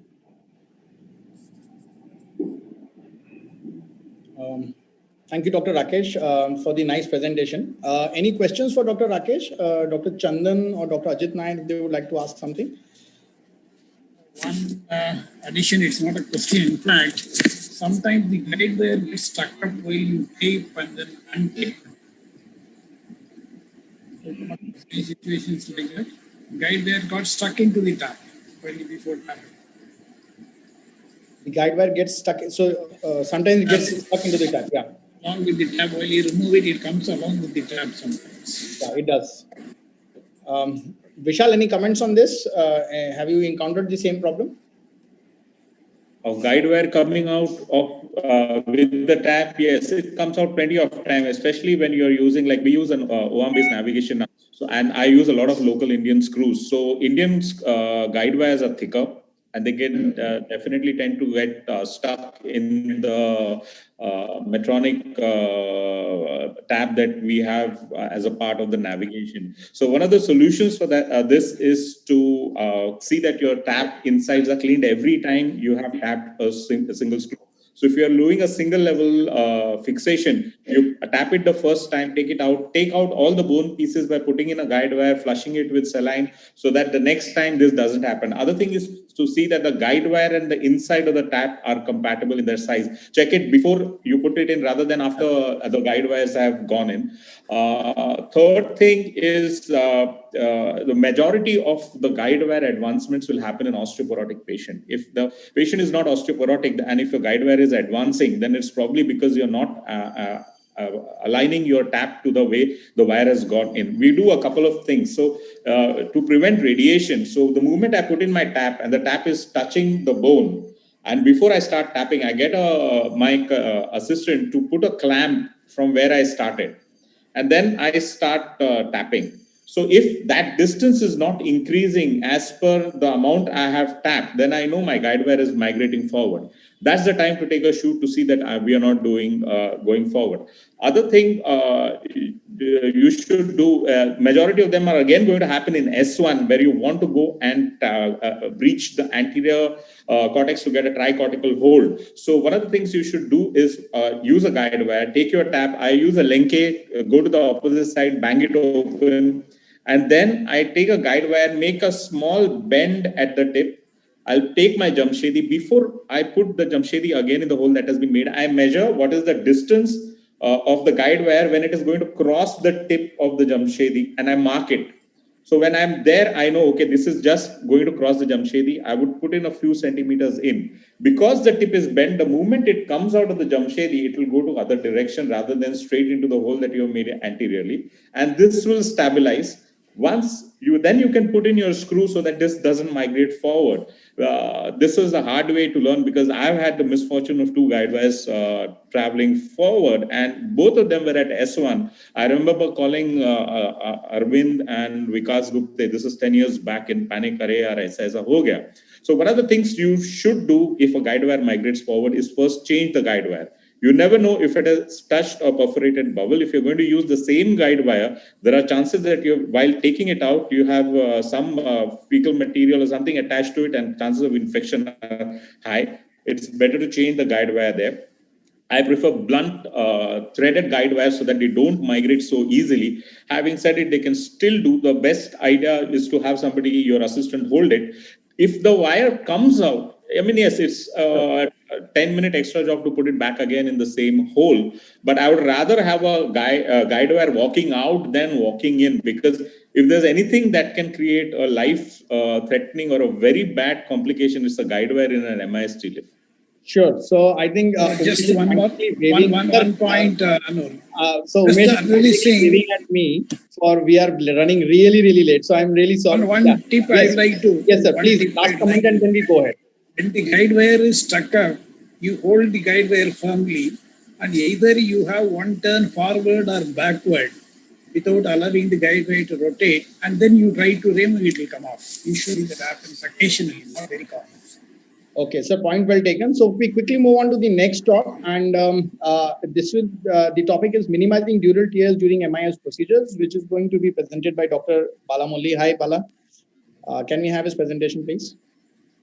Hi, I'm Dr. Bala Mulli, spine and neurosurgeon from Chennai. I'm going to talk to you about how to minimize the dural leaks in MIS surgery.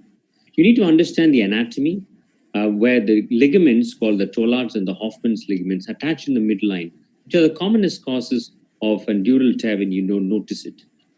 The types are either an intended dural tear, where we make an incision, or an inadvertent, where it's due to trauma. Lumbar surgery, primary, is much less compared to the revisions. However, in minimally invasive surgery, initial reports were high, but the results are usually between 7 to 9%. And the causative instruments are misuse or improper use or slip of a kerosene ronger, a disc punch, or a high-speed drill, or slipping of an implant. So because your working corridor is so minimized, these damages can happen. The tear is either medial, mediolateral, or very close to the root sleeve. If it is something medial, it can be repaired. Mediolateral can also be repaired, but something in the root sleeve is very difficult to repair. Now, how to avoid these CSF leaks? So first thing is you need to anchor and support your work so that your instruments don't slip. Get to the bone and stay close to the bone.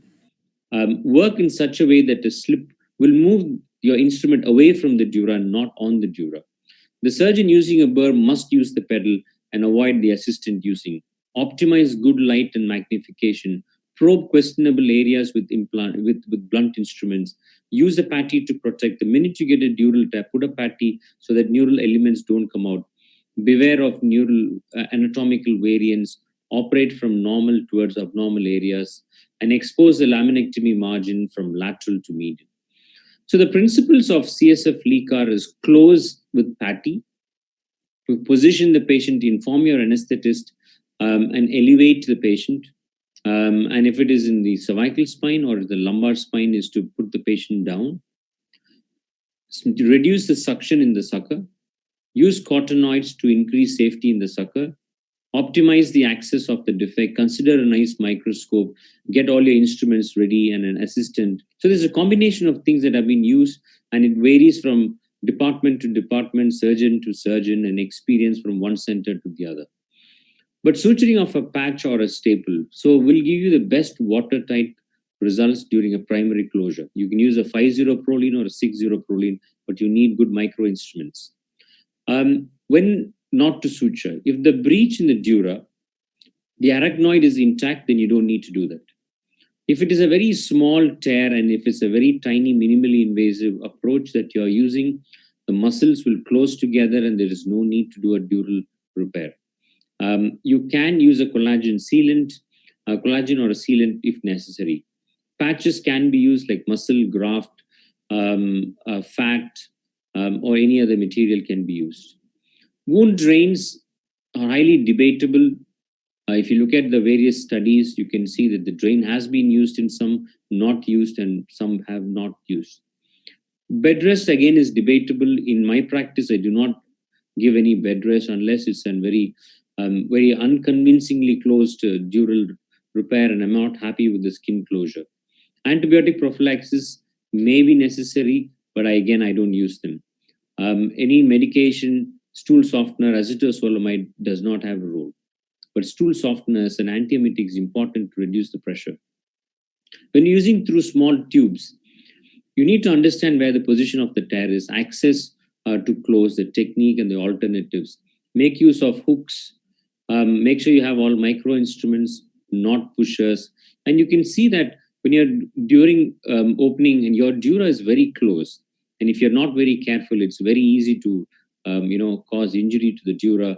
And there you can see that we try to repair the dural tear successfully. Even giant thoracic disc tumors can be closed very safely. You can sometimes leave them open. Watertight closure is not always necessary. U-clips can be used. There are various complications that can happen from pseudomeningocele. There's a big difference between open and MIS. This is another case of an anterior disc herniation through a defect where you can keep a small patch going around and still repair a CSF leak. So in summary, suturing fibrogen gels can be used. If you're not suturing, a patch with the glue can be used, and lumbar drain. Valsalva maneuvers can be tried to see if there's leak. Watertight closure is very important. No drain, no additional antibiotics, antiemetics, and salt fixtures can be used, no bed rest. Thank you very much. Thank you, Bala. As usual, very good and crisp presentation. Any questions for Dr. Balamurli? So I had a comment. It's a very good presentation, Dr. Balamurli. For tears in the dural root sleeve, which are usually the most difficult to suture, what I personally prefer is usually to take a small amount of fat, and I just plug the fat so that 2/3 of the fat is inside the dura and 1/3 is pouching out like a mushroom. So that works well in my hand. I don't even attempt to suture when we have a tear in the dural root sleeve. This plugging of fat and then putting a glue on top usually works well. So I agree. Root sleeves are very difficult. You can try various things. You can use a fibrin glue or something, but I wouldn't even attempt to close a root sleeve tear. Agree. Bala, can you just, for the benefit of the young surgeons, can you just tell us what is the most common site for dural tears when you do a tubular decompressions, and how do you manage them? Yeah, so when you're doing a simple tubular, either a micro, discectomy or a decompression or crossing over, the tear is usually in the mediolateral. So it is just about the root sleeve at the shoulder, where you're trying to retract your nerve root in order to go to your disc. Or when you're doing a midline decompression or crossing over, it is more towards the midline. If your dural tear is complete and there is complete CSF pouring out, you have two options. You have either an option of trying to get a stitch, and most people, when using an 18 or a 22 millimeter, between 18 and 22 millimeter port, you're probably not used to closing your dura through such a small defect. So majority of times for a discectomy, I will not do anything because your tear is usually going to be a few millimeters. So I would just leave it. Give a good closure once you take your tube off your fascia. The fascial closure is very, very vital.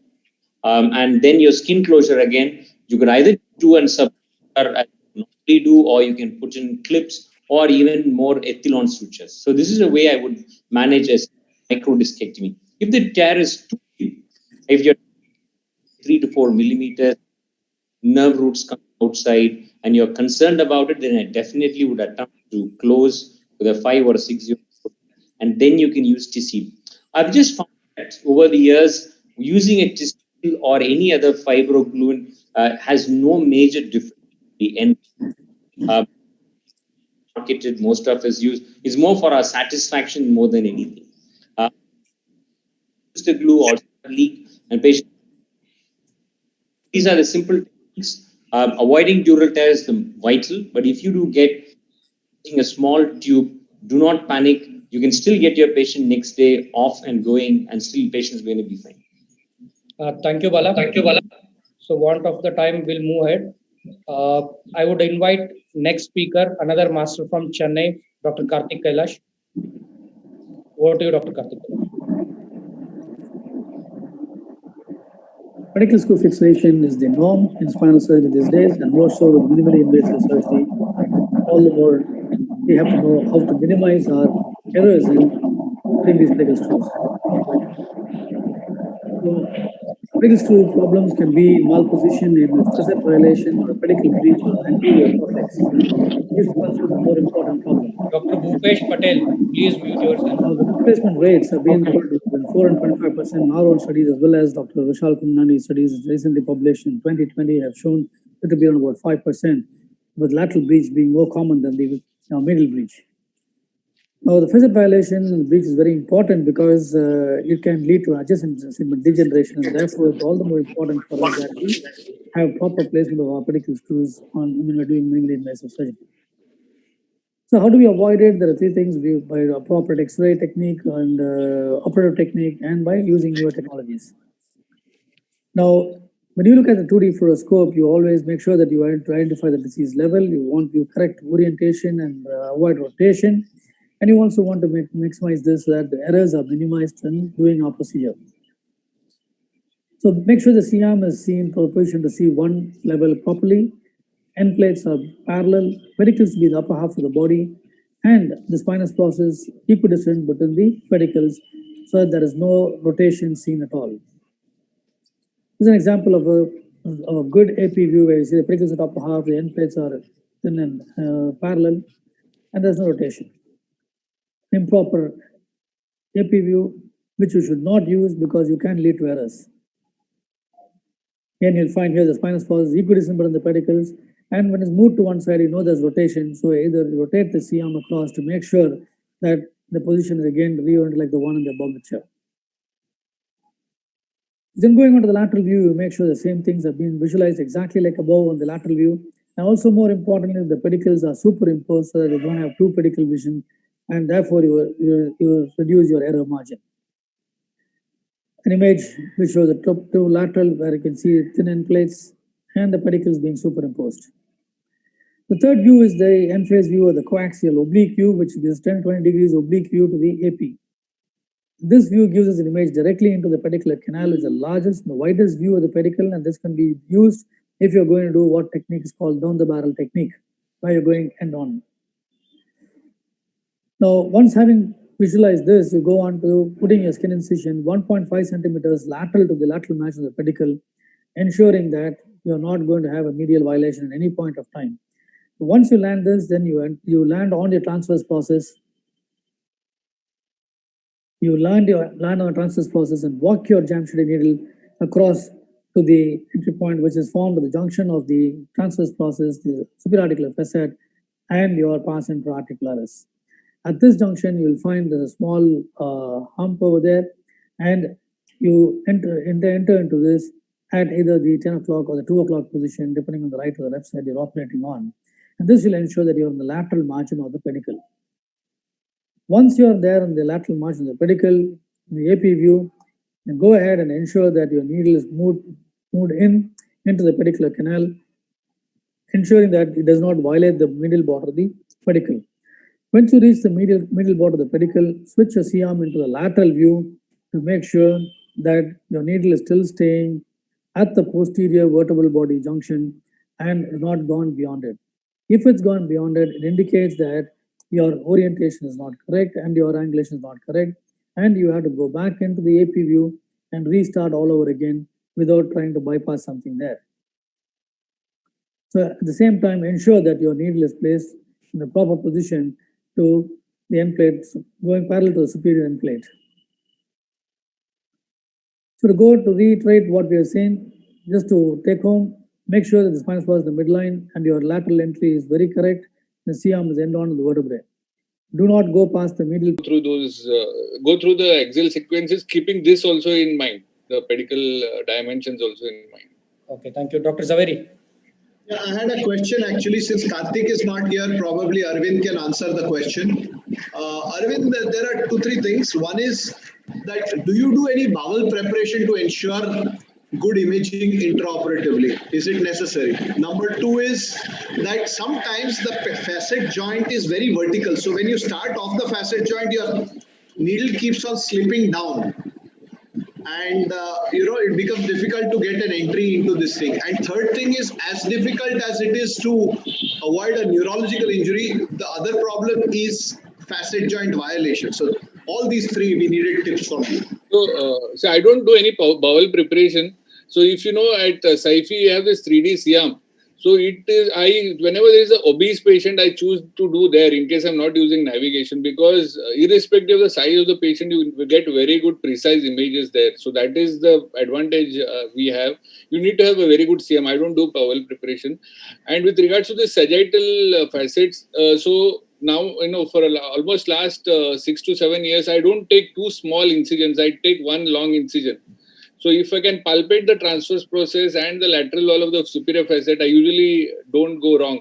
The only issue the anatomical restriction which can prevent you from getting medial is if you have a iliac crest which is very close to a sacral entry point, S1 entry point. There it is a big challenge. So you'll have to just figure out a location. The advantage is, S1 you can have various entry points. That advantage is also there. But if it is a iliac crest is very close, it can come in the way of your screw. So you have to be very smart to see that, because after the GMCD, the other structures that will go over the guide wire are bulkier. So they shouldn't, skid over the iliac crest. So there you have to be very careful. I don't remember what was the third question you asked me? Facet joint violation. Not very often. So how do you diagnose that the back pain is due to facet joint violation? How do you diagnose in post-operative period if a patient comes with back pain and it is due to facet joint violation? Vishal. Guru, I think we have. Sorry. No, Vishal Kundnani, he had raised a hand. Yeah. So we had a publication on this about superior facet joint violation in MIS cases, and in fact, most of them are asymptomatic, and it is not uncommon. In fact, in one of our study where fluoroscopy guided MIS TLIF was done, 23.4% in a case study of 200 cases, it was found that superior facet joint violation does happen. And that is one thing that we all must be very cognizant about, that in MIS TLIF, which is done fluoroscopically, no matter how good we do a decompression, more often than not, we have a habit of putting up an incision which is biased toward decompression. So the tubular point of incision that we do, we are biased towards decompression, and that is why our entry points or the incisions are usually more medially placed on the side where decompression comes. Whereas on the side where decompression is not done, we generally tend to have more lateral incisions where only the screws are going in. And in our study, we highlighted this point very clearly, that in patients where you are doing MIS TLIF, on the side where you are doing tubular decompression, those are the sides where your incision should be slightly longer, and the incision should be placed little lateral to avoid superior facet joint violation. The good part about SFV, superior facet violation, is that 93% of our patients were asymptomatic in whom we had it. Only 7% of them had back pain. Again, it is absolutely impossible to ascertain whether the back pain post-operatively is coming from superior facet joint violation or not. Unfortunately, in our study, we never had any long-term, longitudinal study to see in long run what happens to them, or we never studied the incidence of ASD. But there is enough literature to suggest that if the facet joint violation is more than grade 2, which means more than half your screw tulip is sitting on the facet joint, the chances of you having ASD is as high as 50%. So this is one thing we all must be cognizant about. Vishal Peshatiwar, do you have a comment or we'll move ahead? So adjacent level, especially proximal level arthropathy because of tulip encroaching is not going to happen in the first few years. This is going to land up slowly, and majority of them will come with an pain at extension. That's what the trick, like Arvind said, is to land at the junction where the transverse process joins in and in the center, and to enter either at the 3 o'clock or 9 o'clock position, so that your screw is not superior also, and at the same time does not come close to the inferior margins. Thank you. And lateral. Okay, we'll move ahead. I am getting call from Umesh. So next speaker is Dr. Gautam Zaveri. Sir, please. Good morning. About 40% of instrumented spine surgeries within moderate to severely osteoporotic bone are complicated by some form of implant failure. The complications can range from intraoperative cutout of the screw to screw pull-out, cage subsidence, loss of correction, junctional failure, and non-union at follow-up. Today, I have been asked to provide tips for minimizing implant-related complications in the osteoporotic spine. And over the next 5 minutes, I will be providing you with 5 very valuable tips. The first tip is, in patients with moderate to severe osteoporosis, whenever possible, delay spine surgery if start the patient on calcium, vitamin D, and teriparatide. This should be started a minimum of 4 to 6 weeks before the surgery and continued for up to 2 years post. It has been shown by starting teriparatide along with calcium and vitamin D, there is a rapid increase in bone mass with an significant increase in the insertional torque of the pedicle screws. It improves the fusion rate and shortens time to fusion, significantly reducing the pedicle screw loosening and the risk of junctional fractures. The second tip is limit correction of spinal deformity in osteoporotic bone. In the osteoporotic spine, less is often more as far as deformity correction is concerned. In situ fusion is preferable where the risk of instrumentation failure is extremely high. The third and probably extremely vital tip is ensure adequate reconstruction of the anterior column. Adequate restoration of the anterior column restores the weight-bearing mechanics of the spine and reduces the strain on the implants. Anterior column reconstruction can be done using bone cement within the disc or within the vertebral body. One can use intervertebral or intravertebral cages. One can use strut bone grafts. And in some cases, where the gap is significantly higher, one chooses to do vertebral shortening so that the gap between adjacent bones is reduced and there is lesser strain on the implants. The planning of the instrumentation construct in osteoporotic spine is extremely vital. Long constructs must be used with multiple points of fixation. A variety of anchors can be used ranging from pedicle screws and wires, sublaminar wires to hooks and cortical screws. Sublaminar wires and hooks have the additional advantage that they have purchased in the lamina, which is bicortical, and therefore the risk of pullout is far lower. I personally prefer to use pedicle screws coupled with sublaminar wires. The cortical screws, which have a purchase in cortical bone, run from in a mediolateral direction to gain purchase in that bone. Today, a number of designs of the screws have been innovated to improve the pull-out strength of the screws. And therefore, screws with dual threads or conical screws, screws which have expandable tips, hydroxyapatite coated screws, and PMMA augmented screws have been used to improve the pull-out strength. PMMA augmentation can be done either before insertion of the pedicle screw, or the cement can be injected through fenestrations within the screw. Finally, you must remember that in osteoporotic bone, you have only one chance to get it right. Use the SIAM and be very careful to follow all the steps of surgery. Avoid tapping and under tap to prevent loosening of screws. Use larger diameter screws and try and get a purchase in the anterior column, cortex of the vertebra so as to improve the pull-out strength. Finally, be very careful when doing the final tightening of the screw rod assembly to prevent pedicle cutout. To conclude, to minimize complications of implants within osteoporotic bone, whenever possible, delay elective surgery and start the patient on appropriate anti-osteoporotic medication, limit the amount of deformity correction, provide stable reconstruction of the anterior column, provide multi-segment, multi-modality stabilization to reduce the risk of implant failure, use screws which are augmented with either hydroxyapatite or bone cement, or use expandable screws or some of these newer double-threaded screws to improve the purchase within the trabecular bone.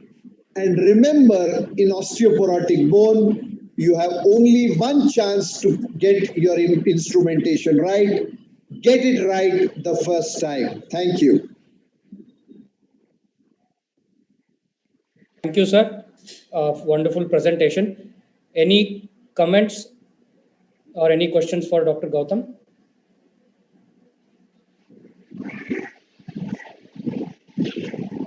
Guru, let me start by making a comment. There was one important tip which I missed, and that is a number of times surgeons try to bring their rod is not adequately contoured, and they try to bring the screw or the bone to the rod when applying the rod. That is fraught with danger in osteoporotic bone.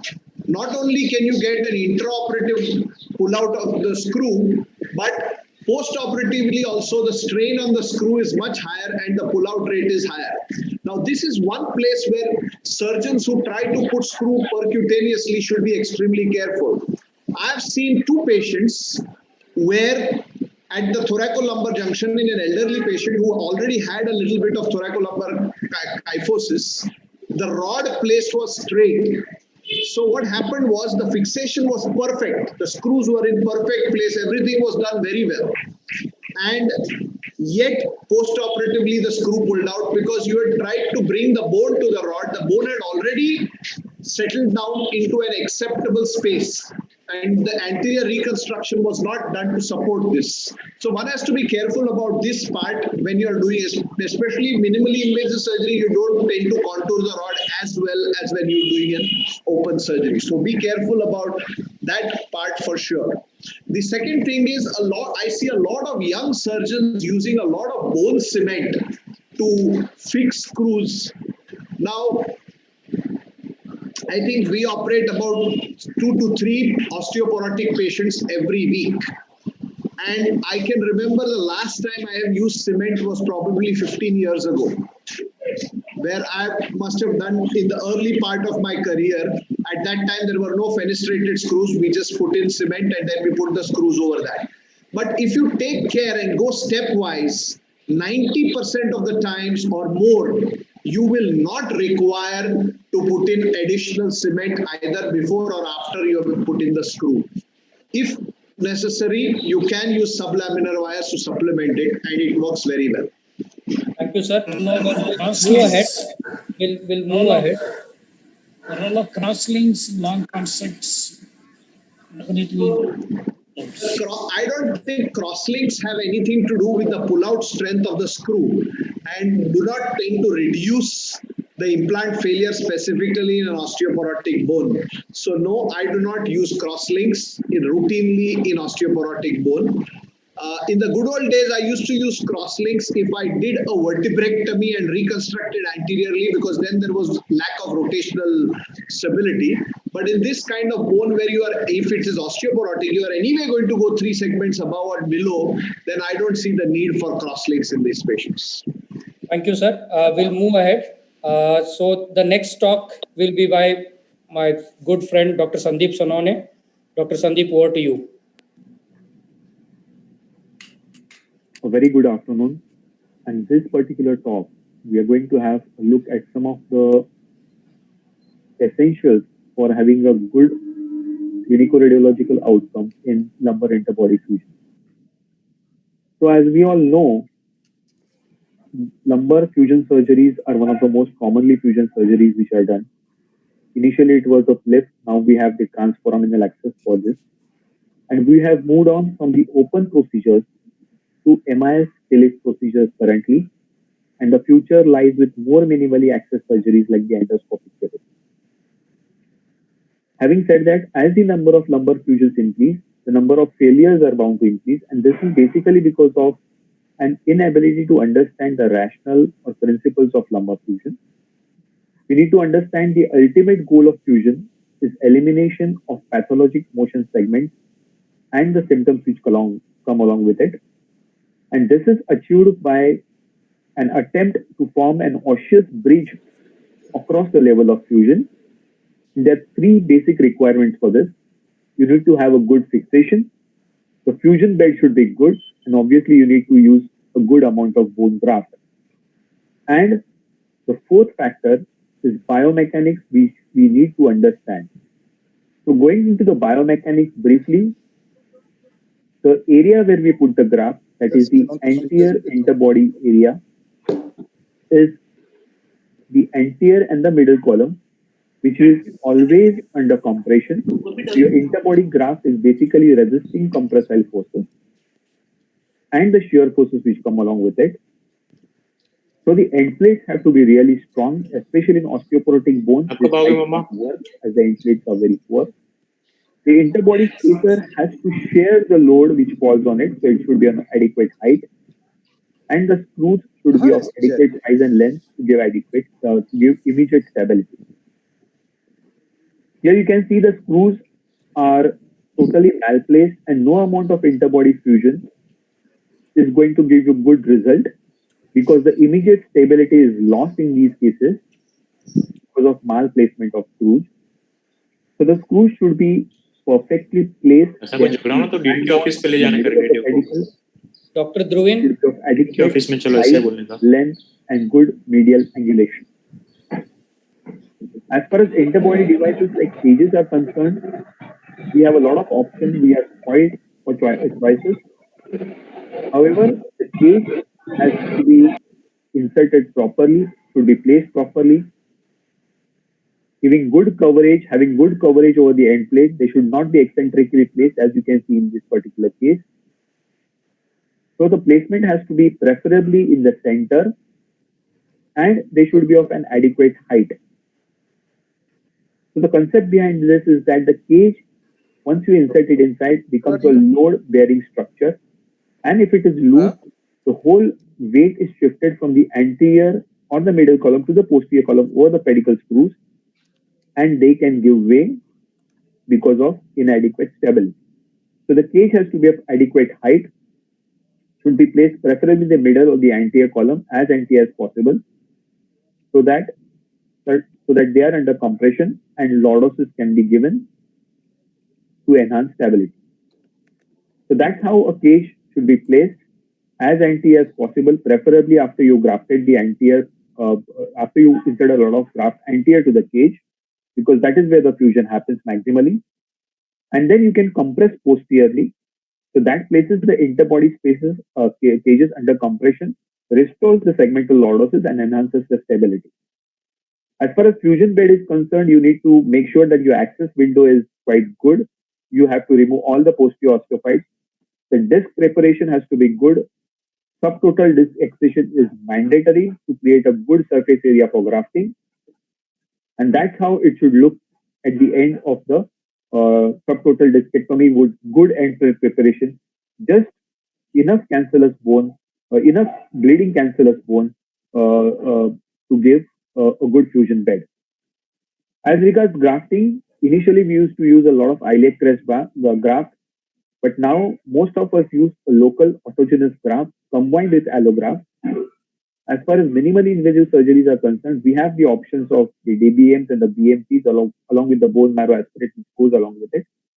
However, if you compare the mechanical stability versus the osteogenic potential and the osteoinductive and the osteoconductive properties, then what works best is a combination of local autograft and an iliac crest graft. Now, there are multiple ways in which you can harvest the iliac crest graft by minimal access ways, reducing the donor site morbidity and the pain. Combine this with allograft and use it as an interbody spacer. So to summarize, a good interbody fusion will happen if you follow the basic principles of good rigid fixation, meticulous braid preparation, and good amount of bone grafting. Thank you very much. Thank you, Sandeep. Only one question or a comment. Anyone? If not, Sandeep, you have anything to say? So I just want to say, because this is a symposium, basically a conference on minimally invasive fixation.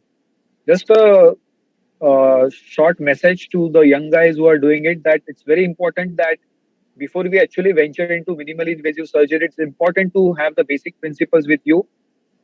Make sure that you have enough experience in open procedures before you actually go into the minimally invasive techniques. Okay, thank you. So we'll move ahead. The next talk will be by Dr. Alok Ranjan. Over to you, sir.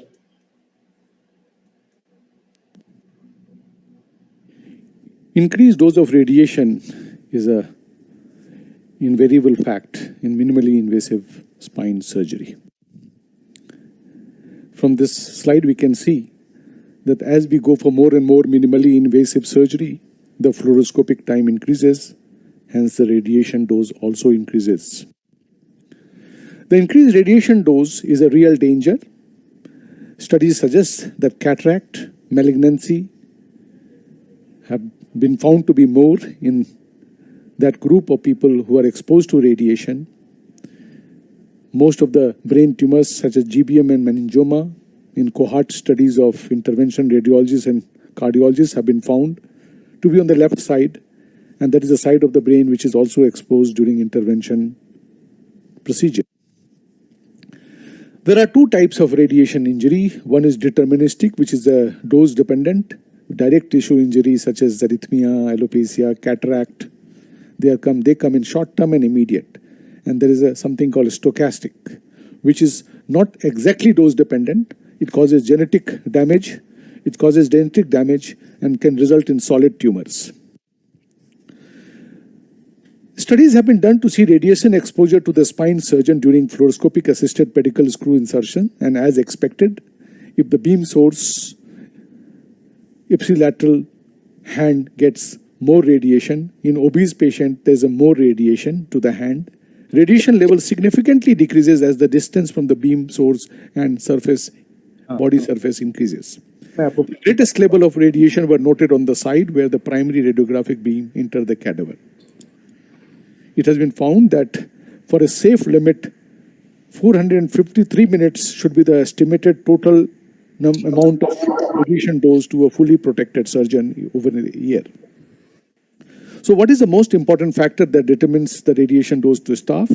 It is the scatter radiation. Now, if we use high kbp to get better films, obviously there will be more scatter. And obviously in obese patient, high kbp is used to get a better film and there's more scatter radiation. There are three cardinal rules of external radiation protection: less time, less exposure; greater distance, less exposure; and more shielding, less exposure. In this slide, we can see the beam source is the area where there's more scatter radiation and the surgeon should be away from that. So the first one is what is right. In an angled imaging, the observer should stand on the image intensifier side of the C-arm wherever possible and step back from the patient as much as possible if you are not required. Then comes this slide where again position A is correct, because as you notice that the surgeon is staying the other side of source beam and hence thus scatter radiation. Obviously radiation can be minimized if we use fluoroscopy very intensely, And if we get a true AP film, most of the dorsal and lumbar spine, we can plan multiple entry site at the same time with one picture. Obviously requires intelligent use of fluoroscopy. However, in deformed spine, this is a problem. In an advanced type of fluoroscopic machine, there are imaging techniques like digital hotspot and pulse fluoroscopy, which decreases the dose of radiation without decreasing the quality too much. In summary, exposure time should be reduced. Doubling the distance reduces the radiation exposure by a factor of 4. Shielding is very important. Radiation emitting source should be the surgeon should stay away from that side. True AP film will do in most of the cases. Obviously, robotic navigation assistance is very important. Surgeon's control over C-arm makes a better flow. And wherever possible, we must try to get fluoroscopic modification for pulse fluoroscopy and digital hotspot. C-arm has a less radiation than X-ray, whereas O-arm has more radiation. And at that time, it is advisable that the surgeon and the other staff stay outside the theater when the O-arm being used. Navigation obviously means less radiation, but works best with a straight spine. As the deformities increase, there will be more and more X-rays needed for a proper navigation. Hence, one has to be very careful of that. Navigation is not something which is always reliable, as this X-ray shows. Same position on the left side as shown in navigation and on the right side shown in X-ray, and there is a discrepancy. Robotic mount is very important. It reduces radiation by 62.5%. However, it's very, very costly. Thank you. Thank you, sir. Any questions for Dr. Alok? So I have a question. How many of us we use the radiation protective gloves and eye shields? As far as I know, no surgeon uses it. There is one hand which is raised. That's always there. Vishal, you are using. Anand. Yeah. Okay, any other questions? Okay, if there are no questions, we'll move to the next talk. That's by Dr. Arvind Kulkarni. Dr. Arvind Kulkarni, over to you. Dear friends, it's said that the difference in good and bad surgery is how well you treat the soft tissues. We always heard this particular phrase, respect the tissue will respect you. We've seen our senior surgeons operating, doing open surgery. The planes are absolutely clear and clean. When it comes to minimal access surgery, whether you use the tube or the endoscope, the crux lies in creating a portal in the middle of muscles. So this is prone to traumatize soft tissues because of blunt impact of the dilators, or it could be while landing and navigating in the superficial planes, or because of the anatomy itself of the spine, which is uneven because there are hills and valleys and not a flat surface. The soft tissue protection starts right from the word go. When we localize, precise localization is the key. For example, in this particular case, if the tube had landed at L3-4, you could have imagined how much of soft tissue swiping and sweeping had to be done to get the tube in the right place, and this would contribute to soft tissue trauma. Again, before incision, it's very important that you soften the paraspinal muscles with the diluted Sansocaine so that the impact of bleeding, the impact of resistance to dilators is less. It also provides preemptive analgesia. Also, cut the fascia and don't bang the dilators in without cutting the fascia, because that again can contribute to a significant soft tissue trauma, because the other dilators will not go on top of one another. And if you're doing multi-level decompression, it's important to incise the fascia above and below so that the tube can be tilted easily. So in case you land superficially with the tube, don't panic, don't cut the soft tissues, don't cut the muscles, make another incision at the level of the landing in the same line as the skin and the facial incision, and put your dilators once more. This you can keep doing twice, thrice, 4 times till you reach bone. So this way you can prevent soft tissue trauma, which we call multiple docking technique.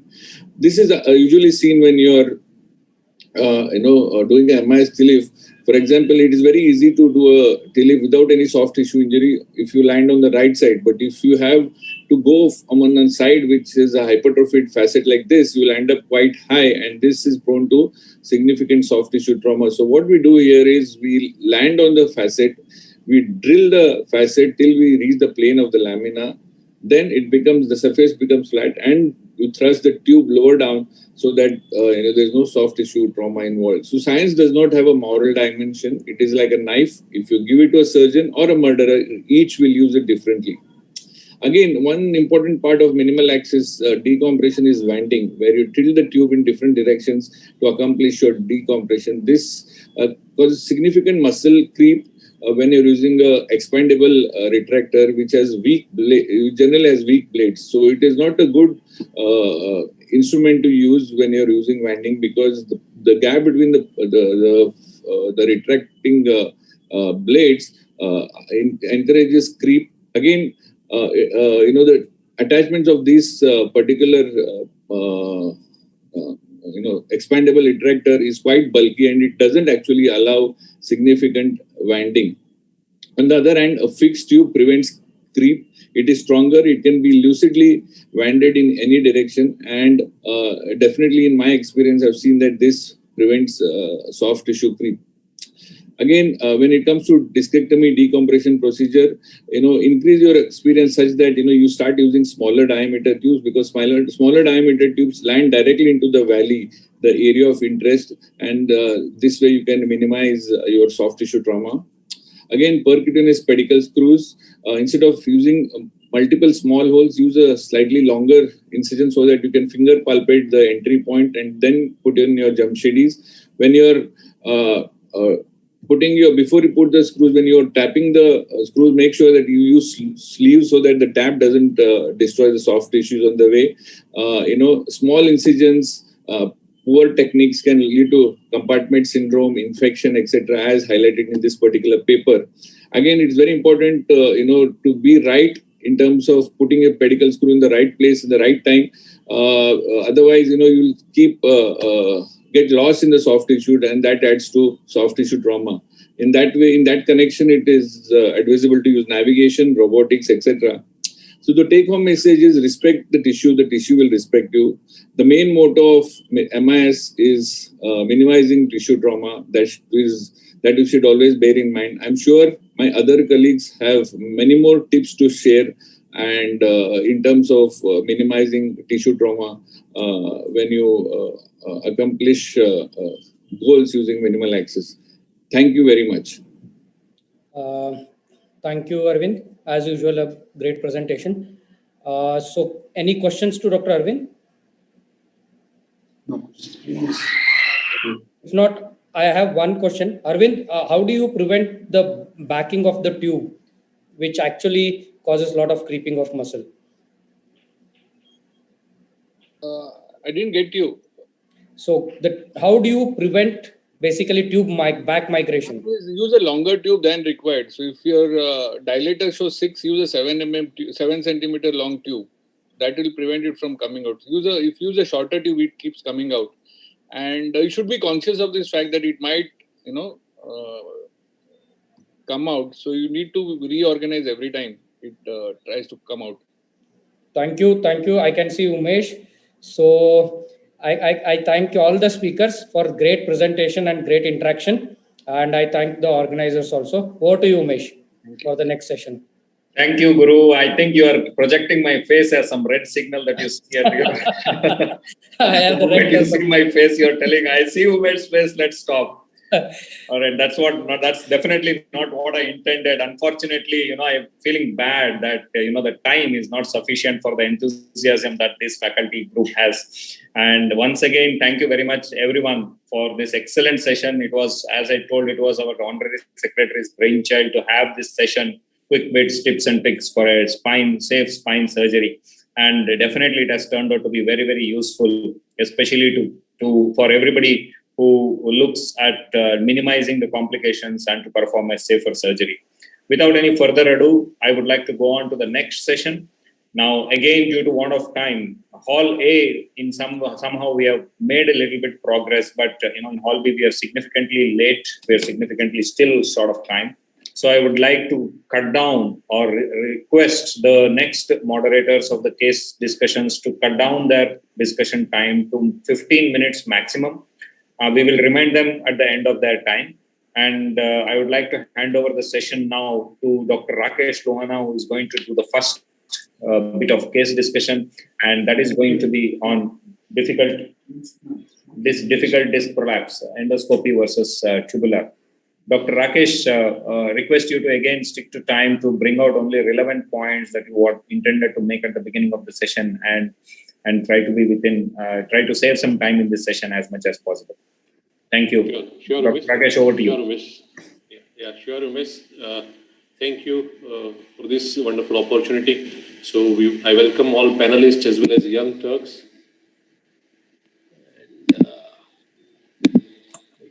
Somebody will have to stop screen sharing, then I can share my screen. Okay.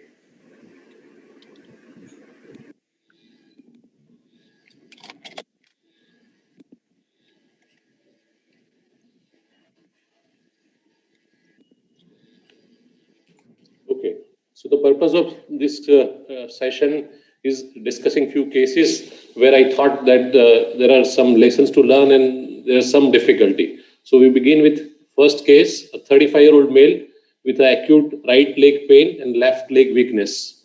And this was his MRI, which was showing L1, L2 superiorly migrated disc herniation. And these are axial cuts. We cannot see the images. Rakesh, the images are not seen. We cannot see the images.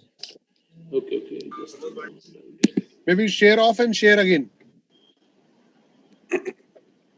Share out and share again.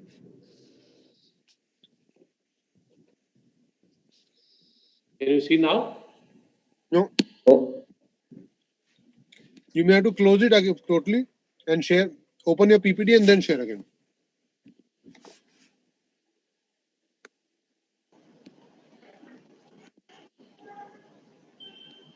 Rakesh, first open your slides, keep it ready, and then share. Yeah, I kept it ready. Yeah. Now you can see? Yeah. Yes. Yes. Okay. So this is 35-year-old gentleman presented with acute onset right leg pain and left leg weakness and difficulty in walking. So this was his MRI, which showed L1, L2 superiorly migrated disc herniation. And this is actual view. Again, we got contrast as well, which confirmed that it was a disc and nothing else. So at L1, L2, higher level cord compression, what difficulties you would feel and what suggestions you would have. We'll ask from panelists, Dr. Kim, June Kim is there. June Kim or HS Kim? Who call you? Dr. H.S. Kim is there? Yeah. Yes. Can I suggest my proposal for treatment of this patient? Yes. Yes. This case is a very good indication of the transfemoral endoscopic lumbodiscectomy. Because of that, this case is L1, 2, and highly superior migrated cases. Because of that, if we try the open surgery or some retraction from the posterior or intraluminal, there is some higher chance of the cord injury or nerve damage. Because of that, we should try the remove this pathology if possible, not retract the nerve structures. Because of that, transfemoral approach is the best option. But unfortunately, L1, 2 level is very high level, and there have some tips of the transfemoral approach. For example, there have in the upper level, especially L1 to L2, 3 have a so huge, large foramen and dura expanded so lateral area. Because of that, if we ducking so deeply, there is some chance of the dural tear or nerve damage. Because of that, making the firstly keep the distance from the midline to the skin insertion point approximately 6 to 8 centimeter, because of that there have some another structures of the kidney or some another visceral organ, maybe chance of damage. Because of that, 6 or 8 centimeters is sufficient, and making some steep angle to the target point of approximately 45 degrees. Why? There is very close approach, and foramen is wide. Because of that, if we some docking to their foramen, some steeply, there is some chance of nerve damage, dural tear, or some cord damage is lessening. And anyway, in these cases, if we try keep this recommendation, this is the best option of the transforaminal approach, in my opinion. Okay, Subir bhai, what you would suggest? Tubular, what are the tips and tricks, and what are difficulties expected? Yeah, I already mentioned. B. So in my opinion, this is a significantly high level lumbar placed disc prolapse. Even with a proximal migration, it is causing displacement of the dura. I would want to avoid further displacement, and I would not want to retract the dural sleeve at all. So I would probably plan for a primary tubular TLIF in the MIS TLIF in this case, rather than try and fiddle around with just a tube and try to retract the dura to get my disc. So it would be a straightforward MIS TLIF as far as I am concerned. Okay, Dr. Malhotra? Dr. Anant Malhotra is there? Yeah, I think I completely agree with Dr. Subir Zaveri. This is a high level disc, and transforaminal, the problem would be that the migrated disc would be difficult to take out. So it would be better if we go do a conventional MI-TLIF approach for this. See, but the disc is very well preserved. It's just, you have to do just fragmentectomy. So, Dr. Arvind Kulkarni?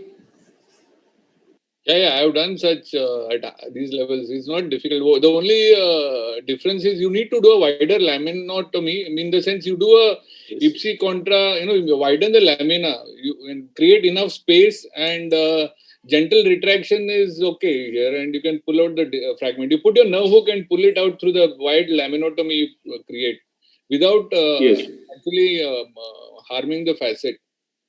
Yeah, right. So that's what we did. We did a MIS laminotomy, widen laminotomy, go on opposite side, and ipsilaterally go with a blunt hook, take out the nerve root, and then take out the disc, fragment tail of the disc, and then fish it out without retracting the root, and that's what we did. Yeah. So if it's an next case. Acute disc, yes, it can be done, but if it's a long-standing, probably it might be difficult. Yes, right, agree. No, the acute disc.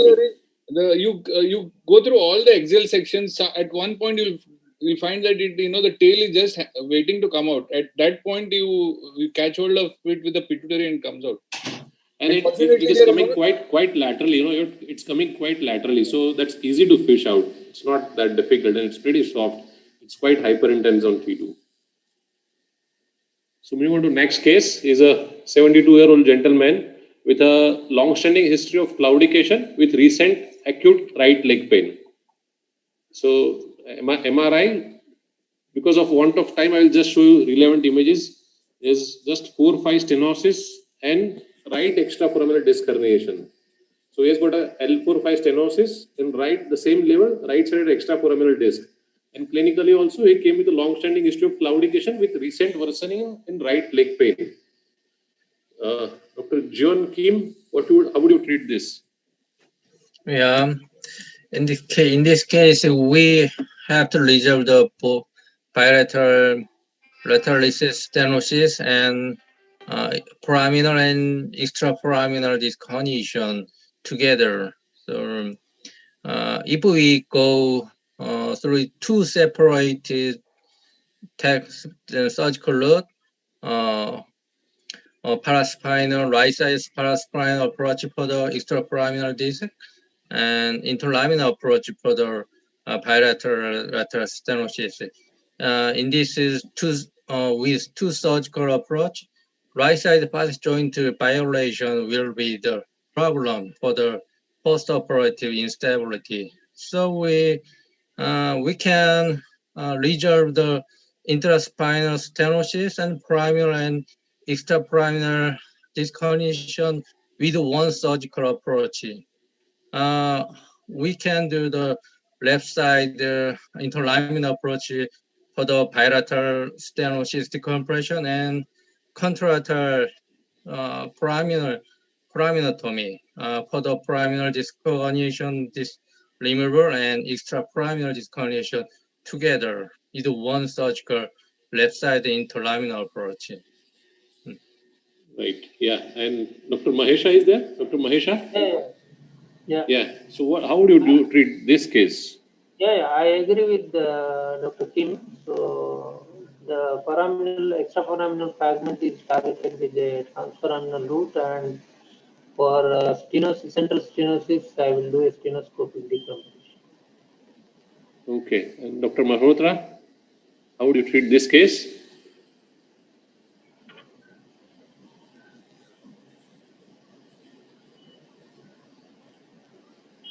Subir bhai? Well, so this definitely requires a two-pronged attack. We can try and have a single paraspinal incision which is slightly more lateral than the usual. Try and angulate the tube a little bit more medially to get the central stenosis with over the top decompression. And once you are done with that, remove the tube completely and then redock it again onto the lateral aspect of the facet, and then go slightly proximally towards the foramen to get to do the decompression. So it does require a single, it can be done through a single incision, all from the right side, and you can do a bilateral decompression and a foraminal disc as well. Right. So that's what it is difficult, but yes, it is doable. Yeah. So that's what we did. Placed the incision around 3 centimeter lateral to midline, went first to the extraforaminal component, then again docked it medially, and then did a bilateral decompression from right. Yeah. Perfect. So move on to third case. Is a 46-year-old gentleman with a basically cauda equina syndrome for last 4 weeks, getting worse, and there is past history of lumbar spine surgery in 2000. So it's basically a cauda equina syndrome in a revision case, past open laminectomy, and now it's a cauda equina. So how would we tackle this case? L5S1 level, cauda equina, revision. Can you show the X-ray for this patient? Unfortunately, we don't have X-ray. Yeah, there was no instability, but from iliac crest perspective, sorry. For iliac crest. Yeah. Sorry, I didn't get it. So how do you treat?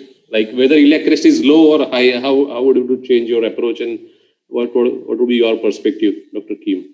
Yeah, actually in the cauda equina syndrome, I already mentioned that some transforaminal approach is the best because there is not completely not restricted nervous structures, because that not additional injury to the cauda equina or some another neural damages. Because of that, the transforaminal approach will be the best. But only problem is that how much iliac crest or how much Freeman, there have some obstacles.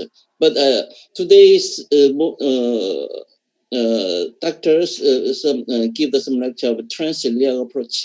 Yes, there is also can possible, and also there have several techniques to approach from the transforaminal area. Because of that, if this patient have a cauda equina syndrome, I will choose the transforaminal approach rather than the intraminal approach. Okay. Any of the young nurse, Dr. Mukul Kaushal? Sir, in this case, I would like to see the axial cuts also, sir. Can you show the axial cuts? Yeah, sure. So, sir, I can appreciate that it's a central disc with the midline scar can be appreciated. So, I would like to do an revision interlaminar approach via Distendo technique or a UV technique.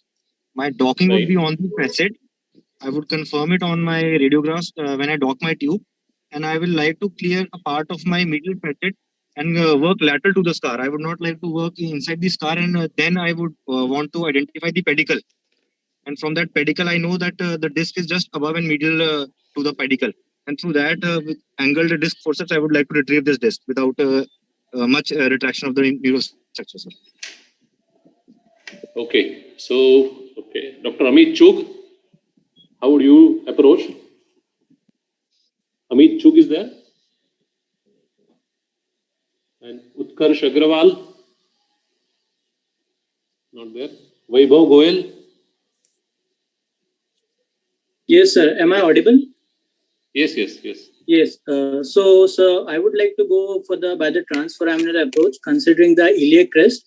If I can go supra-iliac, I'll go first from the one side where the symptoms are more, and if required, then from the other side also. Okay. So, Dr. Mahesha, in transforaminal approach with the previous laminectomy and chorda equina, what are your problems or what are your difficulties? Will be any scar tissue will be problem for transforaminal or no? Transforaminal, it is very easy. You don't expect scar tissue anterior to the dura. So it is very easier to do. Only thing is that the facet or iliac crest may come in the way. If the iliac crest is high, I will go through transiliac approach, because to access the central part, it is very easy with the transiliac approach. Because the crest is high, your cannula and the scope will angulate down and you will not get central part. Whereas in transiliac approach, you can target even to the other side. So it is very easy. So I don't know, because we don't have the X-ray, we don't know the crest part. Okay. And this will definitely require some undercutting of the facet to access the total part of the. Dr. Rakesh, Anand this side. Yes. Can I chip in? Yes, sure. Yes. Actually, I'm quite comfortable with the descendus. I agree with what Mukul said, that this is a reasonably good case for the descendus technique, by interlaminate technique. You can go through and use basically what he said is absolutely right. In recurrent case, you start laterally so that you avoid the scar tissue. And then perhaps you might need to drill a little bit, because there's a facetal enlargement out here. So once you do that, you will be on the lateral part of the dura, and then you can work along. Transforaminal going transiliac is, I think, might be, I don't know whether it is an overkill or not for the technique, but this is like, it's too entirely displaced for a transforaminal approach.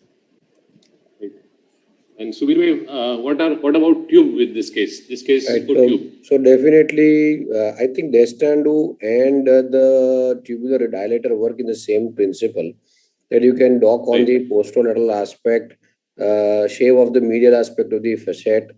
Then once you have a normal dura, then you can work your way and detach the fibrosed area from the bone and then go ventrally.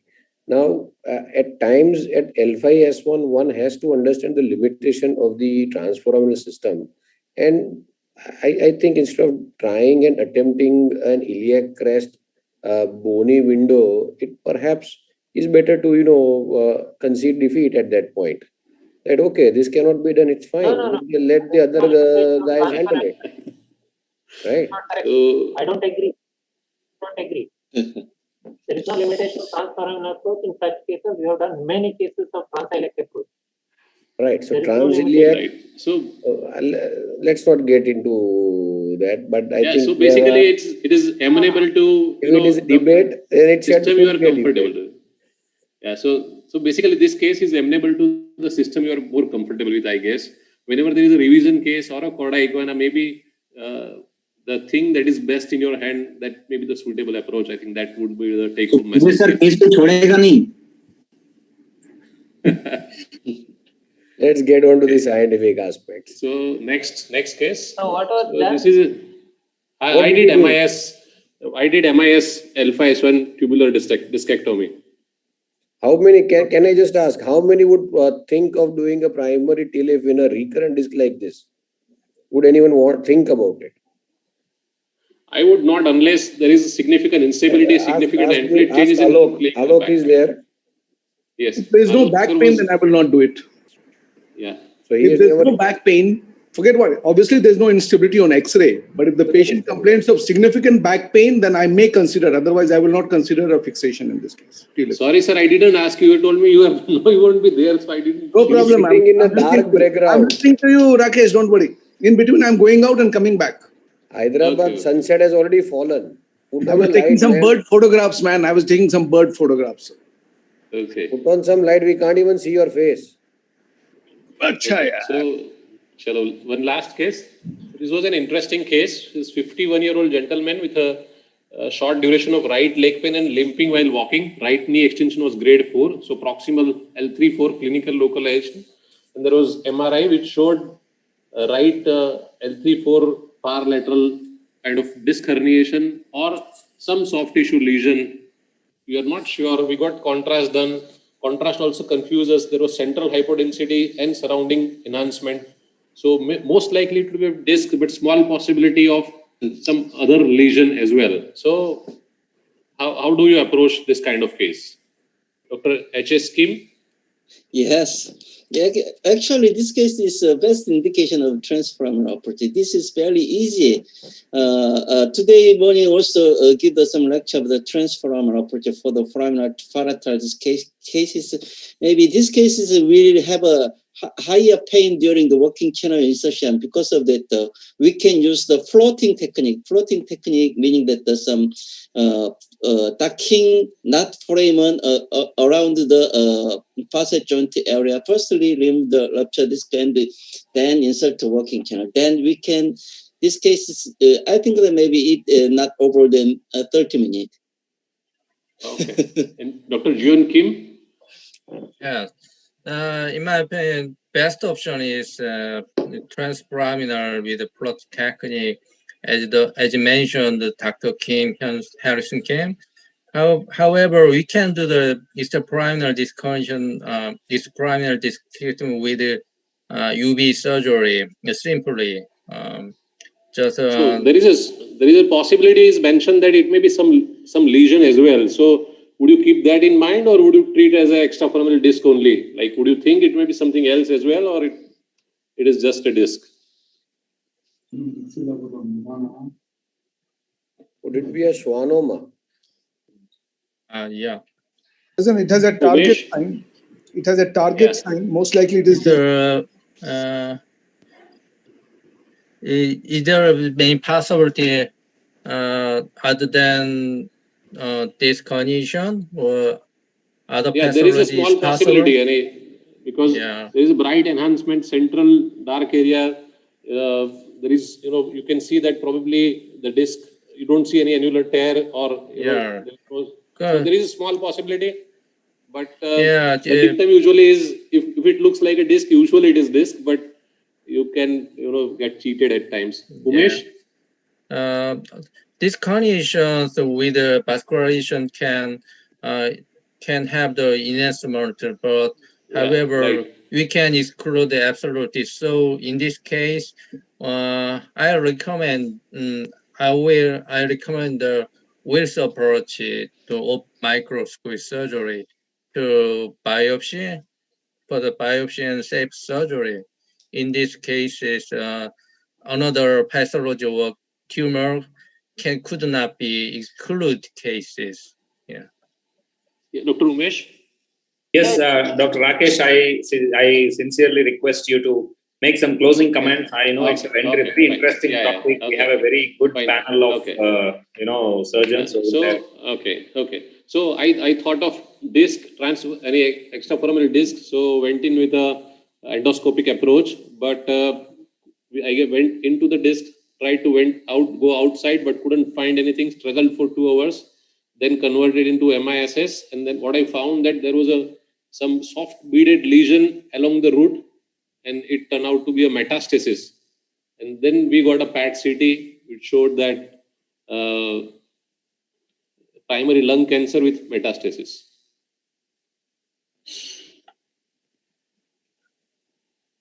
Some different learning from this case. Yeah, so maybe in atypical cases, tube may score or endoscope, unless you may be very extraordinary at endoscopes, or maybe choose what you are good at. So we'll close this session. Any comments from panelists before we close? Excellent case collection, Rakesh. Thank you for stimulating our brains. And I agree with Dr. Mahesh that this would be more amenable to an endoscope rather than a tube. But well, you had a different experience, so no offense. But each one is best. Whatever tube he works with or instrument he works with, he is best with it, right? Yeah, thank you, MISSAB, and thank you, panelists, for joining us. Dr. Umesh. Thank you, Rakesh. And extremely sorry that we couldn't give more time for the discussion of this interesting topic. And we move on to the next one. Dr. Nikhil is here to moderate the next topic, that is lumbar canal stenosis without listhesis. And in these cases, what are the points that you need to consider to see whether a decompression alone is sufficient or whether a fusion is required? So, Dr. Nikhil, I would request you again, just like we had discussed, to limit your discussion time to 15 minutes, please. Okay, yeah, sure. So because of want of time, so I think all the panelists are here. Puneet, Bharat Dave sir, Sudhir. Anyway, I'll just start with the screen share. I think, Rakesh, can you just...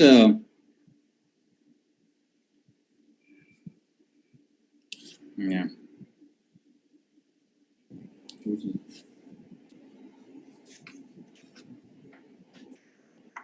One has to.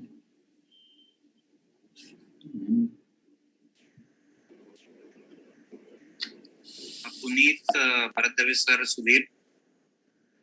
Anyway, I'll just start with the screen share. I think, Rakesh, can you just... Rakesh has to exit, I think, the screen share. No, sir, we have exited the screen share. You have to share your screen. Yeah, 1 second. I just...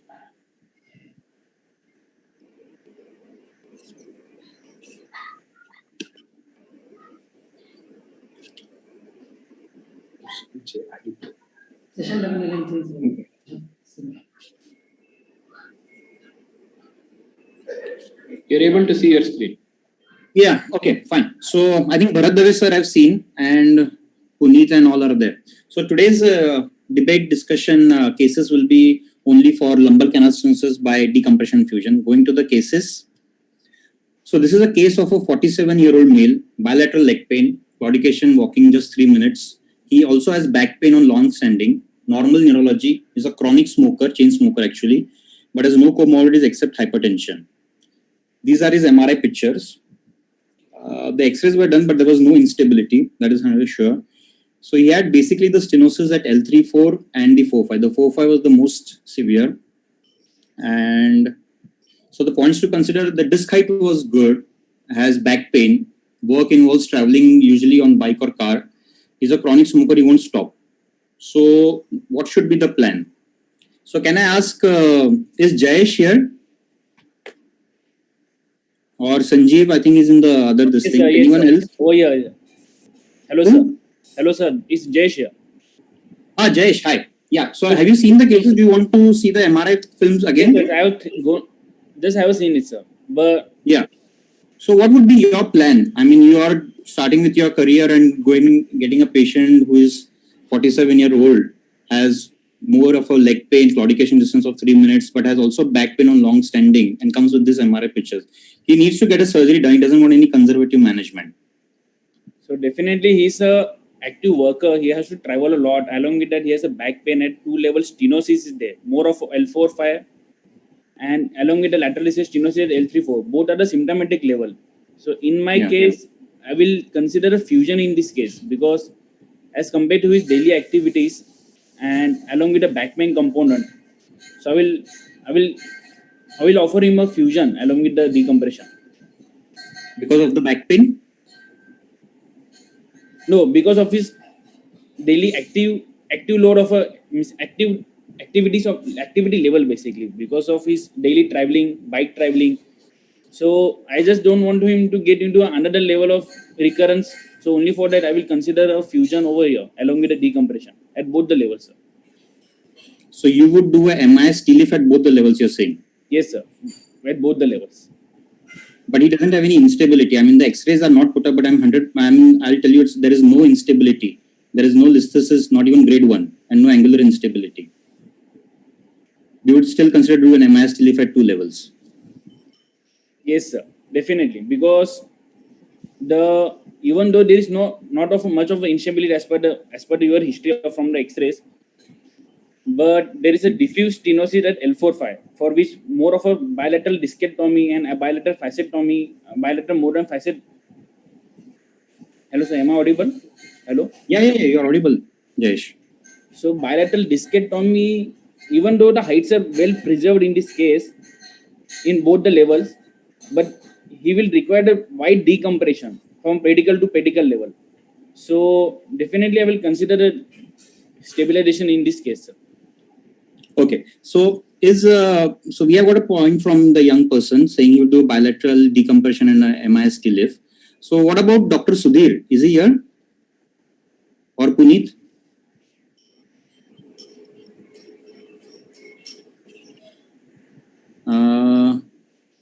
Who is here? I think Nikhil, Dr. Lee has logged on. Dr. Singh Lee from South Korea. I'm here. Yeah. Yeah. Dr. Lee. Yes. From India, yeah. Yes. Yeah. So basically, this patient, just to go through the case, it's a 47-year-old male. He has both leg pain. He has back pain on long standing, normal neurology. He's a chronic smoker. Yes. His problem is only the stenosis of the spinal canal. Is that right? Yeah. Right. Yes. So, it's the problem is to decompress effectively in a 2 level. So I don't need the further fusion surgery. I prefer to using the small surgery for 2 level decompression for the spinal canal to make it wide. Right. So I don't agree with the fusion surgery. So you feel a decompression surgery would be adequate for him? Yes. Absolutely. And what kind of decompression would you do? I mean, would you do tubular, endoscopic, or through a distando? Yes, I prefer to using the tubular retractor matrix. So the uniportal decompression of the bilaterally, right? Right. So, I mean, what particular aspect would you think would favor doing decompression more in this case? Because he's having no instability, or because he's having more of a stenotic symptoms of claudication? Yes. So I think it's we have 2 reasons for the fusion surgery. Just the first one is that make it stable, right? And second one is to wide decompression classically. But listening, so we just have the very powerful tools for decompress in a spinal canal with a small Can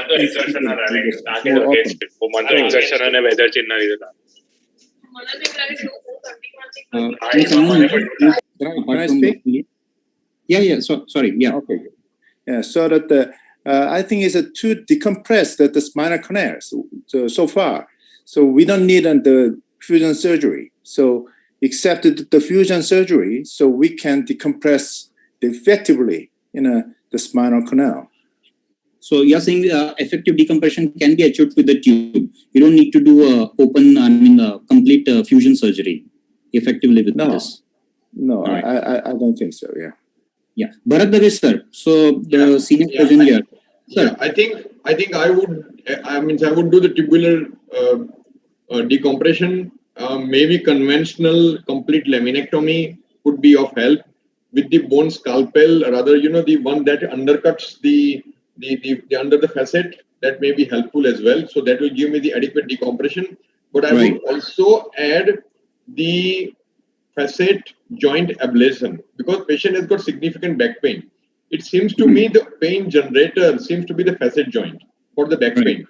So probably I would also consider that. So adequate decompression, and most important thing, do not miss the level. And if you do miss the level, venous congestion and neurological deficit, which I have seen on occasions, particularly for the MISS surgeons. Right. So I just saw Anand shaking his head. I think he was totally having a different viewpoint. Yeah, Anand. We have the anterior surgeon. Anand, you're on mute. Can you unmute? Yeah.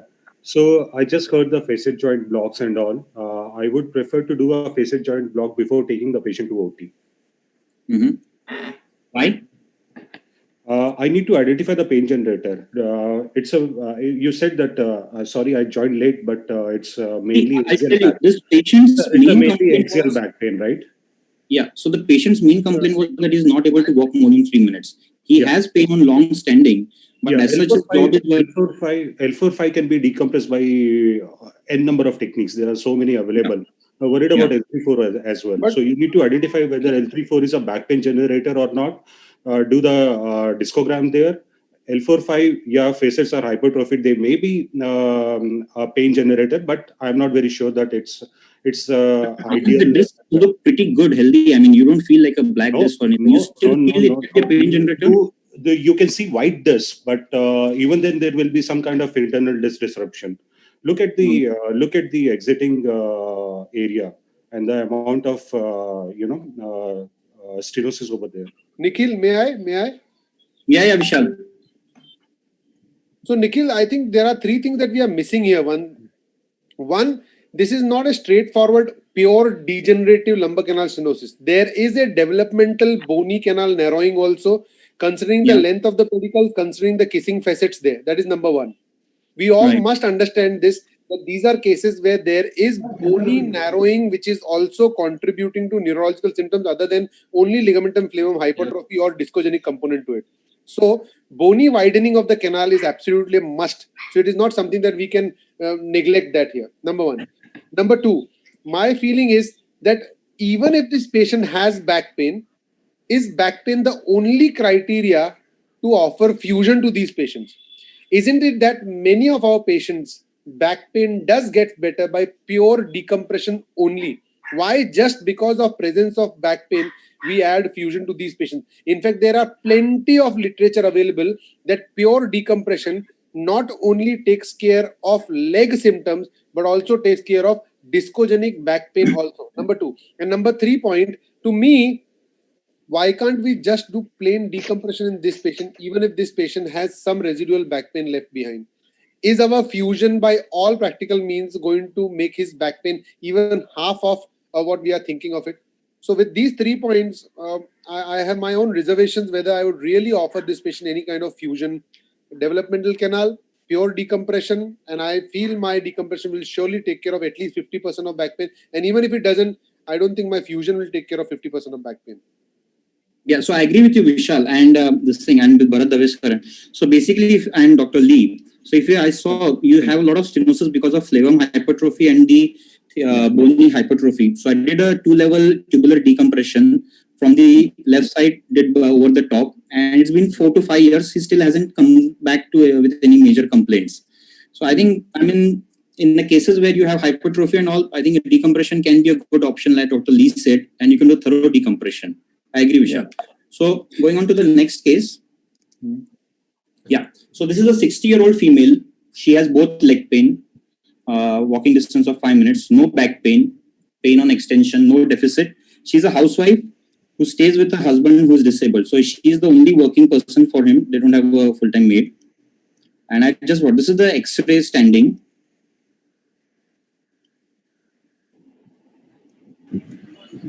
Reflection extension, and these are the MRI pictures.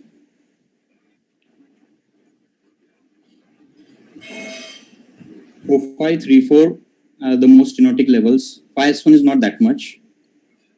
And if you can see the MR myelo.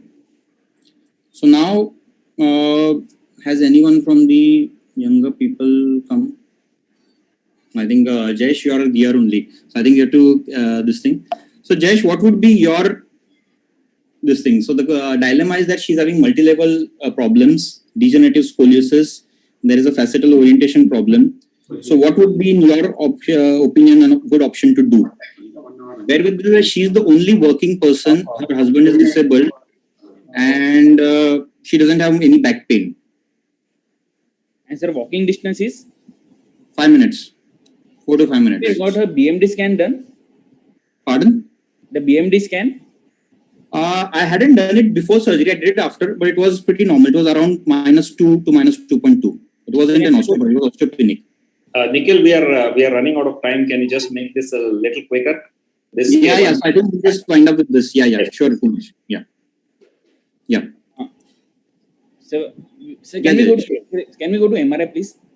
Yeah. So more of a claudicating pain she's complaining of, and along with that, she's having a Degen scoliosis along with the on the X-rays too. Yeah. For her. So a decompression alone for this patient. Only decompression. It's also a learning curve. And 3, 4, 4, 5 stenosis. So can we go to X-rays? And the big problem now with this, and somebody quits, so it is a big process. Yeah. So only decompression in this patient because there doesn't seem to be much of an tubular or endoscopic or through a disc undo. Sir, tubular. That's fine. Tubular. Yes, sir. 3, 4, 4, 5. 3, 4, 4, 5. Okay. Dr. Lee? Yes. So I agree with them.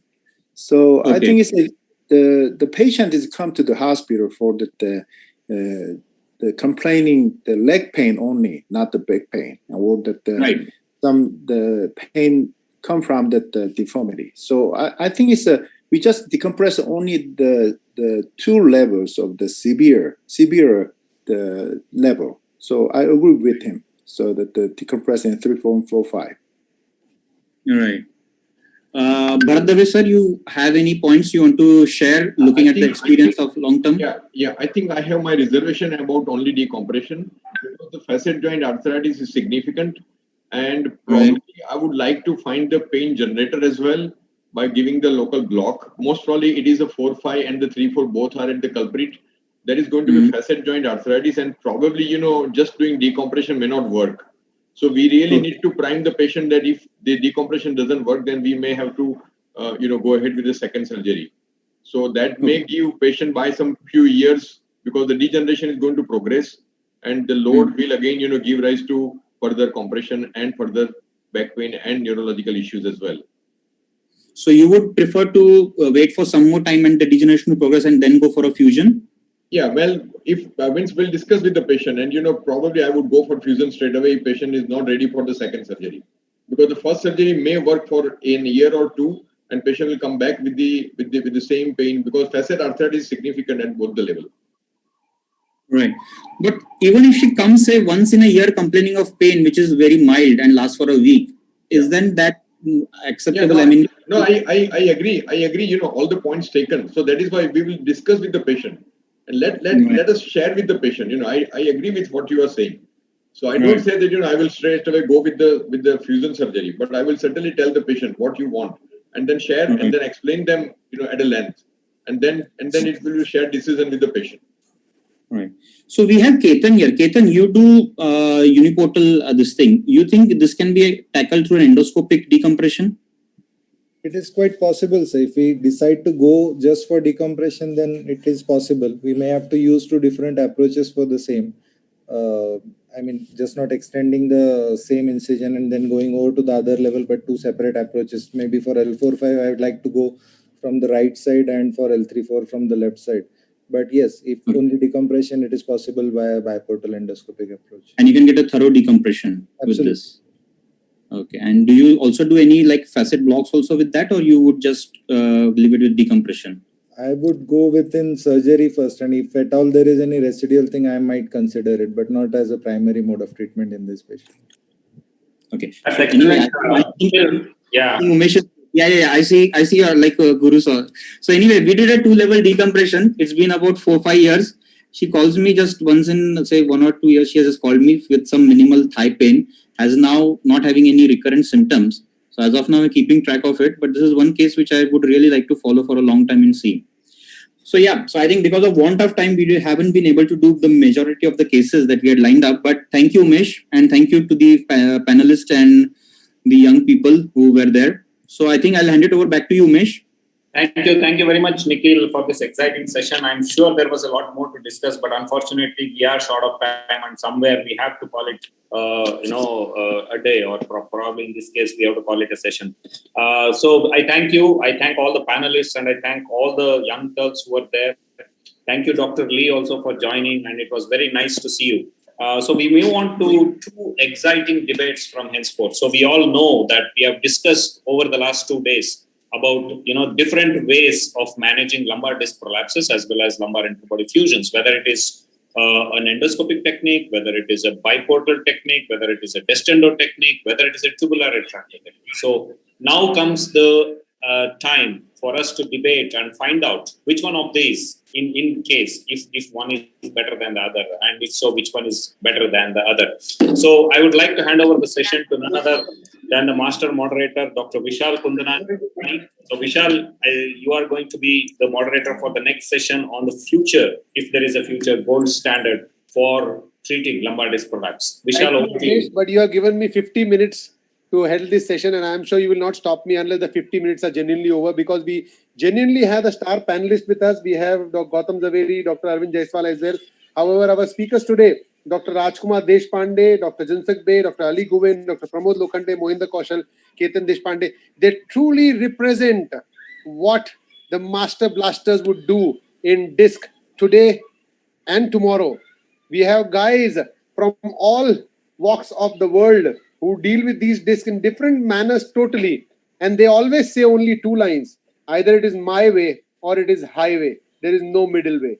So let's, without taking much ado and without taking much time, may I call upon the first my way technique by Dr. Alok Ranjan, who's going to tell us about tubular retractor is the way today, tomorrow, and future gold standard for treating lumbar disc prolapse. And Alok, before you vouch on the tubular, remember immediately following you is none other than Dr. Kim and Dr. Rohidas and another Dr. Kim, who are going to kill your debate portion by saying you that you are not the best way to deal with lumbar disc prolapse. Over to you, Dr. Alok, and let us welcome all the other panelists around here. Dr. Alok Ranjan, over to you. Sir, you unmute, please. Can we run Dr. Alok Ranjan's talk, please, quickly? Yes, sir, I am putting up his talk. Are we going to talk of emotions or are we going to talk of logic?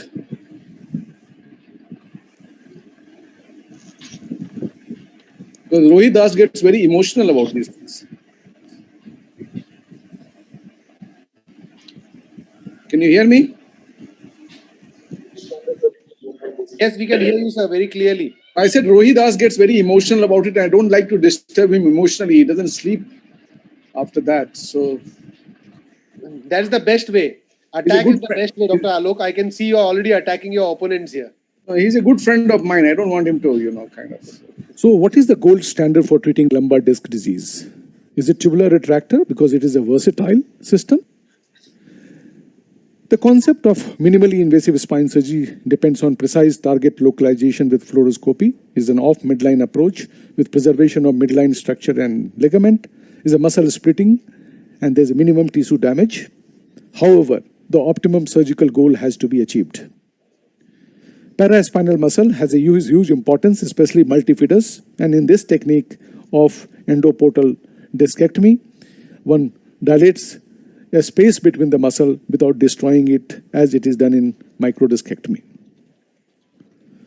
Objectively, inflammatory and tissue injury markers have been studied as compared to open surgery and even in microdiscectomy, and universally we have found that in minimally invasive spine surgery, less of those markers suggest less of tissue damage.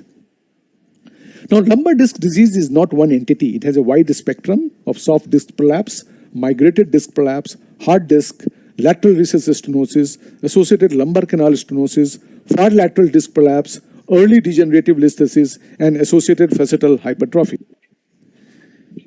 Placement of endoportal is well known using a guidance under fluoroscopy with sequential dilator, and the port is placed at the right position. Placement is very, very important for a good job without destroying the facet. For this example of L5S1 disc prolapse, we can see with the imaging that the extruded disc has been removed. In the E, we can see both dural sac and traversing nerve root, and there's a post-op scan which shows removal of the offending fragment. In early days of tubular discectomy, it was endoscopic assisted. As we can see from the imaging did not show very clear view. However, surgery could be done, and first 5-6 years the surgery was done with that. However, due to lack of stereoscopic vision, there used to be more dural injury. Hence, one shifted to the microscope, which we can be seeing on the right side, and obviously the advantage of microscope is immense.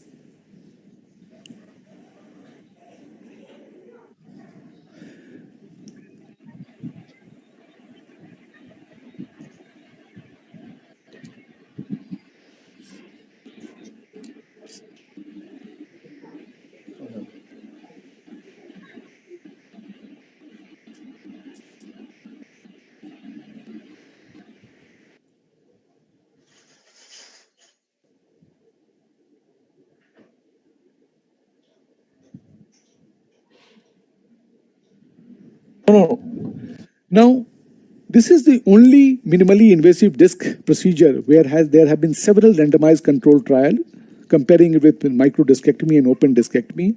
And practically in every randomized controlled trial, we have found that the short-term parameters are better in minimally invasive spine surgery. Long-term parameters, there is no vast difference in most of the studies.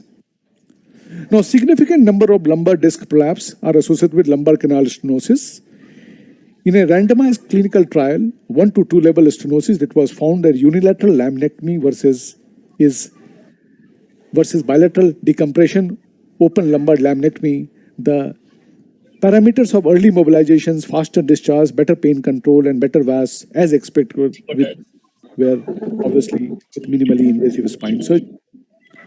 MISS laminectomy not only has short-term parameters which are better, statistically significant, but biomechanical study confirmed that unilateral approach to treat lumbar stenosis produced significantly less biomechanical instability. One of the problems with tubular retractor with microscope has been quoted that the visualization of angle is not possible, which actually is not correct. By tilting the port, one can visualize anything. Now we have done the decompression of the ipsilateral side. We are drilling under the lamina, under the spinous process. We can see the contralateral side. This is the disc on the opposite, this side. So wide decompression can be done. Contralateral ligamentum flavum can be easily reached by tilting the tube. So that is not an issue at all. What about far lateral disc prolapse? The far lateral disc prolapse at L5S1, sometime because of the high iliac crest, you cannot do any other procedure where there's no such limitation with tubular retractor system. By adopting certain landmarks, one can easily reach and remove the disc with the same small scar and no muscle injury. 18-year-old boy with severe pain in the legs, multi-level MED. Now, 18-year-old boy, what choice we have with this kind of things? We tried multi-level disc MED in this case, L34, L45, and L5S1 on the right side. And you can see the pre-op film and see the post-op film that there's a very good decompression. Not only for lumbar spine, case of C7 disc prolapse, we can see it on our right side, exactly the similar approach, and we can remove the disc without any problem. Minimally, microendodiscectomy has been compared with PLIT, and it was a randomized clinical trial, follow-up of 2 years, and it was found that PLIT was only better for foraminal disc prolapse. For all other, MED had no problems. PLIT was, as expected, was inferior result for central disc. In conclusion, tubular retractor system is the present gold standard for lumbar disc surgery. It can take care of associated lumbar canal stenosis. Several randomized controlled trials over the years have proven it. Not ideal for foraminal disc prolapse. I do agree, especially hard disc. It works for both intraspinal and extraspinal as well at all locations for every conceivable associated pathology.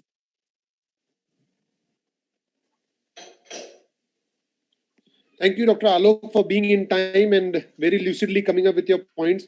You have already shown your my way.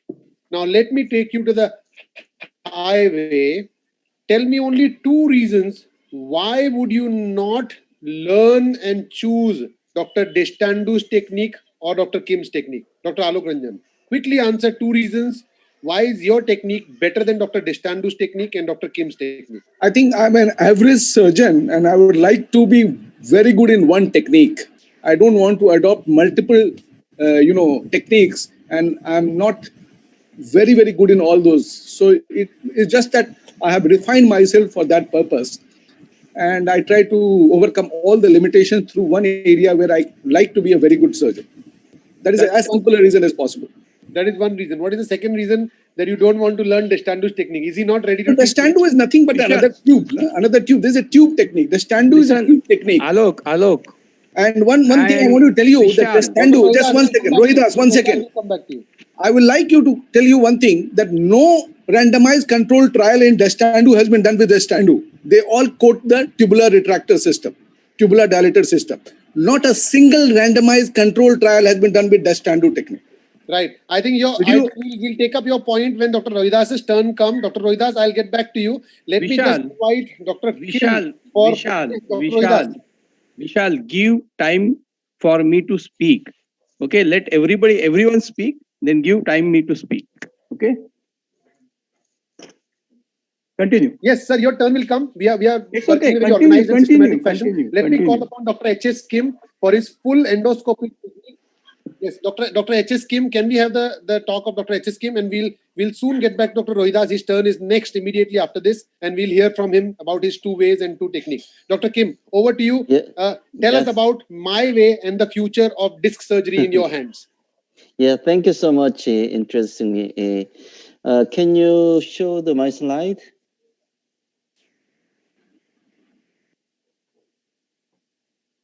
By recording video slide, can you show?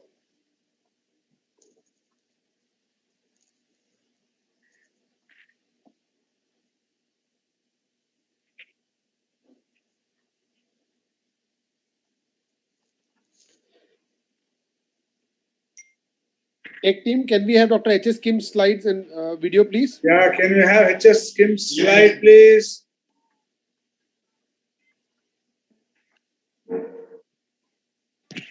While we start, Dr. Kim, can you tell us about your 2 reasons why you don't want to take up the tubular surgery in your practice?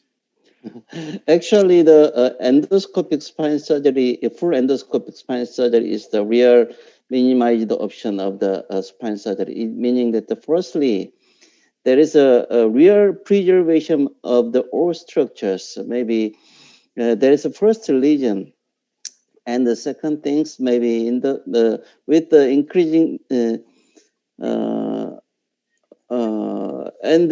second things that with the development of the surgical scale, the more deepest point and the more detailed point can managed by the endoscopically, and then give the more higher chance of return to normal life. That is the second things.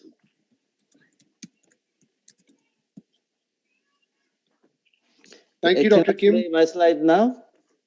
Yes, we are just waiting for the slides to come over. Okay, I will play my slide. Yes, there we are. Okay. Thank you, Chairman.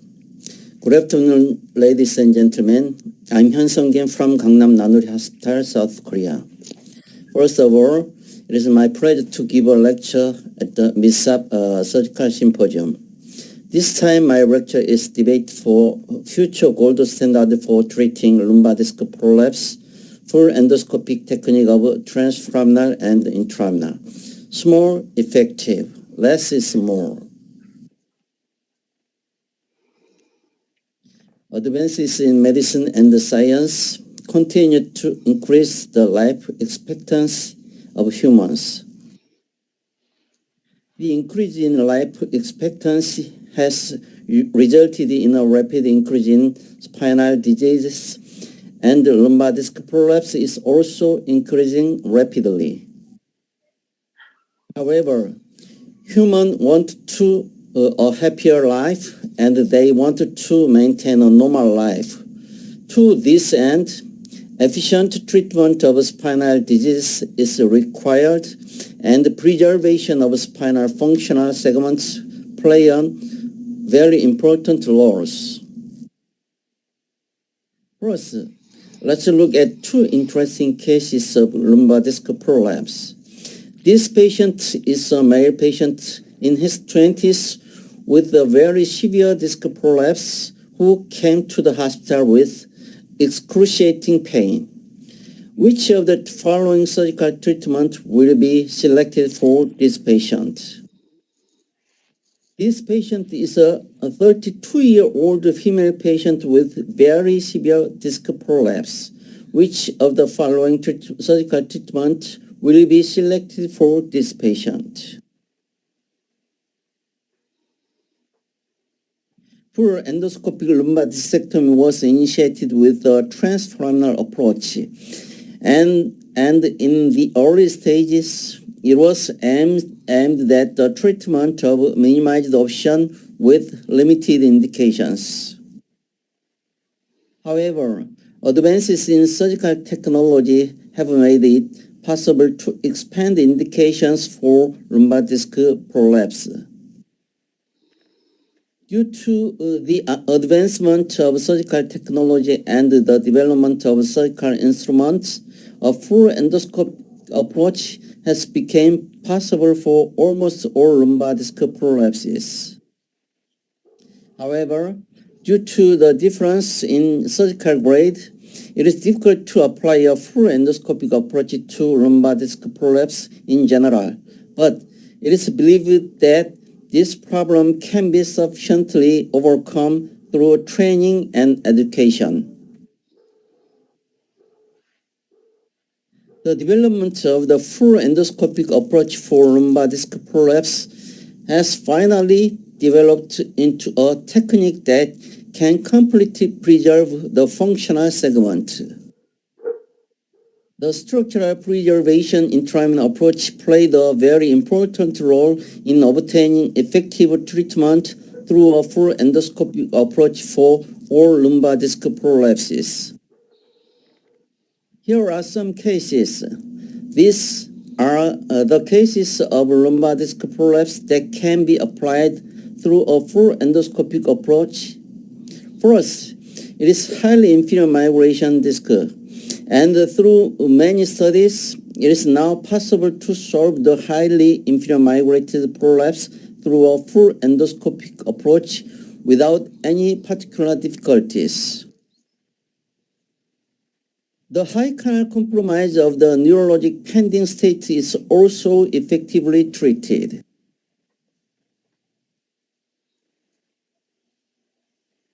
Foraminal to superior migrated prolapse can also be treated effectively.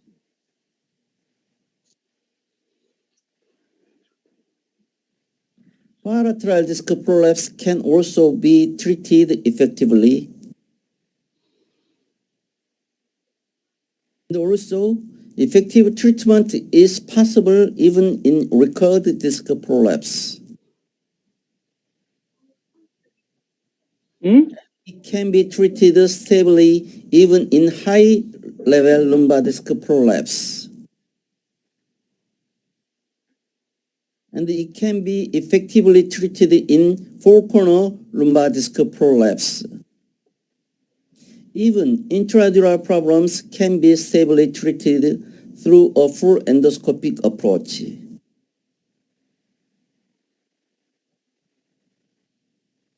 In L5S1, lesions can be effectively resolved through a structural preservation intraminal approach.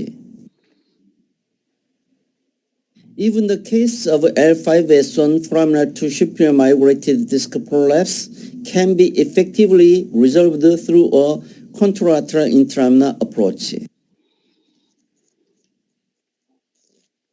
Therefore, the purpose of full endoscopic approach to lumbar disc prolapse can now be called a return to normal life with the preservation of a functional segment. And a recent study reported more than 95% satisfactory result for all lumbar disc prolapses through full endoscopic approach. In conclusion, according to Dr. Chen's report, it was reported that the full endoscopic approach had lower complications than the existing open surgery. And through this, Dr. Jinsung-Luke Kim said that the full endoscopic approach has become the gold standard for lumbar disc prolapse. Lastly, this patient is a male patient in his 20s who came to the hospital with symptoms such as low back pain that occurred after a recent traffic accident. Until then, there was no specific symptoms. So, did this patient have no specific problem with the lumbar spine before? Hello.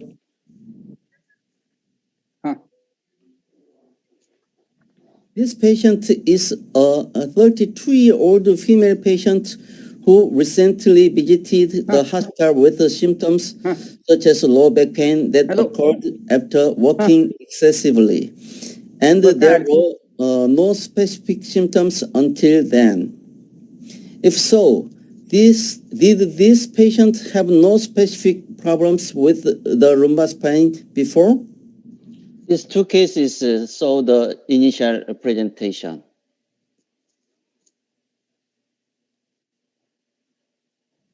Thank you so much. Thank you, Dr. Kim, for bringing out the highway on my way, where you showed one of the most difficult and the challenging cases, how you can tackle them. And 95% satisfaction rate in not only difficult, but very difficult disc herniation. I think that is very commendable. Now, one quick question before I can request the tech team to please get up Dr. Rohidas's talk there. Dr. Kim, while I put my question to you is, what are the two problems in your early learning curve that you faced with this endoscopy and you continue to face the same problems even today? Yes, I already mentioned that in my presentation. Tech team, can we have the next talk online, please? Yeah, Dr. Kim. What? Yeah, question, Dr. Kim. Yes. Two problems that you used to face and today also you face the same problem in endoscopy surgery. Can I give the answer? Yes, We please. have the next talk ready. Yes, Dr. Kim. Okay. There is a endoscopic spine surgery still have no training course and the educational course. There is a most big problem in the learning curve. Maybe I think that maybe in the future, after organization of the education and training course, the endoscopic spine surgery is not the steep learning curve. Okay. Right. Thank you, Dr. Kim. So we move on from PLED back to the midline, where Dr. Rohidas, the pioneer of Didactic technique, he's going to tell us about his way, why his way is the future gold standard in management of lumbar disc prolapse. Dr. Rohidas, over to you. This is a different topic, Didactic technique, extended applications. This is not the topic. 4 slides, we'll just try to know Didactic technique. Hello. Stop the video. This is not the video. This was the yesterday's topic. So, Dr. Rohidas, do you have those slides with you? Do you want to share now? Yes. Just ask Prashant because I have uploaded both. Yeah, just a minute. I think Just there has a been a minute. confusion.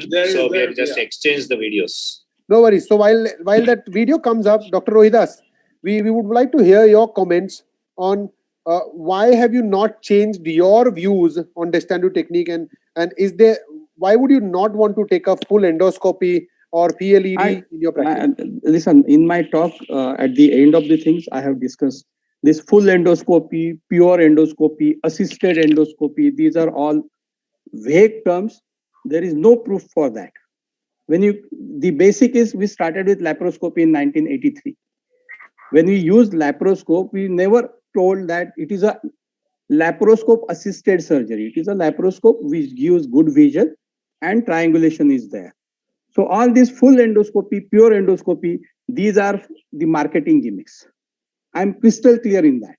Second thing, we started with the full endoscopy with a foraminal and now we have changed to an interlaminar with a 16 millimeter sheath. So incision, there is nothing in between the incisions. So don't fool the youngsters by the size of the incision in millimeters. Fixed tubes and mobile tubes. Now in fixed tubes, we have multiple tubes. Everyone has to answer why they want to have a multiple tubes, because they want to have exposed area at the operating site. When the patient is obese, like in Europeans and Americans, they have to have an X tube to have a more exposure at the site of the pathology. 10 millimeter diameter tube with a 120 kg patient, you cannot go on the opposite side with a nice microscope also. Third is the, now Kim has talked about the functional surgery. In lumbar, we talk about functional surgery, but in cervical, when there is a small disc, we try to fix them. So these are double standards. And with Distendu, in case of Indian patients, in case of an Indian scenario, where the patients are poor, not in Korea, where the patient, everybody is insured, we have to think of a system which is less economical. Frequent charges of the instrument should not be there. And we have to think in case where we will be able to use the same system for all the pathologies.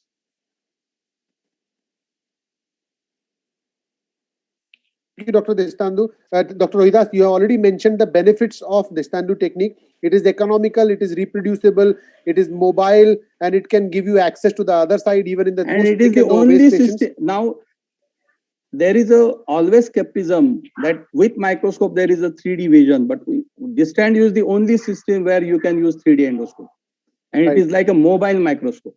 Right. I think this fight is going to get more interesting. We have a good panel discussion coming up when we have the young Turks like Dr. Shomayu, Dr. Ali Guven, Jion, and almost everyone here is going to share their views on all the technique that they are using. Is the video ready, Umesh? Umesh? Everybody has seen the yesterday's case, which I demonstrated live. We will play Dr. Rohidas's video now. Yes, yes. Coming. Yes. Srinivas Rohidas, is it the same thing you wanted? Yes. Thank you so much. Continue, please. And use technique endoscopic spine surgery. And this is for the youngsters. They have to decide what is the best technique for them in minimally invasive spine surgery for future. Basically, application of keyhole surgery or MISS does require latest technology initially, but it also requires willingness to understand the concept. If patient understands that concept, then it's a brand. Basic thing is minimize. We have to minimize the collateral damage of the tissue. Re-evaluate the current thinking. There should be generous use of the endoscope, and always remember keyhole or MISS refers to a concept. It's not the size of the incision, which is MISS. About Distendu's technique, these are the basic instruments. This is the outer tube. This is the inner tube. Inner tube has 4 channels. This is the channel for the suction. This is the channel for the endoscope. This is the channel for the working instrument. And this is the channel for the nerve root retractor. The basic principle is just like a laparoscopic surgery. The instrument and the endoscope are at an angle of 12 degrees. They reach the target area. So there is no intermingling of the instruments. These are the basic instruments: 2 Kerrison punches, nerve hook, disc forceps, a trocar to rupture the annulus, inner tube, and the outer tube. This is an angle in between the working instrument and the endoscope, which is 12 degrees, and we use 0 degree endoscope. This is how we mobilize the system. It's a mobile system. You can move around each and every direction: cranial, caudal, medial, lateral. You can zoom in also with the help of the outer tube and inner tube. So Distendu technique, named after Dr. Distendu, who is a French neurosurgeon. He has used this system since 1993. It's an air-based endoscopy and mobile system. These are the basic things. This is the only system which can be used for all pathologies like lumbar discectomy, lumbar canal stenosis, cervical anterior and posterior approaches, thoracic disc, and intradural SOA. So all pathologies except intramedullary tumors, it can be used. It is the cheapest system available, which can be used with the routine instruments, and the anatomy is not foreign to the surgeon at all. It is the same anatomy which we use for microscopic technique or open technique. This is the only system which can be used with 3D endoscope. And in future, will be used, it can be used with the 4K endoscope. Now this is one of the example. Now this is the intradural tumor, dura is open, same exposure. We can use instruments. This is the nerve, rudimentary nerve root which is cut. Intradural neurofibroma.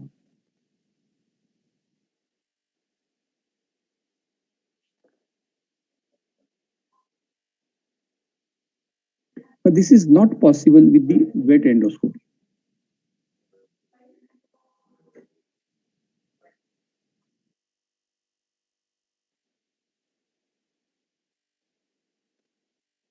Routine closure of the duratomy. We use anasto clips. We can use 4-0 Vicryl also with a pediatric needle holder. So if there is an initial tear, it can be easily tackled with this technique.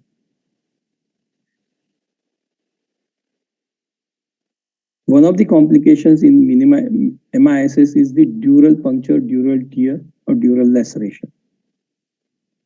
With this mobile system and dry system, we can easily close dural tears.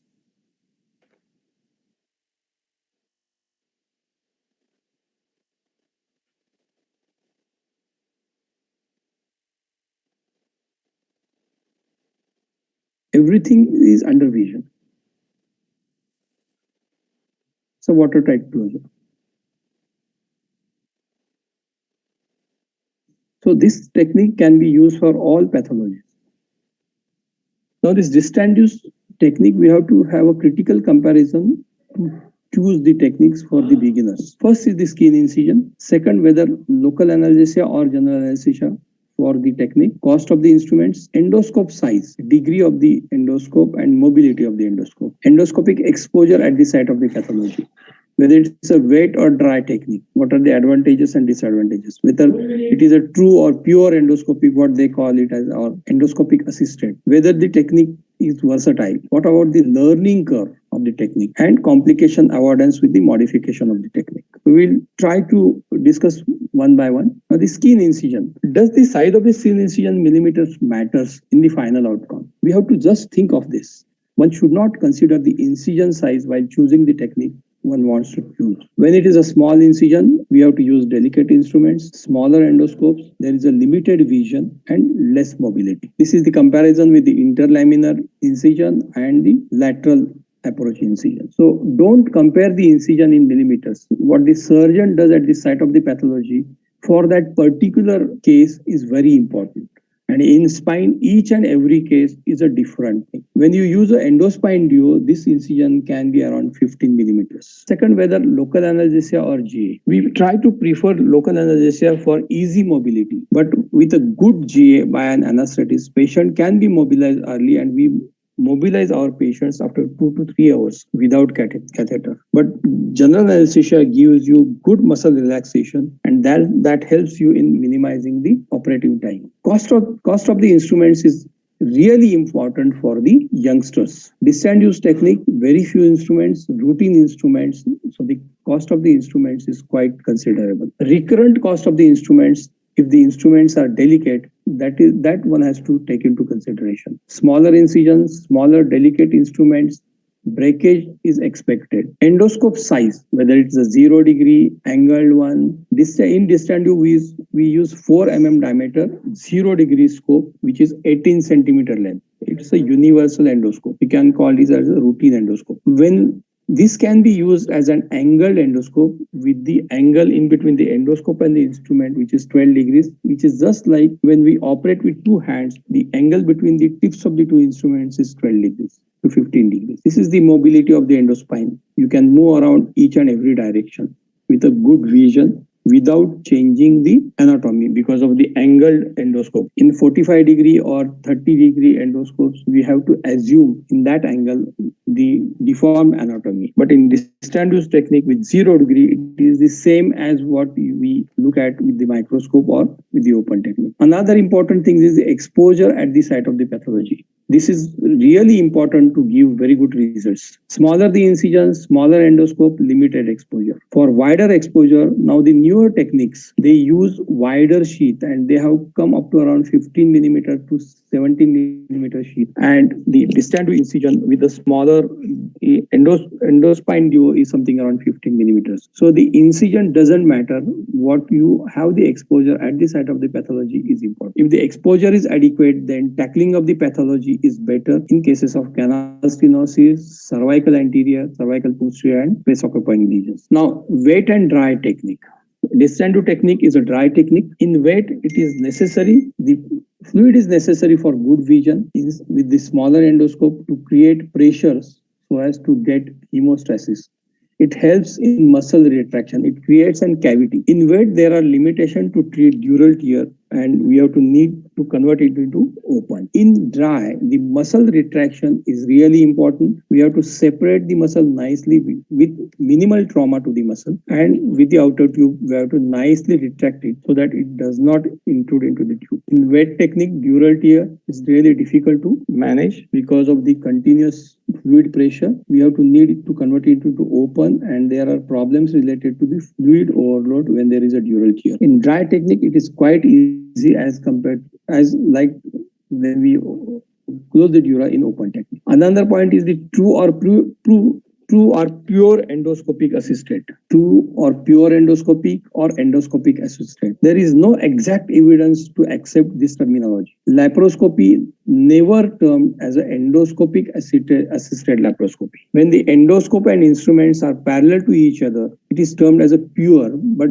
it doesn't mean that, because when the endoscope and instruments go parallel to each other, we have to use an angled endoscope to see the tip of the instrument. We cannot use a 0-degree endoscope. Endoscopic assisted, we get a wider exposure and mobility. Another important thing is the versatility of the technique. With distance technique, we can treat lumbar disc, lumbar canal stenosis, multiple level canal stenosis, posterior cervical, anterior cervical decompression and discectomy, thoracic disc and stenosis, intradural extramedullary tumors with the same set of instruments. Maybe in cervical, we have to use 2 mm or 1 mm Carrison punch. The outer tube or inner tube is the same. Now, learning curve in the distance technique is same as compared to the other technique, but because of the routine pathology, what we see in the routine cases, open cases of microscopic, the understanding of the anatomy is quite easy. The orthospinal surgeons, because of the arthroscopy and their knowledge of triangulation, it becomes quite easy for them to learn this technique. For neurospinal surgeons, because of the microscopic fixed vision, they take little longer time to adjust to the mobility, the mobile vision of the endospine. Cadaver courses and hands-on is quite really important to learn the technique. Now, modification and complication avoidance. Distance technique is the only technique which can be used with the 3D endoscope. In future, it can be used with the 4K endoscope. It can be used for fixation. Good amount of decompression, and with the outer tube, it can be used for the fixation. It can be used for the tumors, intradural extramedullary tumors. It can be used with 0-degree and 30-degree scope, but 0-degree vision is quite good as compared to the 30-degree. The smaller size of the system make the incision smaller in thin build patient. It is called as an endospine duo, and the incision is something around 15 millimeters. Now, this is the future. This is with the 4K. You can see this with the ICG. This is the carotid. This is the carotid artery. You can see the carotid in different color. Now this is the carotid. These are the vessels at the base of the skull. These are the vessels. With the anterior cervical to locate the vertebral artery.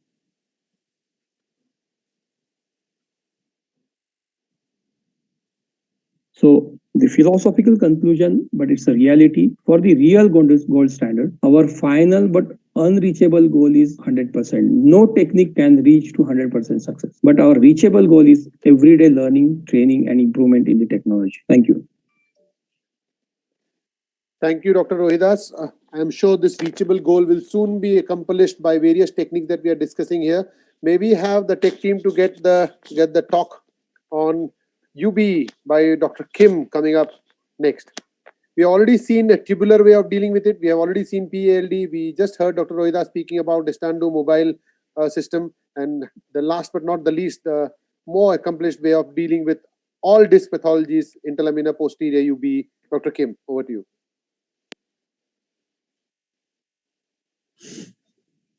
I am Jiyoung Kim in Spine Center, UC Memorial Hospital, South Korea. It's a great honor to present at the MISSAB Surgical Symposium. The topic is UB is simple and cost-effective for treating lumbar disc herniation. UB surgery is performed through two separate portals, viewing portal for the saline input and endoscope, walking portal for the saline output and surgical instrument. During the uniportal endoscopic surgery, saline input, output, and instrument are passing within one endoscopic system. Fixed 6 mm walking diameter has limited the use of various size and shape of instrument. However, UV system has a separate walking portals, can be changed in the size and location. Hence, various sizes and shape of the surgical instrument can be used in any direction. This pre-use of instrument must be a powerful benefit of the UV system. UV procedures are performed under familiar and magnified surgical view. We can use the existing equipment for microscopic spine surgery and arthroscopic spine surgery. Furthermore, the drill is compatible with the shaver. Therefore, we don't need to spend money to buy new equipment to start simple lumbar surgery. This article shows the cost effectiveness of endoscopic discectomy compared to microdiscectomy. Furthermore, there are also compared cost effectiveness among the three endoscopic surgical groups, transperineal, interlaminar, and biportal endoscopic discectomy. UV surgical group show the values between the TLD and microscopic surgery, operation time, hospital day, and clinical output, reoperation rate, and readmission rate. Three endoscopic groups show the similar cost of surgical instrument. Primary hospital cost and overall cost were between the TLD and the microscopic surgery. As a result, endoscopic discectomy is more cost-effective compared to the microdiscectomy. There is no difference among the three surgical groups. This article describes the learning curve of the UV surgery for lumbar decompression laminectomy. The surgeon was proficient in open and microscopic lumbar decompression for spinal stenosis, but didn't have any experience with endoscopic surgery. After 30 cases, the slope of the cumulated number of failures decreased. Then 58 cases, surgeons have reached adequate performance. UV exposures are required substantial learning curve period, but didn't have a steep learning curve. It may be due to the simple and easy accessibility. This case showed the bilateral inferior migrated lumbar disc herniation was treated by UV surgery. Bilateral discectomy was performed with conventional surgical instrument, visual deposit, and calcium punches. Recently, UV equipment has been developed remarkably from the optimized fine UV scope to the endoscopic drill and curved instrument. We can perform the discectomy with two-hand technique by using the scope cannula self-retractors. Another assistant is not necessary for the root retraction. Walking cannula make the good saline output. There was better size and shape of the curved punches and pirouette and osteoton.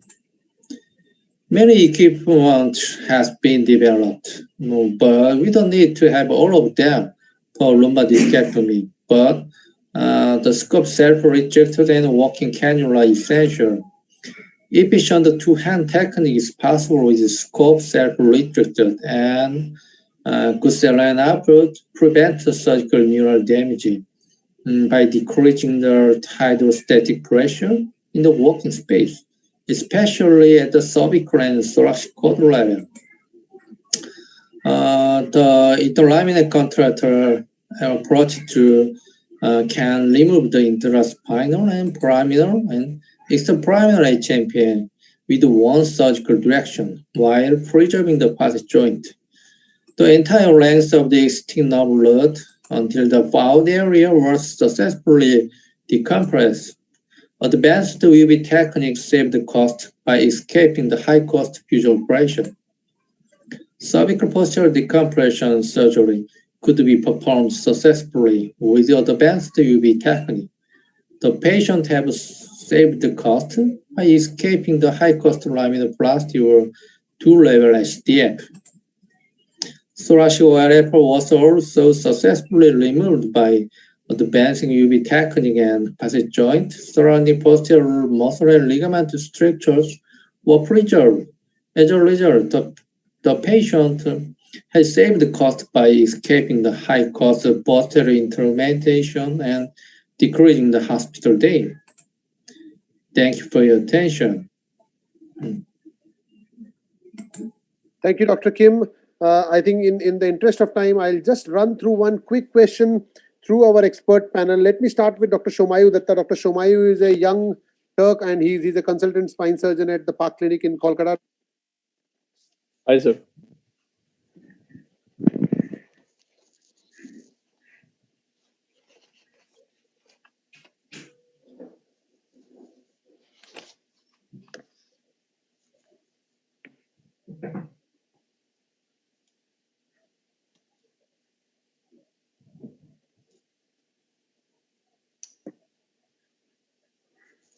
What happened? Oh. Yeah. Vishal, you're frozen. I think Vishal's phone must have actually gone down. So Please tell me one more time. My system was just down. People. Please. Okay. So I think there is a connection problem with Vishal. So I was not sure what he's going to ask. So since Vishal is not there, I'll take the liberty of asking Dr. Rohidas. You are responding to quick response, less than 30 seconds, because we are running really short of time. This is just like an Arnav show. I know. What we should do is youngsters are not going to learn by this. I know, but this is unfortunately what has happened. All the talks are beyond time. We had given 6 minutes. My advice to youngsters is try to go to the basics of each and every technique. Learn the basics and decide for your patients. An Indian should not think of a Korean patient. Indian patient at your place. What is best for you, and try to learn it and master it. Yeah. Don't try to learn multiple techniques. It is of no use at all. Okay. So with that, I will take the liberty of addressing for Vishal, and I will make this session close because we have another session coming up which is equally important. Before that, I thank all the speakers, including Vishal Kundani, Jinset Bey, Ali Guven, Pramod Lokhande, Mohinder Kaushal, Ketan Alok wants to speak. as expert panelists. Yes, please. And I also thank John Kim, Dr. Rohidas, Dr. Hinson Kim, and Dr. Alok Ranjan. And we'll close with one comment from Alok. Then the next session will start. Dr. Alok. Thank you. Thank you. You unmute him. You have to unmute. Alok, you have to unmute. I thought that the topic was a gold standard, which means it is not about a great surgeon like Rohit Das. It is about average surgeon doing the surgery and reproduce it. And the second thing about the scientific evidence. You understand? My patients are my scientific evidence, Alok. Don't worry about that.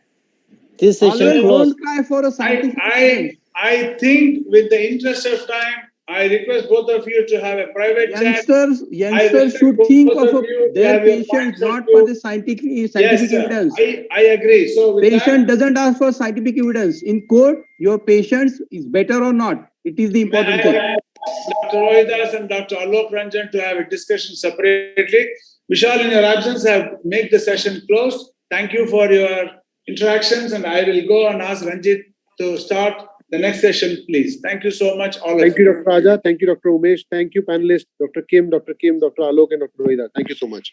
Ranjit, it's all yours. Thank you very much, sir. So, shall we go ahead and can you allow me to share the screen? So, with this session, start with the session on scientific evidence for interbody fusion. So, with this, let me just start. So, we know that we heard a lot of things about decompression, fusion, no fusion, which technique. So we all are very familiar with this picture from literature.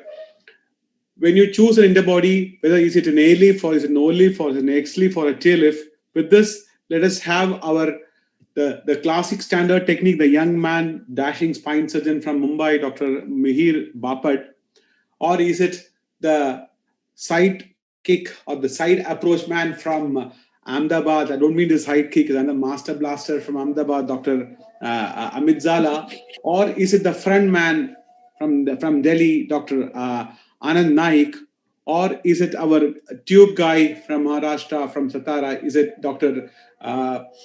Girish Datta? Let's see who's going to take the lead. With this, I will let us know who's going to get the crown as the king technique. And let me invite first Dr. Mihir Bapat to give his talk on for MISSAB TLIF as the standard technique of choice for interbody fusion. Dr. Mihir Bapat, please.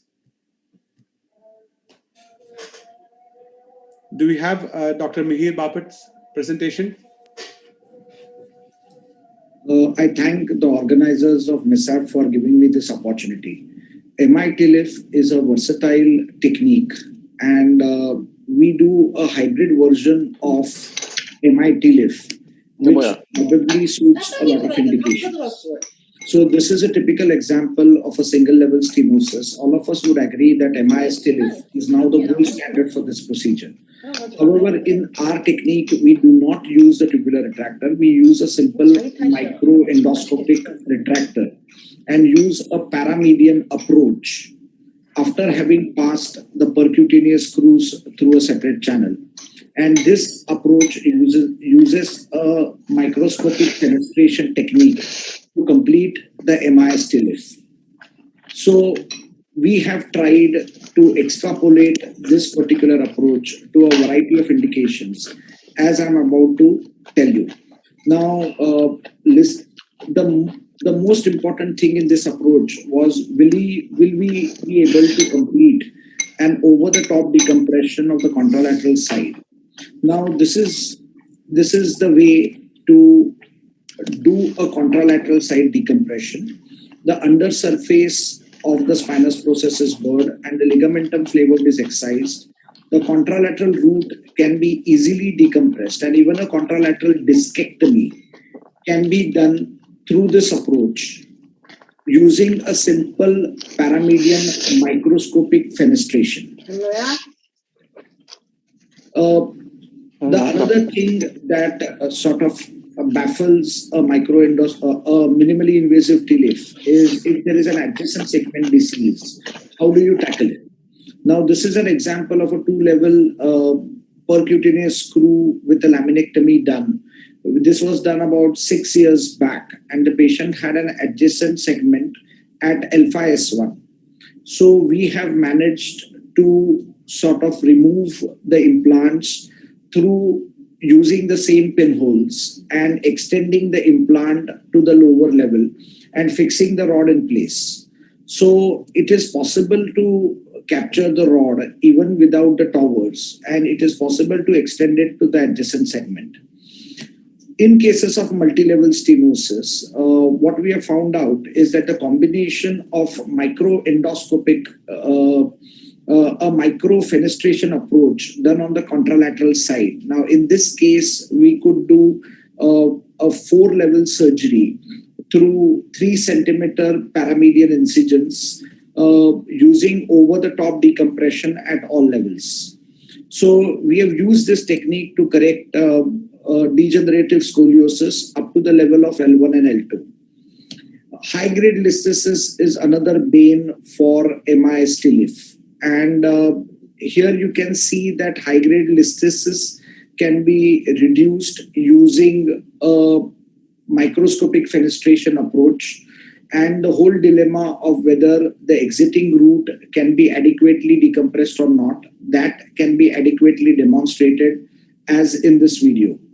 So we have probably been able to tackle most of the indications of lumbar spine surgeries using the microfenestration approach.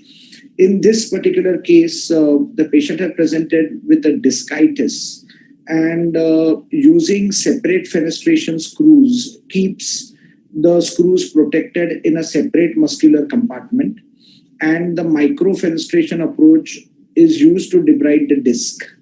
This, in our experience of more than 20 cases now, we have found out that the implants need not be really bothered about anymore because they are less likely to get infected. The disc space, as it is separate from your implant, can be easily tackled, and it behaves